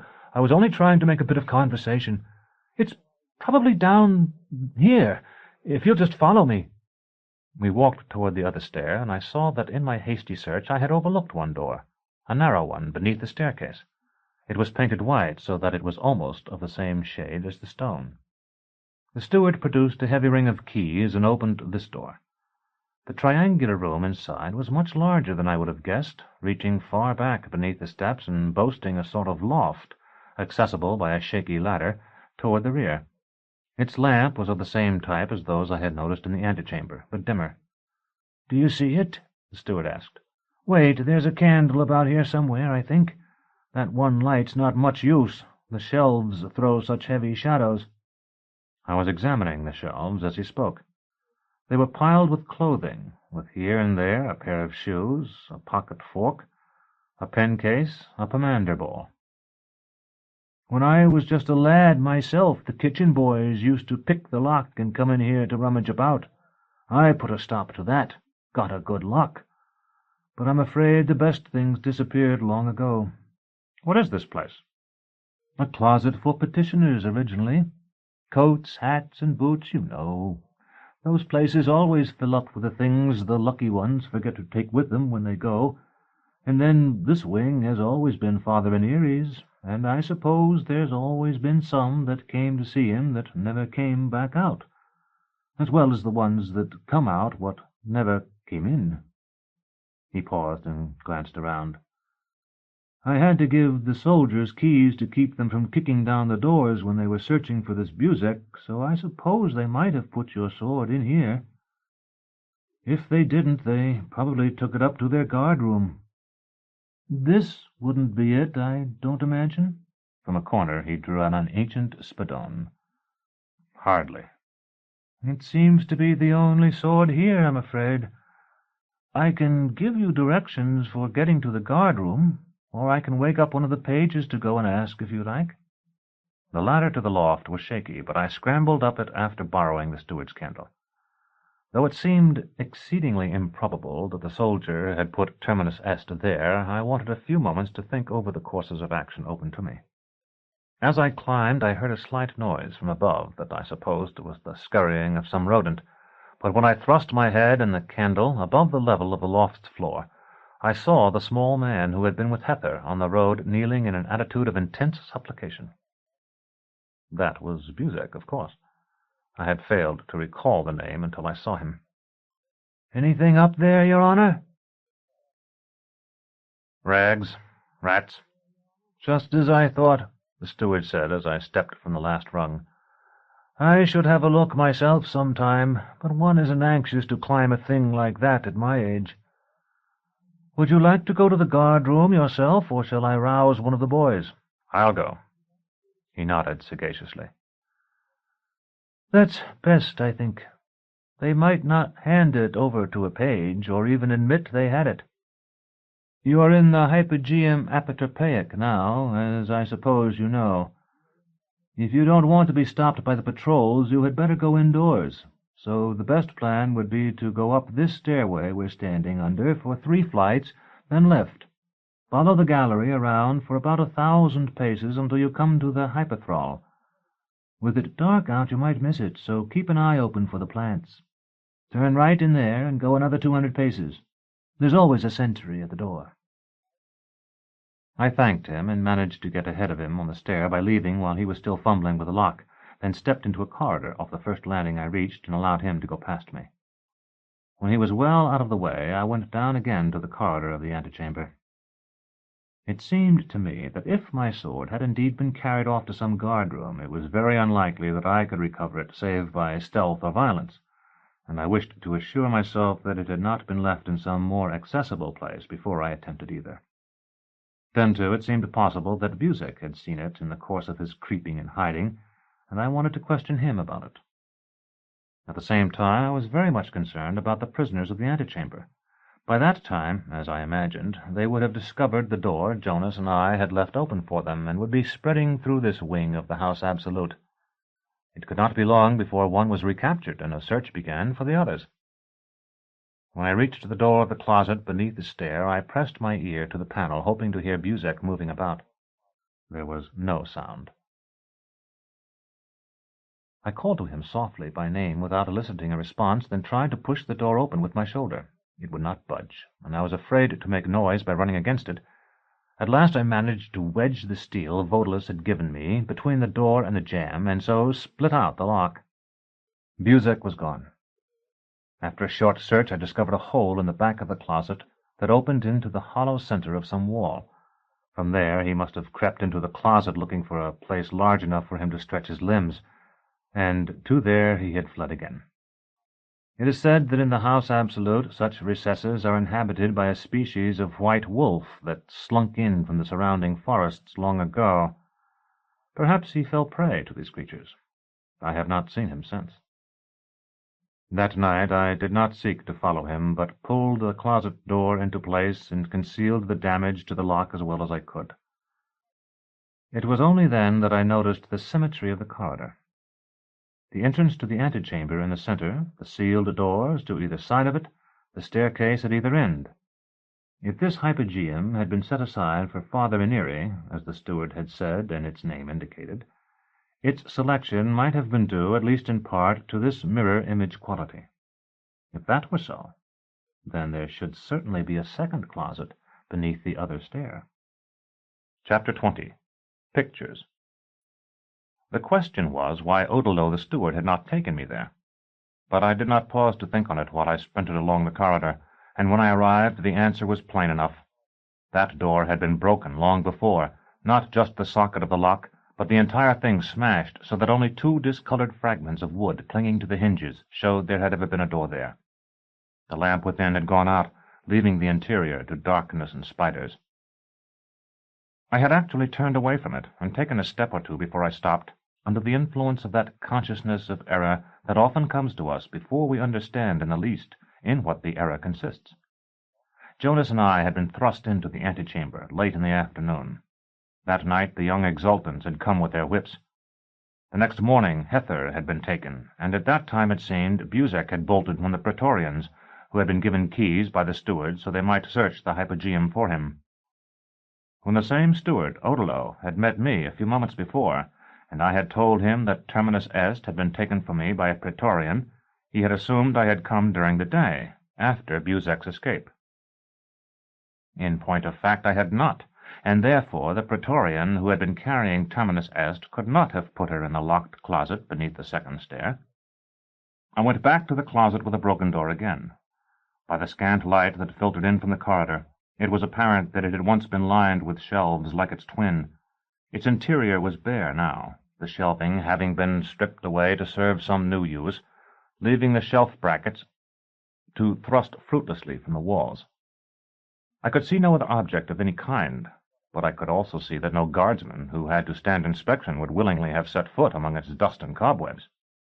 Without bothering to thrust my own head inside, I reached around the jamb of the broken door, and, with an indescribable mingling of triumph and familiarity, felt my hand close upon the beloved hilt.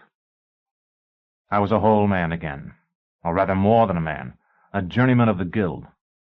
There in the corridor I verified that my letter remained in the pocket of the sheath, then drew the shining blade, wiped it, oiled it, and wiped it again, testing its edges with finger and thumb as I walked along. Now let the hunter in the dark appear. My next objective was to rejoin Dorcas, but I knew nothing of the location of Dr. Talos's company, except that they were to perform at a thyasis held in a garden, no doubt one of many gardens.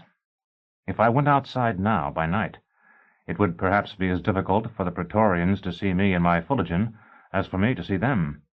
But I was unlikely to find any aid, and when the eastern horizon dropped below the sun, I would no doubt be apprehended as promptly as Jonas and I had been when we rode on to the grounds. If I stayed within the House Absolute itself, my experience with the steward indicated I might well pass unchallenged, and I might even come across someone who would give me information. Indeed, I hit upon the plan of telling anyone I met that I had been summoned to the celebration myself. I supposed it was not unlikely that an excruciation would be a part of the festivities, and that I had left the sleeping quarters assigned to me and lost my way. In that fashion I might discover where Dorcas and the rest were staying. Thinking upon this plan, I mounted the stair, and at the second landing turned off down a corridor I had not seen previously. It was far longer and more sumptuously furnished than the one before the antechamber.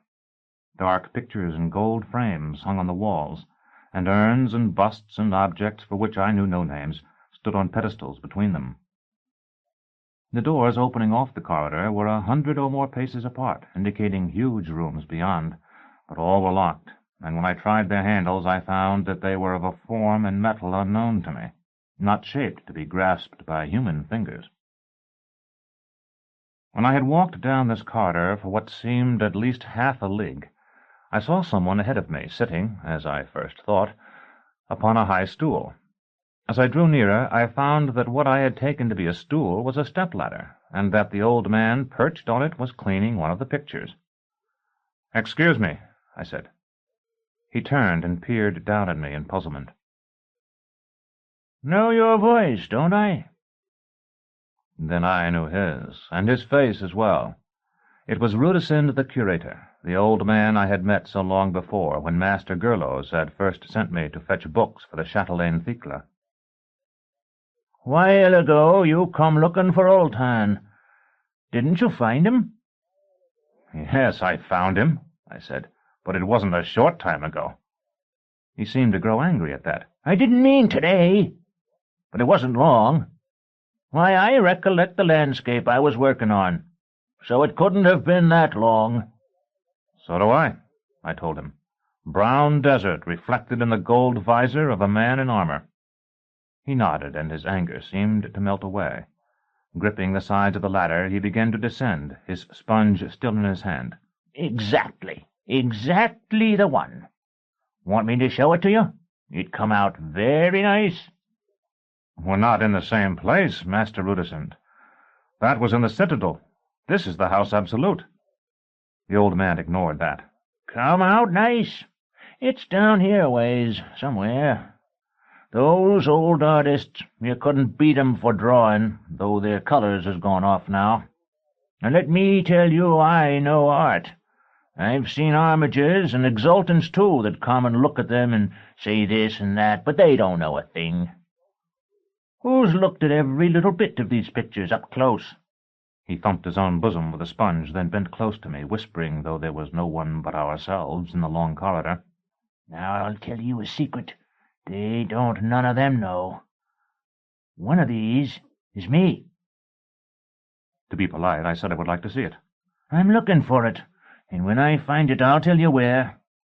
They don't know, but that's why I clean them all the time. Why, I could have retired. But I'm still here, and I work longer than any, except maybe Old Tan. He can't see the watch glass." The old man gave a long, cracked laugh. "I wonder if you could help me. There are performers here who have been summoned for the Thyasis. Do you know where they're quartered?" "I've heard tell of it," he said doubtfully. "The Green Room is what they call it." "Can you take me there?" He shook his head. "There's no pictures there, so I've never been, though there's a picture of it. Come and walk a ways with me. I'll find the picture and point it out to you." He pulled the edge of my cloak, and I followed him. "I'd rather you took me to someone who could guide me there." "I can do that, too. Old Tan has a map somewhere in his library. That boy of his will get it for you." "This isn't the Citadel," I reminded him again. "How did you come to be here, anyway? Did they bring you here to clean these?" That's right. He leaned on my arm. "There's a logical explanation for everything, and don't you forget it. That must have been the way. Father Aneri wanted me to clean his, so here I am." He paused, considering. "Wait a bit. I've got it wrong. I had talent as a boy, that's what I'm supposed to say. My parents, you know, always encouraged me, and I'd draw for hours. I recollect one time I spent all one sunny day sketching in chalk on the back of our house." A narrower corridor had opened to our left, and he pulled me down it. Though it was less well lit, nearly dark in fact, and so cramped that one could not stand at anything like the proper distance from them, it was lined with pictures much larger than those in the main corridor, pictures that stretched from floor to ceiling, and that were far wider than my outstretched arms. From what I could see of them, they appeared very bad, mere daubs. I asked Rudesund who it was who had told him he must tell me about his childhood. "Why, Father Aneri," he said, cocking his head up to look at me. "Who do you suppose?" He dropped his voice. "Senile, that's what they say. Been vizier to I don't know how many autarchs since Emar. Now you be quiet and let me talk. I'll find old Tan for you. An artist, a real one, came by where we lived. My mother, being so proud of me, showed him some of the things I'd done. It was Fechin himself, and the portrait he made of me hangs here to this day, looking out at you with my brown eyes. I'm at a table with some brushes and a tangerine on it. I'd been promised them when I was through sitting. I said, I don't think I have time to look at it right now. So I became an artist myself. Pretty soon I took to cleaning and restoring the works of the great ones. Twice I've cleaned my own picture. It's strange, I tell you, for me to wash my own little face like that. I keep wishing somebody would wash mine now, make the dirt of the years come off with his sponge. But that's not what I'm taking you to see. It's the green room you're after, ain't it? Yes, I said eagerly. Well, we've a picture of it right here. Have a look. Then when you see it, you'll know it. He indicated one of the wide, coarse paintings. It was not of a room at all, but seemed to show a garden, a pleasance bordered by high hedges, with a lily pond and some willows swept by the wind. A man in a fantastic costume of a llanero played a guitar there, as it appeared for no ear but his own. Behind him angry clouds raced across a sullen sky. After this you can go to the library and see Oltan's map, the old man said. The painting was of that irritating kind which dissolves into mere blobs of color unless it can be seen as a whole. I took a step backward to get a better perspective of it, then another. With the third step I realized I should have made contact with the wall behind me, and that I had not. I was standing, instead, inside the picture that had occupied the opposite wall. A dark room of ancient leather chairs and ebony tables. I turned to look at it, and when I turned back, the corridor where I had stood with Rudesund had vanished, and a wall covered with old and faded paper stood in its place. I had drawn Terminus Est without consciously willing to do so, but there was no enemy to strike. Just as I was on the point of trying the room's single door, it opened, and a figure in a yellow robe entered. Short white hair was brushed back from his rounded brow, and his face might almost have served a plump woman of 40. About his neck a phallus-shaped vial, I remembered, hung on a slender chain. "Ah," he said, "I wondered who had come. Welcome, Death." With as much composure as I could muster, I said, "I am the journeyman Severian of the Guild of Torturers, as you see. My entrance was entirely involuntary, and to be truthful, I would be very grateful to you if you could explain just how it happened. When I was in the corridor outside, this room appeared to be no more than a painting, but when I took a step or two back to view the one on the other wall, I found myself in here. By what art was that done?" "No art," the man in the yellow robe said. "Concealed doors are scarcely an original invention, and the constructor of this room did no more than devise a means of concealing an open door. The room is shallow, as you see. Indeed, it is shallower than you perceive even now, unless you are already aware that the angles of the floor and ceiling converge, and that the wall at the end is not so high as the one through which you came." "I see," I said, and in fact I did. As he spoke, that crooked room which my mind, accustomed always to ordinary ones, had tricked me into believing of normal shape, became itself, with a slanted and trapezoidal ceiling and a trapezoidal floor. The very chairs that faced the wall through which I had come were things of little depth, so that one could hardly have sat on them. The tables were no wider than boards. "The eye is deceived in a picture by such converging lines," the man in the yellow robe continued, "so that when it encounters them in reality, with little actual depth and the additional artificiality of monochromatic lighting, it believes it sees another picture, particularly when it has been conditioned by a long succession of true ones. Your entrance with that great weapon caused a real wall to rise behind you to detain you until you had been examined. I need hardly add that the other side of the wall is painted with the picture you believed you saw." I was more astounded than ever. "But how could the room know I carried my sword?" "That is more complex than I can well explain, far more so than this poor room.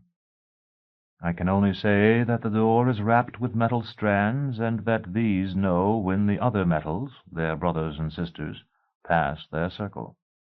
Did you do all this? Oh, no.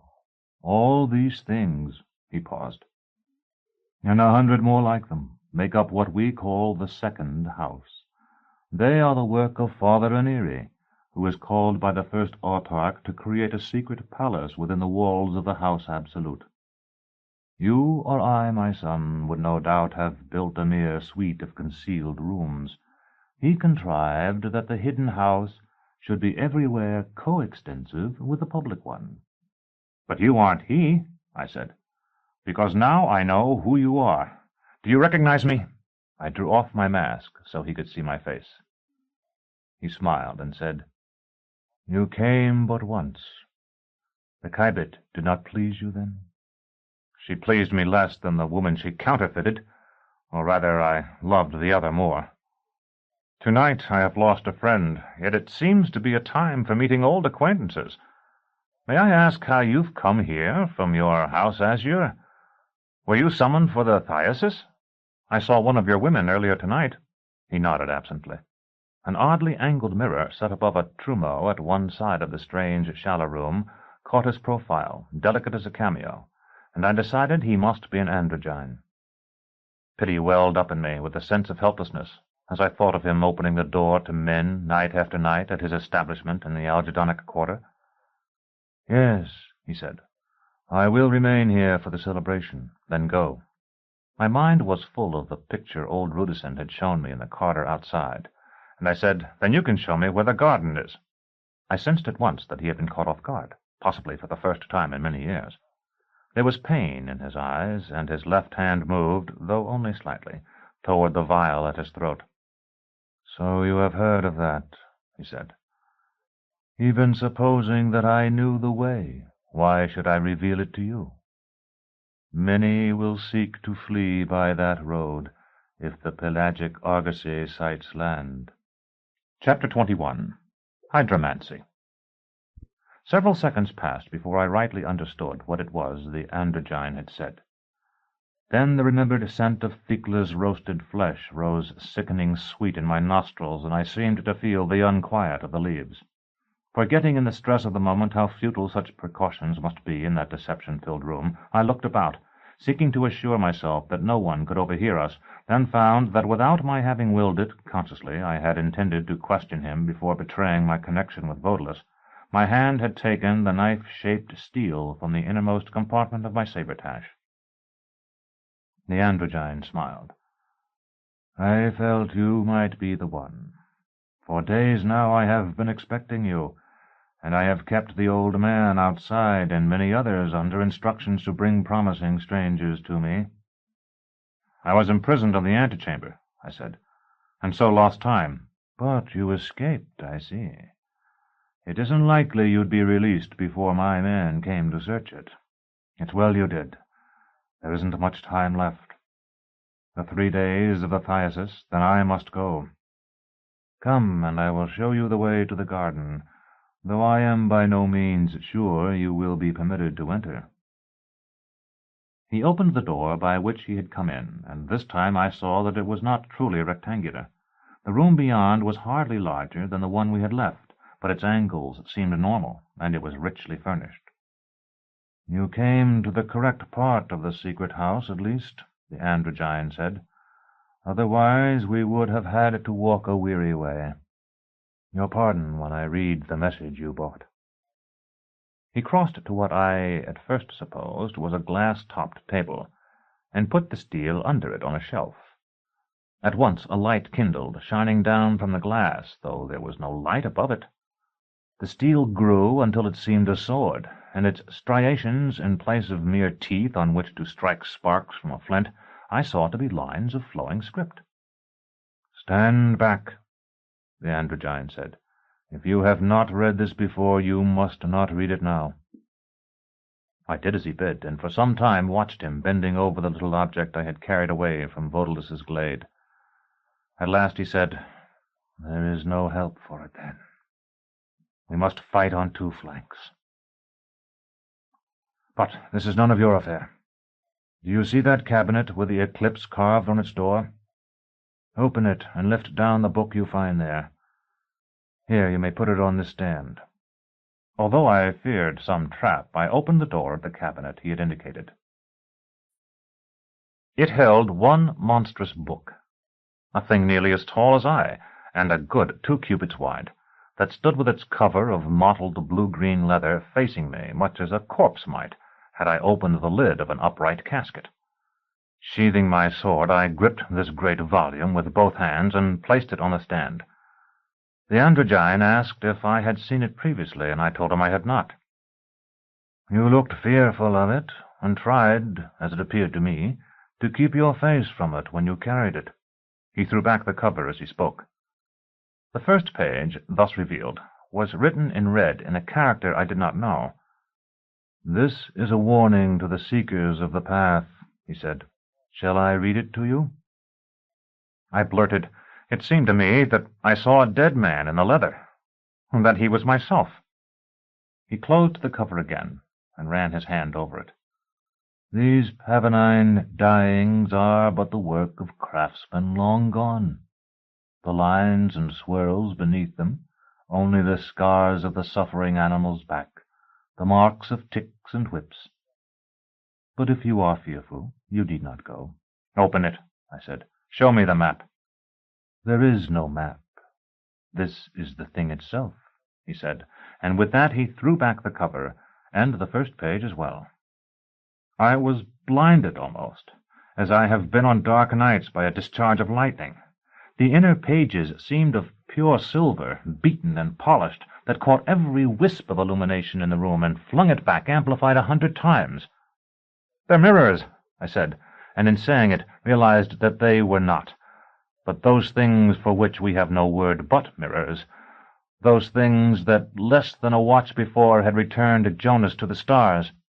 But how can they have power when they do not face each other? The androgyne answered, Consider how long they faced each other when the book was closed. Now the field will withstand the tension we put on it for some time. Go, if you dare. I did not dare. As he spoke, something shaped itself in shining air above the open pages. It was neither a woman nor a butterfly, but it partook of both, and just as we know when we look at the painted figure of a mountain in the background of some picture, that it is in reality as huge as an island, so I knew that I saw the thing only from far off. Its wings beat, I think, against the proton winds of space, and all earth might have been a mote disturbed by their motion. Then, as I had seen it, so it saw me, much as the androgyne a moment before had seen the swirls and loops of writing on the steel through his glass. It paused and turned to me, and opened its wings that I might observe them. They were marked with eyes. The androgyne closed the book with a crash, like a door slammed shut. What did you see? He asked. I could think only that I no longer had to look into the pages, and said, Thank you, sir. Whoever you may be, I am your servant from this time forward. He nodded. Perhaps some time I may remind you of that. But I will not ask you again what it was you saw. Here, wipe your forehead. The sight has marked you. He handed me a clean cloth as he spoke, and I wiped my brow with it as he told me, because I could feel the moisture running down my face. When I looked at the cloth, it was crimson with blood. As though he had read my thoughts, he said, You are not wounded. The physician's term is hematidrosis, I believe.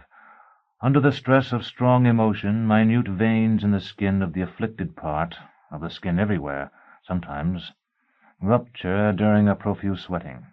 You will have a nasty bruise there, I'm afraid. Why did you do that? I asked. I thought you were going to show me a map. I only want to find the green room, as old Rudison out there says it's called, where the players are quartered. Did Odalisque's message say you were to kill the bearer? I was fumbling for my sword as I spoke, but when my hands gripped the familiar hilt, I found I was too weak to draw the blade. The androgyne laughed.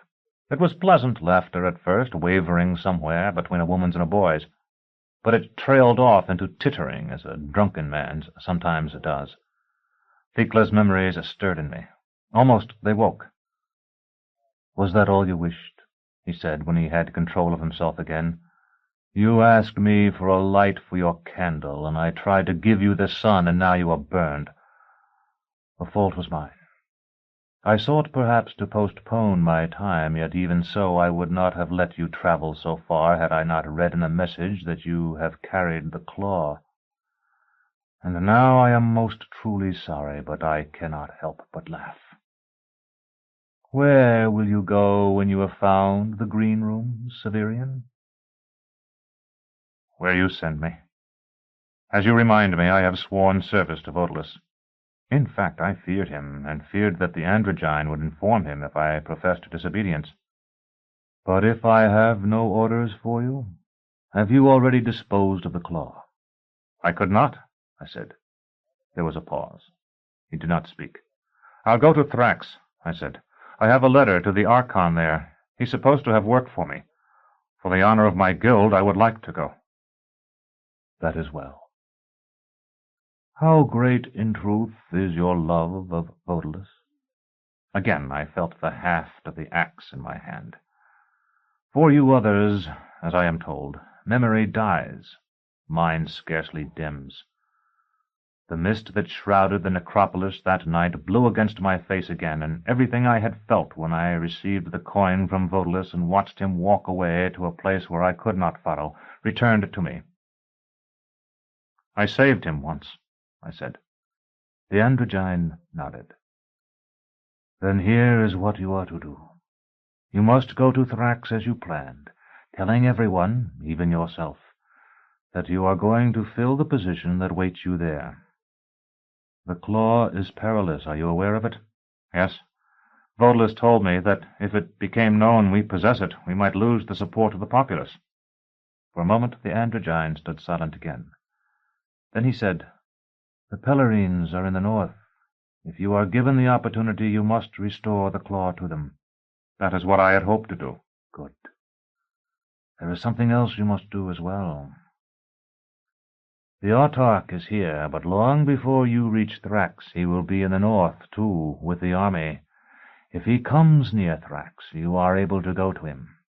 In time you will discover the way in which you must take his life. His tone betrayed him as much as Thecla's thoughts. I wanted to kneel, but he clapped his hands, and a bent little man slipped silently into the room. He wore a cowled habit, like a Cenobite's. The Autarch spoke to him, something I was too distracted to understand. In all the world there can be few sights more beautiful than that of the sun at dawn seen through the 1,000 sparkling waters of the Vatic fountain. I am no aesthete, but my first sight of its dance, of which I had so often heard, must have acted as a restorative. I still recall it for my pleasure, just as I saw it when the cowled servitor opened a door for me, after so many leagues of the contrived corridors of the second house, and I watched the silver streams trace ideographs across the solar disk. Straight ahead, the cowled figure murmured. Follow the path through the gate of trees. You will be safe among the players.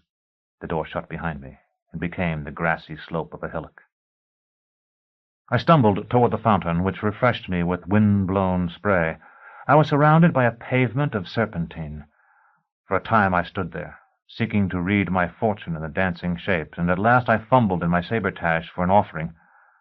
The Praetorians had taken all my money, but while I felt among the few possessions I yet carried there, a flannel, a fragment of whetstone, and a flask of oil for Terminus Est, a comb and the brown book for myself, I spied a coin wedged between the green blocks at my feet.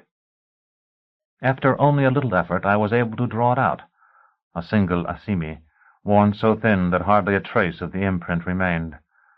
With a whispered wish, I threw it into the very center of the fountain. A jet caught it there and tossed it skyward so that it flashed for a moment before it fell. I began to read the symbols the water made against the sun. A sword. That seemed clear enough. I would continue a torturer. A rose, then, and beneath it a river. I would climb Gial as I had planned, since that was the road to Thrax. Now angry waves, becoming soon a long, sullen swell. The sea, perhaps. But one could not reach the sea, I thought, by climbing toward the source of the river.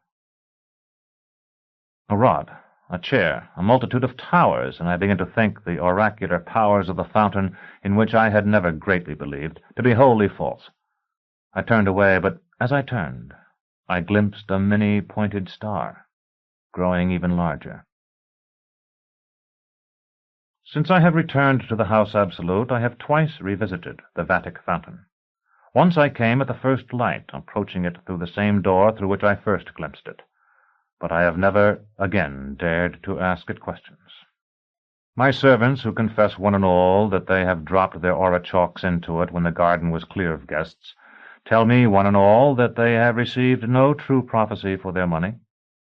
Yet I am unsure, recalling the green man who drove off his visitors with his accounts of their futures. May it not be that these servants of mine, seeing only a lifetime of trays and brooms and ringing bells, reject it? I have asked my ministers as well, who doubtless cast in chrysos by the handful, but their answers are doubtful and mixed. It was hard indeed to keep my back to the fountain and its lovely cryptic messages and walk toward the old sun. Huge as a giant's face and darkly red it showed as the horizon dropped away. The poplars of the grounds were silhouetted against it, making me think of the figure of night atop the Khan on this western bank of Gial, which I had so often seen with the sun behind it at the close of one of our swimming parties. Not realizing that I was now deep within the bounds of the House Absolute and well away from the patrols about the periphery, I feared I might be stopped at any moment and perhaps cast back into the antechamber, whose secret door I felt sure would have been discovered and sealed by now. Nothing of the kind occurred. So far as I could see, no one stirred in all the leagues of hedge and velvet lawn, flower and trickling water, except myself. Lilies far taller than I, their star-shaped faces spangled with unshaken dew, overhung the path. Its perfect surface showed behind me only the disturbance of my own feet. Nightingales, some free, some suspended from the branches of trees in golden cages, were singing still. Once I saw before me, with something of the old feeling of horror, one of the walking statues. Like a colossal man, though it was not a man, too graceful and too slow to be human, it came across a small secretive lawn as if moving to the inaudible notes of some strange processional. I confess I hung back until it had passed, wondering if it could sense me where I stood in the shadow, and if it cared that I stood so. Just when I had despaired of finding the gate of trees, I saw it. There was no mistaking it. Even as lesser gardeners espalier pears against a wall, the greater gardeners of the House Absolute, who have generations in which to complete their work, had molded the huge limbs of oaks until every twig conformed to an inspiration wholly architectural, and I, walking on the rooftops of the greatest palace of earth, with not a stone in sight, saw looming to one side that great green entranceway built of living wood, as if of masonry. I ran then. Chapter 22. Personifications. Through the wide, dripping arch of the gate of trees I ran, and out onto a broad expanse of grass, now spangled with tents. Somewhere a megatherium roared and shook its chain. There seemed to be no other sound. I halted and listened, and the megatherium, no longer disturbed by my footfalls, settled back into the death-like sleep of its kind. I could hear the dew running from the leaves and the faint, interrupted twitter of birds. Something else there was as well, a faint quick, quick, quick and irregular, that grew louder as I listened for it. I began to thread a path among the silent tents, following the sound. I must have misjudged it, however, for Dr. Talos saw me before I saw him. "My friend, my partner, they are all asleep, your Dorcas and the rest, all but you and I. Over here." He flourished his cane as he spoke. The whick, whick had been his chopping at the heads of flowers. "You have rejoined us just in time, just in time. We performed tonight, and I would have been forced to hire one of these fellows to take your part. I am delighted to see you. I owe you some money, do you recall? Not much, and between you and I think it false, but it is owed just the same, and I always pay." "I'm afraid I don't recall. I said, "so it can't be a great sum. If Dorcas is all right, I'm quite willing to forget it, provided you'll give me something to eat and show me where I can sleep for a couple of watches." The doctor's sharp nose dipped for an instant to express regret. "Sleep you may have in plenty until the others wake you. But I'm afraid we've no food. Baldanders, you know, eats like a fire.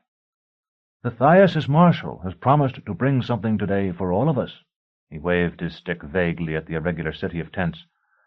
"But I'm afraid that won't be before mid-morning at the earliest." "It's probably just as well. I'm really too tired to eat, but if you'll show me where I can lie down—" "What got your head? Never mind, we'll mask it with grease paint. This way." He was already trotting before me. I followed him through a maze of tent ropes to a heliotrope dome. Baldander's barrow stood at the door, and at last I felt certain I had found Dorcas again. When I woke, it was as though we had never been separated. Dorcas's delicate loveliness was unchanged. Jolenta's radiance threw it into shadow as always, yet made me wish, when the three of us were together, that she would leave so that I might rest my eyes on Dorcas. I took Baldanders to one side, an hour or so after we were all awake, and asked him why he had left me in the forest beyond the piteous gate. "I was not with you," he said slowly. "I was with my Dr. Talos." "And so was I. We might have sought him together and been of help to each other." There was a long hesitation. I seemed to feel the weight of those dull eyes on my face, and thought in my ignorance what a terrible thing it would be if Baldanders possessed energy and the will to anger. At last he said, "Were you with us when we left the city?" "Of course. Dorcas and Jolenta and I were all with you." Another hesitation. "We found you there, then?" "Yes, don't you remember?" He shook his head slowly, and I noticed that his thatch of coarse black hair was touched with gray. "I woke one morning, and there you were. I was thinking. You left me soon." "The circumstances were different then. We had arranged to meet again." I felt a pang of guilt when I recalled that I had never intended to honor that promise. "We have met again," Baldanders said dully, and then, seeing that the answer failed to satisfy me, added, "There is nothing here real to me but Dr. Talos." "Your loyalty is very commendable, but you might have remembered that he wanted me with him as well as yourself." I found it impossible to be angry with this dim, gentle giant. "We will collect money here in the south, and then we will build again as we have built before, when they have forgotten." "This is the north." "But that's right, your house was destroyed, wasn't it?" "Burned," Baldanders said. I could almost see the flames reflected in his eyes. "I am sorry if you came to harm. For so long I have thought only of the castle and my work." I left him sitting there and went to inspect the properties of our theatre. Not that they seemed in need of it, or that I could have detected any but the most obvious lacks. A number of showmen were gathered around Jolenta, and Dr. Talos drove them away and ordered her to go into the tent. A moment later I heard the smack of his cane on flesh. He came out grinning, but still angry. "It isn't her fault," I said. "You know how she looks." Too gaudy by far. Do you know what I like about you, Sir Severian? You prefer Dorcas. Where is she, by the way? Have you seen her since you came back?" "I warn you, Doctor, don't strike her." "I wouldn't think of it. I'm only afraid she may be lost." His surprised expression convinced me that he was telling the truth. I told him, "We only got to talk for a moment. She's gone to fetch water." "That's courageous of her," he said, and when I looked puzzled, he added, "She's afraid of it. Surely you've noticed? She's clean, but even when she washes, the water is only thumb deep. When we cross bridges, she holds on to Jolenta and trembles." Dorcas returned then, and if the doctor said anything more, I did not hear it. When she and I had met that morning, neither of us had been able to do much more than smile. and touch with incredulous hands. Now she came to me, putting down the pails she carried, and seemed to devour me with her eyes. "I have missed you so," she said. "I've been so lonely without you." I laughed to think of anyone missing me, and held up the edge of my Fuligan cloak. "You missed this?" "Death, you mean? Did I miss death? No, I missed you." She took the cloak from my hand and used it to draw me toward the line of poplars that formed one wall of the green room. "There's a bench I found where there are beds of herbs. Come and sit with me. They can spare us for a while after so many days, and eventually Jolenta will come out and find the water, which was for her anyway." As soon as we were away from the bustle of the tents, where jugglers tossed their knives and acrobats their children, we were wrapped in the stillness of the gardens. They are perhaps the largest tract of land anywhere planned and planted for beauty, save for those wildernesses that are the gardens of the increate, and whose cultivators are invisible to us. Overlapping hedges formed a narrow door. We passed into a grove of trees with white perfumed boughs that reminded me sadly of the flowering plums through which the Praetorians had dragged Jonas and me, though those had seemed planted for ornament, and these, I thought, for the sake of their fruit. Dorcas had broken a twig bearing half a dozen of the blossoms and thrust it into her pale golden hair. Beyond the orchard was a garden so old that I felt sure it had been forgotten by everyone save the servants who tended it. The stone seat there had been carved with heads, but they had worn away until they were almost featureless. A few beds of simple flowers remained, and with them fragrant rows of kitchen herbs, rosemary, angelica, mint, basil, and rue, all growing in a soil black as chocolate from the labor of countless years. There was a little stream, too, where Dorcas had no doubt drawn her water. Its source may once have been a fountain. Now it was only a species of spring, rising in a shallow stone bowl to splash over the lip and eventually wind its way through little canals lined with rough masonry to water the fruit trees. We sat in the stone seat. I leaned my sword against its arm, and she took my hands in hers. "I am afraid, Severian," she said. "I have such terrible dreams." "Since I've been gone?" "All the time." "When we slept side by side in the field, you told me you had awakened from a good dream. You said it was very detailed and seemed real." "If it was good, I have forgotten it now." I had already noticed that she was careful to keep her eyes away from the water spilling from the ruined fountain. "Every night I dream I am walking through streets of shops. I am happy, or at least content. I have money to spend, and there is a long list of things I wish to buy. Again and again I recite the list to myself, and I try to decide in what parts of the quarter I can get each in the best quality for the lowest price.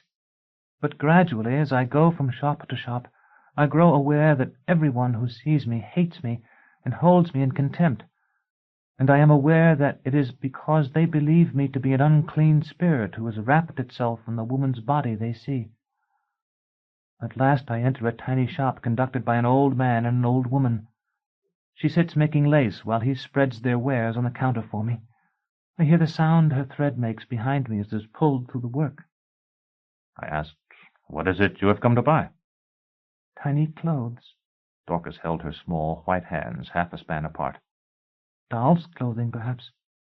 I particularly remember little shirts of fine wool. At last I choose one and hand the old man money. But it is not money at all, only a lump of filth." Her shoulders were shaking, and I put my arm about her to comfort her. "I want to scream, then, that they are wrong, that I am not the foul spectre they take me for. Yet I know that if I do, whatever I may say will be taken as the final proof that they are right, and the words choke me. The worst part is that just then the hissing of the thread stops." She had taken my free hand again, and now she gripped it as though to drive her meaning into me. "I know that no one could understand who has not had the same dream, but it is terrible, terrible." "Perhaps now that I am here with you again, these dreams will end." "And then I sleep, or at least fall into blackness. If I do not wake, then there is a second dream. I am in a boat poled across a spectral lake." "There is no mystery in that, at least," I said. "You rowed in such a boat with Aja and me. It belonged to a man named Hildegren." Surely you must remember that trip? Dorcas shook her head. It is not that boat, but a much smaller one. An old man poles it, and I lie at his feet. I am awake, but I cannot move. My arm trails in the black water. Just as we are about to touch shore, I fall from the boat, but the old man does not see me, and as I sink through the water, I know that he has never known I was there at all. Soon the light is gone, and I am very cold. Far above me I hear a voice I love, calling my name, but I cannot remember whose voice it is. It's my voice calling to wake you. Perhaps. The whip mark Dorcas had carried from the piteous gate burned on her cheek like a brand. For a while we sat without speaking. The nightingales were silent now, but linnets were singing in all the trees, and I saw a parrot clad in scarlet and green like a little messenger in livery flash among the branches. At last Dorcas said, "What a frightful thing water is! I should not have brought you here, but it was the only place nearby where I could think to go. I wish we had sat on the grass under those trees." "Why do you hate it? It seems beautiful to me." "Because it is here in the sunshine, but by its own nature it runs down and down forever away from the light." "But it rises again," I said. "The rain we see in spring is the same water we saw running the gutters the year before, or so Master Malrubius taught us." Dorcas's smile flashed like a star. "That is good to believe, whether it's true or not.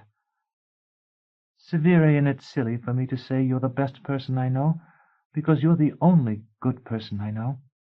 But I think if I met 1,000 others, you would still be the best. That was what I wanted to talk to you about." "If you need my protection, you have it. You know that." "It isn't that at all," Dorcas said. "In a way, I want to give you mine." Now that sounds silly, doesn't it? I have no family. I have no one except you. And yet I think I can protect you. "You know Jolenta, and Dr. Talos and Baldanders." "They are no one. Don't you feel that, Severian? Even I am no one, but they are less than I. The 5 of us were in the tent last night, and yet you were alone. You told me once that you don't have much imagination, but you must have sensed that." "Is that what you want to protect me from? Loneliness?" "I would welcome such protection." "Then I will give you all I can, for as long as I can. But most of all, I want to protect you from the opinion of the world. Severian, do you remember what I told you of my dream? How all the people in the shops and on the street believed that I was only some hideous ghost? They may be right." She was shaking, and I held her. "That is part of the reason the dream is so painful. The other part comes from knowing that in some other way they are wrong. The foul spectre is in me. It is me. But there are other things in me, too, and they are what I am as much as it is." "You could never be a foul spectre, or anything foul." "Oh, yes," she said seriously, and looked up at me. Her small tilted face was never more beautiful than it was then in the sunlight, or more pure. "Oh, yes, I could, Severian. Just as you can be what they call you. What you sometimes are. Do you remember how we saw the cathedral leap into the sky and burn away in an instant? And how we went walking down a road between trees until we saw a light ahead, and it was Dr. Talos and Baldanders ready to put on their show with Jolenta?" "You held my hand," I said, "and we talked about philosophy. How could I forget?" "When we came to the light, and Dr. Talos saw us, do you remember what he said?" I cast my mind back to that evening, the end of the day on which I had executed Ageless. In memory I heard the roar of the crowd, Age's scream, and then the roll of Baldanders's drum. "He said that everyone had come now, and that you were innocence, and I was death." Dorcas nodded solemnly. "That's right. But you're not really death, you know. No matter how often he calls you that, you're no more death than a butcher is because he cuts the throats of steers all day. To me, you're life, and you're a young man named Severian. And if you wanted to put on different clothes and become a carpenter or a fisherman, no one could stop you." "I have no desire to leave my guild." "But you could. Today. That's the thing to remember. People don't want other people to be people. They throw names over them and lock them in, but I don't want you to let them lock you in. Dr. Talos is worse than most. In his own way, he's a liar." She left the accusation unfinished, and I ventured, "I once heard Baldanders say he seldom lied." "In his own way," I said. "Baldanders is right. Dr. Talos doesn't lie the way other people understand lying. Calling you deaf wasn't a lie, it was a metaphor," I suggested. But it was a dangerous, bad metaphor, and it was aimed at you like a lie." "Do you think Dr. Talos hates me, then? I would have said he was one of the few people who've showed me real kindness since I left the Citadel. You, Jonas, who's gone now, an old woman I met while I was imprisoned, a man in a yellow robe, who also called me deaf, by the way, and Dr. Talos. It's a short list, actually." "I don't think he hates in the way we understand it," Dorcas replied softly. "Or, for that matter, that he loves. He wants to manipulate everything he comes upon, to change it with his will. And since tearing down is easier than building, that's what he does most often." "Baldanders seems to love him, though," I said. "I used to have a crippled dog, and I've seen Baldanders look at the doctor the way Triskeal used to look at me." "I understand you, but it doesn't strike me that way. Have you ever thought of how you must have looked when you looked at your dog? Do you know anything about their past?" "Only that they lived together near Lake Diaturna. The people there appear to have set fire to their house to drive them away." "Do you think Dr. Talos could be Baldander's son?"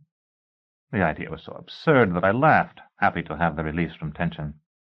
"Just the same," Dorcas said, "that's how they act, like a slow-thinking, hard-working father with a brilliant, erratic son. At least, so it seems to me." It was not until we had left the bench and were walking back to the green room, which no more resembled the picture Rudesund had shown me than any other garden would have, that it occurred to me to wonder whether Dr. Talos's calling Dorcas Innocence had not been a metaphor of the same kind. Chapter 23. Jolenta. The old orchard and the herb garden beyond it had been so silent, so freighted with oblivion, that they had recalled to me the atrium of time, and Valeria with her exquisite face framed in furs. The green room was pandemonium. Everyone was awake now, and sometimes it seemed that everyone was shouting. Children climbed the trees to free the caged birds, pursued by their mothers' brooms and their fathers' missiles.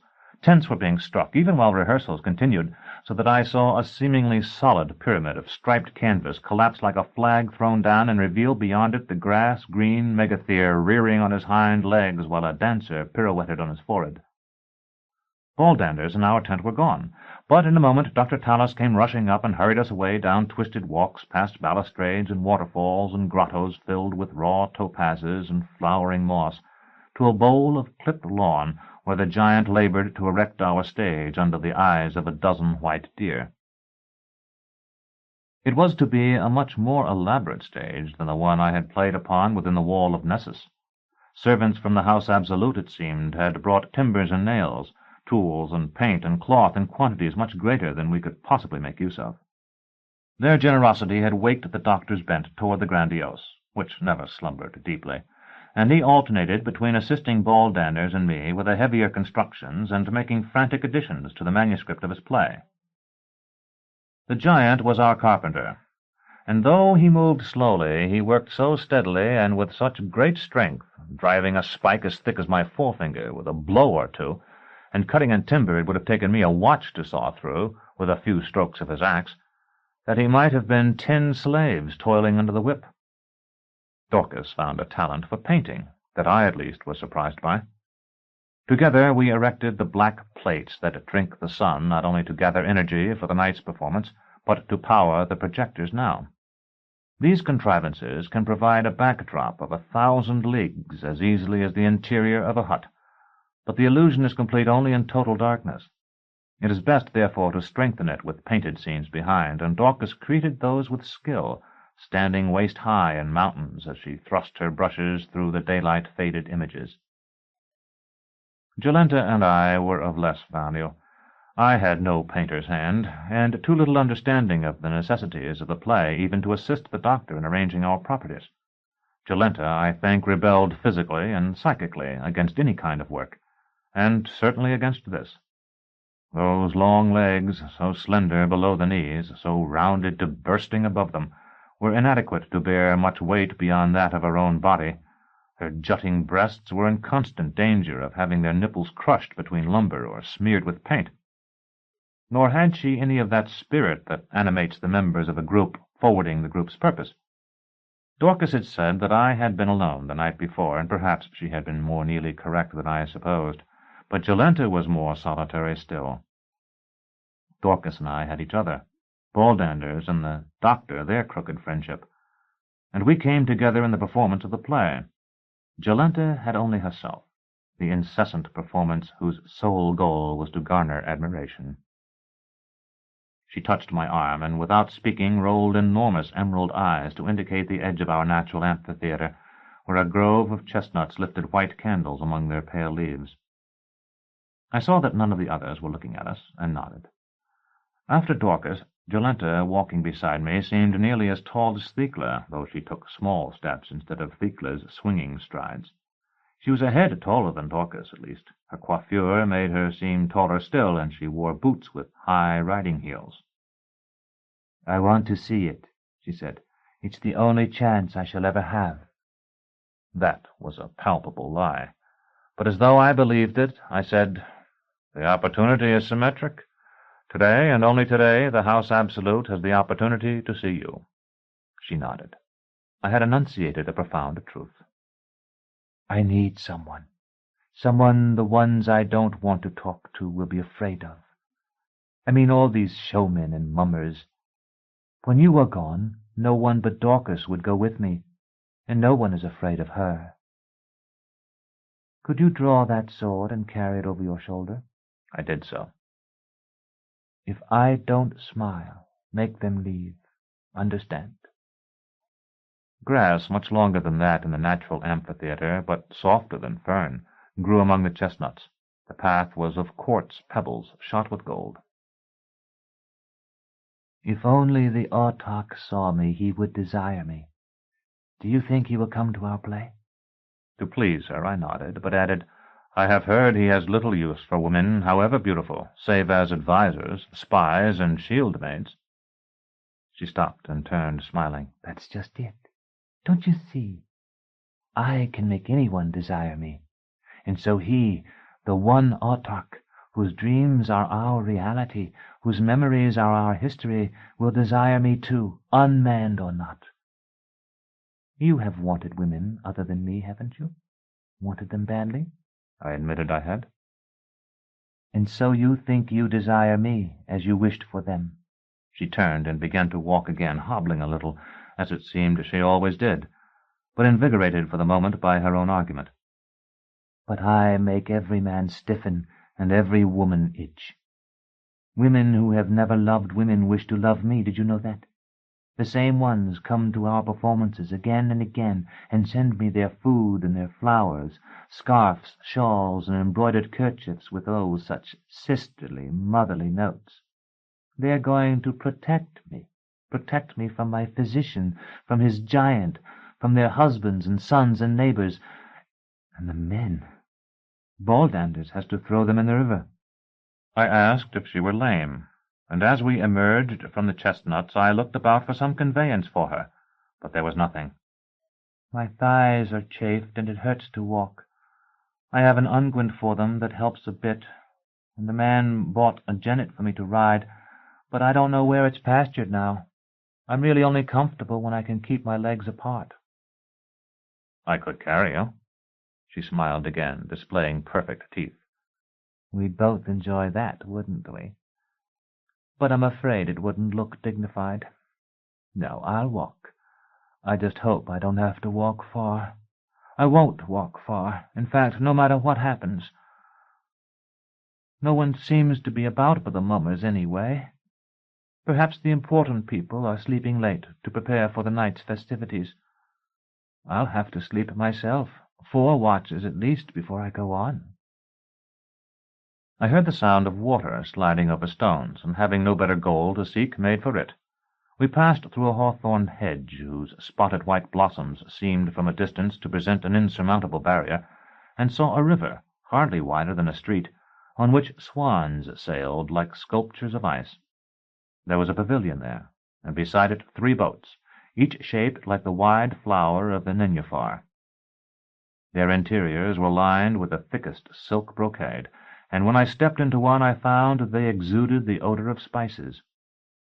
"Wonderful," Jolenta said. "They won't mind if we take one, will they? Or if they do, I'll be brought before someone important, just as it is in the play, and when he sees me he'll never let me leave. I'll make Dr. Talos stay with me, and you if you want. They'll have some use for you." I told her I would have to continue my journey north, and lifted her into the boat, putting my arm about a waist quite as slender as Dorcas's. She lay down at once upon the cushions, where the uplifted petals gave her perfect complexion shade. It made me think of Asia, laughing in the sun as we descended the Adamnian steps, and boasting of the wide-brimmed hat she would wear next year. Asia had no feature that was not inferior to Jolenta's. She had been hardly taller than Dorcas, with hips over-wide and breasts that would have seemed meagre beside Jolenta's overflowing plenitude. Her long brown eyes and high cheekbones were more expressive of shrewdness and determination than passion and surrender. Yet Asia had engendered a healthy rut in me. Her laughter, when it came, was often tinged with spite, but it was real laughter. She had sweated with her heat. Jolenta's desire was no more than the desire to be desired, so that I wished not to comfort her loneliness as I had wished to comfort Valeria's, nor to find expression for an aching love like the love I had felt for Thecla, nor to protect her as I wished to protect Dorcas, but to shame and punish her, to destroy her self-possession, to fill her eyes with tears, and tear her hair as one burns the hair of corpses, to torment the ghosts that have fled them. She had boasted that she made tributists of women. She came near to making an algophist of me. "This is my last performance. I know. I feel it. The audience is sure to hold someone." She yawned and stretched. It appeared so certain her straining bodice would be unable to contain her that I averted my eyes. When I looked again, she was sleeping. A slender oar trailed behind the boat. I took it and found that despite the circularity of the hull above the water, there was a keel below. In the center of the river, the current ran strongly enough that I needed only to steer our slow progress along a series of gracefully sweeping meanders. Just as the hooded servant and I had passed unseen through suites and alcoves and arcades when he had escorted me along the hidden ways of the second house, so now the sleeping Jolenta and I passed without noise or effort, almost completely unobserved, through leagues of garden. Couples lay on the soft grass beneath the trees and in the more refined comfort of summer houses, and seemed to think our craft hardly more than a decoration sent idly downstream for their delectation, or if they saw my head above the curved petals, assumed us intent upon our own affairs. Lone philosophers meditated on rustic seats, and parties, not invariably erotic, proceeded undisturbed in clear stories and arboreums. Eventually I came to resent Jolenta's sleep. I abandoned the oar and knelt beside her on the cushions. There was a purity in her sleeping face, however artificial, that I had never observed when she was awake. I kissed her, and her large eyes, hardly open, seemed almost Asia's long eyes as her red-gold hair appeared almost brown. I loosened her clothing. She seemed half-drugged, whether by some soporific in the heaped cushions or merely by the fatigue induced by our walk in the open and the burden of so great a quantity of voluptuous flesh.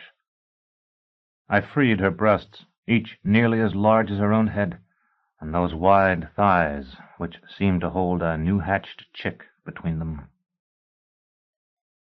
When we returned, everyone knew where we had been, though I doubt that Ballanders cared. Dorcas wept in private, vanishing for a time, only to emerge with inflamed eyes and a heroine's smile. Dr. Talos, I think, was simultaneously enraged and delighted. I received the impression, which I hold to this day, that he had never enjoyed Jolenta, and that it was only to him, of all the men of worth, that she would have given herself entirely willingly. We spent the watches that remained before nightfall in listening to Dr. Talos chaffer with various officials of the House Absolute, and in rehearsal. Since I have already said something of what it was to act in Dr. Talos's play, I propose to give an approximation of the text here, not as it existed on the fragments of soiled paper we passed from hand to hand that afternoon, which often contained no more than hints for improvisations, but as it might have been recorded by some diligent clerk in the audience, and as it was, in fact, recorded by the demonic witness who dwells behind my eyes. But first you must visualize the theater. Earth's laboring margin has climbed once more above the red disk.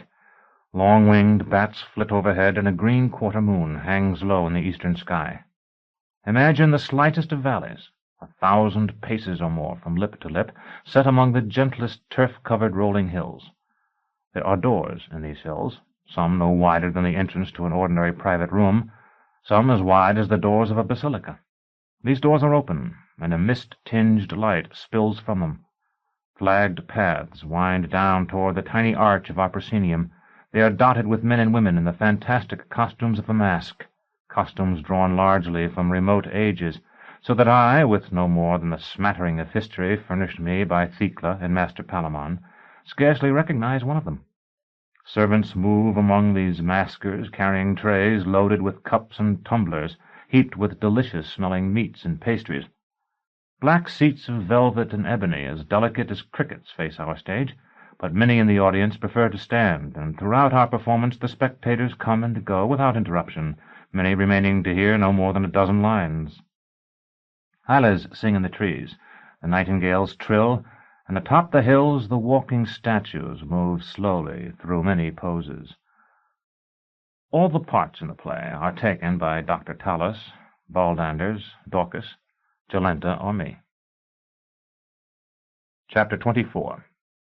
Dr. Talos's Play, Eschatology and Genesis.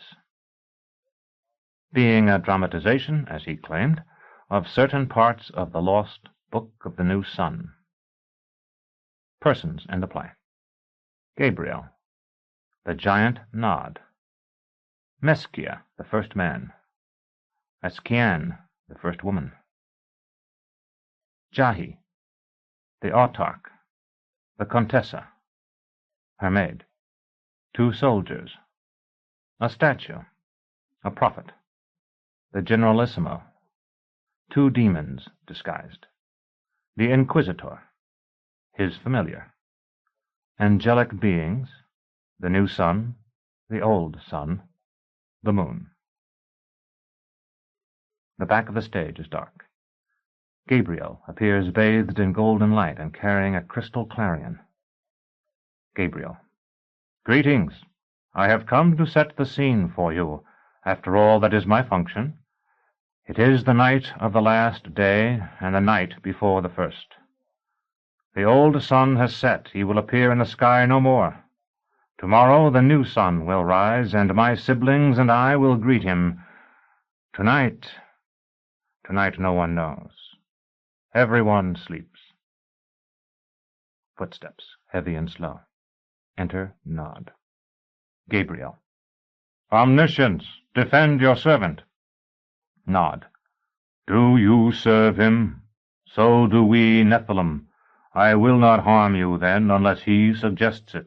Gabriel: You are of his household? How does he communicate with you? Nod: To tell the truth, he doesn't. I am forced to guess at what he wishes me to do. Gabriel: I was afraid of that. Nod: Have you seen Meskia's son? Gabriel: Have I seen him? Why, you great ninny, he isn't even born yet. What do you want with him? Nod: He is to come and dwell with me in my land east of this garden. I will give him one of my daughters to wife. Gabriel. You have the wrong creation, my friend. You're 50 million years too late. Nod slowly, not understanding. If you should see him... Enter Meskia and Meskian, with Jahi following. All are naked, but Jahi wears jewelry. Meskia. What a lovely place. Delightful. Flowers, fountains, and statues. Isn't it wonderful? Meskian, timidly. I saw a tame tiger with fangs longer than my hand. What shall we call him? Meskia. Whatever he wants. To Gabriel. Who owns this beautiful spot? Gabriel. The autarch. Meskia. And he permits us to live here. That's very gracious of him. Gabriel. Not exactly. There's someone following you, my friend. Do you know it? Meskia, not looking. There's something behind you, too. Gabriel, flourishing the clarion, that is his badge of office. Yes, he is behind me. Meskia. Close, too. If you're going to blow that horn to call help, you'd better do it now. Gabriel. Why, how perceptive of you. But the time is not quite ripe. The golden light fades, and Gabriel vanishes from the stage. Nod remains motionless, leaning on his club. Meskian. I'll start a fire, and you had better begin to build us a house. It must rain often here. See how green the grass is. Meskia, examining Nod. Why, it's only a statue. No wonder he wasn't afraid of it. Meskian. It might come to life. I heard something once about raising sons from stones. Meskia. Once? Why, you were only born just now. Yesterday, I think. Meskian. Yesterday? I don't remember it. I'm such a child, Meskia. I don't remember anything until I walked out into the light and saw you talking to a sunbeam. Meskia. That wasn't a sunbeam. It was... To tell the truth, I haven't thought of a name for what it was yet. Meskian. I fell in love with you then. Enter the autarch. Autarch. Who are you? Meskia. As far as that goes, who are you? Autarch. The owner of this garden. Meskia bows, and Meskian curtsies, though she has no skirt to hold. Meskia. We were speaking to one of your servants only a moment ago. Now that I come to think of it, I am astonished at how much he resembled your august self, save that he was... Autarch. Younger? Meskia. In appearance, at least. Autarch. Well, it is inevitable, I suppose, not that I am attempting to excuse it now. But I was young, and though it would be better to confine oneself to women nearer one's own station, still there are times, as you would understand, young man, if you had ever been in my position, when a little maid or country girl who can be wooed with a handful of silver or a bolt of velvet, and will not demand, at the most inconvenient moment, the death of some rival or an ambassadorship for her husband, well, when a little person like that becomes a most enticing proposition. While the autarch has been speaking, Jahi has been creeping up behind Meskia. Now she lays a hand on his shoulder. Jahi.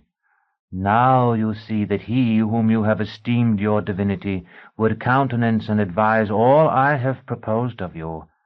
Before the new sun rises, let us make a new beginning. Autarch. Here's a lovely creature. How is it, child, that I see the bright flames of candles reflected in each eye, while your sister there still puffs cold tender? Jahi. She is no sister of mine. Autarch. Your adversary, then? But come with me.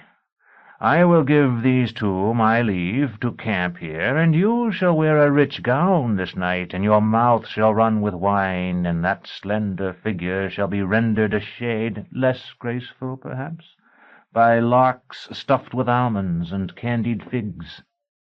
Jahi. Go away, old man. Autarch. What? Do you know who I am? Jahi. I am the only one here who does. You are a ghost and less, a column of ashes upheld by the wind. Autarch. I see she is mad. What does she want you to do, friend? Meskia, relieved. You hold no resentment toward her? That is good of you. Autarch. None at all. Why, a mad mistress should be a most interesting experience. I am looking forward to it, believe me, and there are few things to look forward to when you've seen and done all I have. She doesn't bite, does she? I mean, not hard. Meskian. She does, and her fangs run with venom. Jahi springs forward to claw her. Meskian darts off stage, pursued. Autarch. I shall have my Pygnaeas search the garden for them. Meskia. Don't worry. They'll both be back soon. You'll see. Meanwhile, I am actually glad to have a moment alone with you like this. There are some things I've been wanting to ask you. Autarch. I grant no favors after 6. That's a rule I've had to make to keep my sanity. I'm sure you understand. Meskia, somewhat taken aback. That's good to know. But I wasn't going to ask for something, really. Only for information. For divine wisdom. Autarch. In that case, go ahead. But I warn you, you must pay a price. I mean to have that demented angel for my own tonight. Meskia drops to his knees. Meskia. There is something I have never understood. Why must I talk to you when you know my every thought? My first question was, knowing her to be of that brood you have banished, should I not still do what she proposes? For she knows I know, and it is in my heart to believe that she puts forward right action in the thought that I will spurn it because it comes from her. Autarch, aside. He is mad too, I see, and because of my yellow robes, thinks me divine. To Meskia. A little adultery never hurt any man, unless, of course, it was his wife's. Meskia. Then mine would hurt her? Enter the Contessa and her maid. Contessa. My sovereign lord, what do you do here? Meskia. I'm at prayer, daughter. Take off your shoes at least, for this is holy ground. Contessa. Liege, who is this fool? Autarch. A madman I found wandering with 2 women as mad as he. Contessa. Then they outnumber us, unless my maid be sane. Maid. Your grace. Contessa. Which I doubt. This afternoon she laid out a purple stole with my green capote. I was to look like a post decked with morning glories, it would seem. Meskia, who has been growing angrier as she speaks, strikes her, knocking her down. Unseen behind him, the Autarch flees. Meskia. Brat! Don't trifle with holy things when I am near, or dare do anything but what I tell you. Maid. Who are you, sir? Meskia. I am the parent of the human race, my child. And you are my child, as she is. Maid. I hope you will forgive her, and me. We had heard you were dead. Meskia. That requires no apology. Most are, after all. But I have come round again, as you see, to welcome the new dawn. Nod, speaking and moving after his long silence and immobility. We have come too early. Meskia, pointing. A giant! A giant! Contessa. Oh, Solange! Canberga! Maid. I'm here, your grace. Libby is here. Nod. Too early for the new sun by some time still. Contessa, beginning to weep. The new sun is coming. We shall melt like dreams. Meskia, seeing that Nod intends no violence. Bad dreams. But it will be the best thing for you. You understand that, don't you? Contessa, recovering a little. What I don't understand is how you, who suddenly seem so wise, could mistake the Autarch for the universal mind. Meskia. I know that you are my daughters in the old creation. You must be, since you are human women, and I have had none in this. Nod. His son will take my daughter to wife. It is an honor our family has done little to deserve. We are only humble people, the children of Gaia, but we will be exalted. I will be... What will I be, Meskia? The father-in-law of your son. It may be, if you don't object, that some day my wife and I will visit our daughter on the same day you come to see him. You wouldn't refuse us, would you, a place at the table? We would sit on the floor naturally. Meskia. Of course not. The dog does that already, or will, when we see him. To the Contessa. Has it not struck you that I may know more of him you call the universal mind than your autarch does of himself? Not only your universal mind, but many lesser powers wear our humanity like a cloak when they will, sometimes only as concerns 2 or 3 of us. We who are worn are seldom aware that, seeming ourselves to ourselves, we are yet demiurge, paraclete, or fiend to another. Contessa. That is wisdom I have gained late, if I must fade with the new sun's rising. Is it past midnight?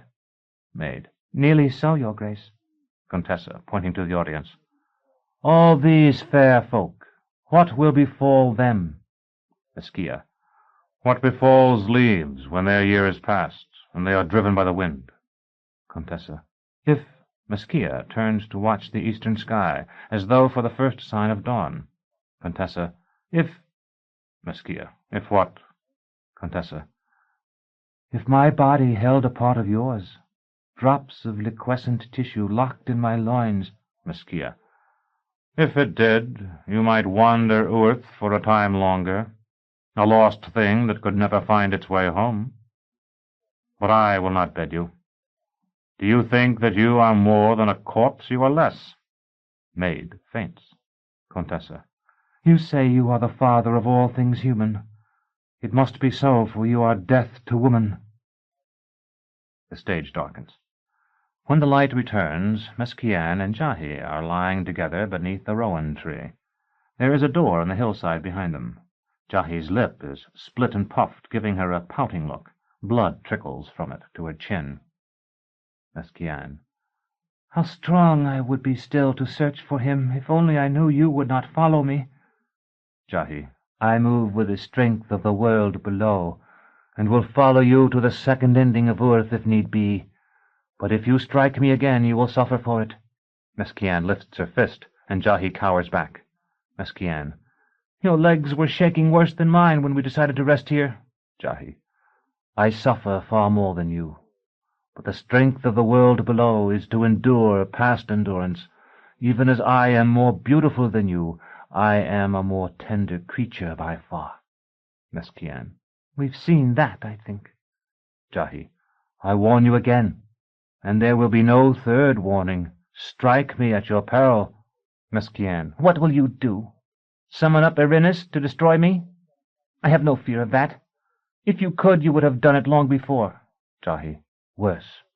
If you strike me again, you will come to enjoy it.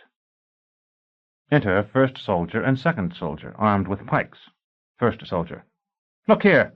Second soldier, to the women. Down, down, don't stand, or like a heron I'll skewer you. You're coming with us. Mesquian. On our hands and knees? First soldier. None of your insolence. He prods her with his pike, and as he does there is a groaning almost too deep for hearing. The stage vibrates in sympathy with it, and the ground shakes. Second soldier. What was that? First soldier. I don't know. Jahi. The end of earth, you fool. Go ahead and spear her. It's the end of you, anyway. Second soldier. Little you know. It's the beginning for us. When the order came to search the garden, special mention was made of you two, and orders given to bring you back. 10 chrysos you'll be worth, or I'm a cobbler. He seizes Jahi, and as soon as he does so, Mesquian darts off into the darkness. First soldier runs after her. Second soldier.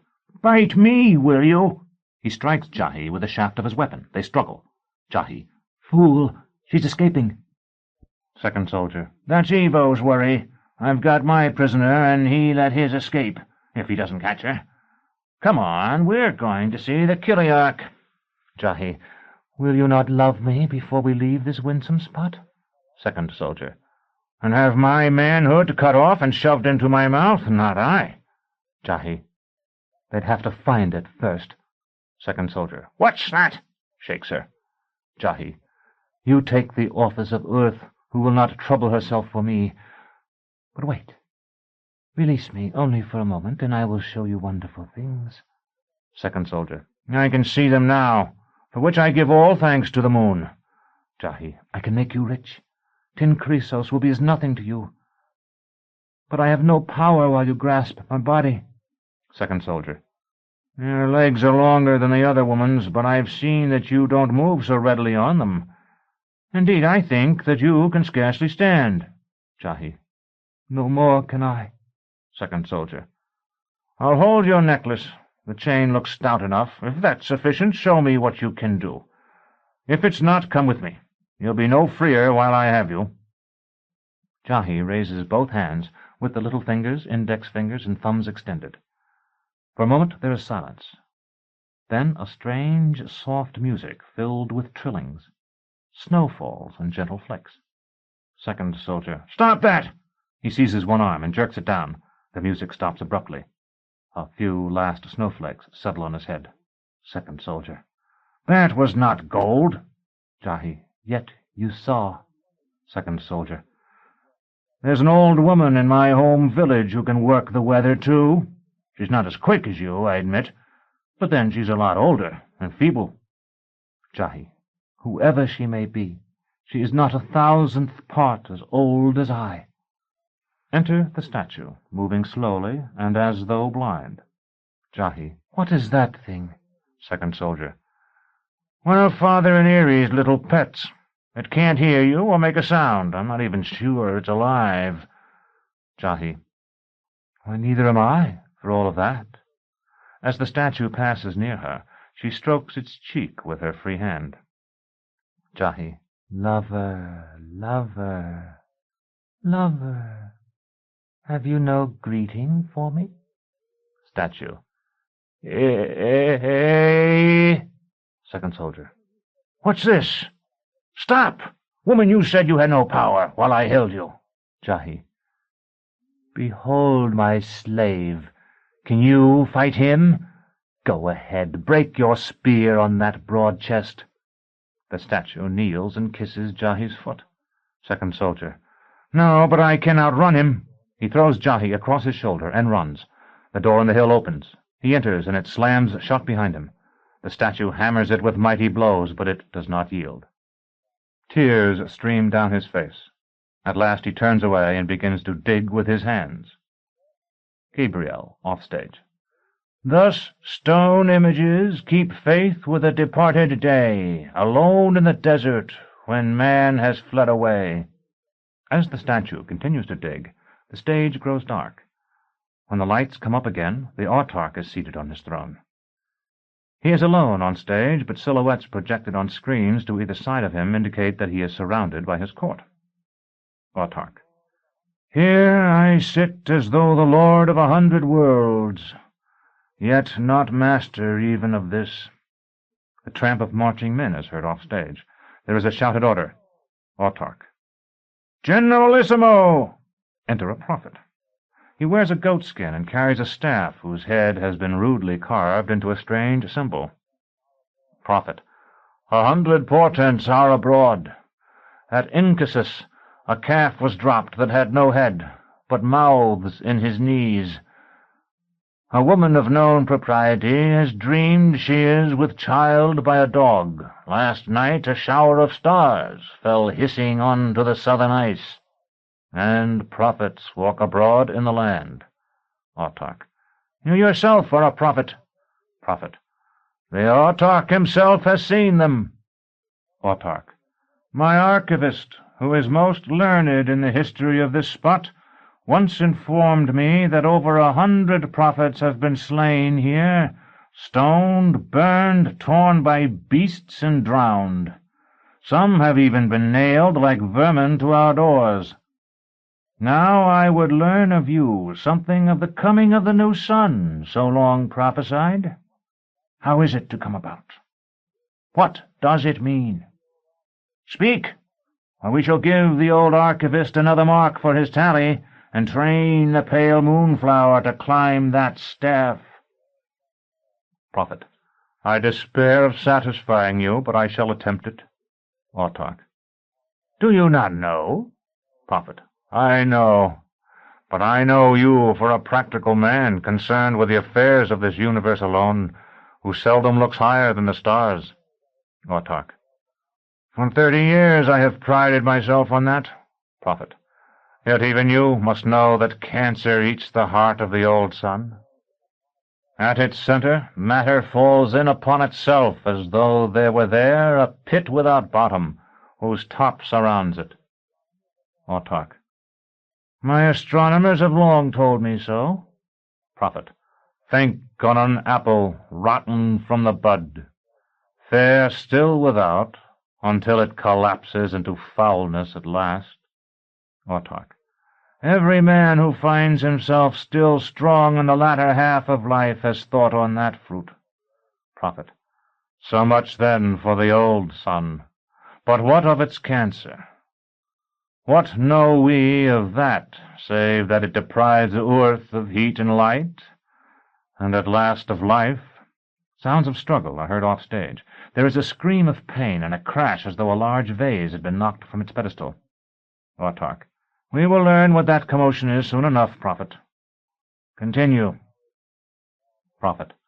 We know it to be far more, for it is a discontinuity in our universe, a rent in its fabric, bound by no law we know. From it nothing comes. All enters in, naught escapes. Yet from it anything may appear, for it alone of all the things we know is no slave to its own nature. Enter Nod, bleeding, prodded by pikes held off stage. Autarch. What is this miscreation? Prophet. The very proof of those portents I spoke to you.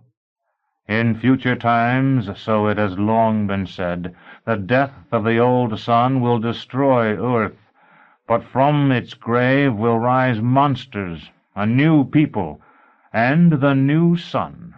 Old earth will flower then as a butterfly from its dry husk, and the new earth shall be called Ushas. Autarch. Yet all we know will be swept aside? This ancient house in which we stand? Yourself? Me? Nod. I have no wisdom. Yet I heard a wise man, soon to be a relative of marriage, say not long ago that all that is for the best. We are but dreams, and dreams possess no life by their own right. See, I am wounded. Holds out his hand. When my wound heals, it will be gone. Should it with its bloody lips say it is sorry to heal? I am only trying to explain what another said, but that is what I think he meant. Deep bells toll off stage. Autarch. What's that? You, Prophet, go and see who's ordered that clamor, and why. Exit Prophet. Nod. I feel sure your bells have begun the welcome of the new sun. It is what I came to do myself. It is our custom, when an honored guest arrives, to roar and beat our chests, and pound the ground and the trunks of trees all about with gladness, and lift the greatest rocks we can, and send them down the gorges in honor of him. I will do that this morning, if you will set me free, and I feel sure Earth herself will join me. The very mountains will leap into the sea when the new sun rises up today. Autarch. And from where did you come? Tell me, and I'll release you. Nod. Why, from my own country, to the east of paradise. Autarch. And where's that? Nod points to the east. Autarch. And where is paradise? In the same direction? Nod. Why, this is paradise. We are in paradise, or at least under it. Enter the Generalissimo, who marches to the throne and salutes. Generalissimo. Autarch, we have searched all the land above this house absolute as you ordered. The Contessa Carina has been found, and her injuries not being serious, escorted to her apartments. We have also found the Colossus you see before you, the bejeweled woman you described, and 2 merchants. Autarch. What of the other 2, the naked man and his wife? Generalissimo. There is no trace of them. Autarch. Repeat your search, and this time look well. Generalissimo salutes. As my Autarch wills. Autarch. And have the jeweled woman sent to me. Nod begins to walk off stage, but is stopped by pikes. The Generalissimo draws his pistol. Nod. Am I not free to leave? Generalissimo. By no means. Nod to Autarch. I told you where my country lies, just east of here. Generalissimo. More than your country lies. I know that area well. Autarch, fatigued. He has told the truth as he knows it. Perhaps the only truth there is. Nod. Then I am free to go. Autarch. I think that he whom you came to welcome will arrive whether you are free or not. Yet there is a chance, and such creatures as you cannot be allowed to roam abroad in any case. Now you are not free, nor ever again will be. Nod rushes from the stage, pursued by the Generalissimo. Shots, screams, and crashes. The figures around the Autarch fade. In the midst of the uproar, the bells toll again. Nod re-enters with a laser burn across one cheek. The Autarch strikes him with his scepter. Each blow produces an explosion and a burst of sparks. Nod seizes the Autarch and is about to dash him to the stage when 2 demons disguised as merchants enter, throw him down, and restore the Autarch to his throne. Autarch. Thank you.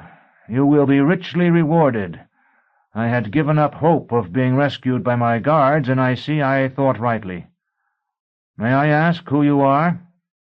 First Demon. Your guards are dead. That giant has smashed their skulls against your walls and broken their spines upon his knees. Second Demon. We are 2 traders merely. Your soldiers took us up. Autarch. Would that they were traders, and in their places I had such soldiers as you. And yet you are in appearance so slight I would think you incapable of even ordinary strength. First Demon, bowing. Our strength is inspired by the master we serve. Second Demon.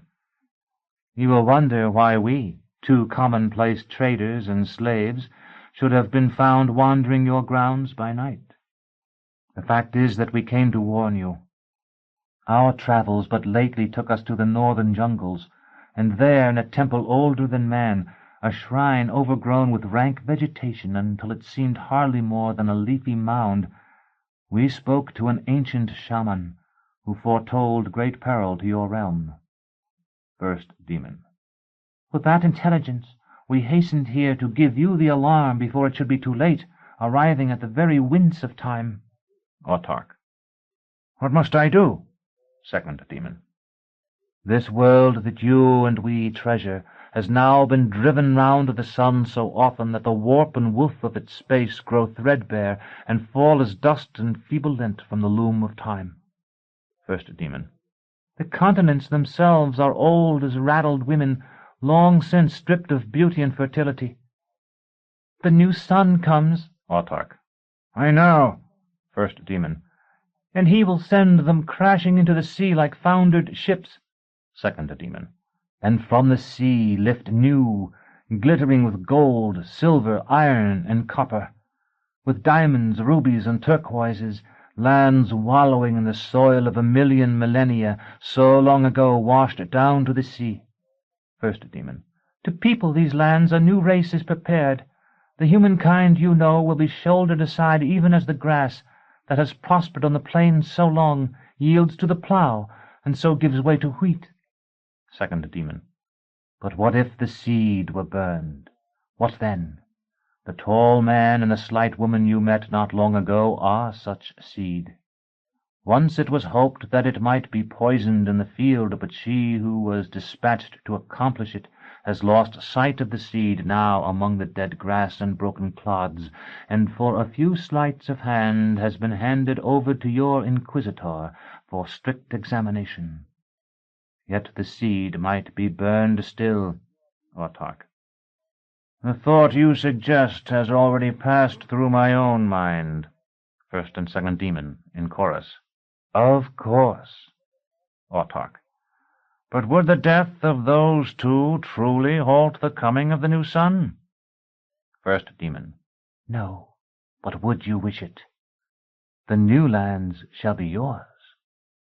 The screens grow radiant. Wooded hills and cities of spires appear. The autarch turns to face them. There is a pause. He draws a communicator from his robes. Autarch. May never the new sun see what we do here. Ships, sweep over us with flame till all is sear. As the two demons vanish, Nod sits up. The cities and hills fade, and the screens show the image of the autarch multiplied many times. The stage goes dark. When the lights go up again, the Inquisitor sits at a high desk in the center of the stage. His familiar, dressed as a torturer and masked, stands beside the desk. To either side are various instruments of torment. Inquisitor. Bring in the woman said to be a witch, brother. Familiar. The Contessa waits outside, and as she is of exalted blood, and a favorite of our sovereigns, I beg you see her first. Enter the Contessa. Contessa. I heard what was said, and as I could not think you would be deaf, Inquisitor, to such an appeal, I have made bold to come in at once. Do you think me bold for that? Inquisitor. You toy with words. But yes, I own I do. Contessa. Then you think wrongly. 8 years since my girlhood have I abode in this house absolute. When first the blood seeped from out my loins, and my mother brought me here, she warned me never to come near these apartments of yours, where the blood has trickled from so many, caring nothing for the phases of the fickle moon. And never have I come till now. And now trembling. Inquisitor. Here the good need have no fear. Yet even so I think you grown bold by your own testimony. Contessa. And am I good? Are you? Is he? My confessor would tell you I am not. What does yours tell you, or is he in fear? And is your familiar a better man than you? Familiar. I would not wish to be. Contessa. No, I am not bold, nor safe here, as I know. It is fear that drives me to these grim chambers. They have told you of the naked man who struck me. Has he been taken? Inquisitor. He has not been brought before me. Contessa. Scarcely a watch ago some soldiers found me moaning in the garden, where my maid sought to comfort me. Because I feared to be outside by dark, they carried me to my own suite by way of that gallery called the Road of Air. Do you know it? Inquisitor. Well...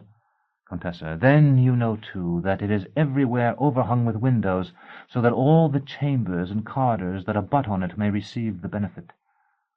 As we passed by, I saw in one the figure of a man, tall and clean-limbed, wide of shoulder and slender of waist. Inquisitor. There are many such men. Contessa. So I thought. But in a little time the same figure appeared in another window, and another. Then I appealed to the soldiers who carried me to fire upon it. They thought me mad, and would not. But the party they sent to take that man returned with empty hands. Still he looked at me through the windows, and appeared to sway. Inquisitor. And you believe this man you saw to be the man who struck you? Contessa. Worse, I fear it was not he, though it resembled him. Besides, he would be kind to me, I am sure, if only I treated his madness with respect. No, on this strange night, when we, who are the winter-killed stalks of man's old sprouting, find ourselves so mixed with next year's seed, I fear that he is something more we do not know. Inquisitor.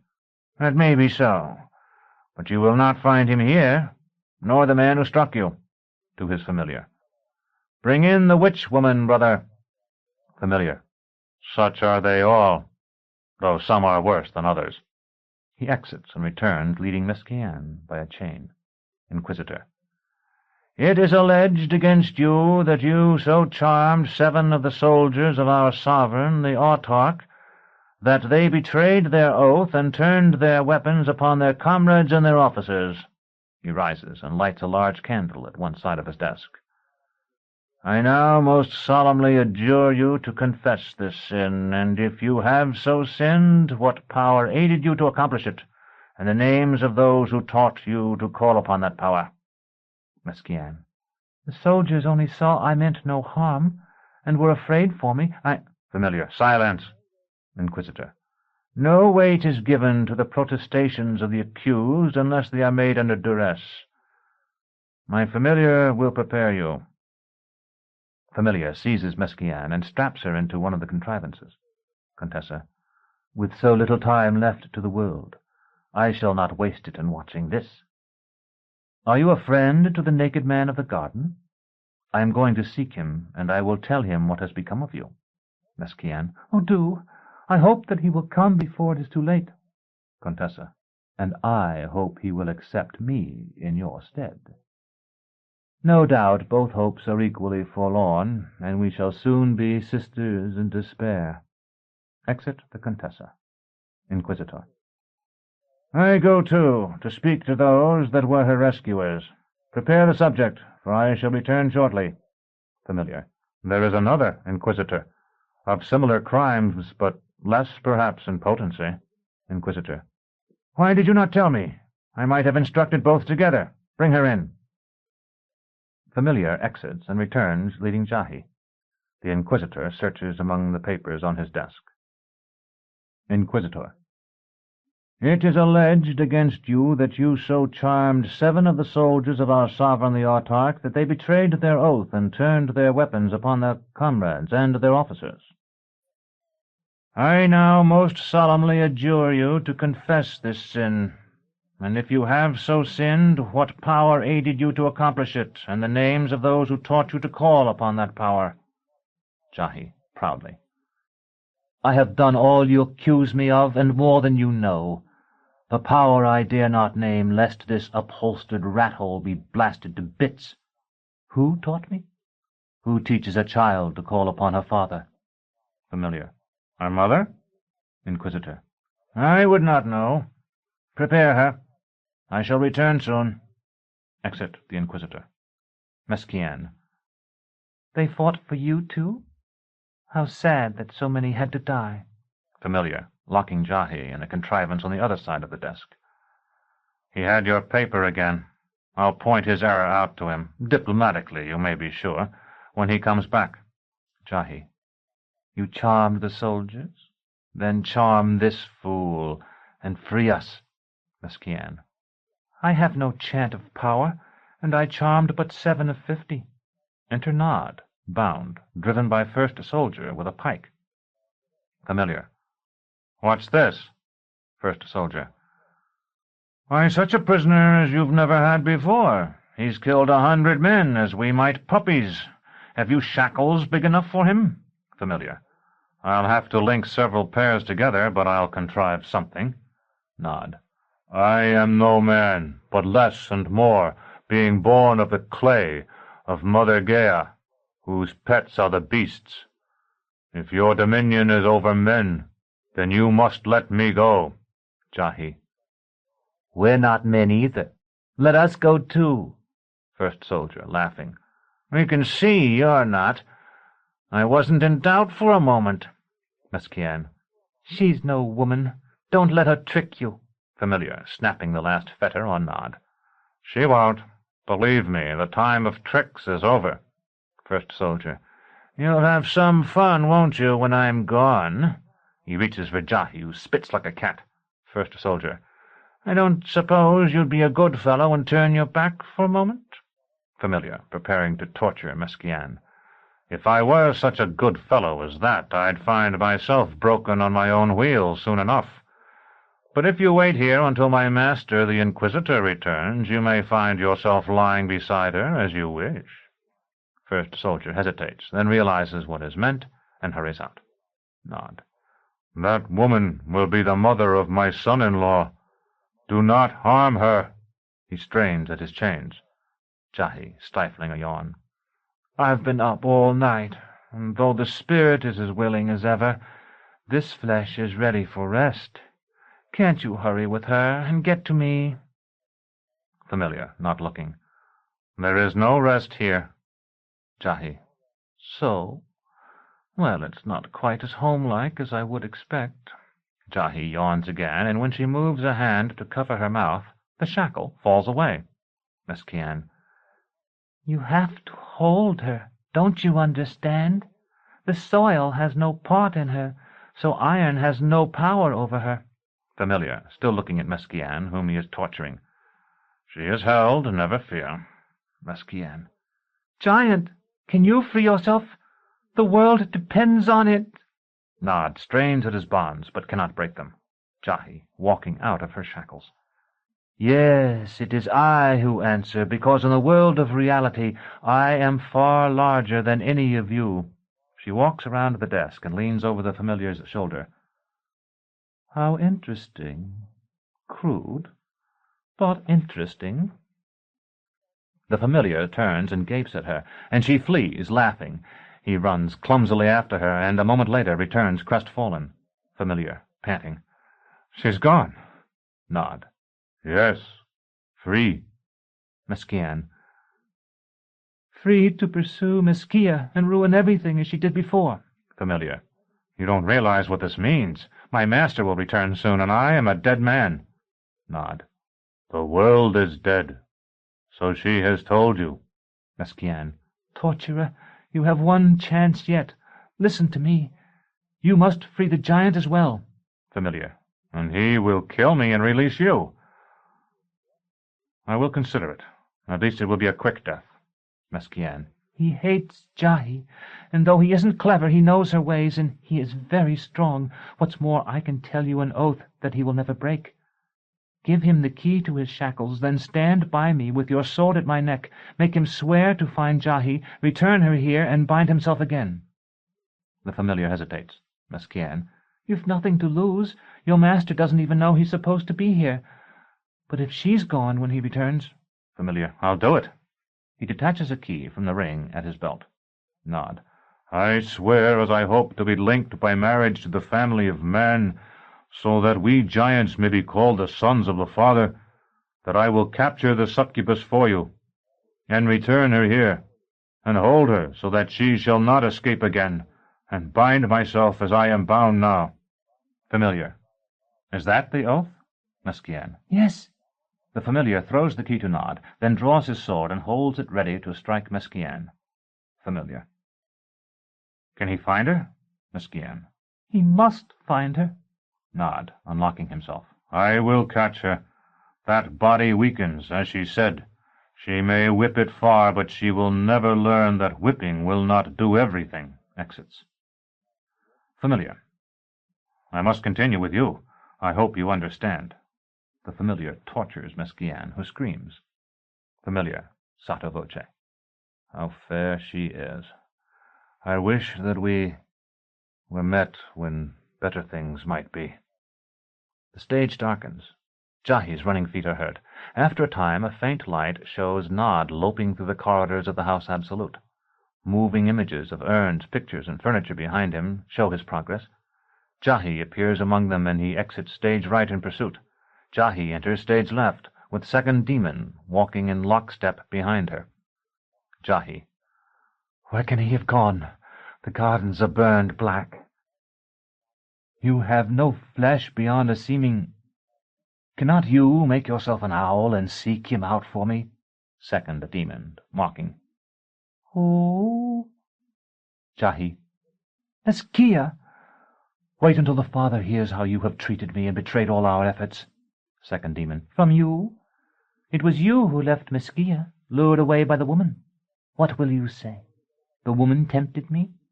We have done with that so long ago that no one remembers it save you and I and now you have spoiled the lie by making it come true. Jahi, turning on him. You little foul sniveller, you scrabbler at windows. Second demon, jumping back. And now you are exiled to the land of Nod, east of paradise. Nod's footfalls are heard off stage. Jahi hides behind a clepsydra, and second demon produces a pike and stands with it in the attitude of a soldier as Nod enters. Nod. How long have you been standing there? Second demon, saluting. As long as you want, sir. Nod. What news is there? Second demon. All you want, sir. A giant as high as a steeple has killed the throne guards, and the autarch's missing. We've searched the garden so often that if only we'd been carrying dung instead of spears, the daisy'd be as big as umbrellas. Duck's clothes is down and Hope's is up.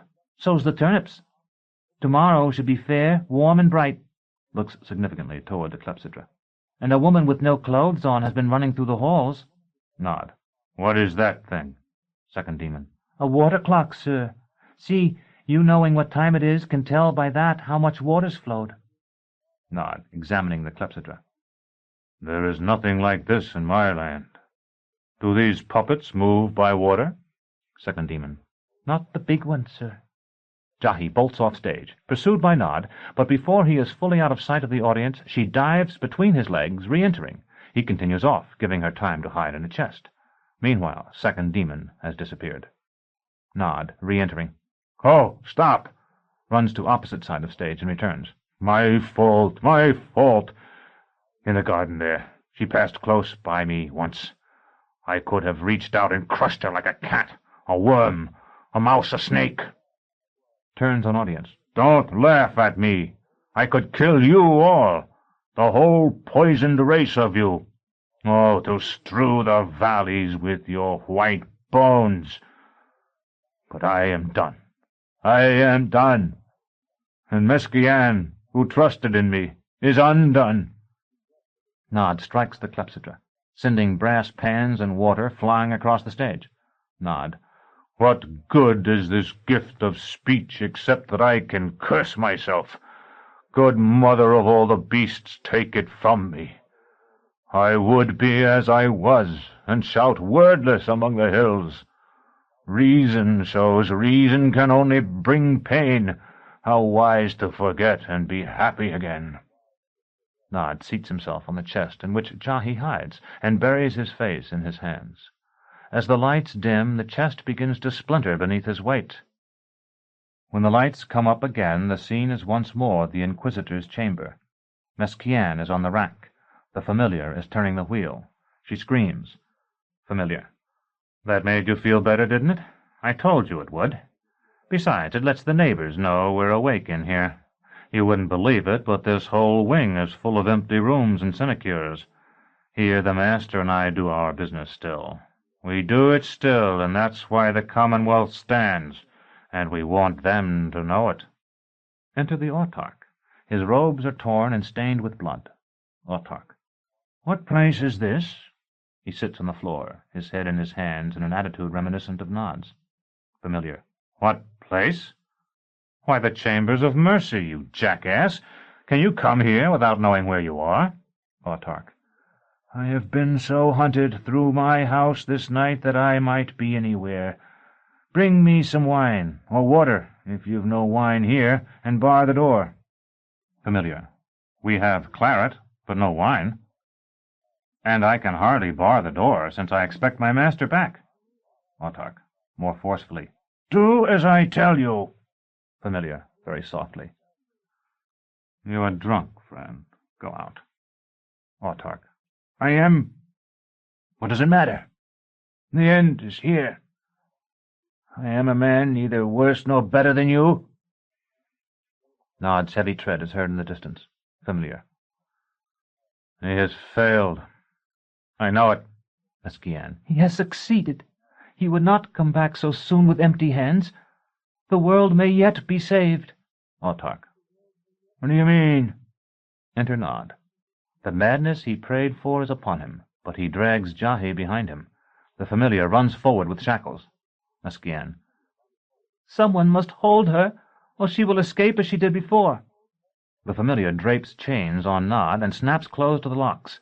then chains one of Nod's arms across his body in such a way that he holds Jahi. Nod tightens the grip. Familiar. He's killing her! Let go, you great booby! The familiar snatches up the bar with which he has been tightening the rack, and belabors Nod with it. Nod roars, tries to grasp him, and lets the unconscious Jahi slip down. The familiar seizes her by the foot and pulls her to where the autarch sits. Familiar. Here, you'll do. He jerks the autarch erect and swiftly imprisons him in such a way that one hand is clamped about Jahi's wrist, then returns to torture Meskian. Unseen behind him, Nod is freeing himself of his chains. Chapter 25. The Attack on the Hierodules. Though we were outdoors, where sounds are so easily lost against the immensity of the sky, I could hear the clatter Baldanders made as he feigned to struggle with his bonds. There were conversations in the audience, and I could hear those as well, one about the play, which discovered in it significances I had never guessed, and which Dr. Talos, I would say, had never intended, and another about some legal case that a speaker with the drawling intonation of an exultant seemed certain the autarch was about to judge wrongly. As I turned the windlass of the rack, letting the pall drop with a satisfying clack, I risked a sidelong look at those who watched us. No more than 10 chairs were in use, but lofty figures stood at the sides of the seating area and behind it. There were a few women in court dresses, much like the ones I had once seen in the House Azure, dresses with very low décolletages and full skirts that were often slit or relieved with panels of lace. Their hair was simply dressed, but it was set off with flowers, jewels, or brilliantly luminous larvae. Most of those in our audience seemed men, and more arrived momentarily. Many were as tall or as taller than Odalisque. They stood wrapped in their cloaks as though they were chilled by the soft spring air. Their faces were shadowed beneath broad-brimmed, low-crowned Appendixes. Baldander's chains fell with a crash, and Dorcas shrieked to let me know he was free. I turned toward him, then cowered away, wrenching the nearest flambeau from its socket to fend him off. It guttered as the oil in its bowl nearly drowned the flames, sputtering to renewed life when the brimstone and mineral salts Dr. Talos had gummed around the rim took fire. The giant was feigning madness, as his role required. His coarse hair hung about his eyes, and they, behind its screen, blazed so wildly I could see them despite it. His mouth hung slack, drooling spittle and showing his yellowed teeth. Arms twice the length of my own groped toward me. What frightened me, and I was frightened, I admit, and wished heartily I had terminus est in my hands instead of an iron flambeau, was what I can only call the expression beneath the lack of expression on his face. It was there like the black water we sometimes glimpse moving beneath the ice when the river freezes. Baldanders had found a terrible joy now in being as he was, and when I faced him I realized for the first time that he was not so much feigning madness on the stage as feigning sanity and his dim humility off it. I wondered then how much he had influenced the writing of the play, though it may be only that Dr. Talos had, as he surely had, understood his patient better than I. We were not, of course, to terrify the autarch's courtiers as we had the country people. Baldanders would wrest the flambeau from me, pretend to break my back, and end the scene. He did not. Whether he was as mad as he pretended, or was genuinely enraged at our growing audience, I cannot say.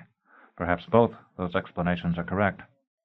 However that might be, he jerked the flambeau from me, and turned on them, flourishing it so the burning oil flew about him in a shower of fire. My sword, with which I had threatened Dorcas's head a few moments before, lay near my feet, and I stooped for it instinctively. By the time I had straightened up again, Baldanders was in the midst of the audience. The flambeau had gone out, and he swung it like a mace. Someone fired a pistol. The bolt set his costume afire, but must have missed his body. Several exultants had drawn their swords, and someone, I could not see who, possessed that rarest of all weapons, a dream. It moved like Tyrian smoke, but very much faster, and in an instant it had enveloped the giant. It seemed then that he stood wrapped in all that was past and much that had never been. A grey-haired woman sprouted from his side, a fishing boat hovered just over his head, and a cold wind whipped the flames that wreathed him. Yet the visions which are said to leave soldiers dazed and helpless a burden to their cause, did not seem to affect Baldanders. He strode forward still, and the flambeau smashed clear a path for him. Then, in the moment more that I watched, for I soon recovered enough self-command to flee that mad fight, I saw several figures throw aside their capes, and, as it appeared, their faces too. Under those faces, which, when they were no longer worn, seemed of a tissue as insubstantial as that of the Notules, were such monstrosities as I had not thought existence could support: a circular mouth rimmed with needle teeth, eyes that were themselves 1,000 eyes clustered like the scales of a pine-cone, jaws like tongs. These things have remained in my memory, as everything remains, and I have stared again at them in the dark watches of the night. I am very glad, when at last I roused myself to turn my face toward the stars and moon-drenched clouds instead, that I could see only those nearest our footlights. I have already said that I fled, but that slight delay, during which I picked up Terminus Est and stood observing Baldanders' mad attack, almost cost me dearly. By the time I turned to take Dorcas to safety, she was gone. I ran then not so much from Baldanders' fury, or from the Cacogens in the audience, or from the Autarch's Praetorians, who I felt would surely arrive soon, but in pursuit of Dorcas. Searching for her, and calling her name as I went, I found nothing but the groves and fountains and abrupt wells of that endless garden, and at last, winded and with aching legs, I slowed to a walk. It is impossible for me to set down on paper all the bitterness I felt then. To have found Dorcas and lost her so soon seemed more than I could bear. Women believe, or at least often pretend to believe, that all our tenderness for them springs from desire, that we love them when we have not for a time enjoyed them, and dismiss them when we are sated, or, to express it more precisely, exhausted. There is no truth in this idea, though it may be made to appear true. When we are rigid with desire, we are apt to pretend a great tenderness in the hope of satisfying that desire, but at no other time are we in fact so liable to treat women brutally, and so unlikely to feel any deep emotion but one. As I wandered through the nighted gardens, I felt no physical need for Dorcas, though I had not enjoyed her since we had slept in the fortress of the Demarchi beyond the sanguinary fields, because I had poured out my manhood again and again with Jolenta in the Nenufar boat. Yet if I had found Dorcas, I would have smothered her with kisses, and for Jolenta, whom I had been prone to dislike, I now had conceived a certain affection. Neither Dorcas nor Jolenta appeared, nor did I see hastening soldiers, or even the revellers we had come to entertain. The Thyasis, it seemed clear, had been confined to some certain part of the grounds, and I was now far from that part. Even now I am unsure how far the House Absolute extends. There are maps, but they are incomplete and contradictory. There are no maps of the second house, and even Father Maneri tells me that he has long ago forgotten many of its mysteries. In wandering its narrow corridors, I have seen no white wolves, but I have found stairs leading to domes beneath the river, and hatches opening into what appears to be untouched forest. Some of these are marked above ground by ruinous, half-overgrown marble steles. Some are not. When I have closed such hatches and retreated regretfully into an artificial air still laced with the odors of vegetable growth and decay, I have often wondered whether some passage or other does not reach the citadel. Old Oltan hinted once that his library stacks extended to the House Absolute. What is that but to say that the House Absolute extended to his library stacks? There are parts of the second house that are not unlike the blind corridors in which I searched for Triskeila. Perhaps they are the same corridors, though if they are, I ran a greater risk than I then knew. Whether these speculations of mine are rooted in fact or not, I had no notion of them at the time of which I write now. In my innocence I supposed that the borders of the House Absolute, which extended both in space and in time so much further than the uninformed would guess, could be strictly delimited, and that I was approaching or would soon approach, or had already passed them. Thus I walked all that night, directing my course northward by the stars, and as I walked I reviewed my life in just the way I have so often attempted to prevent myself from doing while I waited for sleep. Again Drott and Roach and I swam in the clammy cistern beneath the bell-keep. Again I replaced Josephina's toy imp with the stolen frog. Again I stretched forth my hand to grasp the haft of the axe that would have slain the great Odalisque, and so saved Thecla, not yet imprisoned. Again I saw the ribbon of crimson creep from under Thecla's door, Malrubius bending over me, Jonas vanishing into the infinity between dimensions. I played again with pebbles in the courtyard beside the fallen curtain wall as Thecla dodged the hoofs of my father's mounted guard. Long after I had seen the last balustrade, I feared the soldiers of the autarch, but after some time, when I had not so much as glimpsed a distant patrol, I grew contemptuous of them, believing their ineffectiveness to be a part of that general disorganization I had observed in the Commonwealth so often. With or without my help, Odalisque, I felt, would surely destroy such bunglers, indeed could do so now if he would only strike. And yet the androgyne in the yellow robe, who had known Odalisque's password and received his message as if expecting it, was unquestionably the autarch, the master of those soldiers, and in fact of the entire Commonwealth in so far as it recognized a master. Thecla had seen him often. Those memories of Thecla's were now my own, and it was he. If Odalisque had won already, why did he remain in hiding? Or was Odalisque merely a creature of the autarch's? If so, why did Odalisque refer to the autarch as though he were a servitor? I tried to persuade myself that everything that had passed in the chamber of the picture and the rest of the second house had been a dream, but I knew it was not so, and the steel was gone. Thinking of Odalisque reminded me of the claw which the autarch himself had urged me to return to the order of priestesses called Pellarines. I drew it out. Its light was soft now, neither flashing as it had been in the mine of the man-apes, nor dull as it had been when Jonas and I had examined it in the antechamber. Though it lay upon the palm of my hand, it seemed to me now a great pool of blue water, purer than a cistern, purer far than Gile, into which I might dive, though in doing so I should in some incomprehensible fashion be diving up. It was at once comforting and disquieting, and I pushed it into my boot top again and walked on. Dawn found me on a narrow path that straggled through a forest more sumptuous in its decay even than that outside the wall of Nessus. The cool fern arches I had seen there were absent here, but fleshy-fingered vines clung to the great mahoganies and rain-trees like heterae, turning their long limbs to clouds of floating green and lowering rich curtains spangled with flowers. Birds unknown to me called overhead, and once a monkey who might, save for his 4 hands, have been a wizened, red-bearded man in fur, spied on me from a fork as high as a spire. When I could walk no farther, I found a dry, well-shaded spot between pillar-thick roots and wrapped myself in my cloak. Often I have had to hunt down sleep as though it were the most elusive of chimeras, half legend and half air. Now it sprang upon me.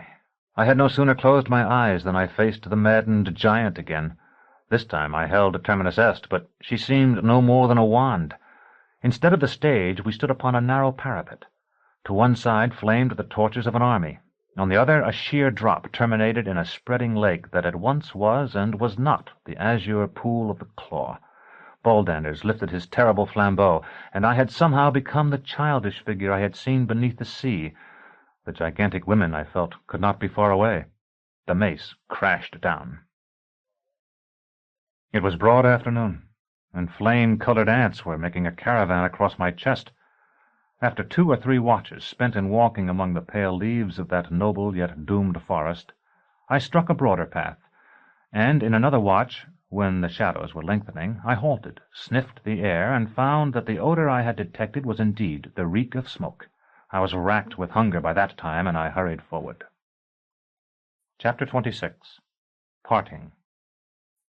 Where the path crossed another, 4 people sat on the ground around a tiny fire.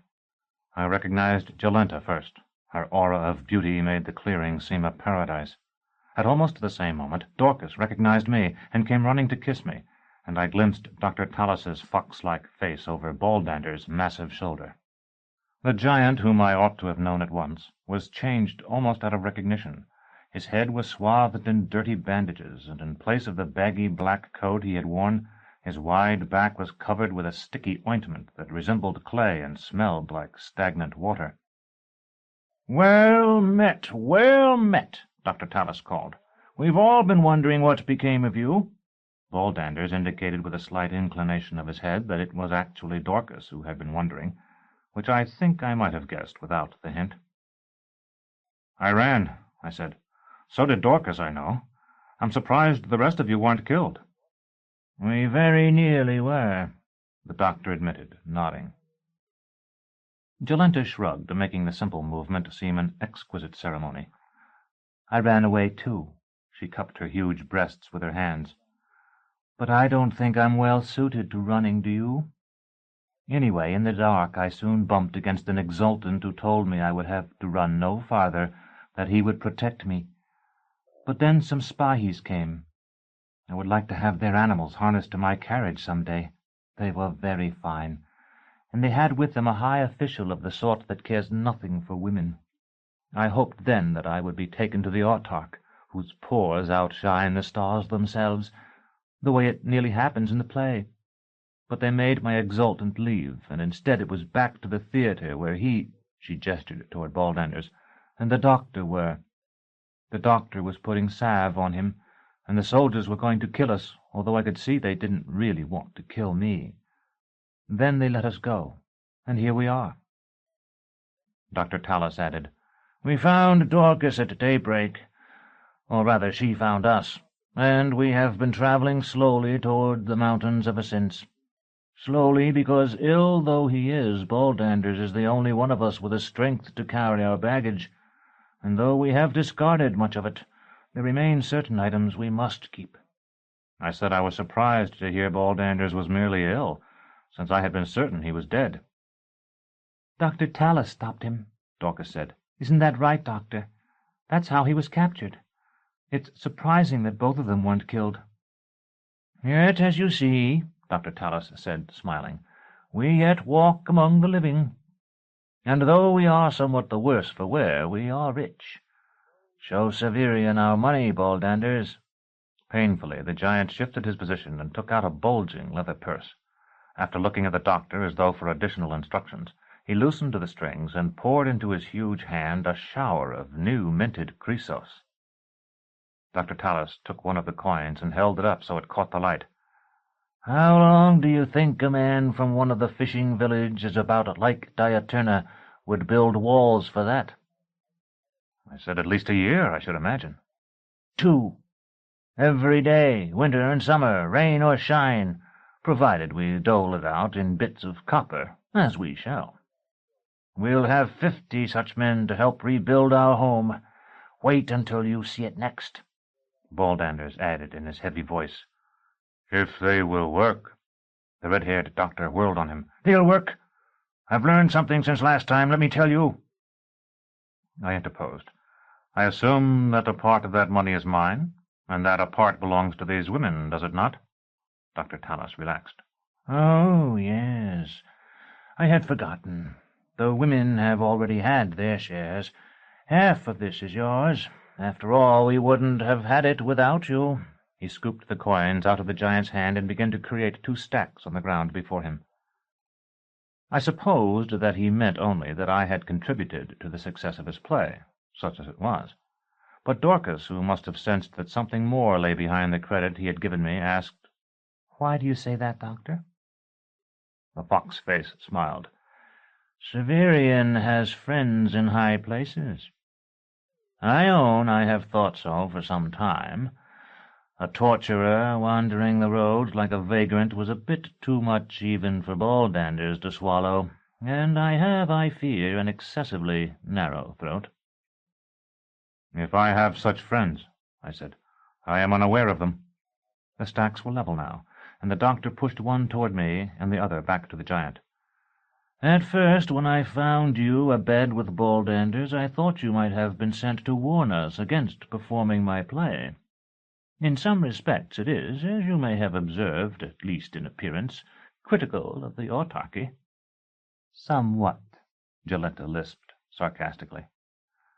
Yet surely to send a torturer from the citadel to frighten a couple of strolling mountebanks would be an absurd overreaction.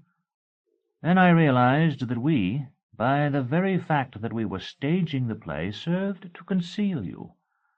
Few would suspect that a servant of the autarch would associate himself with such an enterprise.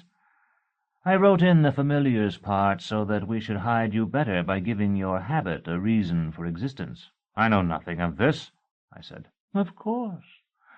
I have no desire to force you to violate your trust. But as we were setting up our theatre yesterday, a highly placed servant from the House Absolute, an Agamite, I think, and they are always close to the ear of authority, came asking if our troupe was the one in which you performed, and if you were with us. You and Jolenta had absented yourselves, but I answered in the affirmative. He asked then how great a share you had of what we made, and when I told him, said that he was instructed to pay us now for the night's performance. Very fortunate that proved, since this great ninny went charging out into our audience." It was one of the few times I saw Baldanders appear hurt by his physician's jibes. Though it clearly cost him pain to do so, he swung his big body about until he faced away from us. Dorcas had told me that when I had slept in Dr. Talos's tent I had slept alone. Now I sensed that the giant felt so, that for him the clearing held only himself and certain small animals, pets of whom he was tiring. "He has paid for his rashness," I said. "He looks badly burned." The doctor nodded. "Actually, Baldanders was fortunate. The Hierodules dialed down their beams and tried to turn him back instead of killing him. He lives now through their forbearance and will regenerate," Dorcas murmured. "Heal, you mean? I trust so. I feel more pity for him than I can say." "Yours is a tender heart. Too tender, perhaps. But Baldanders is still growing, and growing children have great recuperative powers." "Still growing?" I asked. "His hair is partly gray." The doctor laughed. "Then perhaps he is growing grayer. But now, dear friends," he rose and dusted his trousers, "now we have come, as some poet aptly puts it, to the place where men are pulled apart by their destinations. We had halted here, Severian, not only because we were fatigued, but because it is here that the route toward Thrax, where you are going, and that toward Lake Diaturna and our own country diverge. I was loath to pass this point, the last at which I had hopes of seeing you, without making a fair division of our gains. But that is accomplished now. Should you communicate again with your benefactors in the House Absolute, will you own that you have been equitably dealt with?" The stack of chrysos was still on the ground before me. "There is 100 times more here than I ever expected to receive," I said. "Yes, certainly." I picked up the coins and put them into my sabretache. A glance passed between Dorcas and Jolenta, and Dorcas said, "I am going to Thrax with Severian, if that is where Severian is going." Jolenta held up a hand to the doctor, obviously expecting that he would help her to rise. "Baldanders and I will be traveling alone," he said, "and we will walk all night. We will miss all of you, but the time of parting is upon us. Dorcas, my child, I am delighted that you will have a protector." Jolenta's hand was by this time on his thigh. "Come, Baldanders, we must be away." The giant lumbered to his feet, and though he made no moan, I could see how much he suffered. His bandages were wet with mingled sweat and blood. I knew what I had to do, and said, "Baldanders and I must speak privately for a moment. Could I ask the rest of you to move off 100 paces or so?" The women began to do as I had asked, Dorcas walking down one path, and Jolenta, whom Dorcas had helped up, down another, but Dr. Talos remained where he was until I repeated my request that he go. "You wish me to leave as well? It's quite useless. Baldanders will tell me anything you tell him as soon as we are together again. Jolenta, come here, dear." "She is leaving at my request, just as I asked you to." "Yes, but she is going the wrong way, and I cannot have it. Jolenta!" "Doctor, I only wish to help your friend, or your slave, or whatever he is." Quite unexpectedly, Baldander's deep voice issued from beneath his swirl of bandages. "I am his master." "Exactly so," said the doctor, as taking up the stack of chrysos he had pushed toward Baldanders, he dropped it into the giant's trousers pocket. Jolenta had hobbled back to us, with tears streaking her lovely face. "Doctor, can't I go with you?" "Of course not," he said as coolly as if a child had asked for a second slice of cake. Jolenta collapsed at his feet. I looked up at the giant. Baldanders, I can help you. A friend of mine was burned as much as you are not long ago, and I was able to help him. But I won't do it while Dr. Talos and Jolenta look on. Will you come with me only a short way, back down the path toward the House Absolute? Slowly the giant's head swung from side to side. He knows the lenitive you offer, Dr. Talos said, laughing. He himself has provided it to many, but he loves life too much. Life is what I offer, not death. Yes? The doctor raised an eyebrow. Where is your friend? The giant had picked up the handles of his barrow. Baldanders, I said, do you know who the Conciliator was? That was long ago, Baldanders answered. It does not matter. He started down the path Dorcas had not taken. Dr. Talos followed him for a few strides, with Jolenta clinging to his arm, then stopped. Severian, you have guarded a good many prisoners, according to what you've told me. If Baldanders were to give you another Chrysos, would you hold this creature until we are well gone? I was still sick with the thought of the giant's pain and my own failure, but I managed to say, As a member of the Guild, I can accept commissions only from the legally constituted authorities. We will kill her, then, when we are out of your sight. That is a matter between you and her, I said, and started after Dorcas.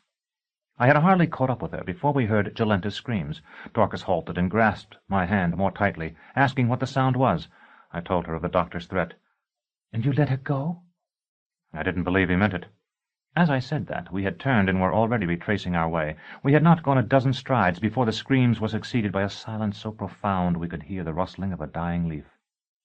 We hurried on, but by the time we reached the crossing I felt certain we were too late, and so I was, if the truth be known, only hurrying because I knew Dorcas would be disappointed in me if I did not. I was wrong in thinking Jolenta dead. As we rounded a turn in the path, we saw her running toward us, her knees together as if her legs were hampered by her generous thighs, her arms crossed over her breasts to steady them. Her glorious red-gold hair fell across her eyes, and the thin organza shift she wore had been slashed to tatters. She fainted when Dorcas embraced her. "Those devils, they've beaten her," Dorcas said. A moment ago we were afraid they would kill her. I looked at the welts on the beautiful woman's back. These are the marks of the doctor's cane, I think. She's lucky he didn't set Baldanders on her. "But what can we do?" We can try this. I fished the claw from my boot top and showed it to her. Do you remember the thing we found in my sabretache? That you said was no true gem? This is what it was, and it seems to help injured people sometimes. I wanted to use it on Baldanders, but he wouldn't let me. I held the claw over Jolenta's head, then ran it along the bruises on her back, but it flamed no brighter, and she seemed no better. It isn't working, I said. I'll have to carry her. "Put her over your shoulder, or you'll be holding her just where she's been hurt worst." Dorcas carried Terminus Est, and I did as she suggested, finding Jolenta nearly as heavy as a man. For a long while we trudged thus beneath the pale green canopy of the leaves before Jolenta's eyes opened. Even then she could hardly walk or stand without help, however, or so much as comb back that extraordinary hair with her fingers to let us better see the tear-stained oval of her face. "The doctor won't let me come with him," she said. Dorcas nodded. It seems not. She might have been talking to someone far younger than herself. "I will be destroyed." I asked why she said that, but she only shook her head. After a time she said, "May I go with you, Severian? I don't have any money. Baldanders took away what the doctor had given me." She shot a sidelong glance at Dorcas. "She has money, too, more than I got, as much as the doctor gave you." "He knows that," Dorcas said, "and he knows any money I have is his if he wants it." I changed the subject. Perhaps both of you should know that I may not be going to Thrax, or at least not directly. Not if I can discover the whereabouts of the Order of Pellarines. Jolenta looked at me as if I were mad. "I've heard they roam the whole world. Besides, they accept only women." I don't want to join them, only to find them. The last news I had was that they were on the way north. But if I can find out where they are, I'll have to go there, even if it means turning south again. "I'm going where you go," Dorcas declared. "Not to Thrax." "And I'm going nowhere," Jolenta sighed. As soon as we no longer had to support Jolenta, Dorcas and I drew somewhat ahead of her. When we had been walking for some time, I turned to look back at her.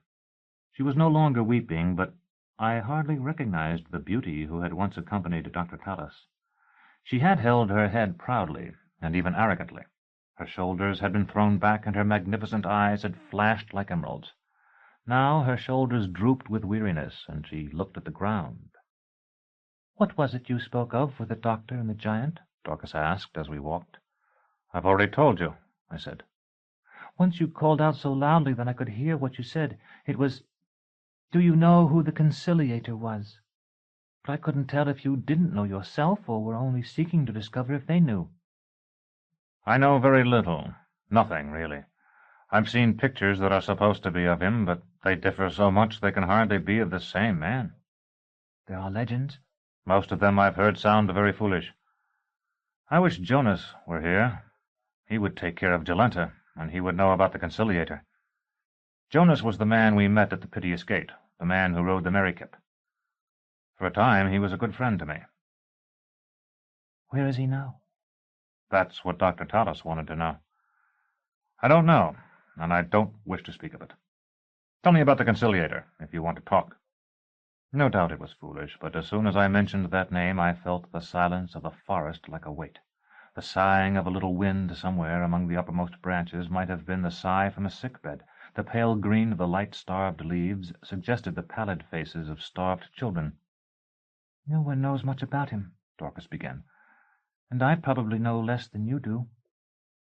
I don't even remember now how I learned what I know. Anyway, some people say he was hardly more than a boy. Some say he was not a human being at all, not a Cacogen, but the thought, tangible to us, of some vast intelligence to whom our actuality is no more real than the paper theatres of the toy sellers. The story goes that he once took a dying woman by the hand, and a star by the other, and from that time forward he had the power to reconcile the universe with humanity, and humanity with the universe, ending the old breach. He had a way of vanishing, then reappearing when everyone thought he was dead, reappearing sometimes after he had been buried. He might be encountered as an animal, speaking the human tongue, and he appeared to some pious woman or other in the form of roses." I recalled my masking. "Holy Catherine, I suppose, at her execution." "There are darker legends, too." "Tell them to me." "They frightened me," Dorcas said. "Now I don't even remember them. Doesn't that brown book you carry with you make any mention of him?" I drew it out and saw that it did, and then, since I could not comfortably read while we walked, I thrust it back in my sabretache again, resolving to read that section when we camped, as we would have to soon. Chapter 27. Toward Thrax. Our path ran through the stricken forest for as long as the light lasted. A watch after dark we reached the edge of a river, smaller and swifter than Gile, where by moonlight we could see broad cane fields on the farther side waving in the night wind. Jolenta had been sobbing with weariness for some distance, and Dorcas and I agreed to halt. Since I would never have risked Terminus Est's honed blade on the heavy limbs of the forest trees, we would have had little firewood there. Such dead branches as we had come across had been soaked with moisture and were already spongy with decay. The river bank provided an abundance of twisted, weathered sticks, hard and light and dry. We had broken a good many and laid our fire before I remembered I no longer had my striker, having left it with the autarch, who must also, I felt certain, have been the highly placed servant who had filled Dr. Talos's hands with Chrysos. Dorcas had flint, steel, and tinder among her scant baggage, however, and we were soon comforted by a roaring blaze. Jolenta was fearful of wild beasts, though I labored to explain to her how unlikely it was that the soldiers would permit anything dangerous to live in a forest that ran up to the gardens of the House Absolute. For her sake we burned 3 thick brands at one end only, so that if need arose we could snatch them from the fire and threaten the creatures she dreaded. No beasts came. Our fire drove off the mosquitoes, and we lay upon our backs and watched the sparks mount into the air. Far higher the lights of flyers passed to and fro, filling the sky for a moment or two with a ghostly false dawn, as the ministers and generals of the autarch returned to the House Absolute or went forth to war. Dorcas and I speculated about what they might think when they looked down, for only an instant as they were whirled away, and saw our scarlet star. And we decided that they must wonder about us much as we wondered about them, pondering who we might be and where we went and why. Dorcas sang a song for me, a song about a girl who wanders through a grove in spring, lonely for her friends of the year before, the fallen leaves. Jolenta lay between our fire and the water, I suppose because she felt safer there. Dorcas and I were on the opposite side of the fire, not only because we wanted to be out of her sight as nearly as possible, but because Dorcas, as she told me, disliked the sight and sound of the cold, dark stream slipping by. "Like a worm," she said, "a big ebony snake that is not hungry now, but knows where we are and will eat us by and by." "Aren't you afraid of snakes, Severian?" Thecla had been. I felt the shade of her fear stir at the question, and nodded. "I've heard that in the hot forests of the north the autarch of all serpents is Ouroboros, the brother of Abaia, and that hunters who discover his burrow believe they have found a tunnel under the sea, and descending it enter his mouth and all unknowing climb down his throat so that they are dead while they still believe themselves living, though there are others who say that Ouroboros is only the great river there that flows to its own source, or the sea itself that devours its own beginnings." Dorcas edged closer as she recounted all this, and I put my arm about her, knowing that she wanted me to make love to her, though we could not be sure Jolenta was asleep on the other side of the fire. Indeed, from time to time she stirred, seeming, because of her full hips, narrow waist, and billowing hair, to undulate like a serpent herself. Dorcas lifted her small, tragically clean face to mine, and I kissed her and felt her press herself to me, trembling with desire. "I am so cold," she whispered. She was naked, though I had not seen her undress. When I put my cloak about her, her skin felt flushed, as my own was, from the heat of the blaze. Her little hands slipped under my clothes, caressing me. "So good," she said, "so smooth." And then, though we had coupled before, "Won't I be too small?" Like a child. When I woke, the moon, it was almost beyond belief that it was the same moon that had guided me through the gardens of the House Absolute, had nearly been overtaken by the mounting horizon of the west. Its beryl light streamed down the river, giving to every ripple the black shadow of a wave. I felt uneasy without knowing why.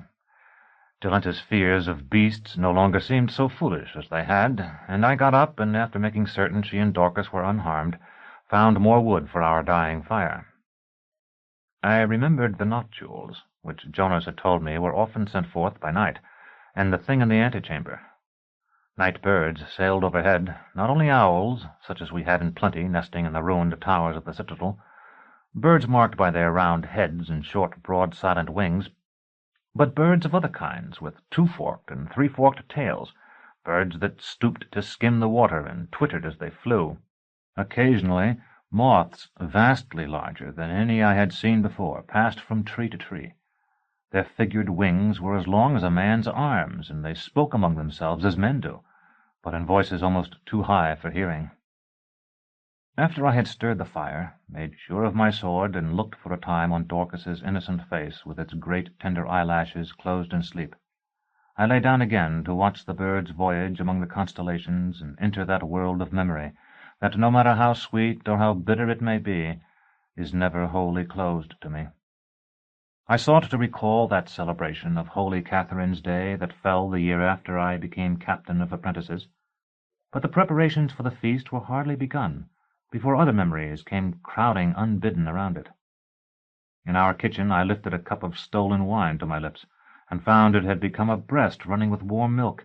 It was my mother's breast then, and I could hardly contain my elation, which might have wiped the memory away, at having reached back at last to her after so many fruitless attempts. My arms sought to clasp her, and I would, if only I could, have lifted my eyes to look into her face. My mother certainly, for the children the torturers take know no breasts. The greyness at the edge of my field of vision, then, was the metal of her cell wall.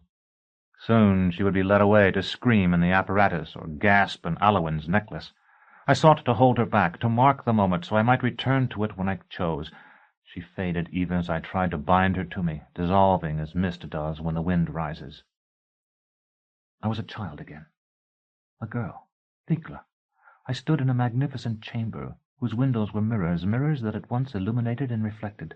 Around me were beautiful women twice my height or more, in various stages of undress. The air was thick with scent. I was searching for someone, but as I looked at the painted faces of the tall women, lovely and indeed perfect, I began to doubt if I should know her. Tears rolled down my cheeks. 3 women ran to me, and I stared from one to another. As I did, their eyes narrowed to points of light, and a heart-shaped patch beside the lips of the nearest spread web-fingered wings. Severian. I sat up, uncertain of the point at which memory had become dream. This voice was sweet, yet very deep, and though I was conscious of having heard it before, I could not at once recall where. The moon was nearly behind the western horizon now, and our fire was dying a second death. Dorcas had thrown aside her ragged bedding, so that she slept with her sprite's body exposed to the night air. Seeing her thus, her pale skin rendered more pale still by the waning moonlight, save where the glow of the embers flushed it with red, I felt such desire as I had never known. Not when I had clasped Asia to me on the Adamnian steps, not when I had first seen Jolenta on Dr. Talos' stage, not even on the innumerable occasions when I had hastened to Thecla in her cell. Yet it was not Dorcas I desired. I had enjoyed her only a short time ago, and though I fully believed she loved me, I could not be certain she would have given herself so readily if she had not more than suspected I had entered Jolenta on the afternoon before the play, and if she had not believed Jolenta to be watching us across the fire. Nor did I desire Jolenta, who lay upon her side and snored. Instead, I wanted them both, and Thecla, and the nameless Meretrix who had feigned to be Thecla in the House Azure, and her friend who had taken the part of Thea, the woman I had seen on the stair in the House Absolute. And Asia, Valeria, Morwenna, and 1,000 more. I recalled the witches, their madness, and their wild dancing in the old court on nights of rain, the cool, virginal beauty of the red-robed Pellerines. Severian. It was no dream. Sleepy birds perched on branches at the margin of the forest had stirred at the sound. I drew Terminus Est and let her blade catch the cold dawn light so that whoever had spoken should know me armed. All was quiet again, quieter now than it had ever been by night. I waited, turning my head slowly in my attempt to locate the one who had called my name, though I was conscious it would have been better if I could have appeared to know the correct direction already. Dorcas stirred and moaned, but neither she nor Jolenta woke. There was no other sound but the crackling of the fire, the dawn wind among the leaves, and the lapping water. "Where are you?" I whispered, but there was no reply. A fish jumped with a silver splash, and all was silent again. "Severian." However deep, it was a woman's voice, throbbing with passion, moist with need. I remembered Asia and did not sheathe my sword. "The sandbar." Though I feared it was merely a trick to make me turn my back on the trees, I let my eyes search the river until I saw it, about 200 paces from our fire. "Come to me." It was no trick, or at least not the trick I had at first feared. It was from downstream that the voice spoke. "Come, please. I cannot hear you where you stand." I said I did not speak, but there was no reply. I waited, reluctant to leave Dorcas and Jolenta alone. "Please, when the sun reaches this water I must go. There may be no other chance." The little river was wider at the sandbar than below or above it, and I could walk upon the yellow sand itself, dry-shod, nearly to the center. To my left the greenish water gradually narrowed and deepened. To my right lay a deep pool, perhaps 20 paces wide, from which water flowed swiftly yet smoothly. I stood on the sand with Terminus Est gripped in both hands, her square point buried between my feet. "I'm here," I said. "Where are you? Can you hear me now?" As though the river itself were replying, 3 fish leaped at once, then leaped again, making a series of soft explosions on the surface. A moccasin, his brown back marked with linked rings of gold and black, glided up almost at my boot-toes, turned as if to menace the jumping fish, and hissed, then entered the ford on the upper side of the bar and swam away in long undulations. Through the body he had been as thick as my forearm. "Do not fear. Look, see me. Know that I will not harm you." Green though the water had been, it grew greener still. 1,000 jade tentacles writhed there, never breaking the surface. As I watched, too fascinated to be afraid, a disk of white, 3 paces across, appeared among them, rising slowly toward the surface.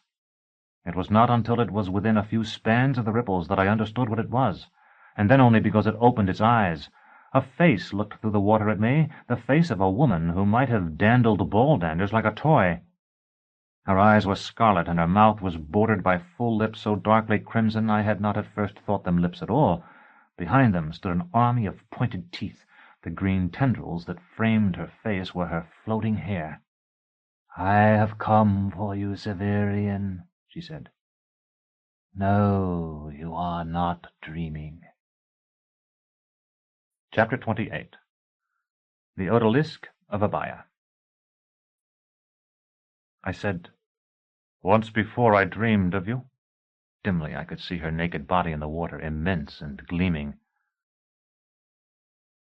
"We watched the giant and so found you. Alas, we lost sight of you too soon when you and he separated. You believed then that you were hated and did not know how much you were loved. The seas of the whole world shook with our mourning for you, and the waves wept salt tears and threw themselves despairing upon the rocks." "And what is it you want of me?" "Only your love. Only your love." Her right hand came to the surface as she spoke, and floated there like a raft of 5 white logs. Here truly was the hand of the ogre, whose fingertip held the map of his domain. "Am I not fair? Where have you beheld skin clearer than mine, or redder lips?" "You are breathtaking," I said truthfully. "But may I ask why you were observing Ball-Danders when I met him? And why you were not observing me, though it seems you wished to?" "We watch the giant because he grows, in that he is like us and like our father husband Abaia. Eventually he must come to the water when the land can bear him no longer. But you may come now, if you will. You will breathe by our gift as easily as you breathe the thin, weak wind here, and whenever you wish you shall return to the land and take up your crown. This river Cephisus flows to Gile, and Gile to the peaceful sea. There you may ride dolphin back through current-swept fields of coral and pearl. My sisters and I will show you the forgotten cities built of old, where 100 trapped generations of your kin bred and died when they had been forgotten by you above."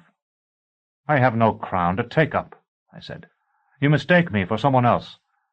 "All of us will be yours there, in the red and white parks where the lionfish school." As the Undine spoke, she slowly lifted her chin, allowing her head to fall back until the whole plane of face lay at an equal depth, and only just submerged. Her white throat followed, and crimson-tipped breasts broke the surface, so that little lapping waves caressed their sides. 1,000 bubbles sparkled in the water. In the space of a few breaths she lay at full length upon the current, 40 cubits at least from alabaster feet to twining hair. No one who reads this perhaps will understand how I could be drawn to so monstrous a thing, yet I wanted to believe her, to go with her as a drowning man wants to gasp air. If I had fully credited her promises, I would have plunged into the pool at that moment, forgetting everything else. "You have a crown, though you know not of it yet. Do you think that we, who swim in so many waters, even between the stars, are confined to a single instant? We have seen what you will become, and what you have been. Only yesterday you lay in the hollow of my palm, and I lifted you above the clotted weed, lest you die in Gile, saving you for this moment." "Give me the power to breathe water," I said, "and let me test it on the other side of the sandbar. If I find you have told the truth, I will go with you." I watched those huge lips part. I cannot say how loudly she spoke in the river, that I should hear her where I stood anear, but again fish leaped at her words. "It is not so easily done as that. You must come with me, trusting, though it is only a moment. Come." She extended her hand toward me, and at the same moment I heard Dorcas's agonized voice crying for help. I turned to run to her. Yet if the Undine had waited, I think I might have turned back. She did not. The river itself seemed to heave from its bed with a roar like breaking surf. It was as though a lake had been flung at my head, and it struck me like a stone and tumbled me in its wash like a stick. A moment later, when it receded, I found myself far up the bank, soaked and bruised and swordless. 50 paces away, the Undine's white body rose half out of the river. Without the support of the water, her flesh sagged on bones that seemed ready to snap under its weight, and her hair hung lank to the soaking sand. Even as I watched, water mingled with blood ran from her nostrils. I fled, and by the time I reached Dorcas at our fire, the Undine was gone, save for a swirl of silt that darkened the river below the sandbar. Dorcas's face was nearly as white. "What was that?" she whispered. "Where were you?" "You saw her, then." "I was afraid—" "Oh, horrible!" Dorcas had thrown herself into my arms, pressing her body to mine. "Horrible!" "That wasn't why you called, though, was it? You couldn't have seen her from here until she rose out of the pool." Dorcas pointed mutely toward the farther side of the fire, and I saw the ground was soaked with blood where Jolenta lay. There were 2 narrow cuts on her left wrist, each about the length of my thumb, and though I touched them with the claw, it seemed the blood that welled from them would not clot. When we had soaked several bandages torn from Dorcas's scant store of clothing, I boiled thread and needle in a little pan she had, and sewed the edges of the wounds shut. Through all this, Jolenta seemed less than half conscious. From time to time her eyes opened, but they closed again almost immediately, and there was no recognition in them. She spoke only once, saying, "Now you see that he, whom you have esteemed your divinity, would countenance and advise all I have proposed to you. Before the new sun rises, let us make a new beginning." At the time I did not recognize it as one of her lines. When her wound no longer bled, and we had shifted her to clean ground and washed her, I went back to the place where I had found myself when the water receded, and after some searching, discovered Terminus Est, with only her pommel and 2 fingers' width of hilt protruding from the wet sand. I cleaned and oiled the blade, and Dorcas and I discussed what we should do. I told her of my dream, the night before I met Baldanders and Dr. Talos, and then about hearing the Undine's voice while she and Jolenta slept, and what she had said. "Is she still there, do you think? You were down there when you found your sword. Could you have seen her through the water if she were near the bottom?" I shook my head. "I don't believe she is.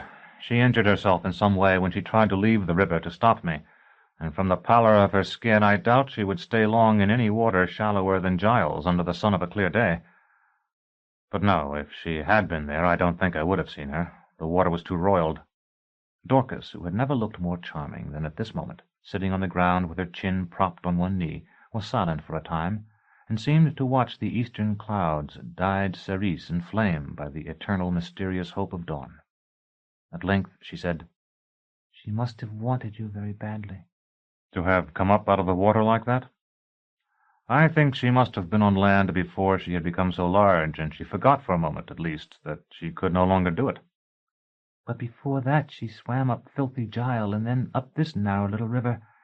She must have been hoping to seize you when we crossed, but she found she could not get above the sandbar, and so she called you down. Altogether it can't have been a pleasant trip for someone accustomed to swimming between the stars." You believe her, then? "When I was with Dr. Talos and you were gone, he and Jolenta used to tell me what a simple-minded person I was for believing people we met on the road, and things that Baldanders said, and things they said themselves too. Just the same, I think that even the people who are called liars tell the truth much more often than they lie. It's so much easier. If that story about saving you wasn't true, I'd tell it. It could only frighten you when you thought back on it, and if she doesn't swim between stars, what a useless thing to say. Something's bothering you, though, I can see it. What is it?" I did not want to describe my meeting with the autarch in detail, so I said, "Not long ago I saw a picture, in a book, of a being who lives in the Gulf.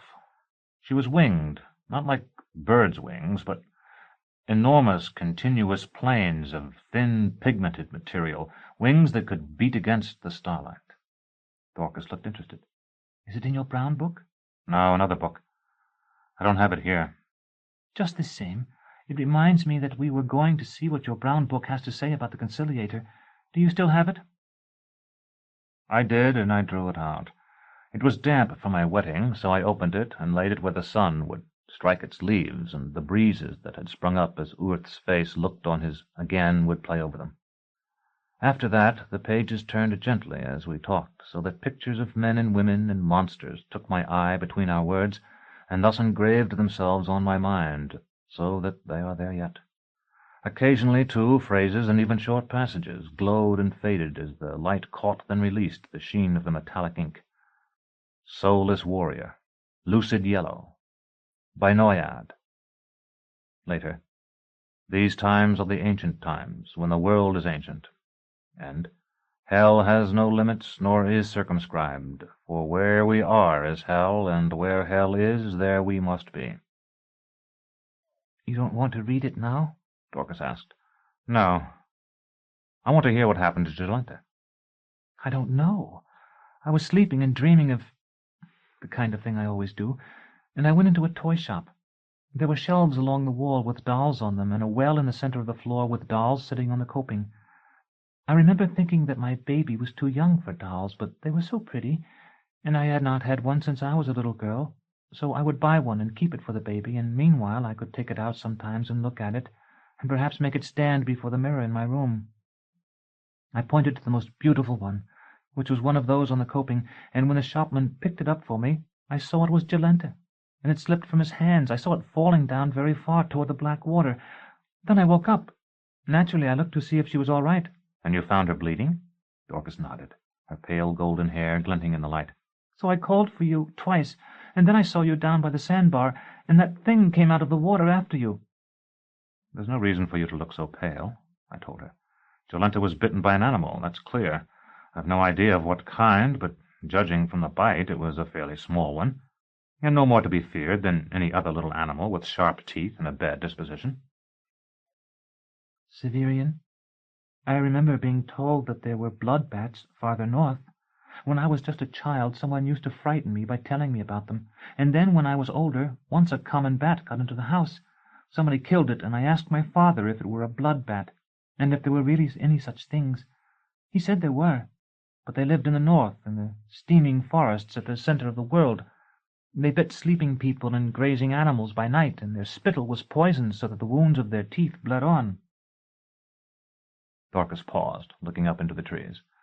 "My father said that the city had been creeping northward along the river for all of history, having begun as an autochthon village where Gile joins the sea, and how terrible it would be when it entered the region where the blood bats fly and they could roost in the derelict buildings. It must be terrible already for the people of the House Absolute.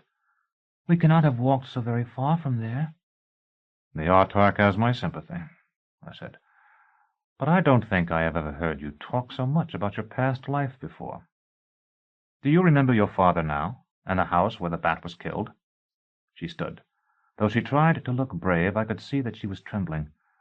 "I remember more each morning, after my dreams.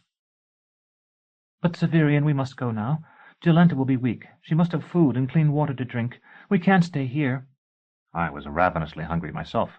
I put the brown book back into my sabretache and sheathed Terminus Est's freshly oiled blade. Dorcas packed her little bundle of belongings. Then we set out, fording the river well above the sandbar. Jolenta was unable to walk alone. We had to support her on either side. Her face was drawn, and though she had regained consciousness when we lifted her, she seldom spoke. When she did, it was only a word or two. For the first time I noticed how thin her lips were, and now the lower lip had lost its firmness and hung away from her teeth, showing the livid gums. It seemed to me that her entire body, yesterday so opulent, had softened like wax, so that instead of appearing, as she once had, a woman to Dorcas's child, she seemed a flower too long blown, the very end of summer, to Dorcas's spring. As we walked thus along a narrow, dusty track with sugar-cane already higher than my head to either side, I found myself thinking over and over of how I had desired her in the short time I had known her. Memory, so perfect and vivid as to be more compelling than any opiate, showed me the woman as I had believed I had seen her first, when Dorcas and I had come around a grove of trees by night to find Dr. Talos's stage gleaming with lights in a pasture. How strange it had seemed to see her by daylight, as perfect as she had appeared in the flattering glow of the flambeaux the night before, when we set off northward on the most glorious morning I can remember. Love and desire are said to be no more than cousins, and I had found it so, until I walked with Jolenta's flaccid arm about my neck. But it is not really true. Rather, the love of women was the dark side of a feminine ideal I had nourished for myself on dreams of Valeria and Thecla and Asia, of Dorcas and Jolenta, and Odalisque's lemon, of the heart-shaped face and cooing voice, the woman I now knew to be Thecla's half-sister Thea. So that as we trudged between the walls of Cain, when desire had fled and I could only look at Jolenta with pity, I found that though I had believed I cared only for her importunate, rose-flushed flesh and the awkward grace of her movements, I loved her. Chapter 29. The Herdsmen. For most of the morning we walked through the Cain, meeting no one. Jolenta grew neither stronger nor weaker, so far as I could judge, but it seemed to me that hunger and the fatigue of supporting her and the pitiless glare of the sun were telling upon me. For twice or thrice, when I glimpsed her from the corner of an eye, it seemed that I was not seeing Jolenta at all, but someone else, a woman I recalled but could not identify. If I turned my head to look at her, this impression, which was always very slight, vanished altogether. So we walked, talking little. It was the only time since I had received her from Master Palamon that Terminus Est seemed burdensome to me. My shoulder grew raw under the baldric. I cut cane for us, and we chewed it for the sweet juice. Jolenta was always thirsty, and since she could not walk unless we aided her, and could not hold her stalk of cane when we did, we were forced to stop often. It was strange to see those long legs, so beautifully molded, with their slender ankles and ripe thighs, so useless. In a day we reached the end of the Cain and emerged onto the edge of the true pampa, the sea of grass. Here there were still a few trees, though they were so widely scattered that each was in sight of no more than 2 or 3 others. To each of these trees the body of some beast of prey was lashed with rawhide, its forepaws outspread like arms. They were mostly the spotted tigers common in that part of the country. But I saw atroxes, too, with hair like man's, and sword-toothed smilodons. Most were hardly more than bones, but some lived and made those sounds that, as the people believe, served to frighten other tigers, atroxes, and smilodons, which, if they were not so frightened, would prey upon the cattle. These cattle represented a far greater danger to us than the cats did. The herd bulls will charge anything that comes near them, and we were forced to give each herd we came across as much room as would prevent their short-sighted eyes from seeing us, and to move downwind of each. On these occasions I was forced to let Dorcas prop Jolenta's weight as best she could, so I could walk ahead of them and somewhat nearer the animals. Once I had to leap aside and strike off the head of a bull as it charged. We built a fire of dry grass and roasted some of the meat. The next time I recalled the claw and the way in which it had ended the attack of the man-apes. I drew it out, and the fierce black bull trotted to me and nuzzled my hand. We put Jolenta on his back, with Dorcas to hold her on, and I walked beside his head, holding the gem where he could see its blue light. A living smilodon was bound to the next tree we reached, which was nearly the last we saw, and I was afraid he would frighten the bull. Yet when we passed him I seemed to feel his eyes upon my back, yellow eyes as large as pigeons' eggs. My own tongue was swollen with his thirst. I gave Dorcas the gem to hold, and went back and cut him down, thinking all the while that he would surely attack me. He fell to the ground, too weak to stand, and I, who had no water to give him, could only walk away. A little after noon I noticed a carrion bird circling high above us. It is said they smell death, and I remembered that once or twice, when the journeymen were very busy in the examination room, it was necessary for us apprentices to turn out to throw stones at those who settled on the ruined curtain wall, lest they give the citadel a reputation more evil than it already possessed. The thought that Jolenta might die was repugnant to me, and I would have given much for a bow, so that I might perhaps pick the bird out of the air, but I had nothing of the kind, and could only wish. After an interminable time, this first bird was joined by two much smaller ones, and from their bright head colour, occasionally visible even from so far below, I knew them to be Cathartidae. Thus the first, whose wings had 3 times the spread of theirs, was a mountain Teratornis, the breed that is said to attack climbers, raking their faces with poisoned talons and striking them with the elbows of its great pinions until they fall to their deaths. From time to time the other two approached it too closely, and it turned upon them. When that occurred, we sometimes heard a shrill cry come drifting down from the ramparts of their castle of air. Once, in a macabre mood, I gestured for the birds to join us. All 3 dove, and I brandished my sword at them and gestured no more. When the western horizon had climbed nearly to the sun, we reached a low house, scarcely more than a hut, built of turf.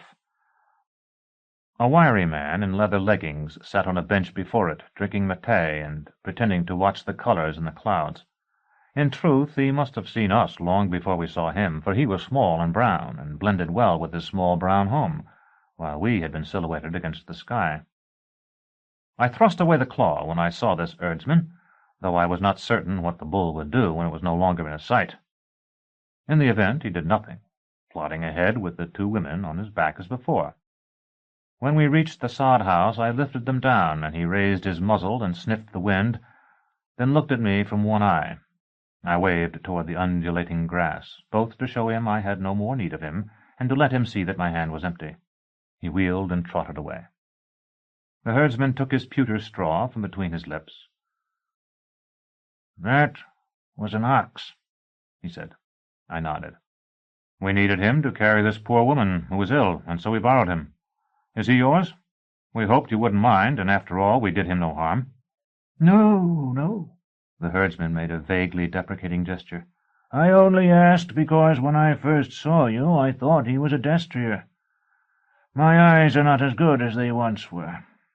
He told us how good they once were, which was very good indeed. "But, as you say, it was an ox." This time Dorcas and I nodded together.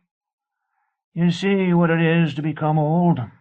I would have lit the blade of this knife," he slapped the metal hilt that protruded above his broad belt, "and pointed it to the sun to swear that I saw something between the ox's legs.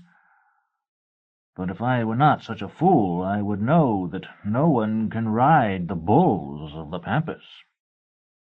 The red panther does it, but then he holds on with his claws, and sometimes he dies even so. No doubt it was an udder the ox inherited from his mother. I knew her, and she had one." I said I was a city man, and very ignorant of everything that concerned cattle. "Ah," he said, and sucked his maté. "I am a man more ignorant than you. Everyone around here but me is one ignorant eclectic. You know these people they call eclectics? They don't know anything. How can a man learn with neighbors like that?" Dorcas said, "Please, won't you let us take this woman inside where she can lie down? I'm afraid she's dying." "I told you I don't know nothing. You should ask this man here. He can lead an ox. I almost said a bull.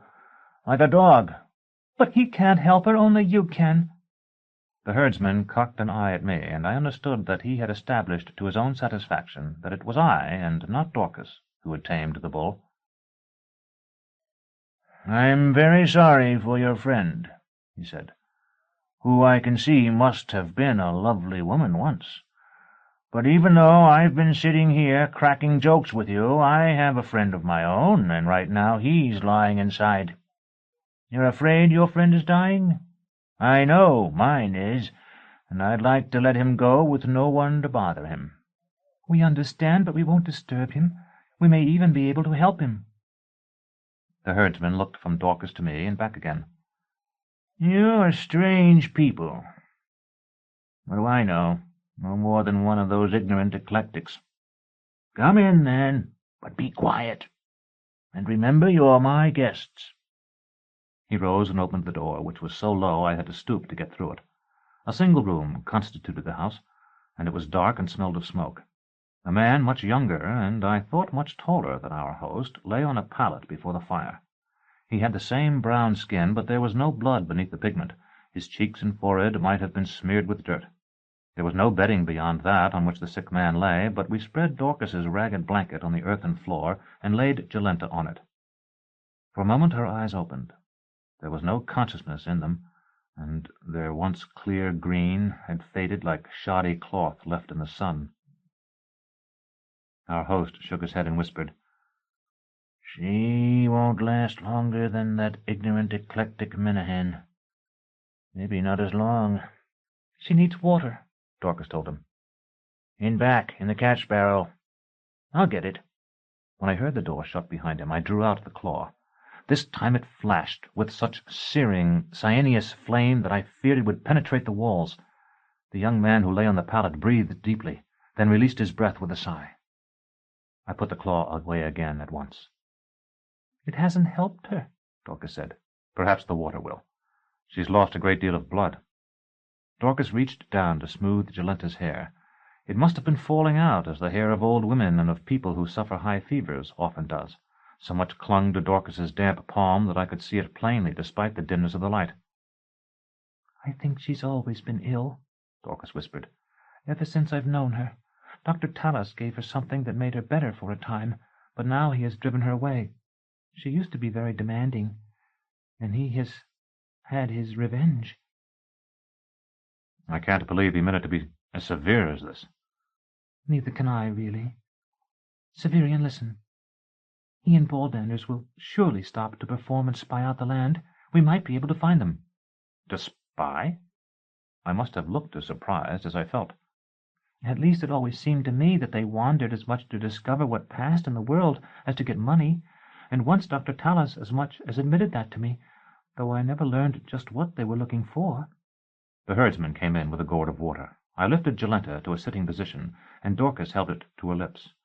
It spilled and soaked Jolenta's tattered shift, but some of it went down her throat as well, and when the gourd was empty and the herdsman filled it again, she was able to swallow. I asked him if he knew where Lake Diaturna lay. "I am only an ignorant man," he said. "I have never ridden so far. I have been told that way," pointing, "to the north and the west." "Do you wish to go there?" I nodded. "You must pass through a bad place, then. Perhaps through many bad places, but surely through the Stone Town." "There is a city near here, then?" "There is a city, yes, but no people. The ignorant eclectics who live near there believe that no matter which way a man goes, the Stone Town moves itself to wait in his path." The herdsman laughed softly, then sobered. "That is not so. But the Stone Town bends the way a man's mount walks, so he finds it before him when he thinks he will go around it. You understand?" "I think you do not." I remembered the Botanic Gardens and nodded. "I understand. Go on." "But if you are going north and west, you must pass through the Stone Town anyway. It will not even have to bend the way you walk. Some find nothing there but the fallen walls. I have heard that some find treasures. Some come back with fresh stories, and some do not come back. Neither of these women are virgins, I think." Dorcas gasped. I shook my head. "That is well. It is they who most often do not return. Try to pass through by day, with the sun over the right shoulder by morning and later in the left eye. If night comes, do not stop or turn to one side. Keep the stars of the Iwavalu before you when they first grow bright." I nodded and was about to ask for further information when the sick man opened his eyes and sat up. His blanket fell away, and I saw there was a blood-stained bandage over his chest. He started, stared at me, and shouted something. Instantly I felt the cold blade of the herdsman's knife at my throat. "He won't harm you," he told the sick man. He used the same dialect, but because he spoke more slowly I was able to understand him. "I don't believe he knows who you are." "I tell you, father, it is the new lictor of Thrax. They have sent for one, and the Clavigers say he's coming. Kill him. He'll kill all of them who haven't died already." I was astounded to hear him mention Thrax, which was still so far away, and wanted to question him about it. I believe I could have talked to him and his father and made some sort of peace, but Dorcas struck the older man on the ear with a gourd, a futile woman's blow that did nothing more than smash the gourd and cause little pain. He slashed at her with his crooked two-edged knife, but I caught his arm and broke it, then broke the knife too, under the heel of my boot. His son, Manahan, tried to rise, but if the claw had restored his life, it had at least not made him strong, and Dorcas pushed him down on his pallet again. "We will starve," the herdsman said. His brown face was twisted by the effort he made not to cry out. "You cared for your son," I told him. "Soon he will be well enough to care for you." What was it he did? Neither man would tell. I set the bone and splintered it, and Dorcas and I ate and slept outside that night after telling father and son that we would kill them if we so much as heard the door open, or if any harm was done Jolenta. In the morning, while they were still asleep, I touched the herdsman's broken arm with a claw. There was a destrier picketed not far from the house, and riding him, I was able to catch another for Dorcas and Jolenta. As I led it back, I noticed the sod walls had turned green overnight. Chapter 30. The Badger Again.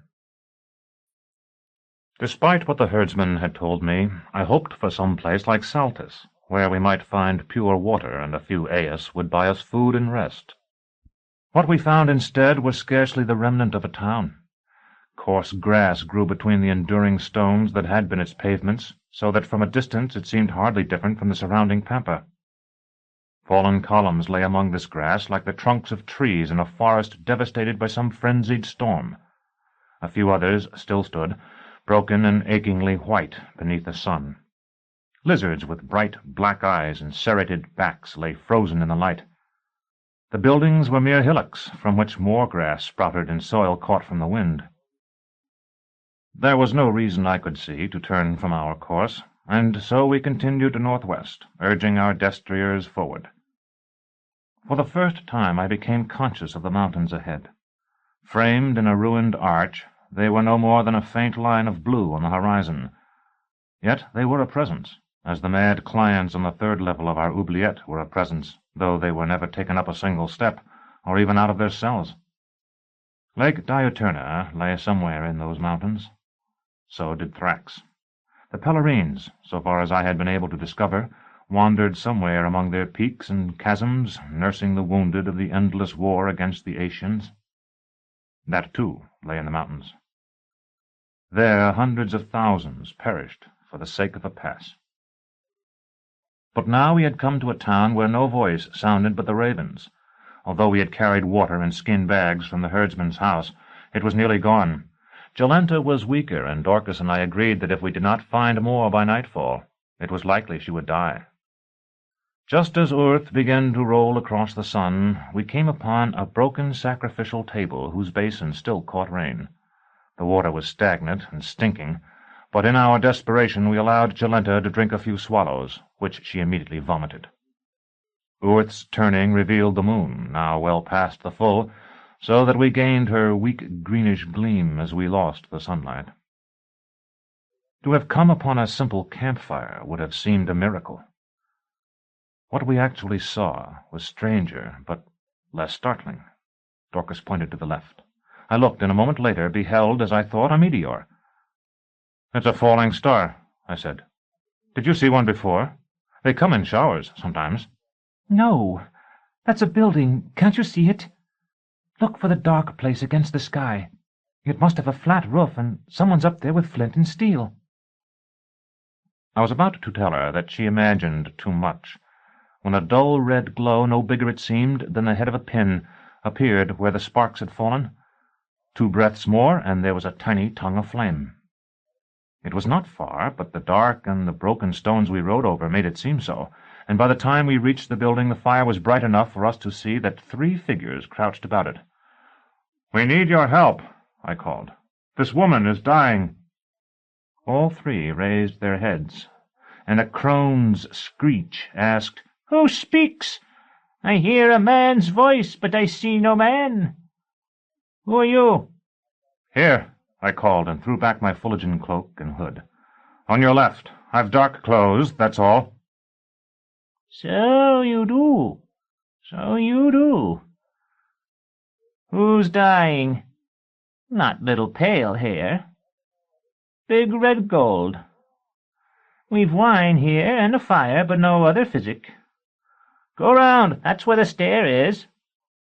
I led our animals around the corner of the building, as she had indicated. The stone walls cut off the low moon and left us in blind darkness, but I stumbled on rough steps that must have been made by piling stones from fallen structures against the side of the building. After hobbling the 2 destriers, I carried Jolenta up, Dorcas going before us to feel the way and warn me of danger. The roof, when we reached it, was not flat, and the pitch was great enough for me to fear falling at every step. Its hard, uneven surface seemed to be of tiles. Once one loosened, and I heard it grating and clattering against the others until it fell over the edge and smashed on the uneven slabs below.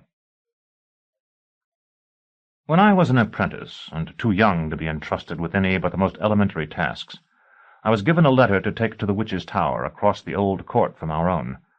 I learned much later that there was a good reason for selecting only boys well below the age of puberty to carry the messages our proximity to the witches required. Now, when I know of the horror our own tower inspired not only in the people of the quarter, but to an equal or greater degree in the other residents of the citadel itself, I find a flavor of quaint naivete in the recollection of my own fear. Yet to the small and unattractive boy I was, it was very real. I had heard terrible stories from the older apprentices, and I had seen that boys unquestionably braver than I were afraid. In that most gaunt of all the citadel's myriad towers, strangely colored lights burned by night. The screams we heard through the ports of our dormitory came not from some underground examination room like our own, but from the highest levels, and we knew that it was the witches themselves who screamed thus, and not their clients, for in the sense we used that word, they had none. Nor were those screams the howlings of lunacy and the shrieks of agony, as ours were. I had been made to wash my hands so they would not soil the envelope, and I was very conscious of their dampness and their redness as I picked my way among the puddles of freezing water that dotted the courtyard. My mind conjured up a witch who should be immensely dignified and humiliating, who would not shrink from punishing me in some particularly repulsive way for daring to carry a letter to her in red hands, and would send me back with a scornful report to Master Malrubius as well. I must have been very small indeed. I had to jump to reach the knocker. The smack of the witch's deeply worn doorstep against the thin soles of my shoes remains with me still. "Yes?" The face that looked into mine was hardly higher than my own. It was one of those, outstanding of its kind among all the hundreds of thousands of faces I have seen, that are at once suggestive of beauty and disease. The witch to whom it belonged seemed old to me, and must actually have been about 20 or a little less, but she was not tall, and she carried herself in the bent-backed posture of extreme age. Her face was so lovely and so bloodless that it might have been a mask carved in ivory by some master sculptor. Mutely I held up my letter. "Come with me," she said.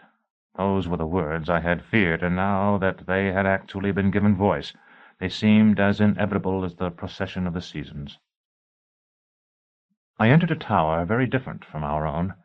Ours was oppressively solid, of plates of metal so closely fitted that they had ages ago diffused into one another to become one mass, and the lower floors of our tower were warm and dripping. Nothing seemed solid in the witch's tower, and few things were.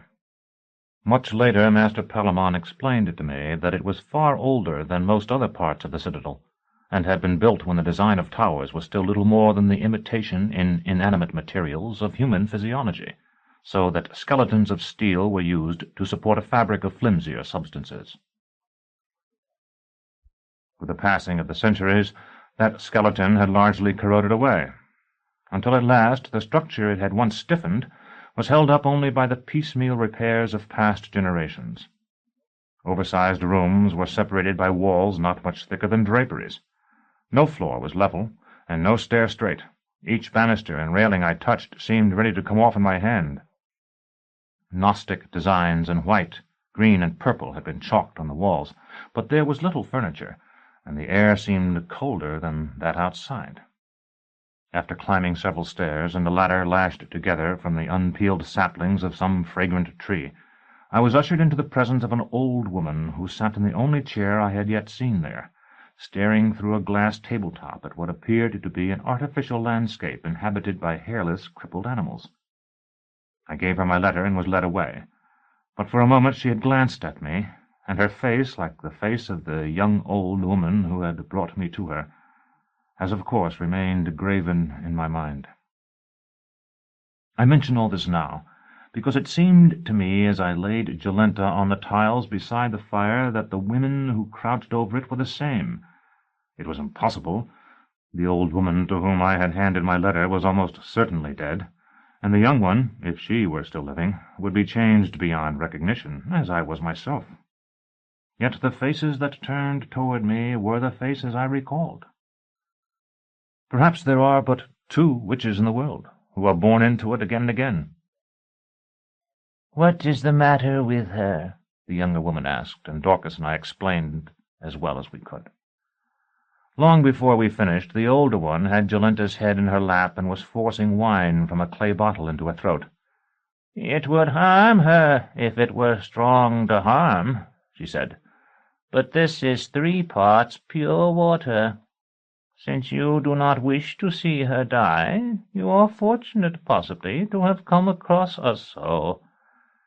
Whether she is also fortunate, I cannot say." I thanked her, and inquired where the 3rd person who had been at their fire had gone. The old woman sighed and stared at me for a moment before returning her attention to Jolenta. "There were only the 2 of us," the younger woman said. "You saw 3? "Very clearly in the firelight. Your grandmother, if that is who she is, looked up and spoke to me. You and whoever was with you lifted your heads, then bowed them again." "She is the Cumean." I had heard the word before, but for a moment I could not remember where, and the younger woman's face, immobile as an Oread's in a picture, gave me no clue. "The seeress," Dorcas replied. "And who are you?" "Her acolyte. My name is Merrin. It is significant, possibly, that you, who are 3, saw 3 of us at the fire, while we, who are 2, at first saw but 2 of you." She looked to the Cumean, as if for confirmation, and then, as if she had received it, back to us, though I saw no glance pass between them. "I'm quite sure I saw a 3rd person who was larger than either of you," I said. "This is a strange evening, and there are those who ride the night air who sometimes choose to borrow a human seeming. The question is why such a power would wish to show itself to you." The effect of her dark eyes and serene face was so great that I think I might have believed her if it had not been for Dorcas, who suggested with an almost imperceptible movement of her head that the 3rd member of the group about the fire might have escaped our observation by crossing the roof and hiding on the farther side of the ridge. "She may live," the Cumean said, without lifting her gaze from Jolenta's face. "Though she does not wish it." "It's a good thing for her that the 2 of you had so much wine," I said. The old woman did not rise to the bait, saying only, "Yes, it is. For you, and possibly even for her." Merrin picked up a stick and stirred the fire. "There is no death." I laughed a little, mostly, I think, because I was no longer quite so worried about Jolenta. "Those of my trade think otherwise." "Those of your trade are mistaken."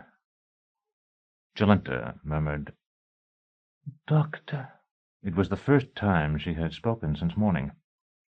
"You do not need a physician now," Merrin said. "Someone better is here." The Cumean muttered, "She seeks her lover." "Who is not this man in Fullerton, then, mother? I thought he seemed too common for her." "He is but a torturer. She seeks a worse." Merrin nodded to herself, then said to us, "You will not wish to move her farther tonight, but we must ask that you do. You will find 100 better camping places on the other side of the ruins, and it would be dangerous for you to stay here." "A danger of death?" I asked. "But you tell me there is none. So if I believe you, why should I fear? And if I cannot believe you, why should I believe you now?" Nevertheless, I rose to go. The Chimean looked up. "She's right," she croaked, "though she does not know it, and only speaks by rote, like a starling in a cage. Death is nothing, and for that reason you must fear it. What is more to be feared?" I laughed again. "I can't argue with someone as wise as you, and because you gave us what help you could. We will go now because you wish it." The Chimean permitted me to take Jolenta from her, but said, "I do not wish it. My acolyte still believes the universe hers to command, a board where she can move counters to form whatever patterns suit her. The Magi see fit to number me among themselves when they write their short roll, and I should lose my place on it if I did not know that people like ourselves are only little fish who must swim with unseen tides if we are not to exhaust ourselves without finding sustenance. Now, you must wrap this poor creature in your cloak and lay her by my fire. When this place passes out of the shadow of Urth, I will look to her wound again." I remained standing, holding Jolenta, uncertain whether we should go or stay. The Chimean's intentions seemed friendly enough, but her metaphor had carried an unpleasant reminder of the Undine, and as I studied her face I had come to doubt that she was an old woman at all, and to recall only too clearly the hideous faces of the Cacogens who had removed their masks when Baldanders had rushed among them. "You shame me, mother," Merrin said. "Shall I call to him? He has heard us. He will come without your call." She was right. I already detected the scrape of boots on the tiles of the other side of the roof. "You are alarmed. Would it not be better to put down the woman as I instructed you, so you might take up your sword to defend your paramour? But there will be no need." By the time she had finished speaking, I could see a tall hat and a big head and broad shoulders silhouetted against the night sky. I laid Jolenta near Dorcas and drew Terminus Est. "No need of that," a deep voice said. "No need at all, young fellow. I'd have come out sooner to renew our acquaintance, but I didn't know the chatelaine here wanted it. My master and yours sends his greetings." It was Hildegren. Chapter 31. The Cleansing. "You may tell your master I delivered his message," I said. Hildegren smiled. "And have you a message to return, Armiger? Remember, I'm from the Quercine Penetralia." "No," I said. "None." Dorcas looked up. "I do. A person I met in the gardens of the House Absolute told me I would encounter someone who identified himself thus, and that I was to say to him, 'When the leaves are grown, the wood is to march north.'" Hildegren laid a finger beside his nose. "All the wood? Is that what he said?" "He gave me the words I have already recited to you, and nothing more." "Dorcas," I asked, "why didn't you tell me this?" "I've hardly had an opportunity to talk to you alone since we met at the crossing of the paths, and besides I could see it was a dangerous thing to know. I couldn't see any reason to put that danger on you. It was the man who gave Dr. Talos all that money who told me. But he didn't give Dr. Talos the message. I know because I listened when they talked. He only said that he was your friend and told me." "And told you to tell me?" Dorcas shook her head. Hildegren's thick-throated chuckle might almost have come from underground. "Well, it don't hardly matter now, does it? It's been delivered. And for myself, I don't mind telling you I wouldn't have minded if it had waited a little longer." But we're all friends here except maybe for the sick girl, and I don't think she can hear what's said or understand what we're talking about if she could. What did you say her name was? I couldn't hear you too clear when I was over there on the other side. That was because I didn't say it at all, I told him. But her name is Jolenta. As I pronounced Jolenta, I looked at her, and seeing her in the firelight, realized she was Jolenta no longer. Nothing of the beautiful woman Jonas had loved remained in that haggard face. And a bat bite did it. They've grown uncommon strong lately, then. I've been bit a couple of times myself. I looked at Hildegren sharply, and he added, Oh, yes, I've seen her before, young sir, as well as yourself and little Dorcas. You didn't think I let you and that other gal leave the Botanic Gardens alone, did you? Not with you talking of going north and fighting an officer of the Septentrians. I saw you fight, and saw you take that fellow's head off. I helped to catch him, by the by, because I thought he might be from the House Absolute for true. And I was in the back of the people that watched you on the stage that night. I didn't lose you till the affair at the gate the next day. I seen you, and I seen her, though there's not much left of her now, except the hair. And I think even that's changed. Merrin asked the Chimean, Shall I tell them, mother? The old woman nodded. If you can, child.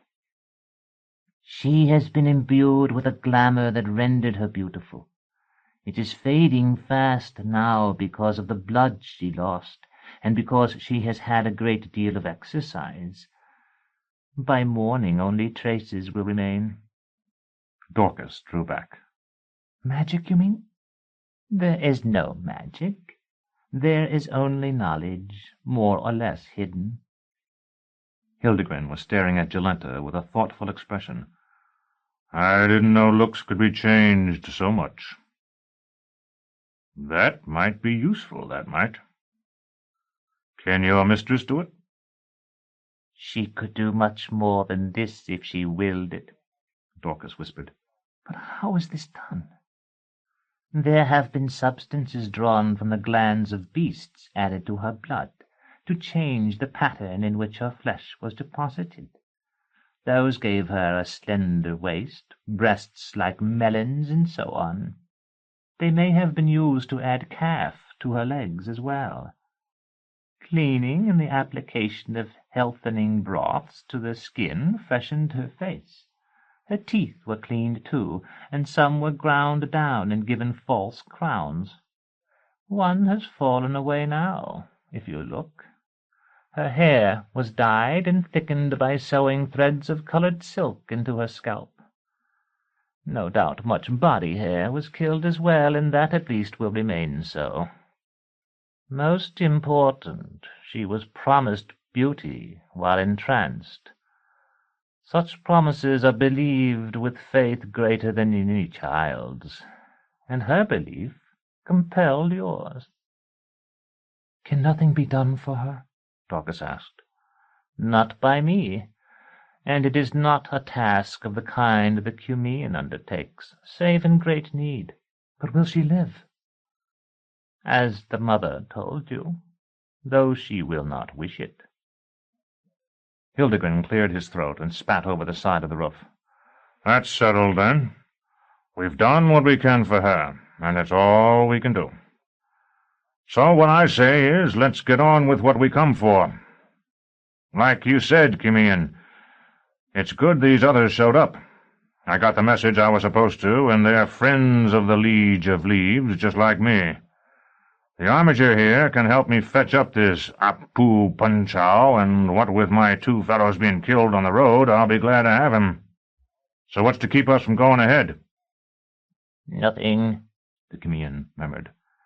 The star is in the ascendant. Dorcas said, If we're going to assist you with something, shouldn't we know what it is? Bringing back the past, Hildegren told her grandly. Diving back into the time of old Earth's greatness. There was somebody who used to live in this here place we're sitting on that knew things that could make a difference. I intend to have him up. He'll be the high point, if I may say it, of a career that's already considered pretty spectacular in known circles. I asked, "You're going to open the tomb?" Surely, even with Alzebo, the Chimean reached out to smooth Jolenta's forehead. We may call it a tomb, but it was not his. His house, rather.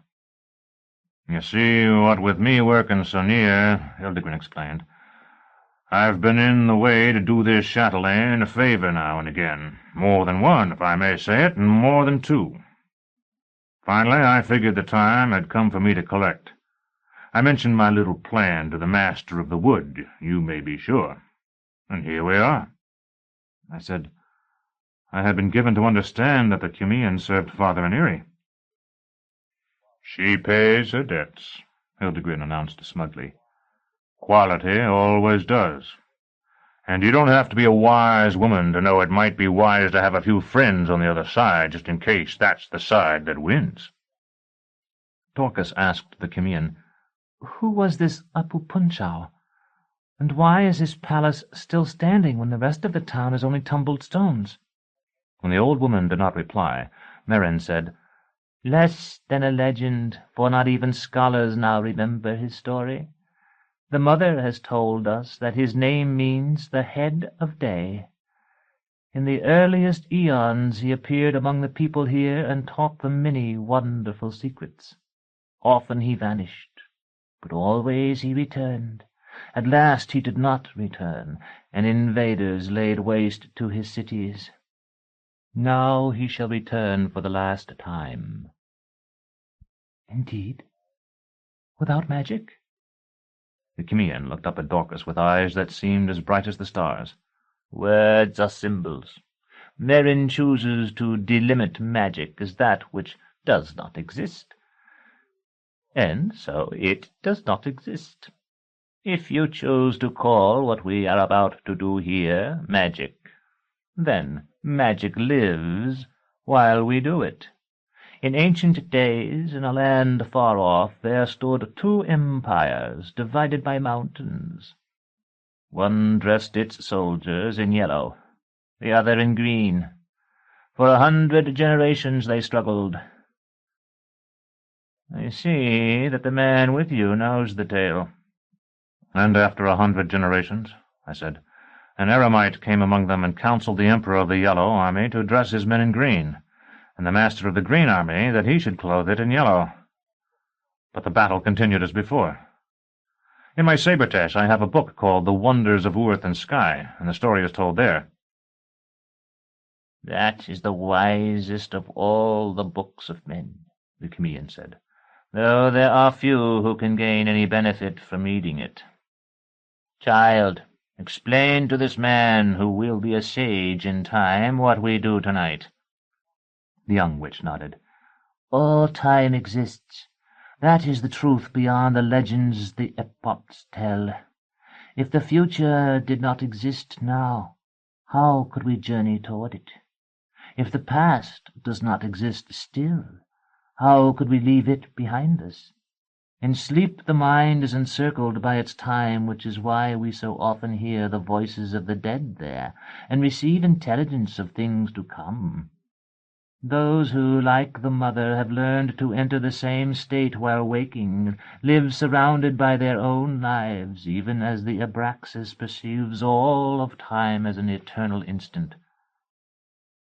There had been little wind that night, but I noticed now that such wind as there had been had died utterly. A stillness hung in the air, so that despite the softness of Dorcas's voice, her words seemed to ring. "Is that what this woman you call the Chimean will do, then? Enter that state, and speaking with the voice of the dead, tell this man whatever it is he wishes to know?" "She cannot.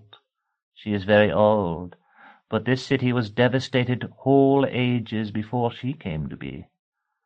Only her own time rings her, for that is all her mind comprehends by direct knowledge.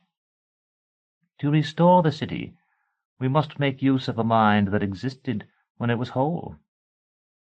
"And is there anyone in the world that old?" The Chimean shook her head. "In the world?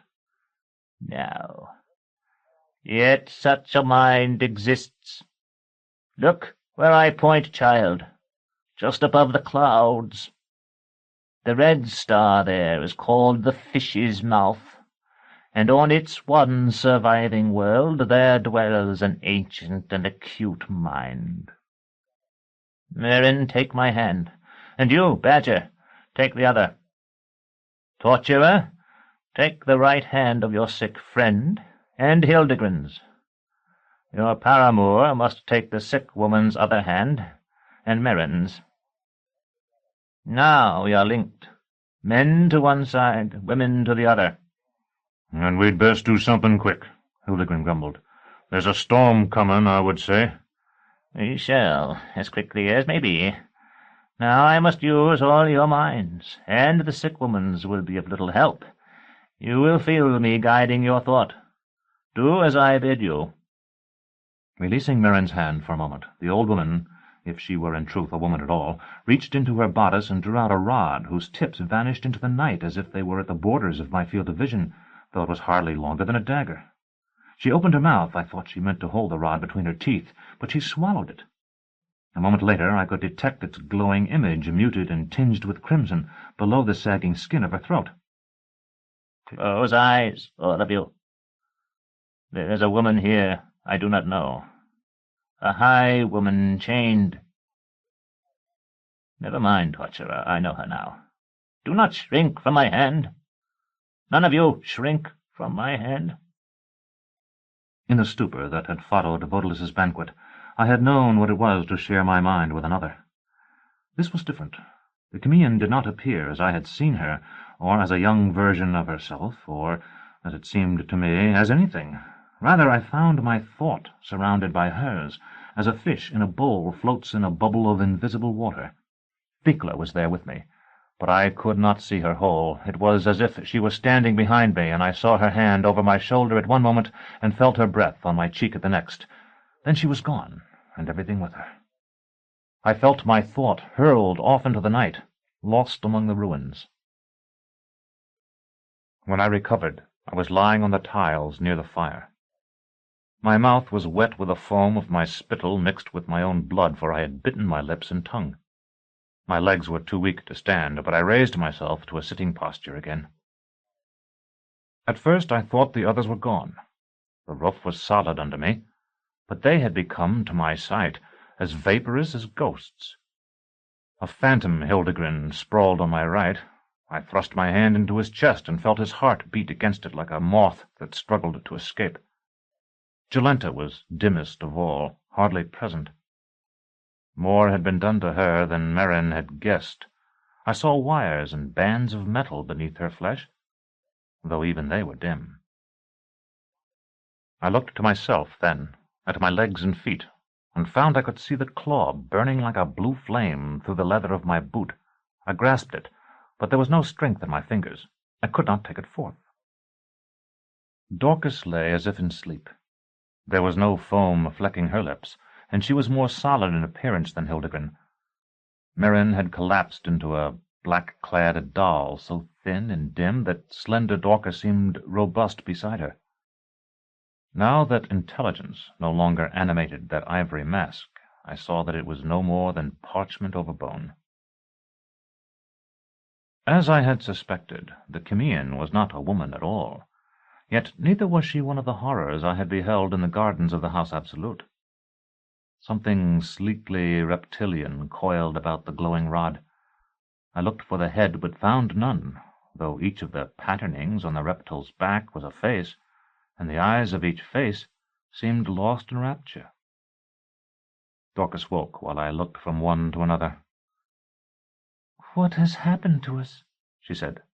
Hildegrin was stirring. "I think we are seeing ourselves from a perspective longer than a single instance." Her mouth opened, but there was no cry. Although the threatening clouds had brought no wind, dust was swirling through the streets below us. I do not know how to describe it, except by saying that it seemed as if an uncountable host of minute insects, 100th the size of midges, had been concealed in the crevices of the rough pavement, and now were drawn by the moonlight to their nuptial flight. There was no sound, and no regularity in their motions, but after a time the undifferentiated mass formed swarms that swept to and fro, growing always larger and more dense, and at last sank again to the broken stones. It seemed then that the insects no longer flew, but crawled over one another, each trying to reach the center of the swarm. "They are alive," I said, but Dorcas whispered, "Look, they are dead." She was correct. The swarms that had seethed with life a moment before now showed bleached ribs, the dust motes linking themselves just as scholars piece together shards of ancient glass to recreate for us a colored window shattered thousands of years before, formed skulls that gleamed green in the moonlight. Beasts, Illuridons, lumbering spelii, and slinking shapes to which I could put no name, all fainter than we who watched from the rooftop, moved among the dead. One by one they rose, and the beasts vanished. Feebly at first, they began to rebuild their town. Stones were lifted again, and timbers molded of ashes were laid into sockets in the restored walls. The people, who had seemed hardly more than ambulant corpses when they rose, gathered strength from their work and became a bandy-legged race who walked like sailors and rolled cyclopean stones with the might of their wide shoulders. Then the town was complete, and we waited to see what would happen next. Drums broke the stillness of the night. By their tone I knew that when they had last beat, a forest had stood about the town, for they reverberated as sounds only reverberate among the boles of great trees.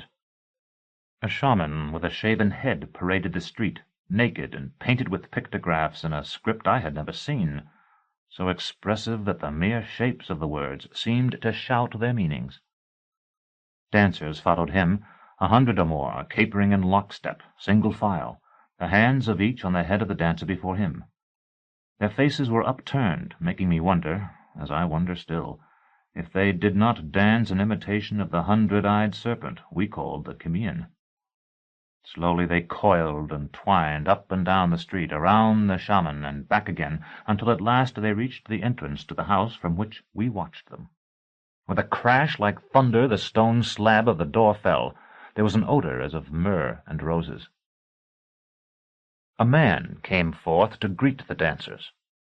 If he had possessed 100 arms, or had worn his head beneath his hands, I could not have been more astonished, for his was a face I had known since childhood, the face of a funeral bronze in the mausoleum where I played as a boy.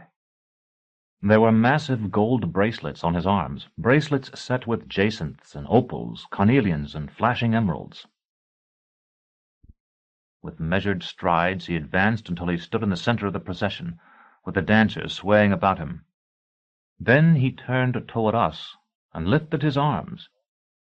He was looking at us, and I knew that he, alone of all the hundreds there, truly saw us.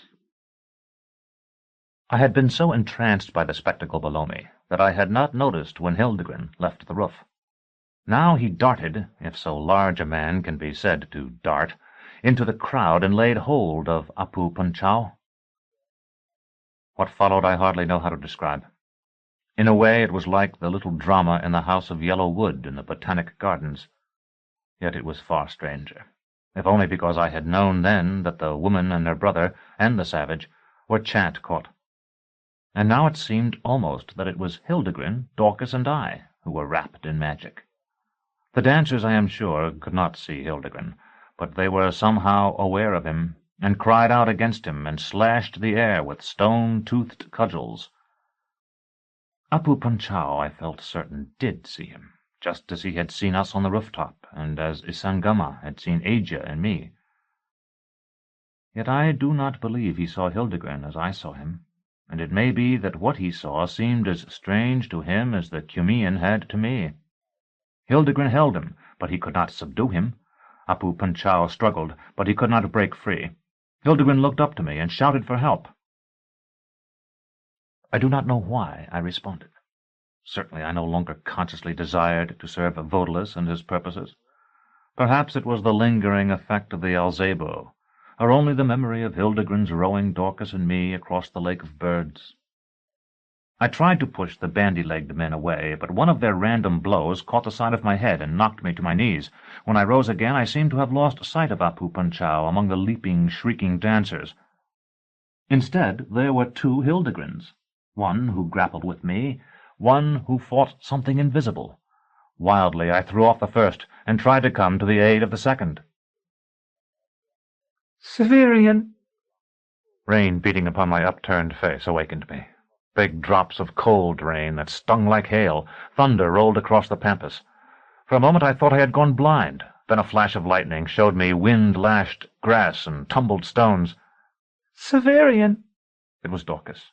I started to rise, and my hand touched cloth as well as mud. I seized it and pulled it free. A long, narrow strip of silk tipped with tassels.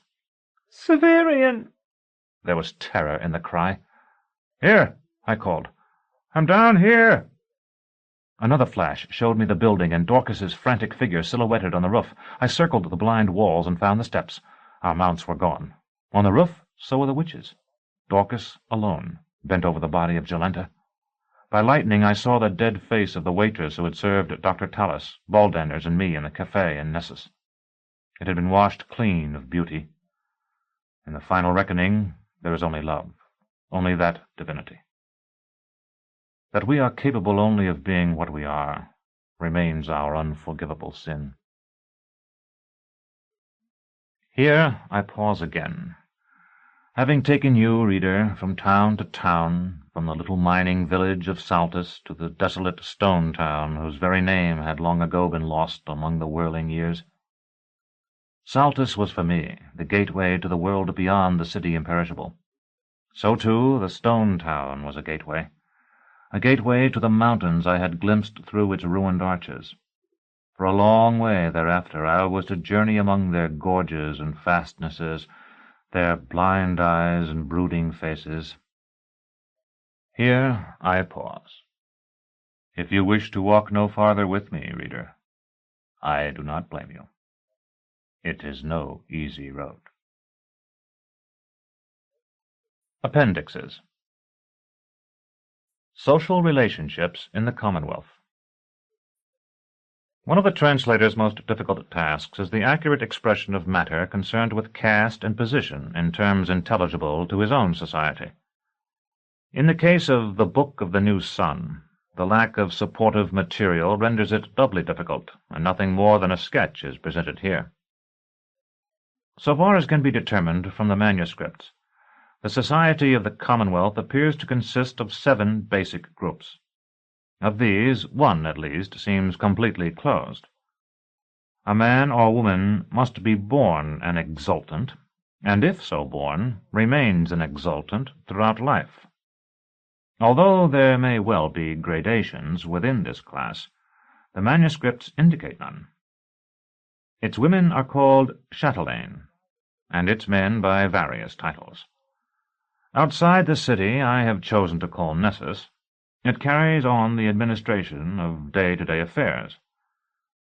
Its hereditary assumption of power is deeply at variance with the spirit of the Commonwealth, and sufficiently accounts for the tension evident between the exultants and the autarchy.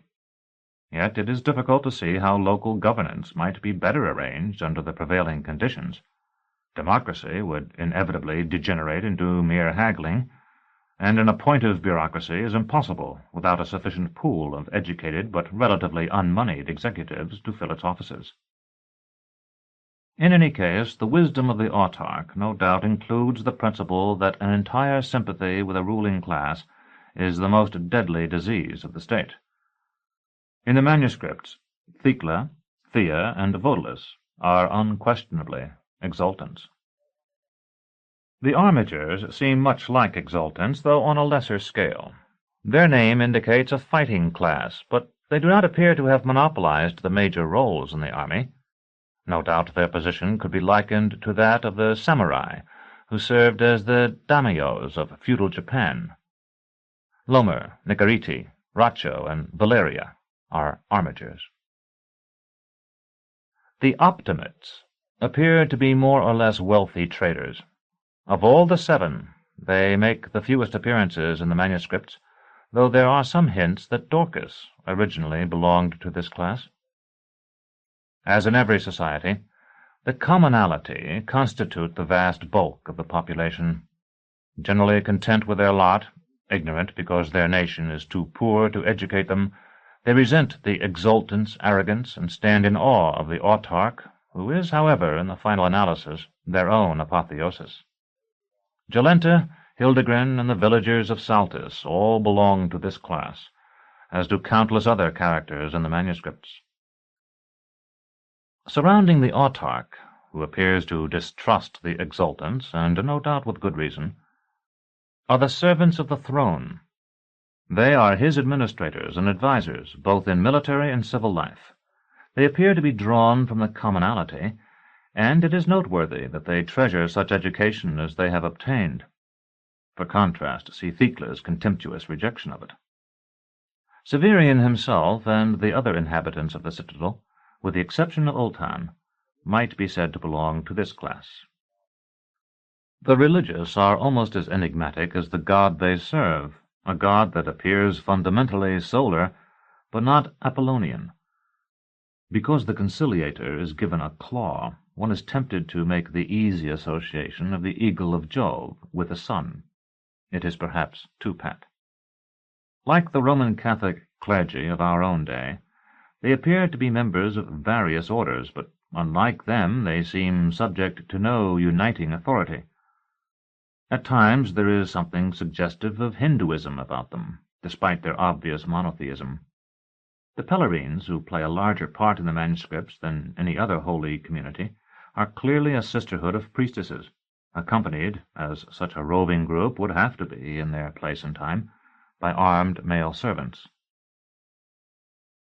Lastly, the Cacagens represent, in a way we can hardly more than sense, that foreign element that by its very foreignness is most universal, existing in nearly every society of which we have knowledge.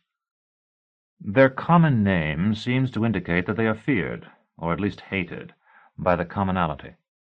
Their presence at the autarch's festival would seem to show that they are accepted, though perhaps under duress, at court. Although the populace of Severian's time appears to consider them a homogeneous group, it appears likely that they are in fact diverse. In the manuscripts, the Cumean and Father Eniri represent this element.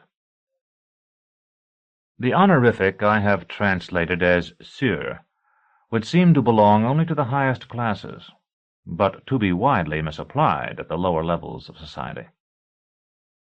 Goodman properly indicates a householder. Money, measures, and time. I have found it impossible to derive precise estimates of the values of the coins mentioned in the original of the Book of the New Sun. In the absence of certainty, I have used chrysos to designate any piece of gold stamped with a profile of an autarch. Although these no doubt differ somewhat in weight and purity, it appears they are of roughly equal value. The even more various silver coins of the period I have lumped together as odyssey. The large brass coins, which appear from the manuscripts to furnish the principal medium of exchange among the common people, I have called aurichalks. The myriad small brass, bronze, and copper tokens, not struck by the central government but by the local archons at need and intended only for provincial circulation, I have called aes. A single aes buys an egg. An aurichalk, a day's work from a common laborer. An odyssey, a well-made coat suitable for an optimate. A chrysos, a good mount. It is important to remember that measures of length or distance are not, strictly speaking, commensurable. In this book, league designates a distance of about 3 miles. It is the correct measure for distances between cities, and within large cities, such as Nessus. The span is the distance between the extended thumb and forefinger, about 8 inches. A chain is the length of a measuring chain of 100 links, in which each link measures a span. It is thus roughly 70 feet. An L represents the traditional length of the military arrow. 5 spans, or about 40 inches. The pace, as used here, indicates a single step, or about 2.5 feet. The stride is a double step. The most common measure of all, the distance from a man's elbow to the tip of his longest finger, about 18 inches, I have given as a cubit. It will be observed that throughout my translation I have preferred modern words that will be understandable to every reader in attempting to reproduce, in the Roman alphabet, the original terms. Words indicative of duration seldom occur in the manuscripts. One sometimes intuits that the writer's sense of the passage of time, and that of the society to which he belongs, has been dulled by dealings with intelligences who have been subjected to, or have surmounted, the Einsteinian time paradox. Where they occur, a chiliad designates a period of 1,000 years. An age is the interval between the exhaustion of some mineral or other resource in its naturally occurring form, for example, sulfur, and the next. The month is the, then, lunar one of 28 days, and the week is thus precisely equal to our own week, a quarter of the lunar month, or 7 days. A watch is the duty period of a century, 1/10 of the night, or approximately 1 hour and 15 minutes. G.W. End of The Claw of the Conciliator, Volume 2 of The Book of the New Sun, by Gene Wolfe. Narrated by Roy Avers in the studios of the American Printing House for the Blind, Louisville, Kentucky, for the Library of Congress, October 1982. For special distribution as authorized by Act of Congress under Public Law 89-522, with the permission of the copyright holder and the publisher, Pocket Books. End of book.